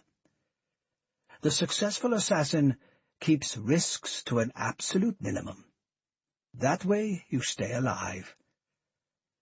"Can we see your bag, sir?" Salum stopped and looked at the customs officer. His pulse skipped a beat, but he felt certain that the reaction was not visible on his face, his expression remaining calm and impassive. "Of course," he replied. He put his bag down on the counter. It was a simple black leather case with a combination lock. Salum put the numbers in place and opened the clasp. The officer opened the bag, taking out its contents one by one. 2 spare shirts, a pair of Gap chinos, and a pair of blue Levi's, a black polo jumper, some socks, underpants, a shaving kit, and a copy of the Koran. "Okay," said Salum, replacing the items in the bag. "You'll have to follow me, sir," said the officer. Salum paused. "Can you tell me what the problem is?" The officer looked at him. He was a man of about 40, with thick black hair and hard, determined eyes. "Just follow me." A set of screens divided the customs area from the back office. Salum followed the officer. There was, he decided, no choice. Ever since the glorious victory in New York on the 11th of September 2001, a day that would surely go down as one of the greatest in human history, every airport in the world had been teeming with armed police, and sometimes special forces soldiers. If he tried to make a break for it, he'd have half a battalion on him within 5 seconds. There was no other option but to do what he was told. The officer pointed to a bank of 6 small rooms, each with a small high window. From one, Salum could hear the sound of a woman crying as she was searched. From another, the violent, rough sound of a man resisting arrest. The officer opened a door and pointed inside. "Just wait there, sir," he said quietly. "Someone will be along to see you in a minute." "Why am I being held?" asked Salum, his voice more insistent this time. "Just wait there." The room measured 6 feet by 4, with grey wallpaper and a neon strip light. There was a simple wooden table and 3 black plastic chairs. On the table there was a jug of water and a stack of paper cups. Salum took a sip of water and listened. The woman was still crying, the man overwhelmed and subdued. Somewhere in the distance he could hear men talking, but could catch nothing of what they were saying. He didn't need to. He knew they were talking about him and what they should do with him next. Salum took his mobile from his pocket and considered making a call. "No," he told himself. "Too dangerous. They are certain to be listening to every word I say." The mobile rang 4 times in Matt's pocket before he answered it. He sat down on a bench and put the phone to his ear. "That you?" Matt recognized the voice instantly. Harry Pointer, Casanov's sidekick back in Spain. Probably the last person he wanted to hear from. "Yes," he replied tersely. "Everything okay?" There was a pause. Matt knew what that pause meant, and he steeled himself for the answer. He had heard officers calling the wives and mothers of men who had been killed in action. They always asked if everything was okay, and they always hesitated before delivering the blow. They knew they shouldn't. The rulebook said that if you have bad news, it's always kinder to deliver it quickly. But they couldn't help themselves.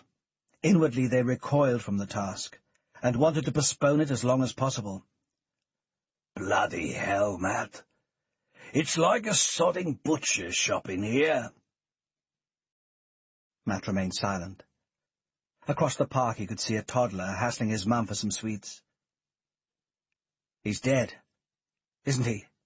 "Of course he's bloody dead," Pointer snorted. "The whole bloody family is dead. The wife, the kids. There's blood all over the bedroom, and all the way down the stairs, and there's all these bloody slogans written on the walls. In blood, Matt. Written in blood." "What do they say?" "It says, 'A thief was brought to the Prophet 4 times, and his punishments were amputations of the right hand, the left foot, the left hand, and then the right foot. On the 5th occasion, the Prophet had him killed,'" Pointer said, reciting the words written on the bedroom wall. "Fuck it, Matt.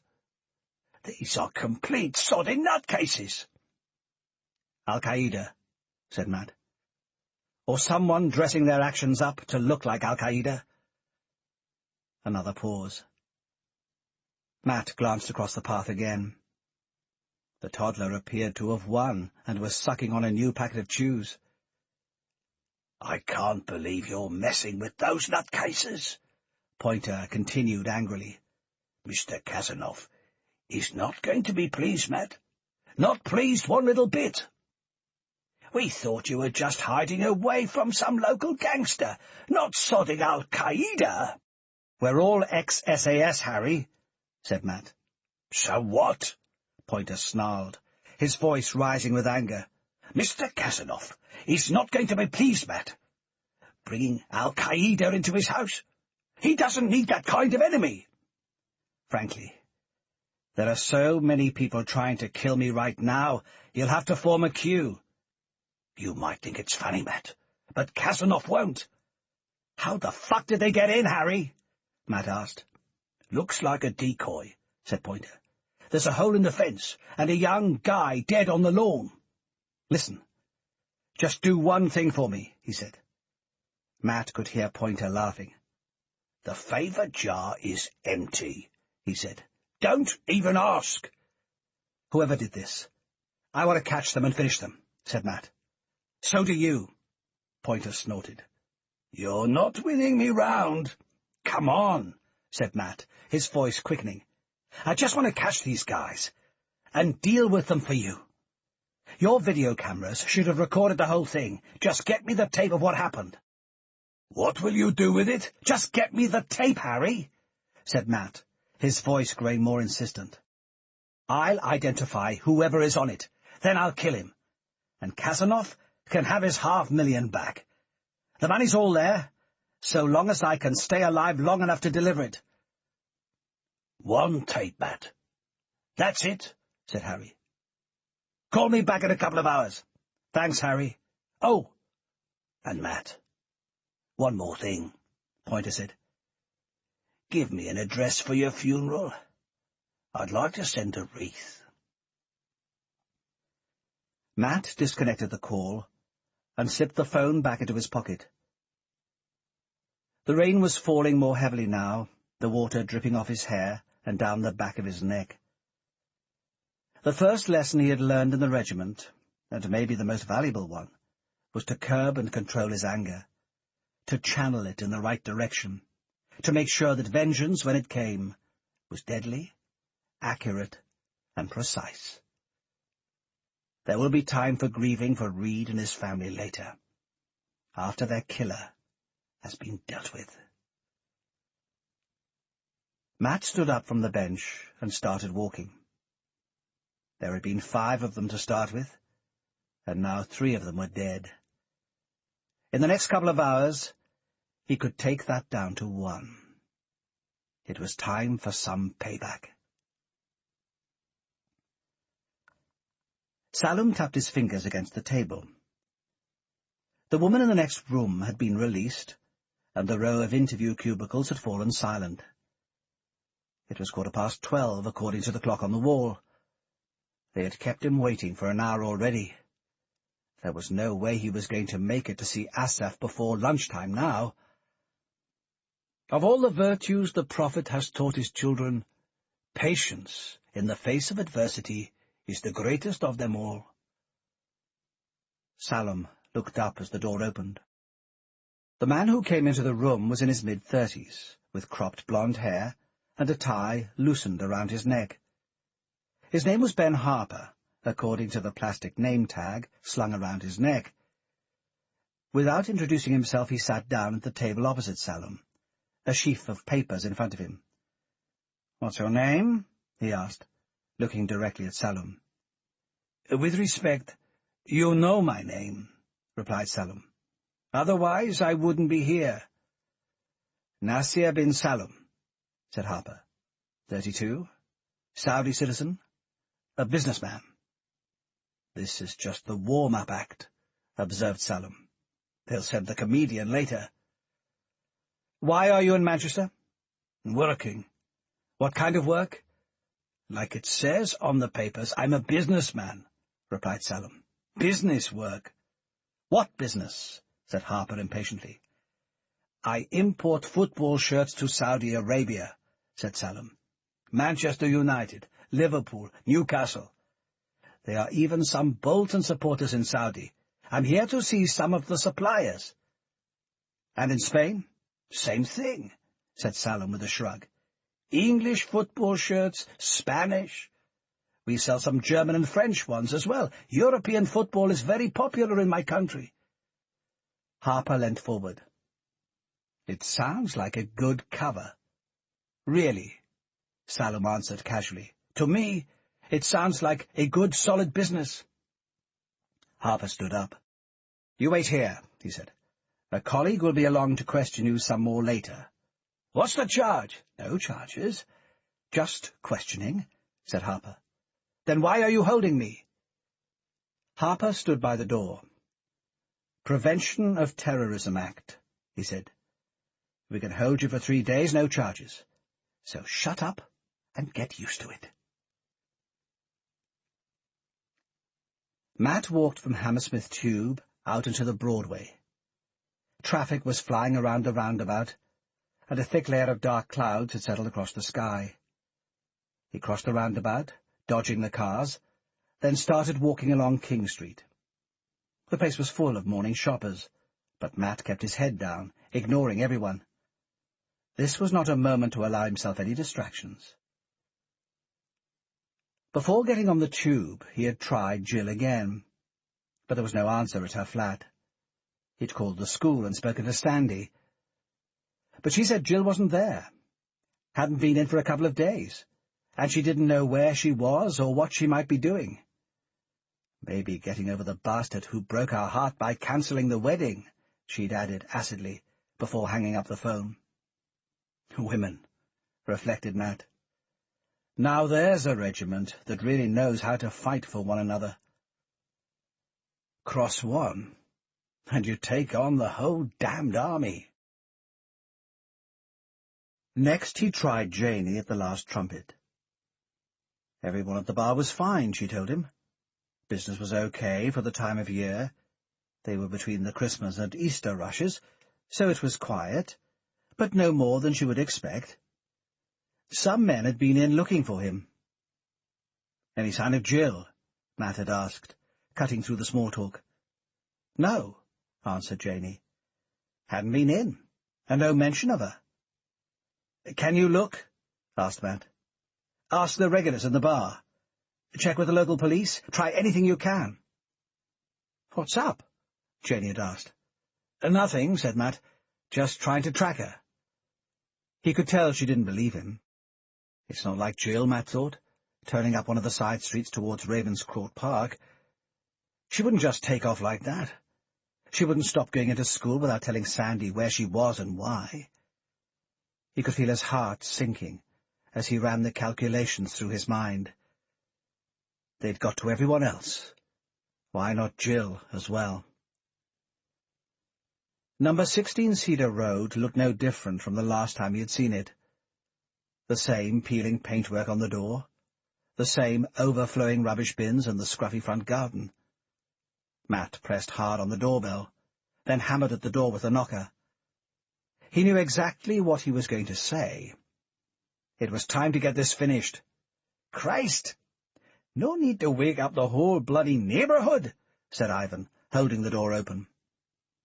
Ivan was never a good-looking man. His eyes sloped away from his forehead, and his skin was blotchy and pale. But he looked worse now, Matt noticed. Like he hadn't been out for days, like he hadn't eaten, like he'd been cooped up with only a dead body for company. You look terrible, said Matt. And in about 5 minutes you're going to look a lot worse. Remind me to blackball you from the bridge club, said Ivan. We'll wait until you polish up your social skills. Don't smart-talk me, Matt snapped, and stepped inside. The hallway had the same musty, decayed smell he recognized from the last time he'd been here. Underneath the floorboards, Keith Whitson's body was probably starting to rot from the bones, filling the rooms with the sickly perfume of death. I want some answers, and I want them now, Matt said. No fooling around, no double talk. He took the Beretta from his pocket, holding it in his fist. You mess with me any more, I'll kill you. Ivan looked into his eyes, his expression switching between sympathy and contempt. He raised one hand, then walked through to the kitchen.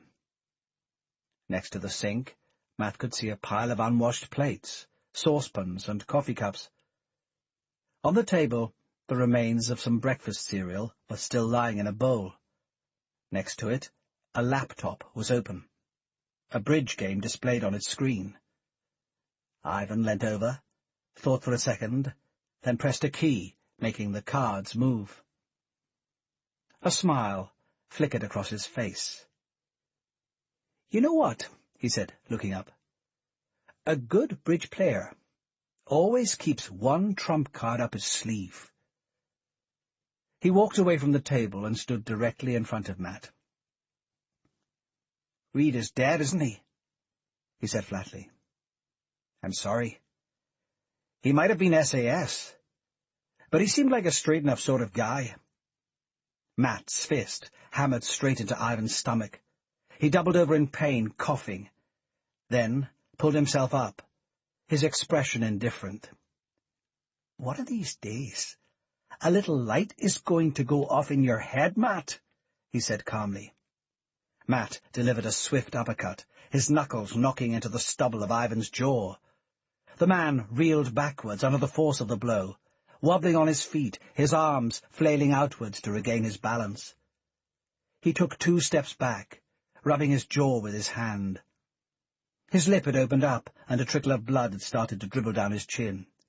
I told you! No clever talk! Matt shouted. Just the truth! Okay, said Ivan with a shrug. The truth is, I've been here for the last 5 days, ever since Whitson died. I'm just lying low until you tell me our money is ready to collect. I haven't been out, and I haven't spoken to anyone.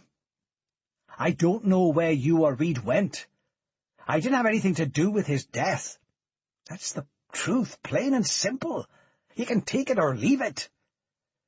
Then how did you know he was dead just now? Matt snarled. Ivan tapped the side of his head. I have a brain in here somewhere, despite your best efforts to punch it out of me. I can still add 2 and 2 together and get the right answer. If Reed wasn't dead, you wouldn't be here. You told me your family had been picked up by the provost. But that was a lie, said Matt. You've lied about everything, right from the start. Who told you that? Said Ivan cautiously. Alison. Interesting, answered Ivan. There were 5 of us when we started. Now there are 2, Matt continued angrily. Only the 2 of us knew who was in the gang, and where we all were. It's not me, so it has to be you. I didn't even know where you and Reed were, Ivan answered, his tone turning patronizing. You already decided it was me days ago. 2 more men have died since then. I even knew when and where the money was being fenced, and I didn't move out of this house. When are you going to realize? You and I are on the same side now. Matt held the Beretta up, pointing it directly at Ivan. If not you, then who? He said. If you can't answer that question, I'm going to kill you right now. Like I just said, a trump card, said Ivan, smiling. He held up a microcassette. This is mine. It will tell you who's responsible for Cooksley's, Damien's and Reed's death, and who will probably be responsible for your death and mine before the week is out. He paused, dangling the tape in front of Matt's eyes. Want to listen to it? Salom first saw the woman through the tiny window of the cubicle. He had been waiting for 3 hours, sitting alone with nothing to look at but 4 grey walls. The minutes had ticked slowly by, each one allowing him to make a calculation. Whoever they were sending to see him, she probably came from London. The local police wouldn't take this long to get here. That meant MI6. I'm in more trouble than I thought. He examined the woman as she stepped through the door. Like many European females, he observed, there was hardly an ounce of womanly flesh on her. She was tall and thin, with blonde hair that tumbled down the back of her neck. Her face was painted with lipstick and mascara. But the femininity of her appearance was all just decoration, Salom judged. Beneath the perfume and the lipstick, she would be made from metal as tough as any man's. Only the sickest, most decadent of societies would turn a woman into a warrior. That is a man's work. Harper stood behind her, remaining silent. Good afternoon, the woman said, sitting down at the desk, looking coldly across at Salom. My name is Alison Hammond. Salom nodded. He could disapprove of a working woman, but he would not underestimate her. Why am I being held? Prevention of Terrorism Act, said Alison curtly. I think you've already been told that. I am not a terrorist. That's for you to prove, and me to judge, answered Alison. Why are you in Manchester? On business. What business? I've been through that with your colleague, Salom snapped. Why don't you ask him? I like the sound of your voice, said Alison. So tell me, please. Import-export, answered Salom. All perfectly legitimate. You can look at the records if you like. The Saudi embassy will be happy to help you. Alison unfolded the pad on the desk, then took out a photograph from a plain brown envelope and pushed it across the desk. It was a shot of Cooksley, taken when he was still in the regiment, but showing only his head and dressed in civilian clothes. Recognize this man? Salom glanced downwards. He blinked. Then he realized that he'd been caught with his guard down. He had paused, and that had been a mistake. He looked back up at Alison, meeting her eyes with a stare of pure stone. No. Alison pushed another picture across the desk. Reed, in regimental uniform. How about him? This time, Salom didn't pause. No. I don't think you looked at it properly, Alison repeated. Salom picked the photograph up with his fingers. holding it to the light, his eyes squinting. "No." "Or these men?" Allison pushed across pictures of Damien, Ivan, and Matt. Salum scrutinized each one in turn, shaking his head. "I'm sorry," he said slowly. "I'd like to help you, but I have never seen any of these men in my life." Allison nodded. Her eyes moved up to meet his, and he could tell she was scrutinizing him, trying to break through the impassive exterior to find out what was happening within. But his mind was encased within walls of steel, and she would never break through. "You can't read me, infidel, any more than you could read ancient Egyptian hieroglyphics. I'm not from your world, and you know nothing about me." "Let him go," said Allison, looking up towards Harper. She glanced towards Salum, her expression somewhere between a smile and a frown. "We're sorry to have detained you, Mr. bin Salum. Have a good day." Chapter 20. Matt held the tape in his hand, a tiny piece of plastic, weighing less than a box of matches. "Okay," he said, looking across at Ivan. "Play it." From the sideboard, Ivan picked up a dictaphone and slotted the tape into position. He pressed play.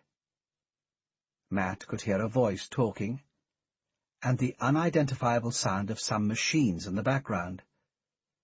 The voice was speaking Arabic, he could tell that much, but his knowledge of the language was so limited he couldn't pick up the meaning of a single word. "Recognize it?" asked Ivan. Matt nodded. "It's the tape Allison played to us in the hotel room. The one she's been looking for," he answered. "The al-Qaeda boys in the boat phoning home. Where the hell did you get it?" "She left it on the table, and I slipped it into my pocket when she wasn't looking," said Ivan. "You never know when these things might come in useful. It's the one thing I haven't been honest with you about." "It was unprofessional of her to leave it out," said Matt. "Exactly," said Ivan. "That's what I thought. She just left the tape on the table, like she wasn't bothered what happened to it." "You don't speak Arabic, do you?" Matt shook his head. "Do you?" "No," said Ivan. "But she knew that when she played us the tape. None of us would understand what it said. So I had it translated." He handed another tape to Matt. "Want to listen to it?" Matt took the tape and slotted it into the machine. A voice started up, a slight Arab accent, but speaking English with a London accent. It was the kind of voice you would hear in any kebab shop in Acton. "I would like to order 2 tickets to Cairo. I want to book return flights, business class, going out early in the morning on the 10th, then coming back on the 18th. I'm going to need a car rental at the airport and a hotel in the city." Ivan walked across the room and pressed his finger on the tape machine. The voice stopped. "It's just some guy booking tickets to Egypt at one of the Arab travel shops along the Edgware Road." Matt lifted the Beretta, leveling it directly at Ivan's forehead. He released the safety catch. "You're lying." Ivan stepped forward, bringing his forehead into contact with the barrel of the gun. "Listen, you bloody fool. It's Allison," he said, spitting the words out of his mouth. "She's been setting us up all along." Salum slammed the door of the rented Golf. He stepped out into the car park, looking around him. He believed he hadn't been followed, but it never hurt to check once again. The mark of a great assassin is his attention to detail. Asaf was standing 20 yards away, outside a phone box. Salum walked slowly towards him, his eyes darting from right to left. As far as he could tell, the man was alone. "Sorry for the delay," he said, looking into the eyes of his master. "I was taken in for questioning at the airport." "I know," said Asaf. Are you certain you weren't followed? Salum nodded. After being released from the airport, he had taken a taxi into Manchester, a bus up to Preston, then hired a car and driven down towards Birmingham. At each stage of the journey he had carefully checked his trail, watching for anyone who might be following him.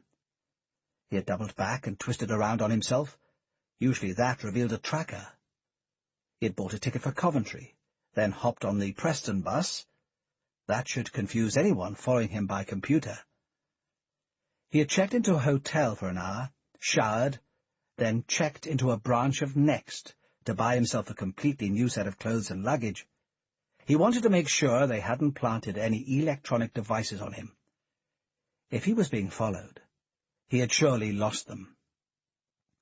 "I have taken every precaution I could think of," Salum answered. Asaf was a commanding man with a natural sense of authority.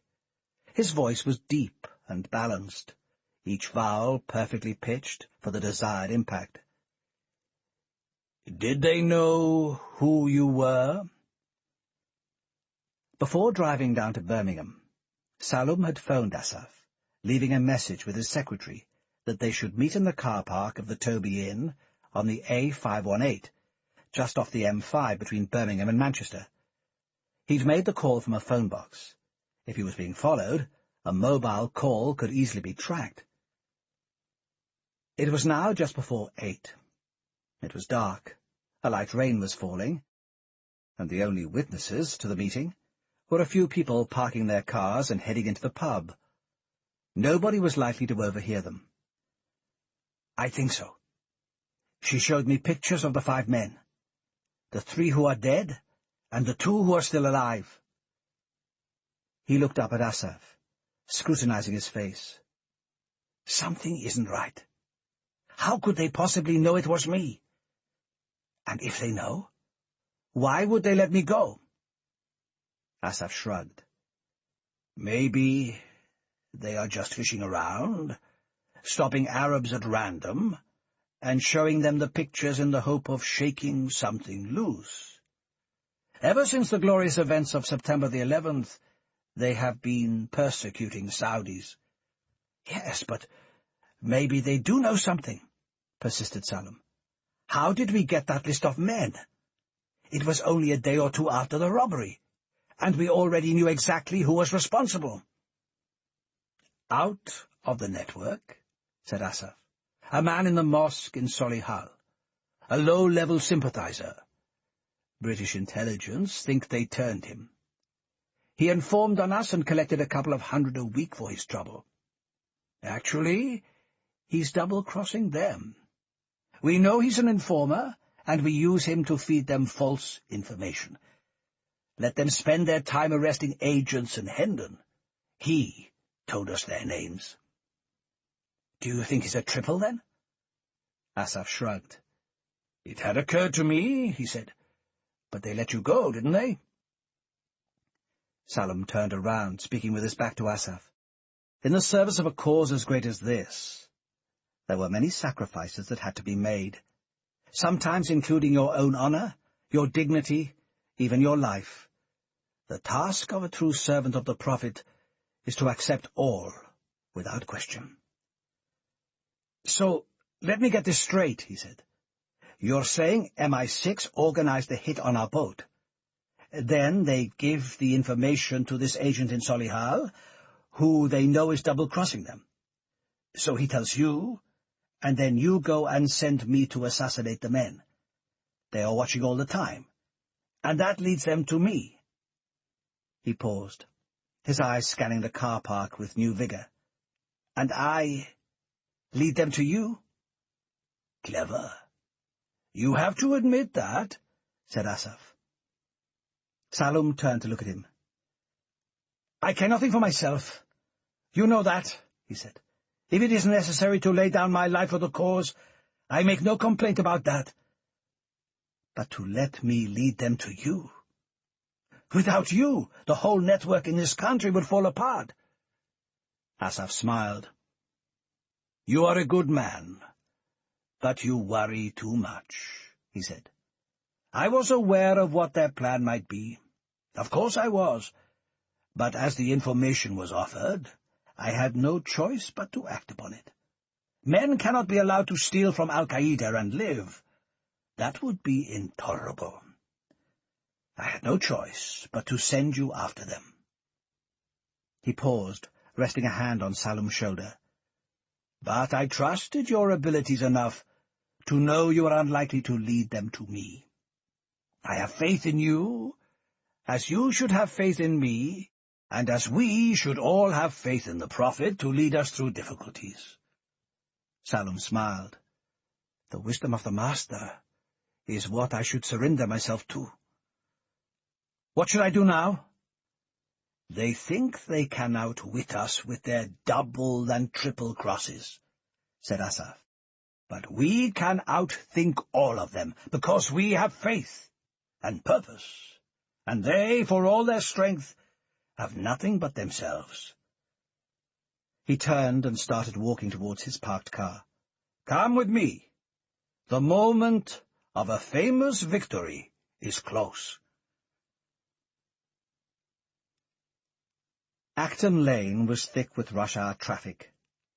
Cars snaked and crawled along the road, the sound of the engines turning into one collective groan.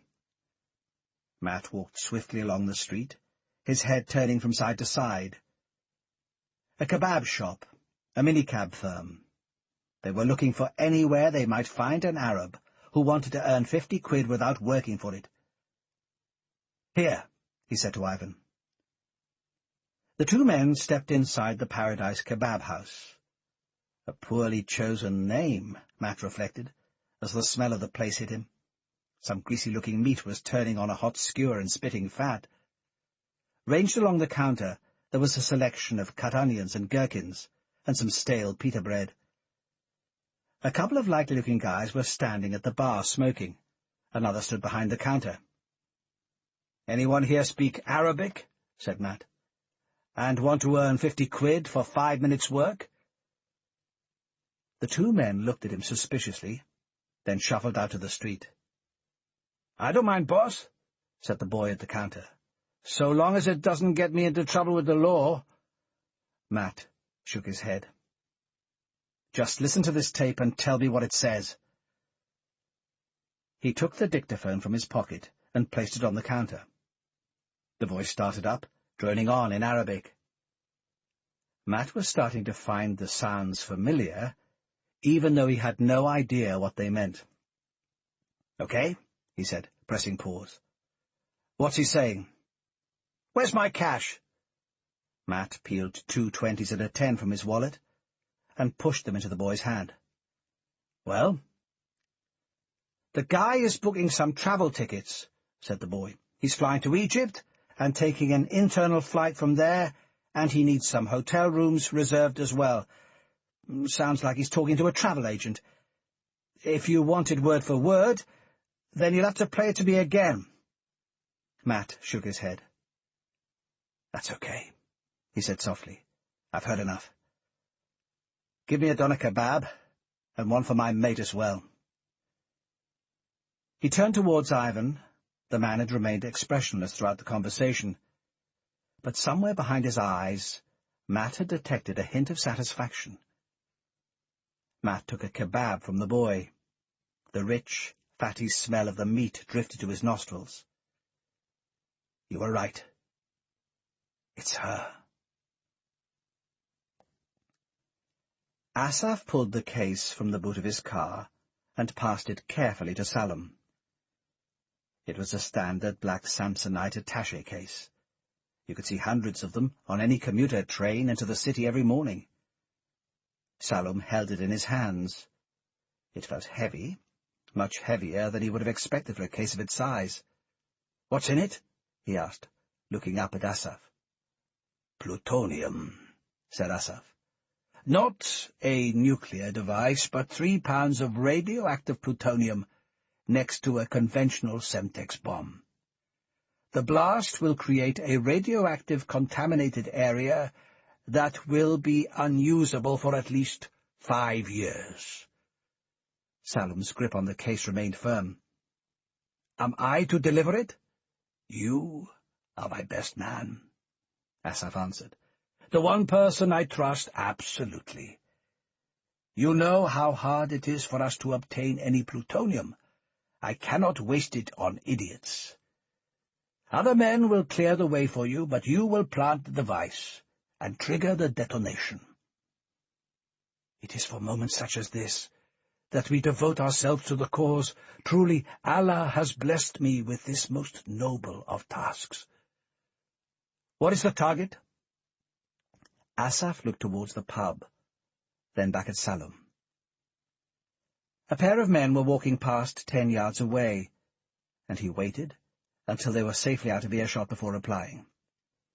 "We plan our targets with great care," he said. "We strike rarely, but with maximum force, so as to spread terror and confusion among the enemy. Yet we also operate by stealth. We come at them where they least expect us to strike. This bomb is to be placed at Clapham Junction. It's the biggest railway junction in Europe, and the busiest. It's the one crucial hub for all the people and freight coming into London. After this bomb goes off, nothing will be able to move through the area for at least a year until the contamination dies down.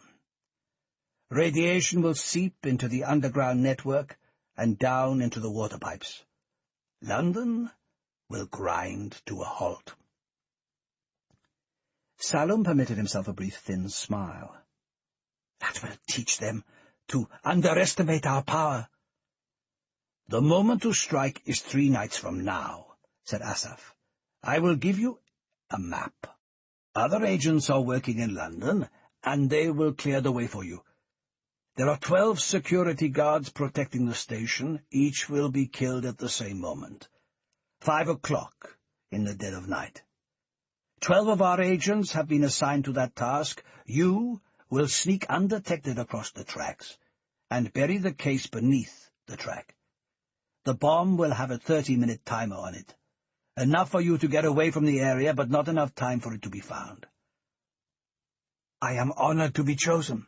But first, we must deal with the last of our 2 thieves," said Asaph. "Honor demands that they must die. As soon as I have it from our source, you shall be given the address of their hiding place, and you will go and kill them. Then you will deliver the bomb." Salum looked to the sky. "In the book of Surah, it is written, 'Muhammad is God's apostle. Those who follow him are ruthless to the unbelievers.' Those are indeed wise words. Your devotion to the way of the faith is an inspiration to us all," said Asaph.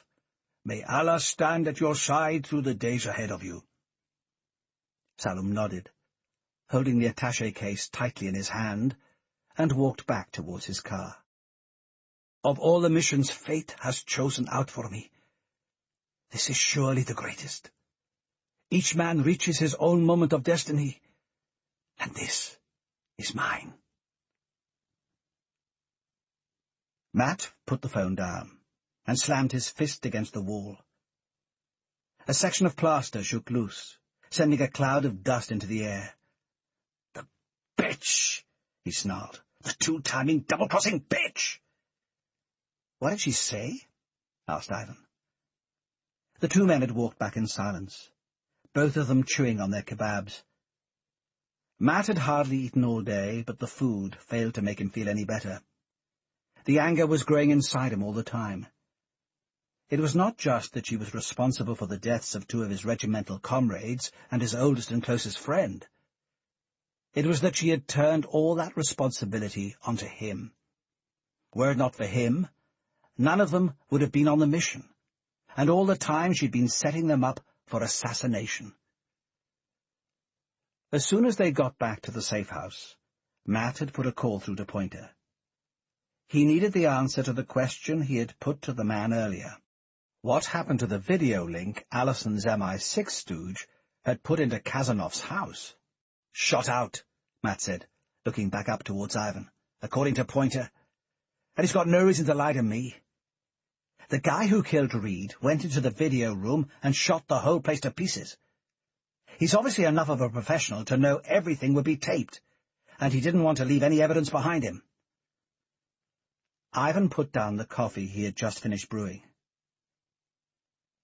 Before or after he shot Reed? That's the question, he said. I reckon it has to be afterwards. Think about it. You go inside the house, knowing that Reed has been distracted, and you have a few minutes to kill the wife and kids before killing him. You don't have time to worry about the video cameras. Matt poured himself some coffee. Right. You deal with it after the killing is done. So long as none of the tape survives, you know it doesn't matter. Would it occur to you that the whole lot was being transmitted back to London? So that's what the 5-man was there for, said Ivan. You should have seen that at the time. It was nothing to do with helping you. Alison knew all along the assassin was going to come and get Reed. She just wanted to make sure they had film of him, so they could identify him later. It all fits together. Like a game of bridge. Right. She gets us to hit al-Qaeda, Ivan said carefully. She knows they are going to send their best man after us. She finds some way of leaking who and where we are, knowing their man will go after us. Meanwhile, 5 are watching, waiting for one slip. Then they have him. She didn't care about the robbery, not for a moment. It's the assassin she's after. Christ. I'll tell you why as well, said Matt. She's under a lot of pressure to catch the guy who killed the government minister in Saudi, and she reckons there's a big al-Qaeda spectacular coming up soon in Britain. 5 are desperate for some kind of lead. How do you know what she thinks? I slept with her, said Matt. Pillow talk. Not just you. Me as well, said Ivan. Matt paused. With all that he'd learned in the past few minutes, this revelation shouldn't have surprised him. Yet he couldn't help but see it as yet another betrayal. It hadn't been serious with Alison, but he hadn't expected her to be both trying to get him killed and sleeping with the rest of the gang. And I'll tell you what then, pal, Ivan said, a hoarse laugh rising from his lips. It wasn't either of us that screwed her. It was the other way round. Alison here? It's Matt. She paused for only a fraction of a second. Are you okay? She said quickly. I was really worried about you. She's good, thought Matt. The tone, the pause, the small catch in her throat. You could almost believe she really was worried about me. Like a whore, she knows how to fake any emotion the moment requires. You heard about Reed? Yes. I'm really sorry. He was a good guy. Matt held the phone tightly. He was sitting in the hallway of the Hammersmith house, his back to the wall. Only one light bulb was on, shining in the kitchen. Otherwise the house was in darkness. The 5-man who put in the video link. Did you get anything? Another pause. No, she replied. The first thing the assassin must have done is shot it out. Matt nodded into the phone. Nothing at all? Not even a few shots of him coming into the compound? No. I'm sorry, Matt. Nothing. Okay, said Matt. I was just hoping it might have given us some kind of lead. Whoever he is, he's too good to make a mistake like that, she said. Did you get the money? That's all taken care of, said Matt. We'll be making the split, just like we discussed in Bideford. Is there anything I can do to help? Listen, I'm hiding up with Ivan now. I think you should know where I'm staying, just in case anything happens to me. Don't talk like that, Matt. You'll be okay. No, I have to be sensible. 3 of the gang are dead, and I might be next. If anything happens to me, I'd like you to make sure the money is picked up and goes to my heirs. The regiment will tell you who the money should go to. We all have to give details of who we want to leave our stuff to, and I haven't changed mine. He paused, looking across at Ivan and smiling. I'm going to send you a text with all the details. All right, she said softly. You look after yourself, Matt. If there's anything we can do to help, just let me know. We're big, strong boys, said Matt. We can look after our corner of the playground. He cut the call, walked to the kitchen to retrieve his mobile, and started tapping in the details of his address. He pressed send, and waited until he knew the text had been sent. Well, now she knows where we are, he said, looking across at Ivan, and where we are going as well. Ivan smiled.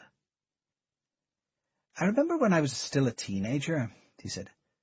When I first signed up with the Provos, there was an old guy called Mickey Royal who took me under his wing and showed me some of the ropes. He taught me lots of lessons about survival, but the first one he taught me was this. Let the enemy come to you. He rocked back on his chair, a casual smile on his lips. When you go to them, you make yourself vulnerable. You move about, you expose yourself. Much better just to let the opponent come to you. That way, you fight on your own territory. I know, Matt said, smiling. I've been one of those targets, remember? Salom stared at the ceiling of the hotel room. In his mind, he was reciting verses from the Koran, playing them over and over, drawing strength from the majesty and power of the words of the Prophet. The moment when my soul can be joined with his in heaven, that is what I am working for. There are many moments of solitude in the professional life of the assassin, and Salom had grown used to them over the years. When he was by himself, as he was for most of the time, he liked to pray and to study the Koran, cleansing his spirit and his mind afresh for each kill. At night, when he lay the holy book aside, he found himself thinking of his childhood back in the Saudi wilderness. He was one of 20 children by his father's 8 different wives. Although his father had so many different children, he could scarcely keep count of them. His mother Saja had not been very fertile, and Nasir had been her only son. His father had quickly lost interest in her. In the hierarchy of his harem, she had ranked right at the bottom. He showed little interest in Nasir as well, but to his mother, he was the only pleasure in an otherwise harsh and disappointing life. She'd always been at his side, his constant companion through all his adolescent years, and he still prayed for her and spoke to her every day. It was only after she had died that he had joined the movement. Allah had been the only person he could imagine who could fill his mother's place in his life. If Father could see me now, he would be proud of me. He would know that I am doing his work. He would not ignore me and insult my mother the way he always did in the past. The phone rang twice before Salom answered it. Hammersmith, West London. That's where you'll find the last 2 thieves, said Asaf. Do you know it? What address? Cedar Road, said Asaf. Number 16. Allah shall guide us at all times, said Salom. For a moment he thought about the woman who had interviewed him at Manchester Airport. Maybe she had realized who he was. Maybe she was trailing him. Maybe this was all a setup. The next 2 victims could be planning an ambush. He pushed the thoughts out of his mind. Not helpful, he told himself. I will do my duty, no matter what the risks to myself. He rested his head against the pillow. His eyes were starting to shut, and he could feel a sense of calm and peace washing over him as he drifted off to sleep. The cares and anxieties of the day had vanished into the air, and he was able to relax. It is so much easier for a man to sleep properly at night, when he knows who he is going to kill in the morning.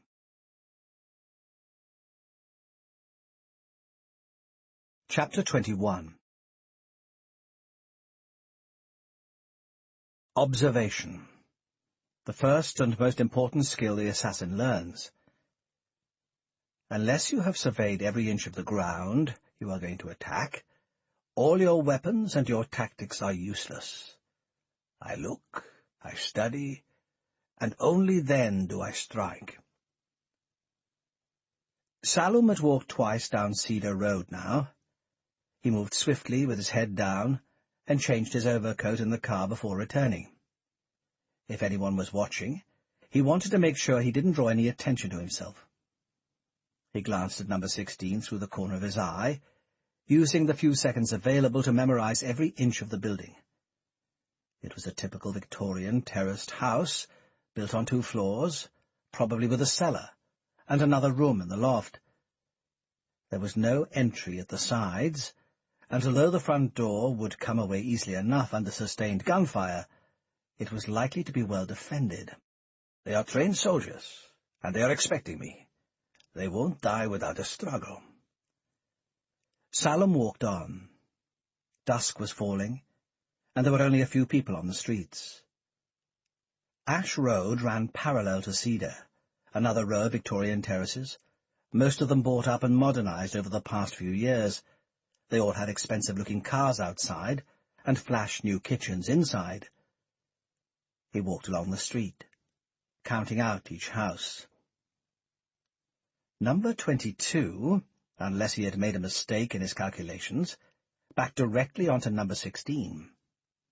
Unlucky, thought Salum, surveying the ordinary-looking house, but your number is up. Salum walked on, allowing himself one more glance over the house. If there were 3 or 4 men in there, he had a problem. He headed back towards the car, got in, and pulled out the laptop he kept under the back seat. Hooking up the computer to the mobile phone, he fired up a web connection, then logged on to the electoral roll site used by junk mail companies to compile their mail shots. You needed a password to get in, but Salum had already signed up for a subscription using a false password. He tapped the Ash Road house's details into the computer. The information was transmitted down the line, and the answer took almost a minute to appear on the screen. Mrs. Westhoff, plus a Celia Westhoff, described as a minor, a mother and a daughter, maybe a divorcee. She will offer little resistance. Salum snapped the computer shut and walked briskly down the road. There was one other person walking along the street, and he waited for them to pass before making his move. He rang once on the doorbell, fingering the P7 in the palm of his hand. The woman who answered the door looked to be in her early 40s, with brown hair tied up behind her head, a loose-looking dress and no shoes.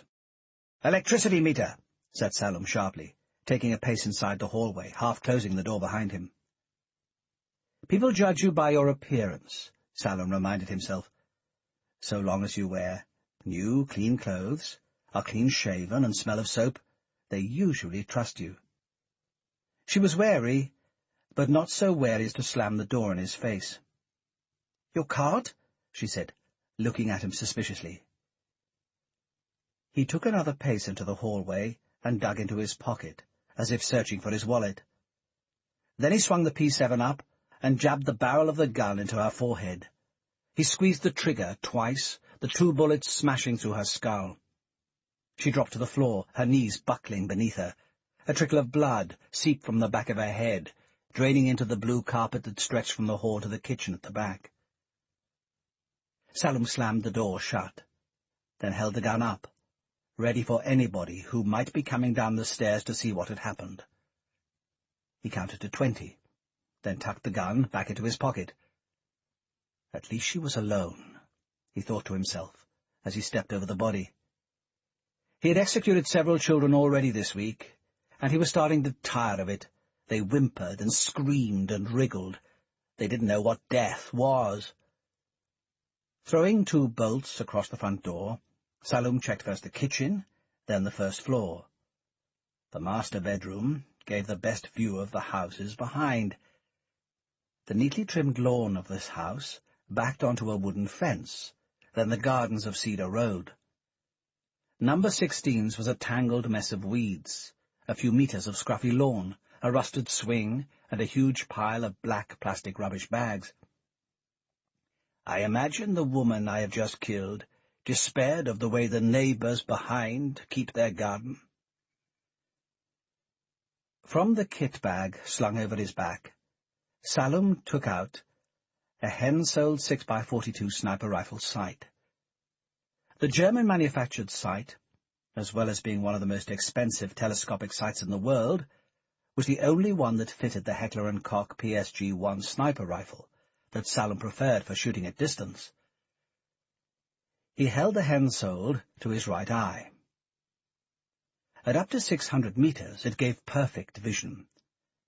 It was less than 50 meters to the house opposite, and he could see straight in. One light was burning in what he took to be the kitchen, and another was visible on the first floor.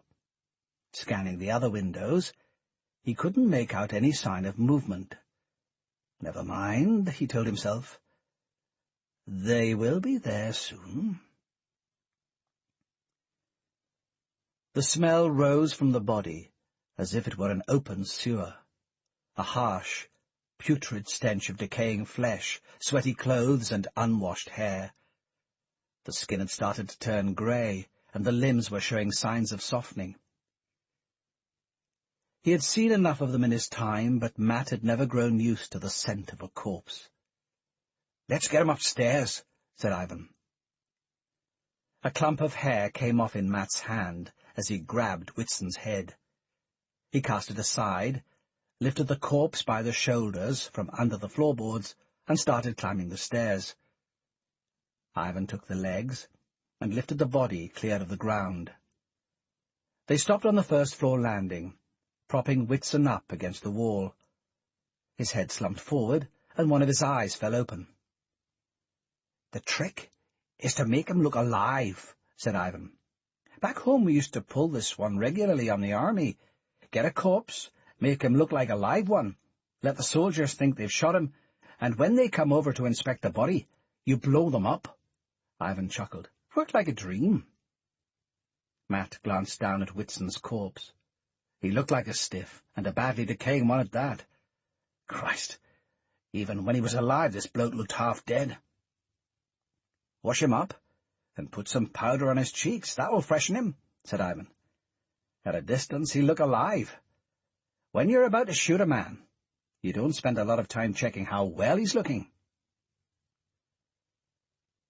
The barrel of the Heckler & Koch PSG-1 would have been just visible at the first-floor window, an inch of black metal emerging from a circular hole cut into the glass. The rifle was mounted on a black metal frame that held it perfectly still. Behind it, Salum stood completely motionless, the lights all switched off around him, his eye level with the Hensoldt sight. Salum had played out the sequence of events 100 times in his head. His preparation was always immaculate, and it was only through constant mental and physical training that he felt certain he could always claim victory over the odds. He would wait here until one of the two men in the house revealed themselves at the window. Then he would shoot him with the rifle. When he was dead, he would rush through the garden, scale the fence, and start his assault on the building. One man he felt certain he could defeat. This was why it was vital he shot the other one before he went inside. He glanced down at his watch. It was 11:15 at night, and he had been in position for 3 hours. His shoulder was starting to ache, where the butt of the rifle was jabbing into the muscle, and the skin around his right eye was sore from being pressed against the sight. The waiting, he reflected to himself. That is when our strength is tested. This ends Disc 8. Greed, Disc 9. He glanced up to the sky. A moon was shining down, and the stars were burning brightly. Somewhere in the distance he could hear a police car rushing towards Hammersmith Broadway, and down on King Street he could hear some boys getting into a closing-time punch-up. "Soon I will be back in the empty quarter, in my homeland," he thought to himself. As soon as the railway bomb was delivered, he would leave the country and hide in the Saudi wilderness for a year or more. He longed for the cleanliness and purity of the desert. A movement. A glimpse of a man's head moving across the first-floor window. Salum pressed his eye closer to the sight, keeping his finger poised on the rifle's trigger. A man. Definitely. He had vanished from view, but he had looked as if he was heading to the bathroom. That meant he would be back in a minute or two. Salum composed himself. The moment of attack was approaching. His mind drifted to thoughts of his friend Atta, who had led the attacks on the great Satan with such spectacular success on the 11th of September 2001. A fine, upstanding man, Salum still regarded him as the noblest individual he had ever met, and envied his martyr's death.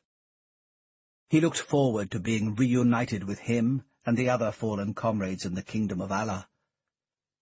Just before the attacks, Atta had given each one of the martyrs a notebook to inspire them, and he had given one to Salum as well. He had memorized it by heart, and one passage leapt into his mind now as he waited for the target to re-emerge. Completely forget something called this life. The time for play is over, and the serious time is upon us, Atta had written. He told them to consult the surah of the Quran, called Al-Anfa, or the Spoils of War. Under his breath, Salum recited the lines Atta had instructed them to commit to memory. Remember how they said, O Allah, if this is indeed the truth from thee, rain down on us a shower of stones from the sky, or send us a grievous penalty. Another movement. Even at a distance of 50 meters, Salum could make out a flash of hair, and beneath it the skin of a man's forehead. He steadied his arm, lining up the sights with the man's head, checked that it was perfectly aimed, then softly squeezed the trigger. The bullet exploded from the barrel of the gun, smashing through the window of the house opposite. Glass shattered, and Salum could see the bullet colliding with the head of the man. Through the telescopic sights, he could see fragments of skull splintered against the wall, and the body dropping to the ground. Salum paused, waiting to see if the target stood up. Nothing. The victory was his, he decided, a smile of professional satisfaction on his face. He unhooked the PSG-1 from its stand, holding it in his right hand, and ran down to the kitchen and out into the garden. He scaled the back fence in one swift movement, landing just next to the rusty swing. The moment for the assault was here. 4 of the thieves are dead, and the 5th man is about to die. The anger of the Prophet will be satiated. Chapter 22. Alison walked alone through the woods. The trees were swaying in a wind that was picking up speed and force as it blew in through the English Channel and swept across the open Kent countryside. Dark clouds were drifting in from the west, and somewhere in the distance she could hear the rattle of a thunderstorm. She paused, looking up at the sky. The collar of her green Barber jacket was hoisted up around her neck, and her throat was protected by a red silk Hermes scarf. Her green Wellington boots were almost new, and the mud was sticking to the soles as she trampled across the wet ground. In her hand she was holding a single sheet of paper and a compass. As she walked, she was measuring her paces, as if she was counting them out. She was searching for something. The mobile rang twice in her pocket. She fished it out and held it to her ear. "Hi," she said. "It's me." Her head nodded twice as she listened to the voice on the line. "We have to be certain they are dead," she said. "We have to be certain it was them." She paused, listening to the reply. "That's great news. And what about bin Assef? Has he been picked up?" Another pause. "Great. Without him, the whole network is going to fall apart. If we rough him up enough, we might even get him to tell us who all their people are across Europe. Particularly now he has finished off Matt and Ivan for us. All we need to do is alert every port and airport and border, and make sure we pick him up as soon as we can." She walked on through the woodland, still holding the phone to her ear, still talking. "Oh, I'm just collecting some extra funds. 5 can always use some extra cash, especially if it's untraceable." She laughed into the phone. "Well, yes," she continued. "Perhaps a couple of new frocks. After all, when a girl has just cracked the al-Qaeda network in Britain, found the man responsible for murdering a cabinet minister, and prevented a major terrorist incident, I think she's earned a new party dress or two." A smile was playing on her lips as she snapped the phone shut and put it back in her pocket. She was reaching a clearing in the woods now. The trees parted into a small semicircle, with dense foliage covering it, blocking out most of the little sunlight that was managing to break through the clouds. Her pace was quickening, and her eyes were darting from side to side as she scanned the territory laid out in front of her. She looked at the map, then back at the compass, then down onto the ground. "Time to say hello," thought Matt, looking down at her from his vantage point in a tree 15 yards away. There aren't many consolations to being a dead man, but the ability to surprise people is one of them. The mobile rang in Alison's pocket. She paused, put the spade to one side, then held the phone to her ear, pressing the green button as she did so. "Yes," she said, a trace of irritation in her voice.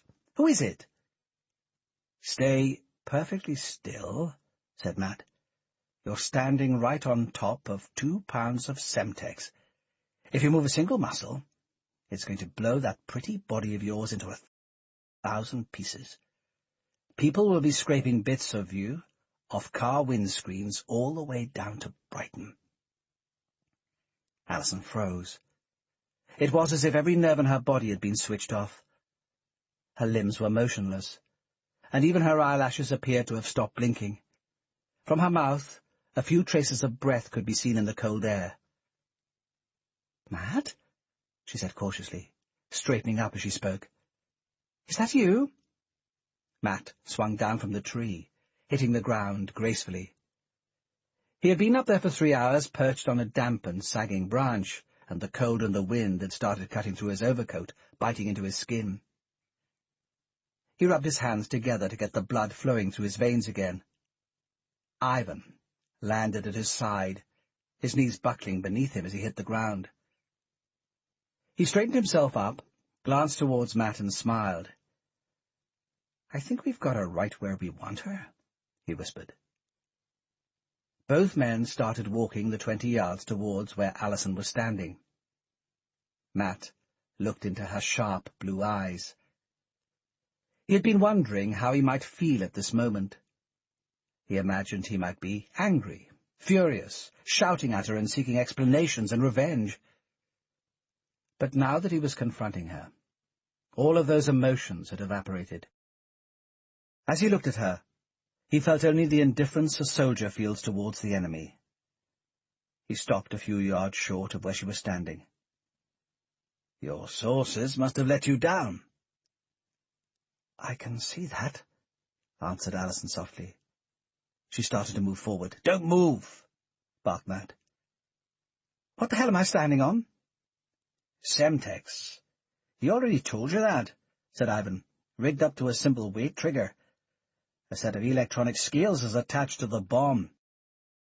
When there is a weight of more than 100 pounds on top of it, that sets off the Semtex." He threw his hands wide open. Boom. "Will you turn it off, then?" Ivan shrugged. "You're a professional," she persisted. "If you just wanted to kill me, you would have done it from up in the tree." Ivan glanced at Matt, then held up a small radio transmitter used for controlling a toy car. He had picked it up at a toy shop on the drive down, and adjusted it so that it switched the electronic scales on and off. One flick of this switch. "That's all it takes," he said. "Until then, don't move." "What happened to Salem?" "We killed him," answered Matt, his tone completely calm. "He made his attack on the house, just as we knew he would, as soon as we told you where we were. He was a good soldier. He did what any of us would have done if those were the orders. He attacked. We lived. He died." "But 2 bodies were found in the house," Allison persisted. "Who were they?" "Salem was one. The other was a man called Keith Whitson, an IRH stooge in London," said Ivan. "5 have probably got a file on him somewhere. Nasty fellow, with bad breath and rotten teeth?" "We burned the bodies up so no one would recognize them," added Matt. "The police will figure out who they are eventually, but it buys us a few hours." He noticed the diamond. It was set in a simple gold chain and hung around her neck, but it was definitely the same rock he had given her a week ago. A beam of light breaking through the trees hit the jewel, set it sparkling.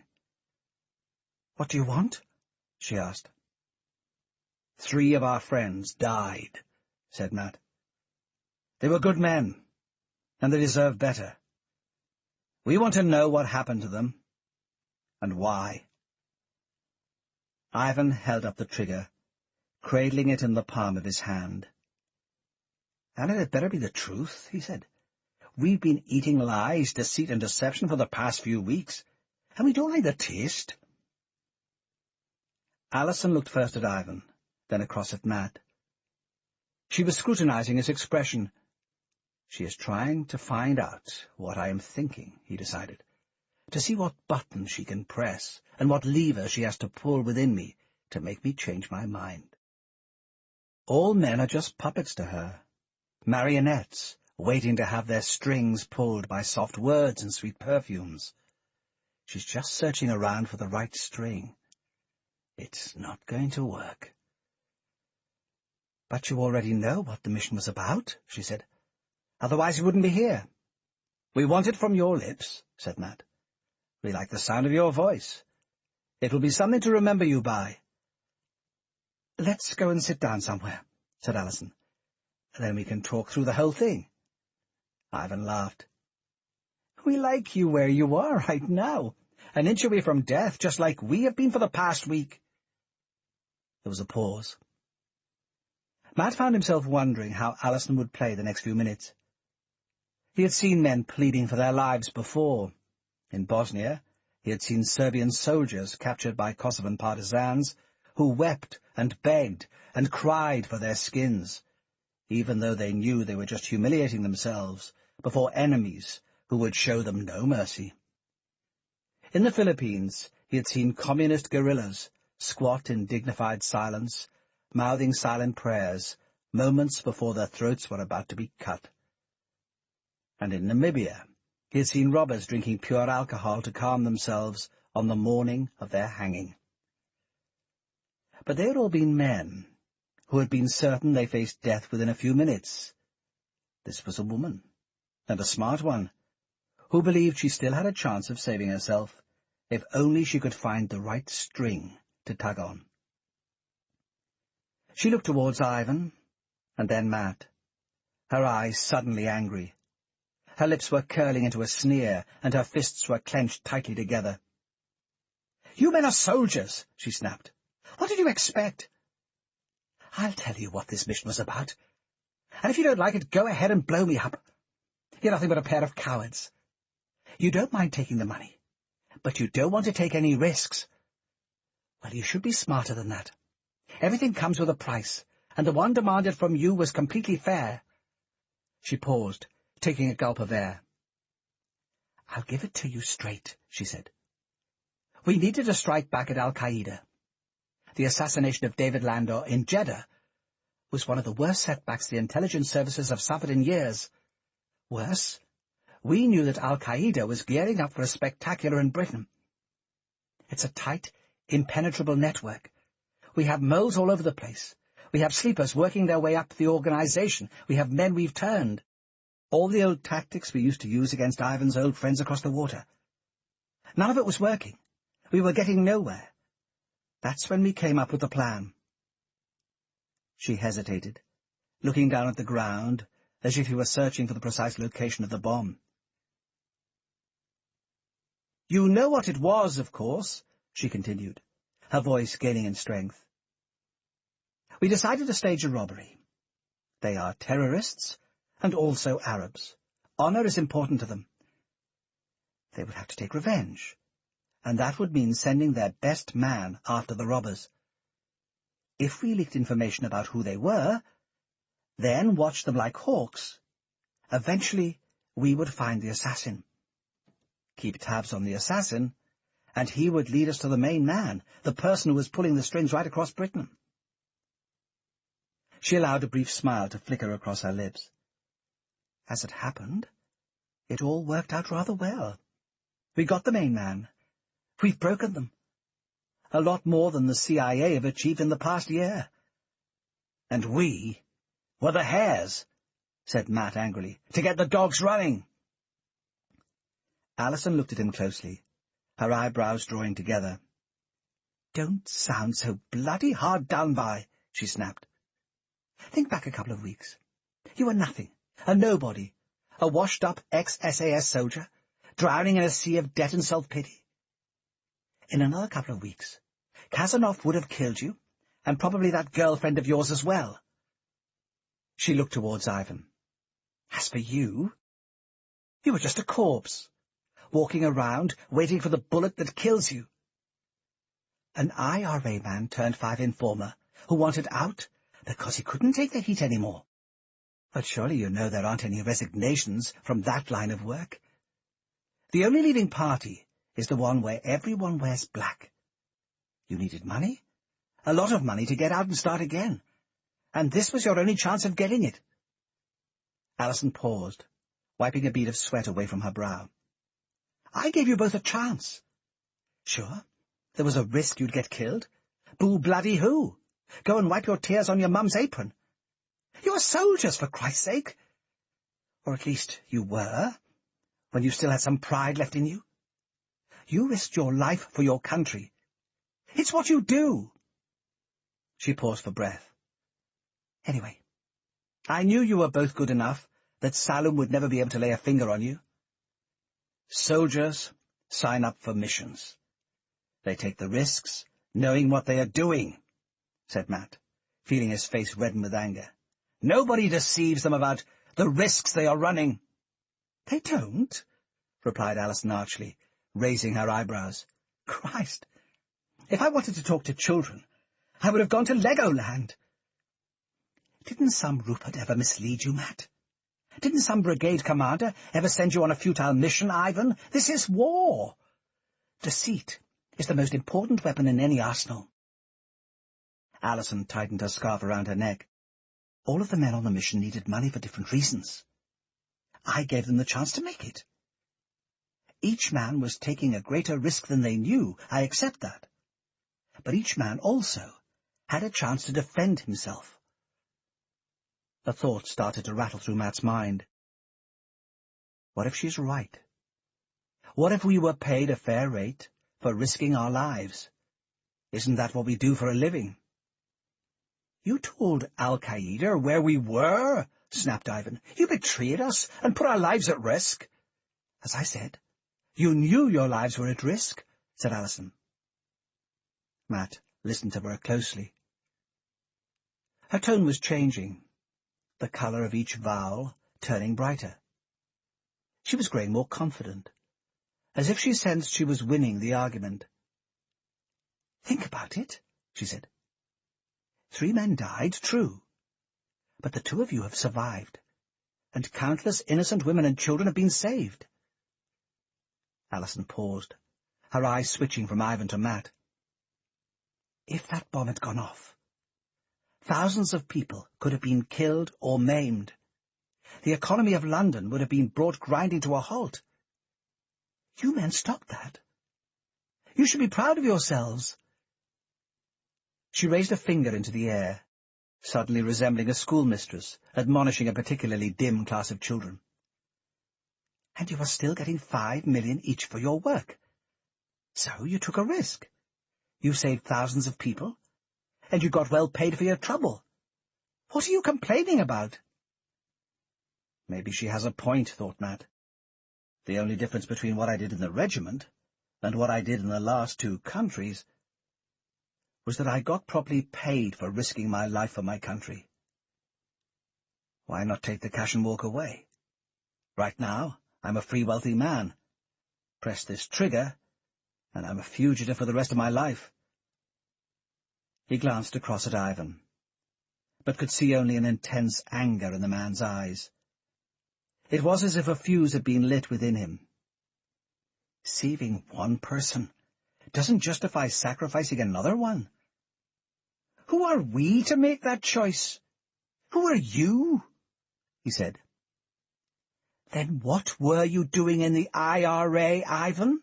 Alison snapped back. They made those choices all the time. What were you doing in the SAS, Matt? She fixed both of them with a hard stare. Both of you already made the decision, when you were a lot younger, that lives were sometimes worth sacrificing for a cause. It's too late to go back now. I don't need a philosophy lecture, thank you, said Ivan. The muscles in his neck were bulging as the blood pumped to his head. He looked towards Matt, a question playing in his eyes.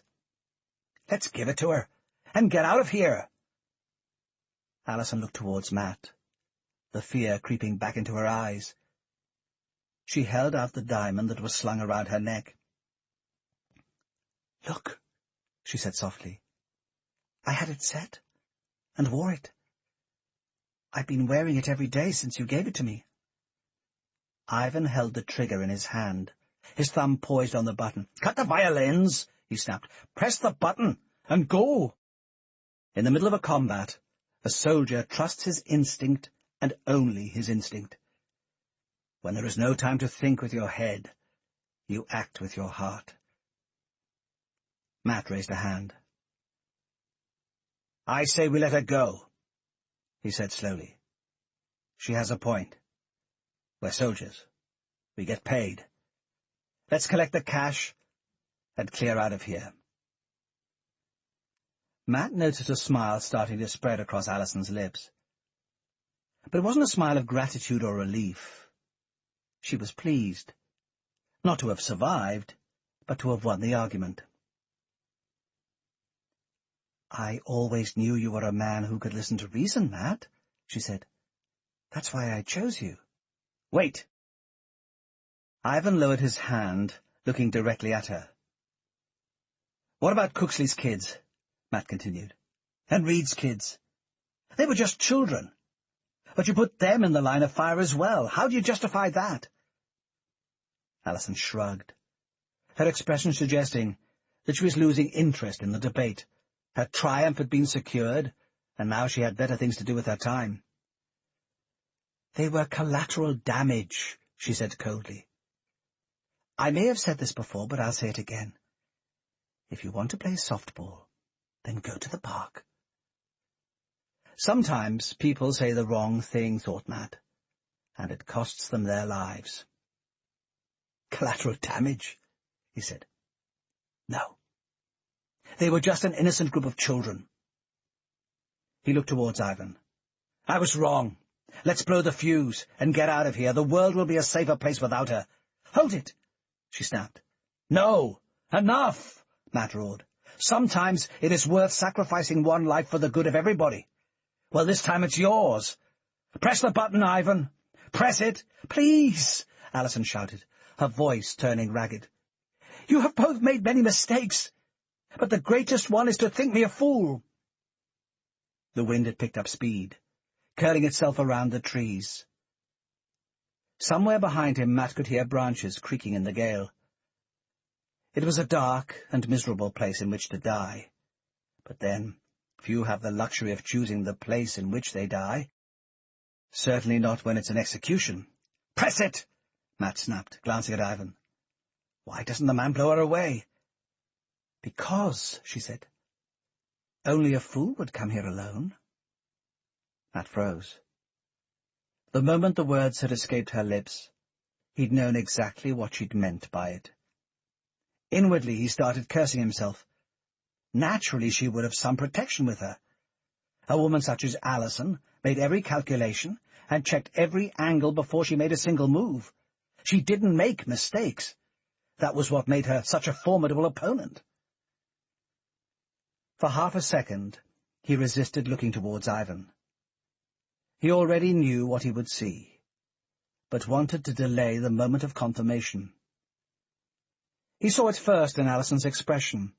A smile of smug satisfaction had spread onto her lips. Slowly, he turned his head to the right. Pinky was standing a yard behind Ivan, a pistol in his outstretched hand, the barrel of the gun resting gently on Ivan's ear. Matt looked behind him. Perky was standing 2 yards behind, a gun lodged into the palm of his hand, pointing directly at his head. From that distance, it would be impossible for him to miss. You had to hand it to them. They were good. "Be very careful," said Pinky, his voice so low it was barely more than a whisper. "And hand me that trigger." The look of anger on Ivan's face intensified. The flame within him had just been turned up. For a brief second, Matt wondered whether Ivan was about to blow them all away. His hand dropped away, but his grip on the trigger remained just as tight. "Give us that trigger right away," said Perky, his voice booming around the woods. "Or both of you die. Instantly." "Do it!" barked Allison. "Give him the trigger!" It's in the tone of her voice, noticed Matt. It doesn't matter what we do. We've threatened to kill her, and that's our death warrant signed, sealed, and delivered. She doesn't need us wandering around the world somewhere, with time to plot and plan our revenge. She'll finish us now. If I were her, I'd do the same thing.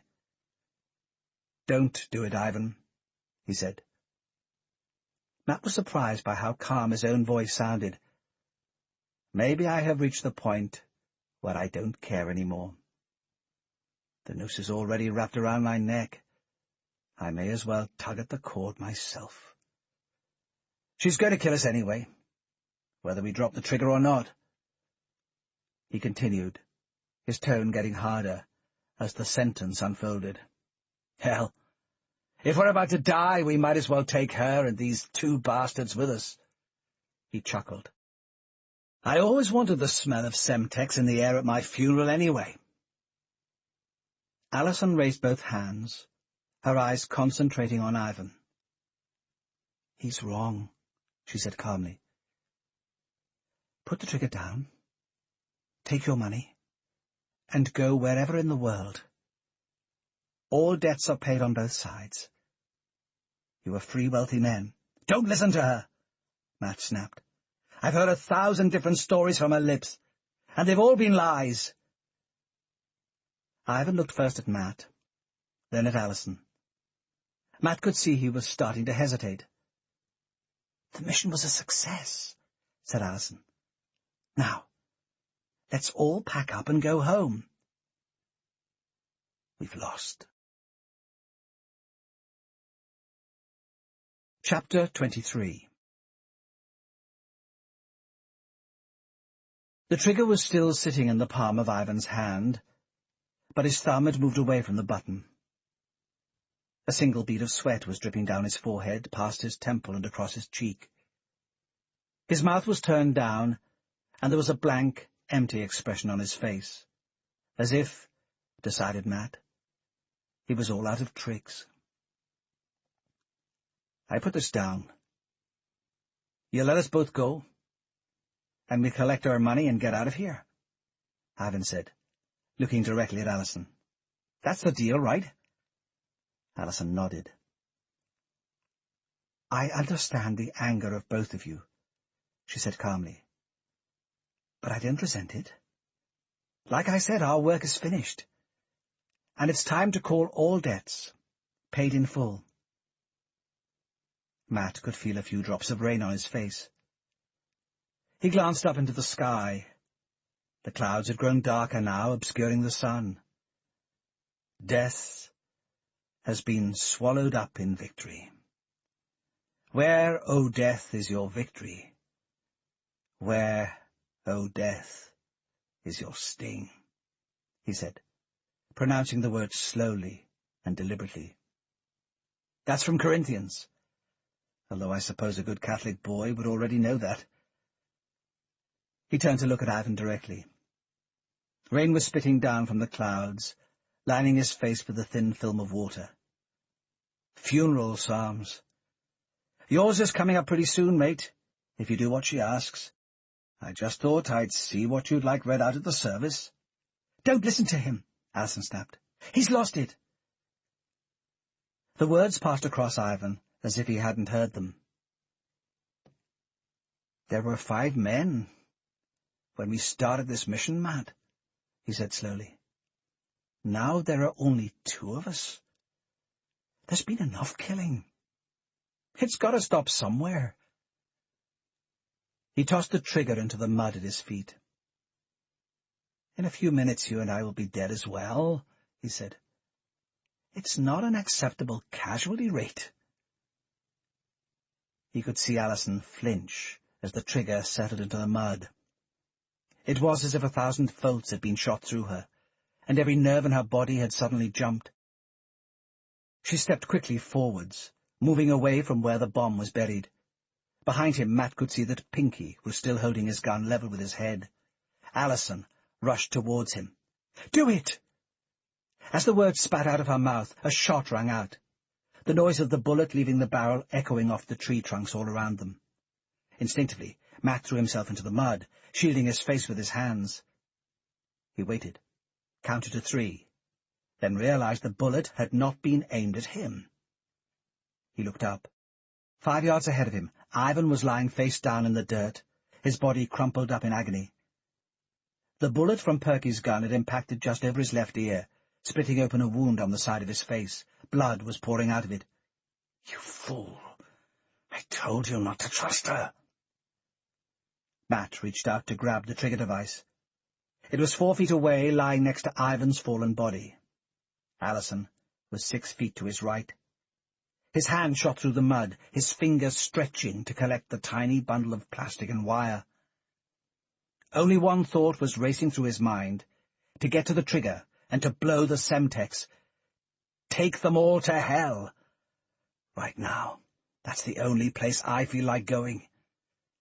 His hand fell 5 inches short of the trigger, stopping in the pool of blood that was seeping from Ivan's head. He could see Alison moving swiftly towards him. Kicking with his legs, Matt thrust himself quickly forward. Another 2 inches. That's all I need to destroy her.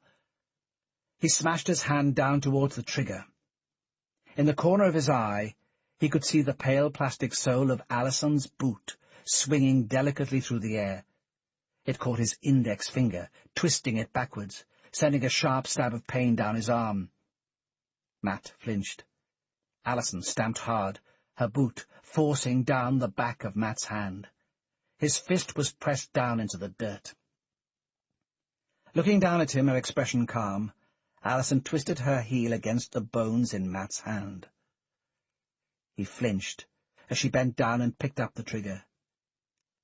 She held it in her hand like a rare jewel, examining it with exaggerated care. Now, what was it you were saying, Matt? She said, glancing down at where he lay in the mud.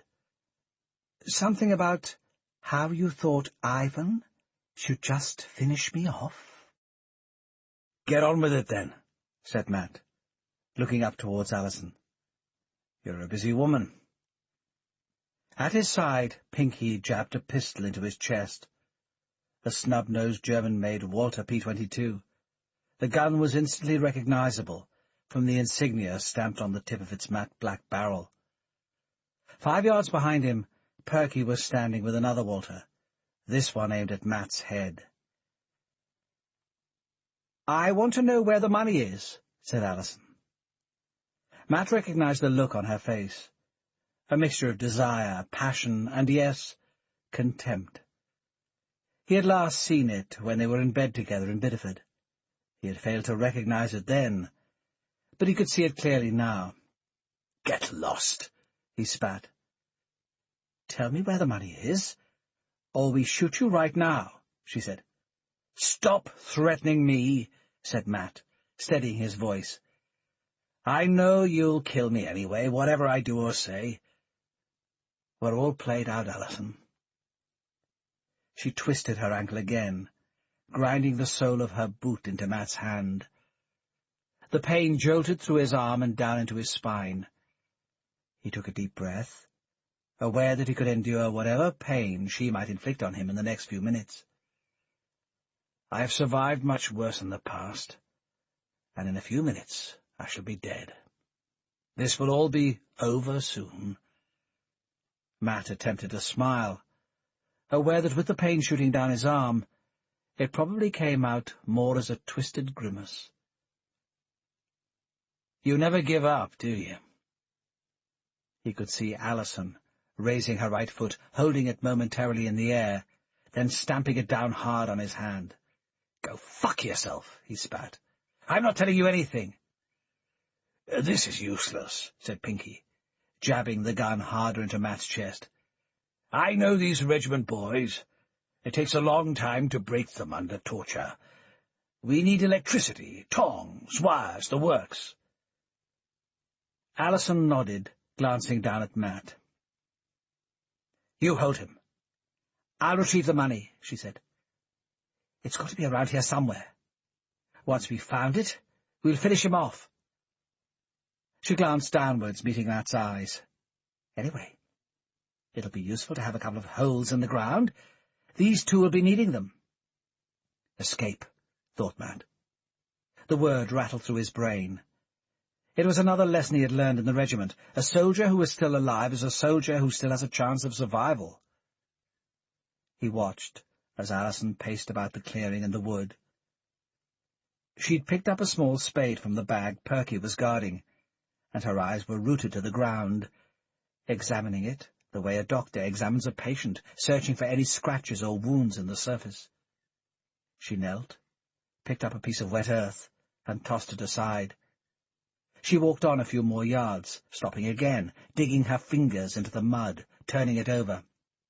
"Not there," thought Matt. "You're not even warm." The rain had picked up force now, and was spitting down into Matt's face. He could feel the water clinging to his hair and getting inside his clothes, dampening his whole body. The blood was still seeping from Ivan's head, the wound not yet staunched, and it was mixing with the rain flowing away from his body. Matt could see some of it starting to seep into his jeans, staining them from blue to crimson. "I'm going to enjoy the next few minutes," said Pinky, grinning down into Matt's face. "I always thought you were a difficult bastard." Matt could see Alison changing direction. She was walking towards one of the big oaks, not the biggest tree surrounding the clearing, but still a mammoth, towering 100 feet above them. She paused, examining the ground. There was a pile of leaves. Some were oak leaves, others were ash, all mixed together. The look on her face told Matt that she had seen something. If the ash leaves had fallen naturally, they wouldn't be here. They would be a dozen yards away at least. They were here only because someone had moved them, to hide something. "She's cracked it," thought Matt. "I can start reciting those psalms for myself." Alison started scratching away at the pile, pushing the leaves aside roughly. She threw her hand into the mud. Matt could see her leaning over, then saw the spade chucking out piles of mud. "It's here!" she shouted, her voice carried on the wind. "I found it!" Another shot shattered the peace of the clearing, a single bullet cutting through the air. "Don't!" shouted Alison from across the wood. "I want to fire the bullet that kills him." Blood smeared across Pinky's face. Saliva drooled from his lips. His eyes bulged from his skull, his knees wobbled, and for a few brief seconds he tried to regain his balance. Then he fell forwards, his body crashing into Matt's chest. The wind was knocked out of him, and it took half a second for him to recover his breath and to open his eyes to see what had happened. Pinky was lying flat across him, blood jetting from the back of his head, like water from a tap. A hole about the size of a penny coin had been opened up, and it looked as if the bullet had travelled right through his brain, emerging just below his left eye, blowing open a square inch of his cheek. Matt's first thought was a strange one. Whoever the hell fired that was a heck of a fine shot. Using his forearms and summoning all his strength, Matt heaved Pinky's body directly on top of him. In the next few minutes, if he was any judge, there was going to be a lot more shooting. Pinky wasn't the best raw material for a shield, but right now he was all Matt had available, and he would have to do. The body was warm and sticky on top of him, a few final breaths still spluttering from his mouth as the last remnants of life ebbed away from him. The blood poured from his wound onto Matt, running over his neck. Matt closed his mouth tightly shut to make sure he didn't swallow any. There was some resistance in Pinky's arms, but the damage done to his brain stopped him from coordinating his movements. Matt swiveled his eyes beneath Pinky's body. 5 yards ahead of him, he could see that Perky had thrown himself behind a tree, taking cover from the gunfire. His head and the barrel of his gun were just peeking out from behind the trunk, the pistol pointed in Matt's direction. What the hell is going on? Matt looked up. Allison had dropped 2 of the yellow canvas bags and was running towards where Perky was stationed behind a tree. "What the hell happened?" she shouted. "How in the name of Christ should I know?" Matt heard Perky snap, his voice raw and ragged. "Finish Browning now!" Allison shouted. "Finish him!" Matt could just see Perky, 20 yards away, holding the pistol in 2 hands, steadying himself and squinting to take aim. He rolled backwards, splashing into the blood and the mud. Using all his strength, he held Pinky tightly to his body, making sure he covered every inch. 2 shots rang out. Perky stepped back with the gun's recoil. Pinky's body jumped as the first bullet slammed into his torso, and as the second sliced through his right leg. If he wasn't dead already, he is now. The clearing fell silent, and for a moment all Matt could do was smell the smoke of the bullets and feel the rain washing against his face. His hand inched forward, picking up the Walter that had fallen from Pinky's hand. Matt held it tightly, checking the cartridge. There were 6 bullets still inside. If he needed to, he could shoot both Allison and Perky 3 times. He peered up carefully. From the shadows playing on the ground, he could tell that both Perky and Allison were still stationed behind the tree, about 25 yards from where he was lying. They were whispering to each other, but the rain made it impossible to hear a single word. He glanced behind him. 30 yards back there was a ridge in the ground, where the woods hit the fields. It was from somewhere behind there that the shot that had taken Pinky down had come from. With Pinky's body as a shield, he started inching backwards towards the ridge. Progress was painfully slow. He had to shuffle an inch at a time, mainly using the strength of his stomach muscles, all the time dragging the corpse. But if I can get behind that ridge, my chances of survival are going to dramatically improve. Another bullet slammed into Pinky's body, making it jerk. Then another one. Matt buried himself tighter into the mud, the corpse above him. He could see both Allison and Perky leaning out from the tree, firing into him. It was impossible to raise his own gun to get a clear shot back at them without exposing himself to murderous fire. Nothing to do but dig, shuffle, and pray. 2 more shots rang out, Then 2 more. This volley of fire came from behind the ridge. Splinters of bark split away from the trunk of the oak that hid Allison and Perky, and they disappeared behind it. They're giving me covering fire, thought Matt. Whoever they are good men. He inched further backwards, straining every muscle to move another yard towards the ridge. I've got to get back there, he realized. Allison's going to be calling up reinforcements on her mobile. Another 20 minutes, and we'll have a battalion of Marines descending on us. He heard another shot, and a bullet flew past him, hitting the mud a couple of feet from where he was lying. A different direction this time. Perky had moved, and was hiding behind a tree 10 yards to his right. He's going to get behind me, Matt realized. Then he's got a clean shot, straight into my back. If I don't move quickly, I'm buggered. "Give me cover!" he roared. He stood up, his arm gripped tightly around Perky's chest. The corpse was heavy, at least 200 pounds, and the lead that was filling up inside it was making it bulkier still. Matt stumbled backwards, struggling to hold his balance. From behind the ridge a volley of shots rang out. Matt held his pistol in his right hand, firing 4 shots towards both Perky and Allison. The sound of gunfire filled the air, the noise of each shot bouncing off the trees, the echoes giving the impression of 100 different guns being fired at the same time.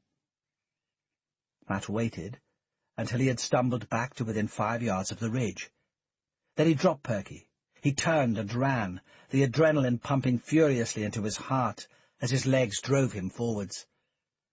Throwing himself into the air, Matt hurled himself at the ridge. His shoulder caught the edge of the mud, knocking him sideways. With a crash, he fell into a pile of leaves and roots, his head smashing into the wood, which tore a cut down the side of his face. "Remember Miss Christina?" said Damien. "That French bird who used to take ballet class back at our nursery school. She always said you had rubbish coordination. I reckon she was right." Damien. He was wearing a black leather trench coat, the collar turned up around his neck, and he was holding a check-made VZ-52 rifle, a particularly rare but highly prized armament he had taken a liking to after being introduced to it by Eastern European gangsters in London. Next to him, Jill was holding a rifle. She was wearing a blue wax jacket, high leather boots, and the rain had washed through her hair and was dripping over her face. She looked magnificent. "You're meant to be dead," said Matt. "Out of fashion maybe, mate, but not dead," said Damien. "And still getting you out of scrapes," said Jill. A volley of bullets flew past the ridge, and they all ducked. "Our money's just down there," said Matt. He paused, peering above the line of earth. The rain was hitting him in the eyes, blown into his face by the wind, making it difficult to see anything. Allison was behind the same oak tree. Perky had moved to another one 5 yards away. There was a good chance that reinforcements were about to move in on them any time. Fortune, Matt decided, was about to favour the brave. This was a moment for maximum speed, maximum aggression. "You know how to use that thing?" he said, looking towards Jill. "Try me," she replied. Matt grinned. "Okay," he said. "Just give us plenty of covering fire. Damien, you take Allison. I'll deal with Perky. Jill, you pump as much ammunition as you can into the air. It doesn't matter if you hit them. It's just to keep them pinned back." His heart was beating furiously, and the blood was pumping through his veins. He peered over the ridge. Their position had not changed. He felt a momentary twinge of fear. My friend has just come back to me, he thought. So has my fiancée. And now I'm about to risk losing them again. "Go!" he roared to both of them, bellowing above the wind and the rain. Jill took up position behind the ridge. The rifle was gripped tight to her shoulder, a fresh magazine slotted into place, and 5 spare cartridges lay at her side. She pointed the weapon in the direction of Allison's tree and started firing. Then she turned it towards Perky, loosening off another round of bullets. Matt tightened his grip on the Walter. There were just 2 rounds left in the magazine, and he knew he would have to make them count. It was maybe 25 yards to where Perky was standing. There was some cover from the trees, but he would have to move about 10 yards across open ground. An armed moving target is always difficult to hit. Let's hope he's not a good shot. Matt started to run. His feet were beating against the ground as he threw himself across the open space. The sound of gunfire rattled through his ears, but through the rain he couldn't tell where it was coming from. Jill was firing off round after round. So were Alison and Damien. Matt pushed forwards, keeping his head bowed. If a bullet did strike, it would be better to keep it away from the head or the chest, where it would do most damage. He could see Perky loosening off a round, swerved, and managed to survive.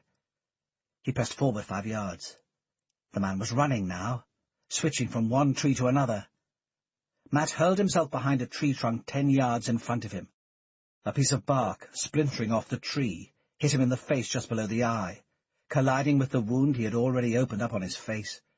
The pain stung him hard, blurring his vision. He paused, trying to recapture his breath. There was a silence. Perky had stopped shooting. Alison was steadying herself behind the tree that was covering her. Even from this distance, Matt could see she was reloading her weapon. Matt peered around the side of the tree. Perky was reloading the magazine on the Walter. From experience with that gun, Matt knew it would take between 5 and 6 seconds, depending on how good he was, enough time for a man to die. Matt jumped away from the tree, exposing himself on open ground. He held his gun straight out in front of him, lining the sight up with his eye. Perky looked up at him, a grin suddenly lighting up his face as he clicked the Walter's magazine into place. Matt squeezed the trigger once, then twice, and cast the empty gun to the ground. The first bullet hit Perky on the right shoulder, just above the heart. It sent him staggering backwards, twisting his shoulder and knocking the gun out of his hand. The second hit him straight in the chest just below the heart, knocking him to the ground. Matt ran forward, diving for the gun that had fallen from his grip. He jammed it into Perky's ear and pulled the trigger. The bullet lodged into his skull, killing him instantly. "He's dead!" Matt shouted.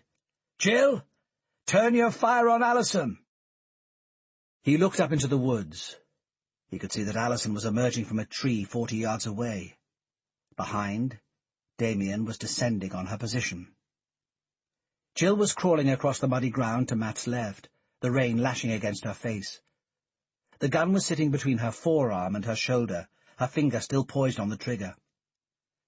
A triangle was slowly being formed around Alison, from which escape would be impossible. Matt took Perky's Walter and ran across the woodland. He looked up ahead. Alison was clutching her shoulder, blood dripping down the side of her arm. Damien was standing next to her, the barrel of the VZ-52 pointing directly at her heart. Matt could see her gun lying on the ground at her side. Damien had shot it out of her hand by firing straight at her shoulder. "Aren't you full of surprises?" said Matt, looking towards Jill and smiling. "I didn't realize how much danger I was in when I cancelled the wedding." "You grow up in my family. You learn something about handling firearms," she replied. Matt stopped 5 yards short of where Alison was standing. "March her back towards the pit," he said, pointing to where Alison had been digging, and where the Semtex was still buried. Damien tapped her on the shoulder with the VZ-52. She winced in pain. More blood was flowing now, staining her jacket. Matt could see the colour start to drain away from her face, as the loss of blood took its toll. Over the past few weeks, he had learned to respect her strength, if not her honesty. He knew she would hang on to life like a crab to a stone. Now Alison stood silently in the ditch. Matt could see her glancing down. wondering which of the bags contained the Semtex. He took the explosive's trigger and held it up in the air. Bending down, he gripped Ivan's shoulder, dragged him 20 yards through the mud, and left the body behind a tree. Walking swiftly back to where Alison was standing, he held up the trigger in front of her. "Now, where were we before we got interrupted?" he said. "I remember. I was about to blow you away." Matt detected a trace of fear in Alison's face, but mostly her expression was one of regret. She minds because she's about to die. But she minds getting beaten more.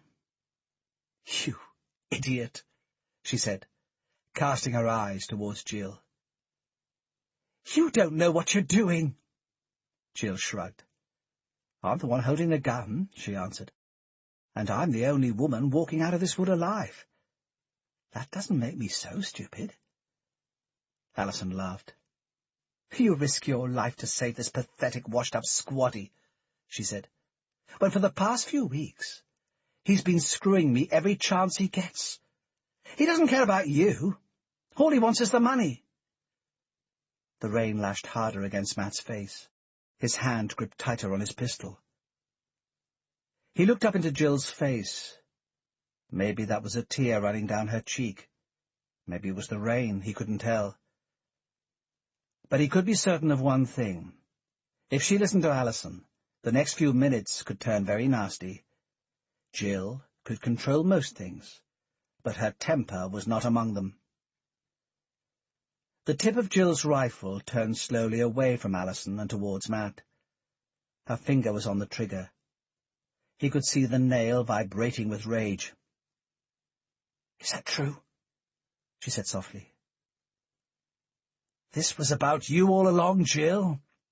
"And you know that," said Matt. "I only got involved with the mission so that I could make enough money to clear my debts.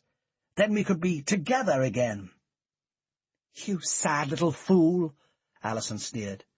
"You're sitting at home grieving over him, and he's screwing everything that moves." "It's working," thought Matt. "She'll push Jill over the edge if I don't stop her soon." "You know that photograph of you? The one in the bedroom in Spain?" said Alison, "right next to the picture of his first day in the regiment. He even put that away." Matt could see Jill's finger hovering on her trigger. "That's not true, is it, Matt?" Blood was seeping from the wound on his face, trickling down his cheek, and smearing on the edge of his lips. He spat on the ground. "She's just trying to save her miserable skin," he replied. "I'd rather sleep with a rattlesnake." "I'm a dead woman. I know that," Alison snapped. "Either she kills me out of jealousy, or you kill me for revenge." She looked towards Jill, her eyes suddenly full of sympathy.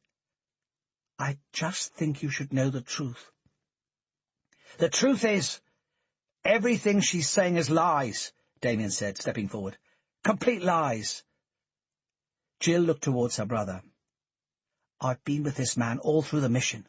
The training, everything," Damien said. "I tell you, nothing happened between them." Matt watched, as Jill took in what Damien had said. He had known these two people since they were all children. She would always believe her brother. He glanced up towards Alison. She knew the end was approaching, and suddenly she appeared afraid. In the end, courage abandons even the bravest of us. Matt trained his gun on her. "Everybody walk back 10 paces, he commanded. He walked backwards through the mud, waiting until Jill and Damien were also a safe distance from the ditch. Then he looked up into Alison's eyes. "I hope they need intelligence officers in heaven," he said. "Otherwise, they aren't going to let you in." "Don't do it, Matt!" she yelled. "Please!" Her voice turned into a scream, carried by the wind high up into the trees. Matt slammed his finger down on the trigger, moving quickly back another couple of paces.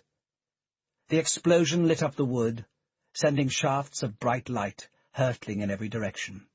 Mud and smoke churned into the air, and somewhere in the middle of the carnage he thought he heard a cry that lasted no more than a fraction of a second. The shock wave from the explosion rolled over him, and he could hear the branches of the trees creaking and shaking. Then, within 3 seconds, the noise subsided, and the wind started to blow away the smoke. Matt took a few steps forward. The Semtex had blown a hole several feet in the ground. Alison had been torn in 100 different pieces. Strips of flesh were draped on the branches like ribbons, and her blood was already being washed into the roots of the trees by the rain. Matt looked back towards Jill and Damien. "Let's get our money and get out of here." There was a feeling of emptiness inside as he walked away. It was a familiar emotion, one he knew from every battlefield he'd ever been on, a sense of loneliness that overcame him after each mission. You fought with your squadron alongside you, but every kill was your own responsibility. Nobody could share that with you. 3 weeks ago, I had been grateful to her for giving me another chance. Now I'm just as grateful that it's her who got blown to pieces, not me. "What happened?" he said.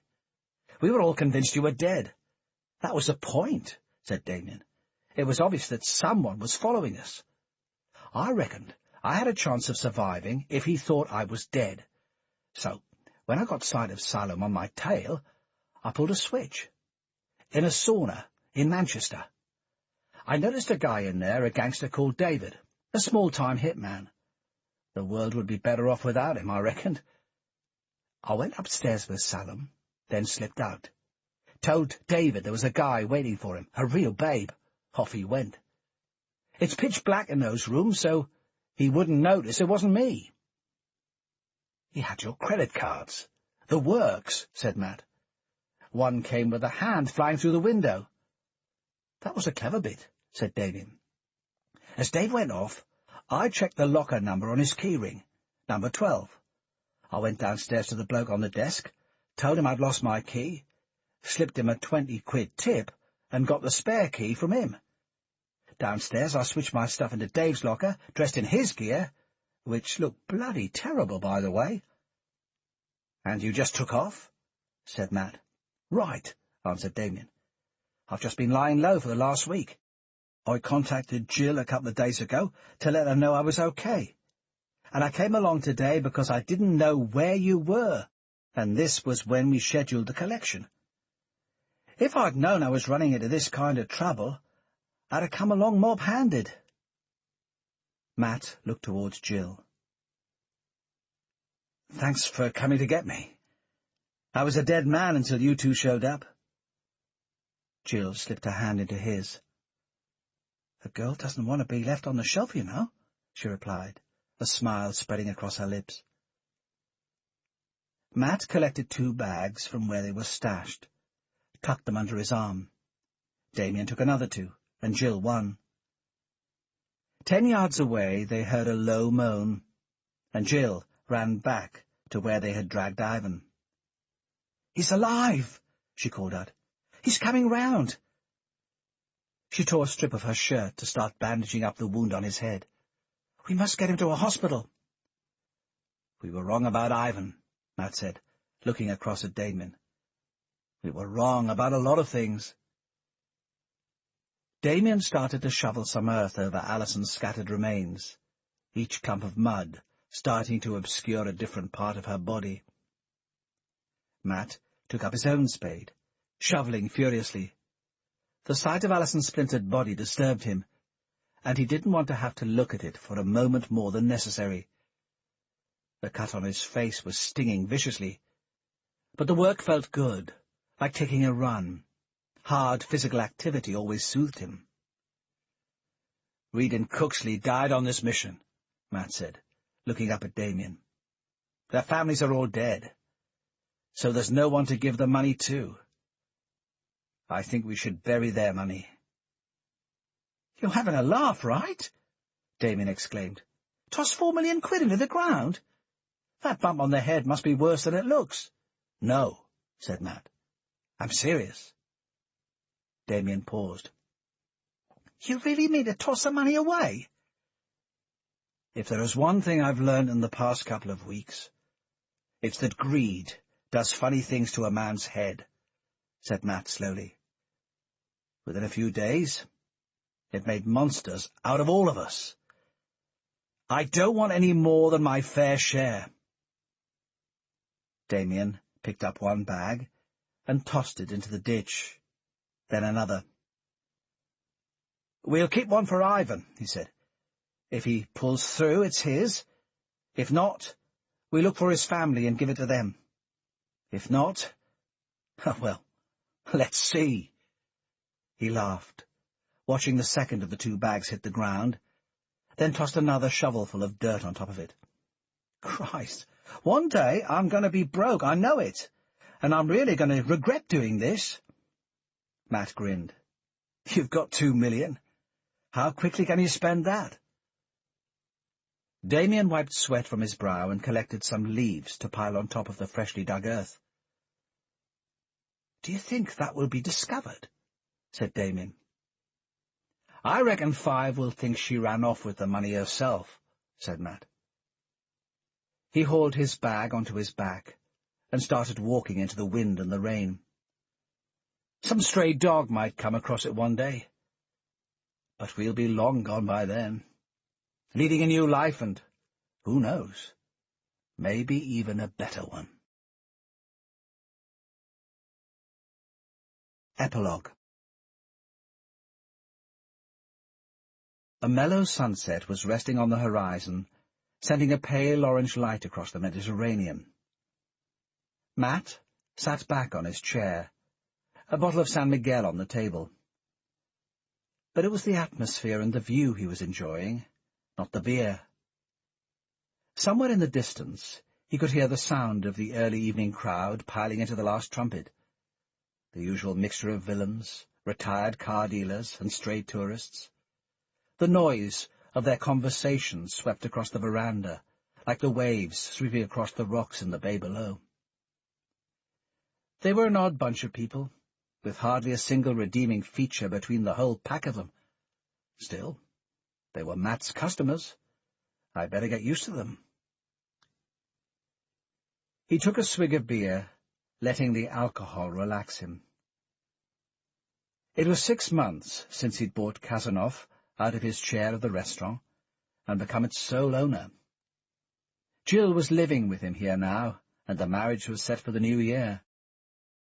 They were going to go back to London to do it, at St. Giles in Camberwell Church Street. Bridesmaids, mourning suits, Damien as the best man, the full works. Those were the only terms on which Jill had agreed to forgive him. That woman is a sad loss to the banking industry, he reflected. She knows how to make a man pay out on his debts, with interest.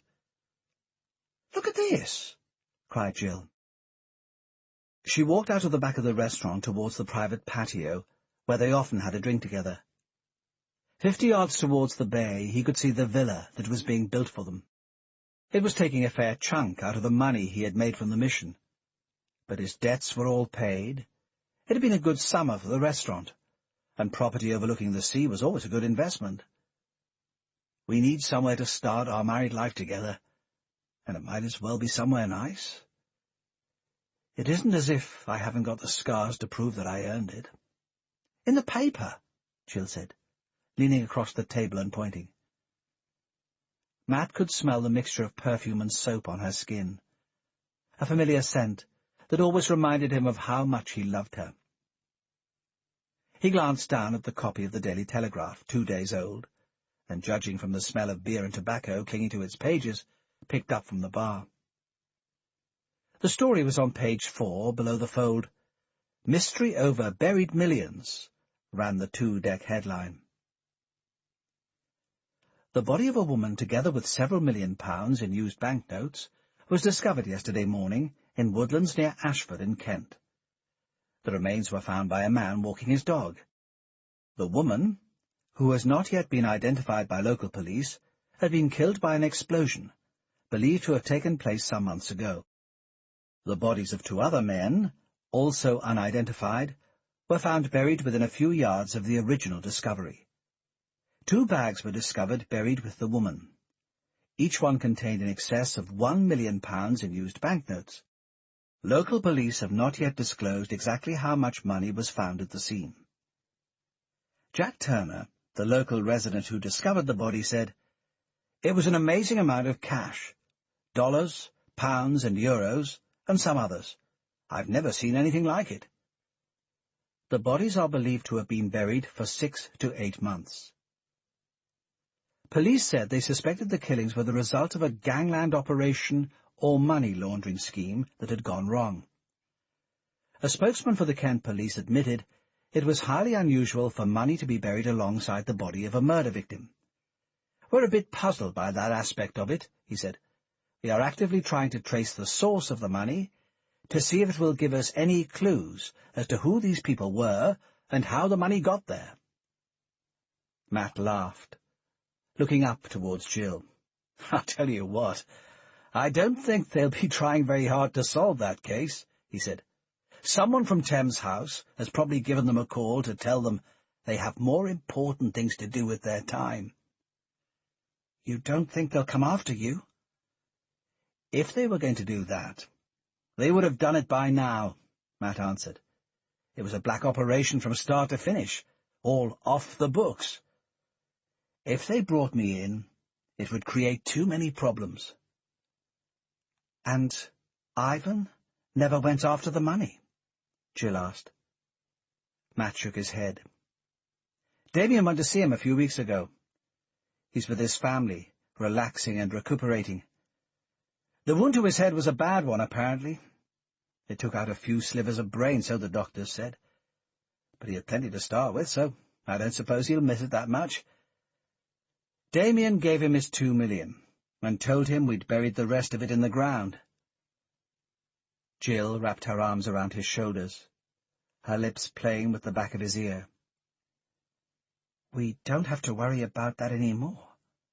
And I'm grateful for that," she said.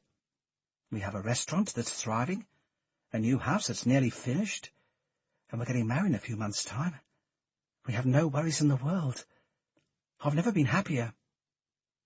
Matt paused. His eyes were dwelling on the city pages of the papers. Some calculations running through his head. "I don't know," he said, his fingers jabbing at a pair of different prices. "I haven't checked for a few days. I didn't realize quite how terribly my portfolio was doing." He looked back towards Jill. "Still, don't worry. I'm never going on another mission, no matter what happens.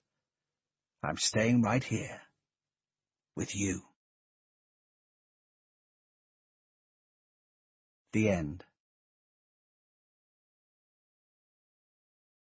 You have been listening to Greed by Chris Ryan, narrated by Gordon Griffin. If you have enjoyed this recording and would like to receive information on the latest titles, please contact us at the address on the cover. We will be pleased to send you a catalogue of available titles.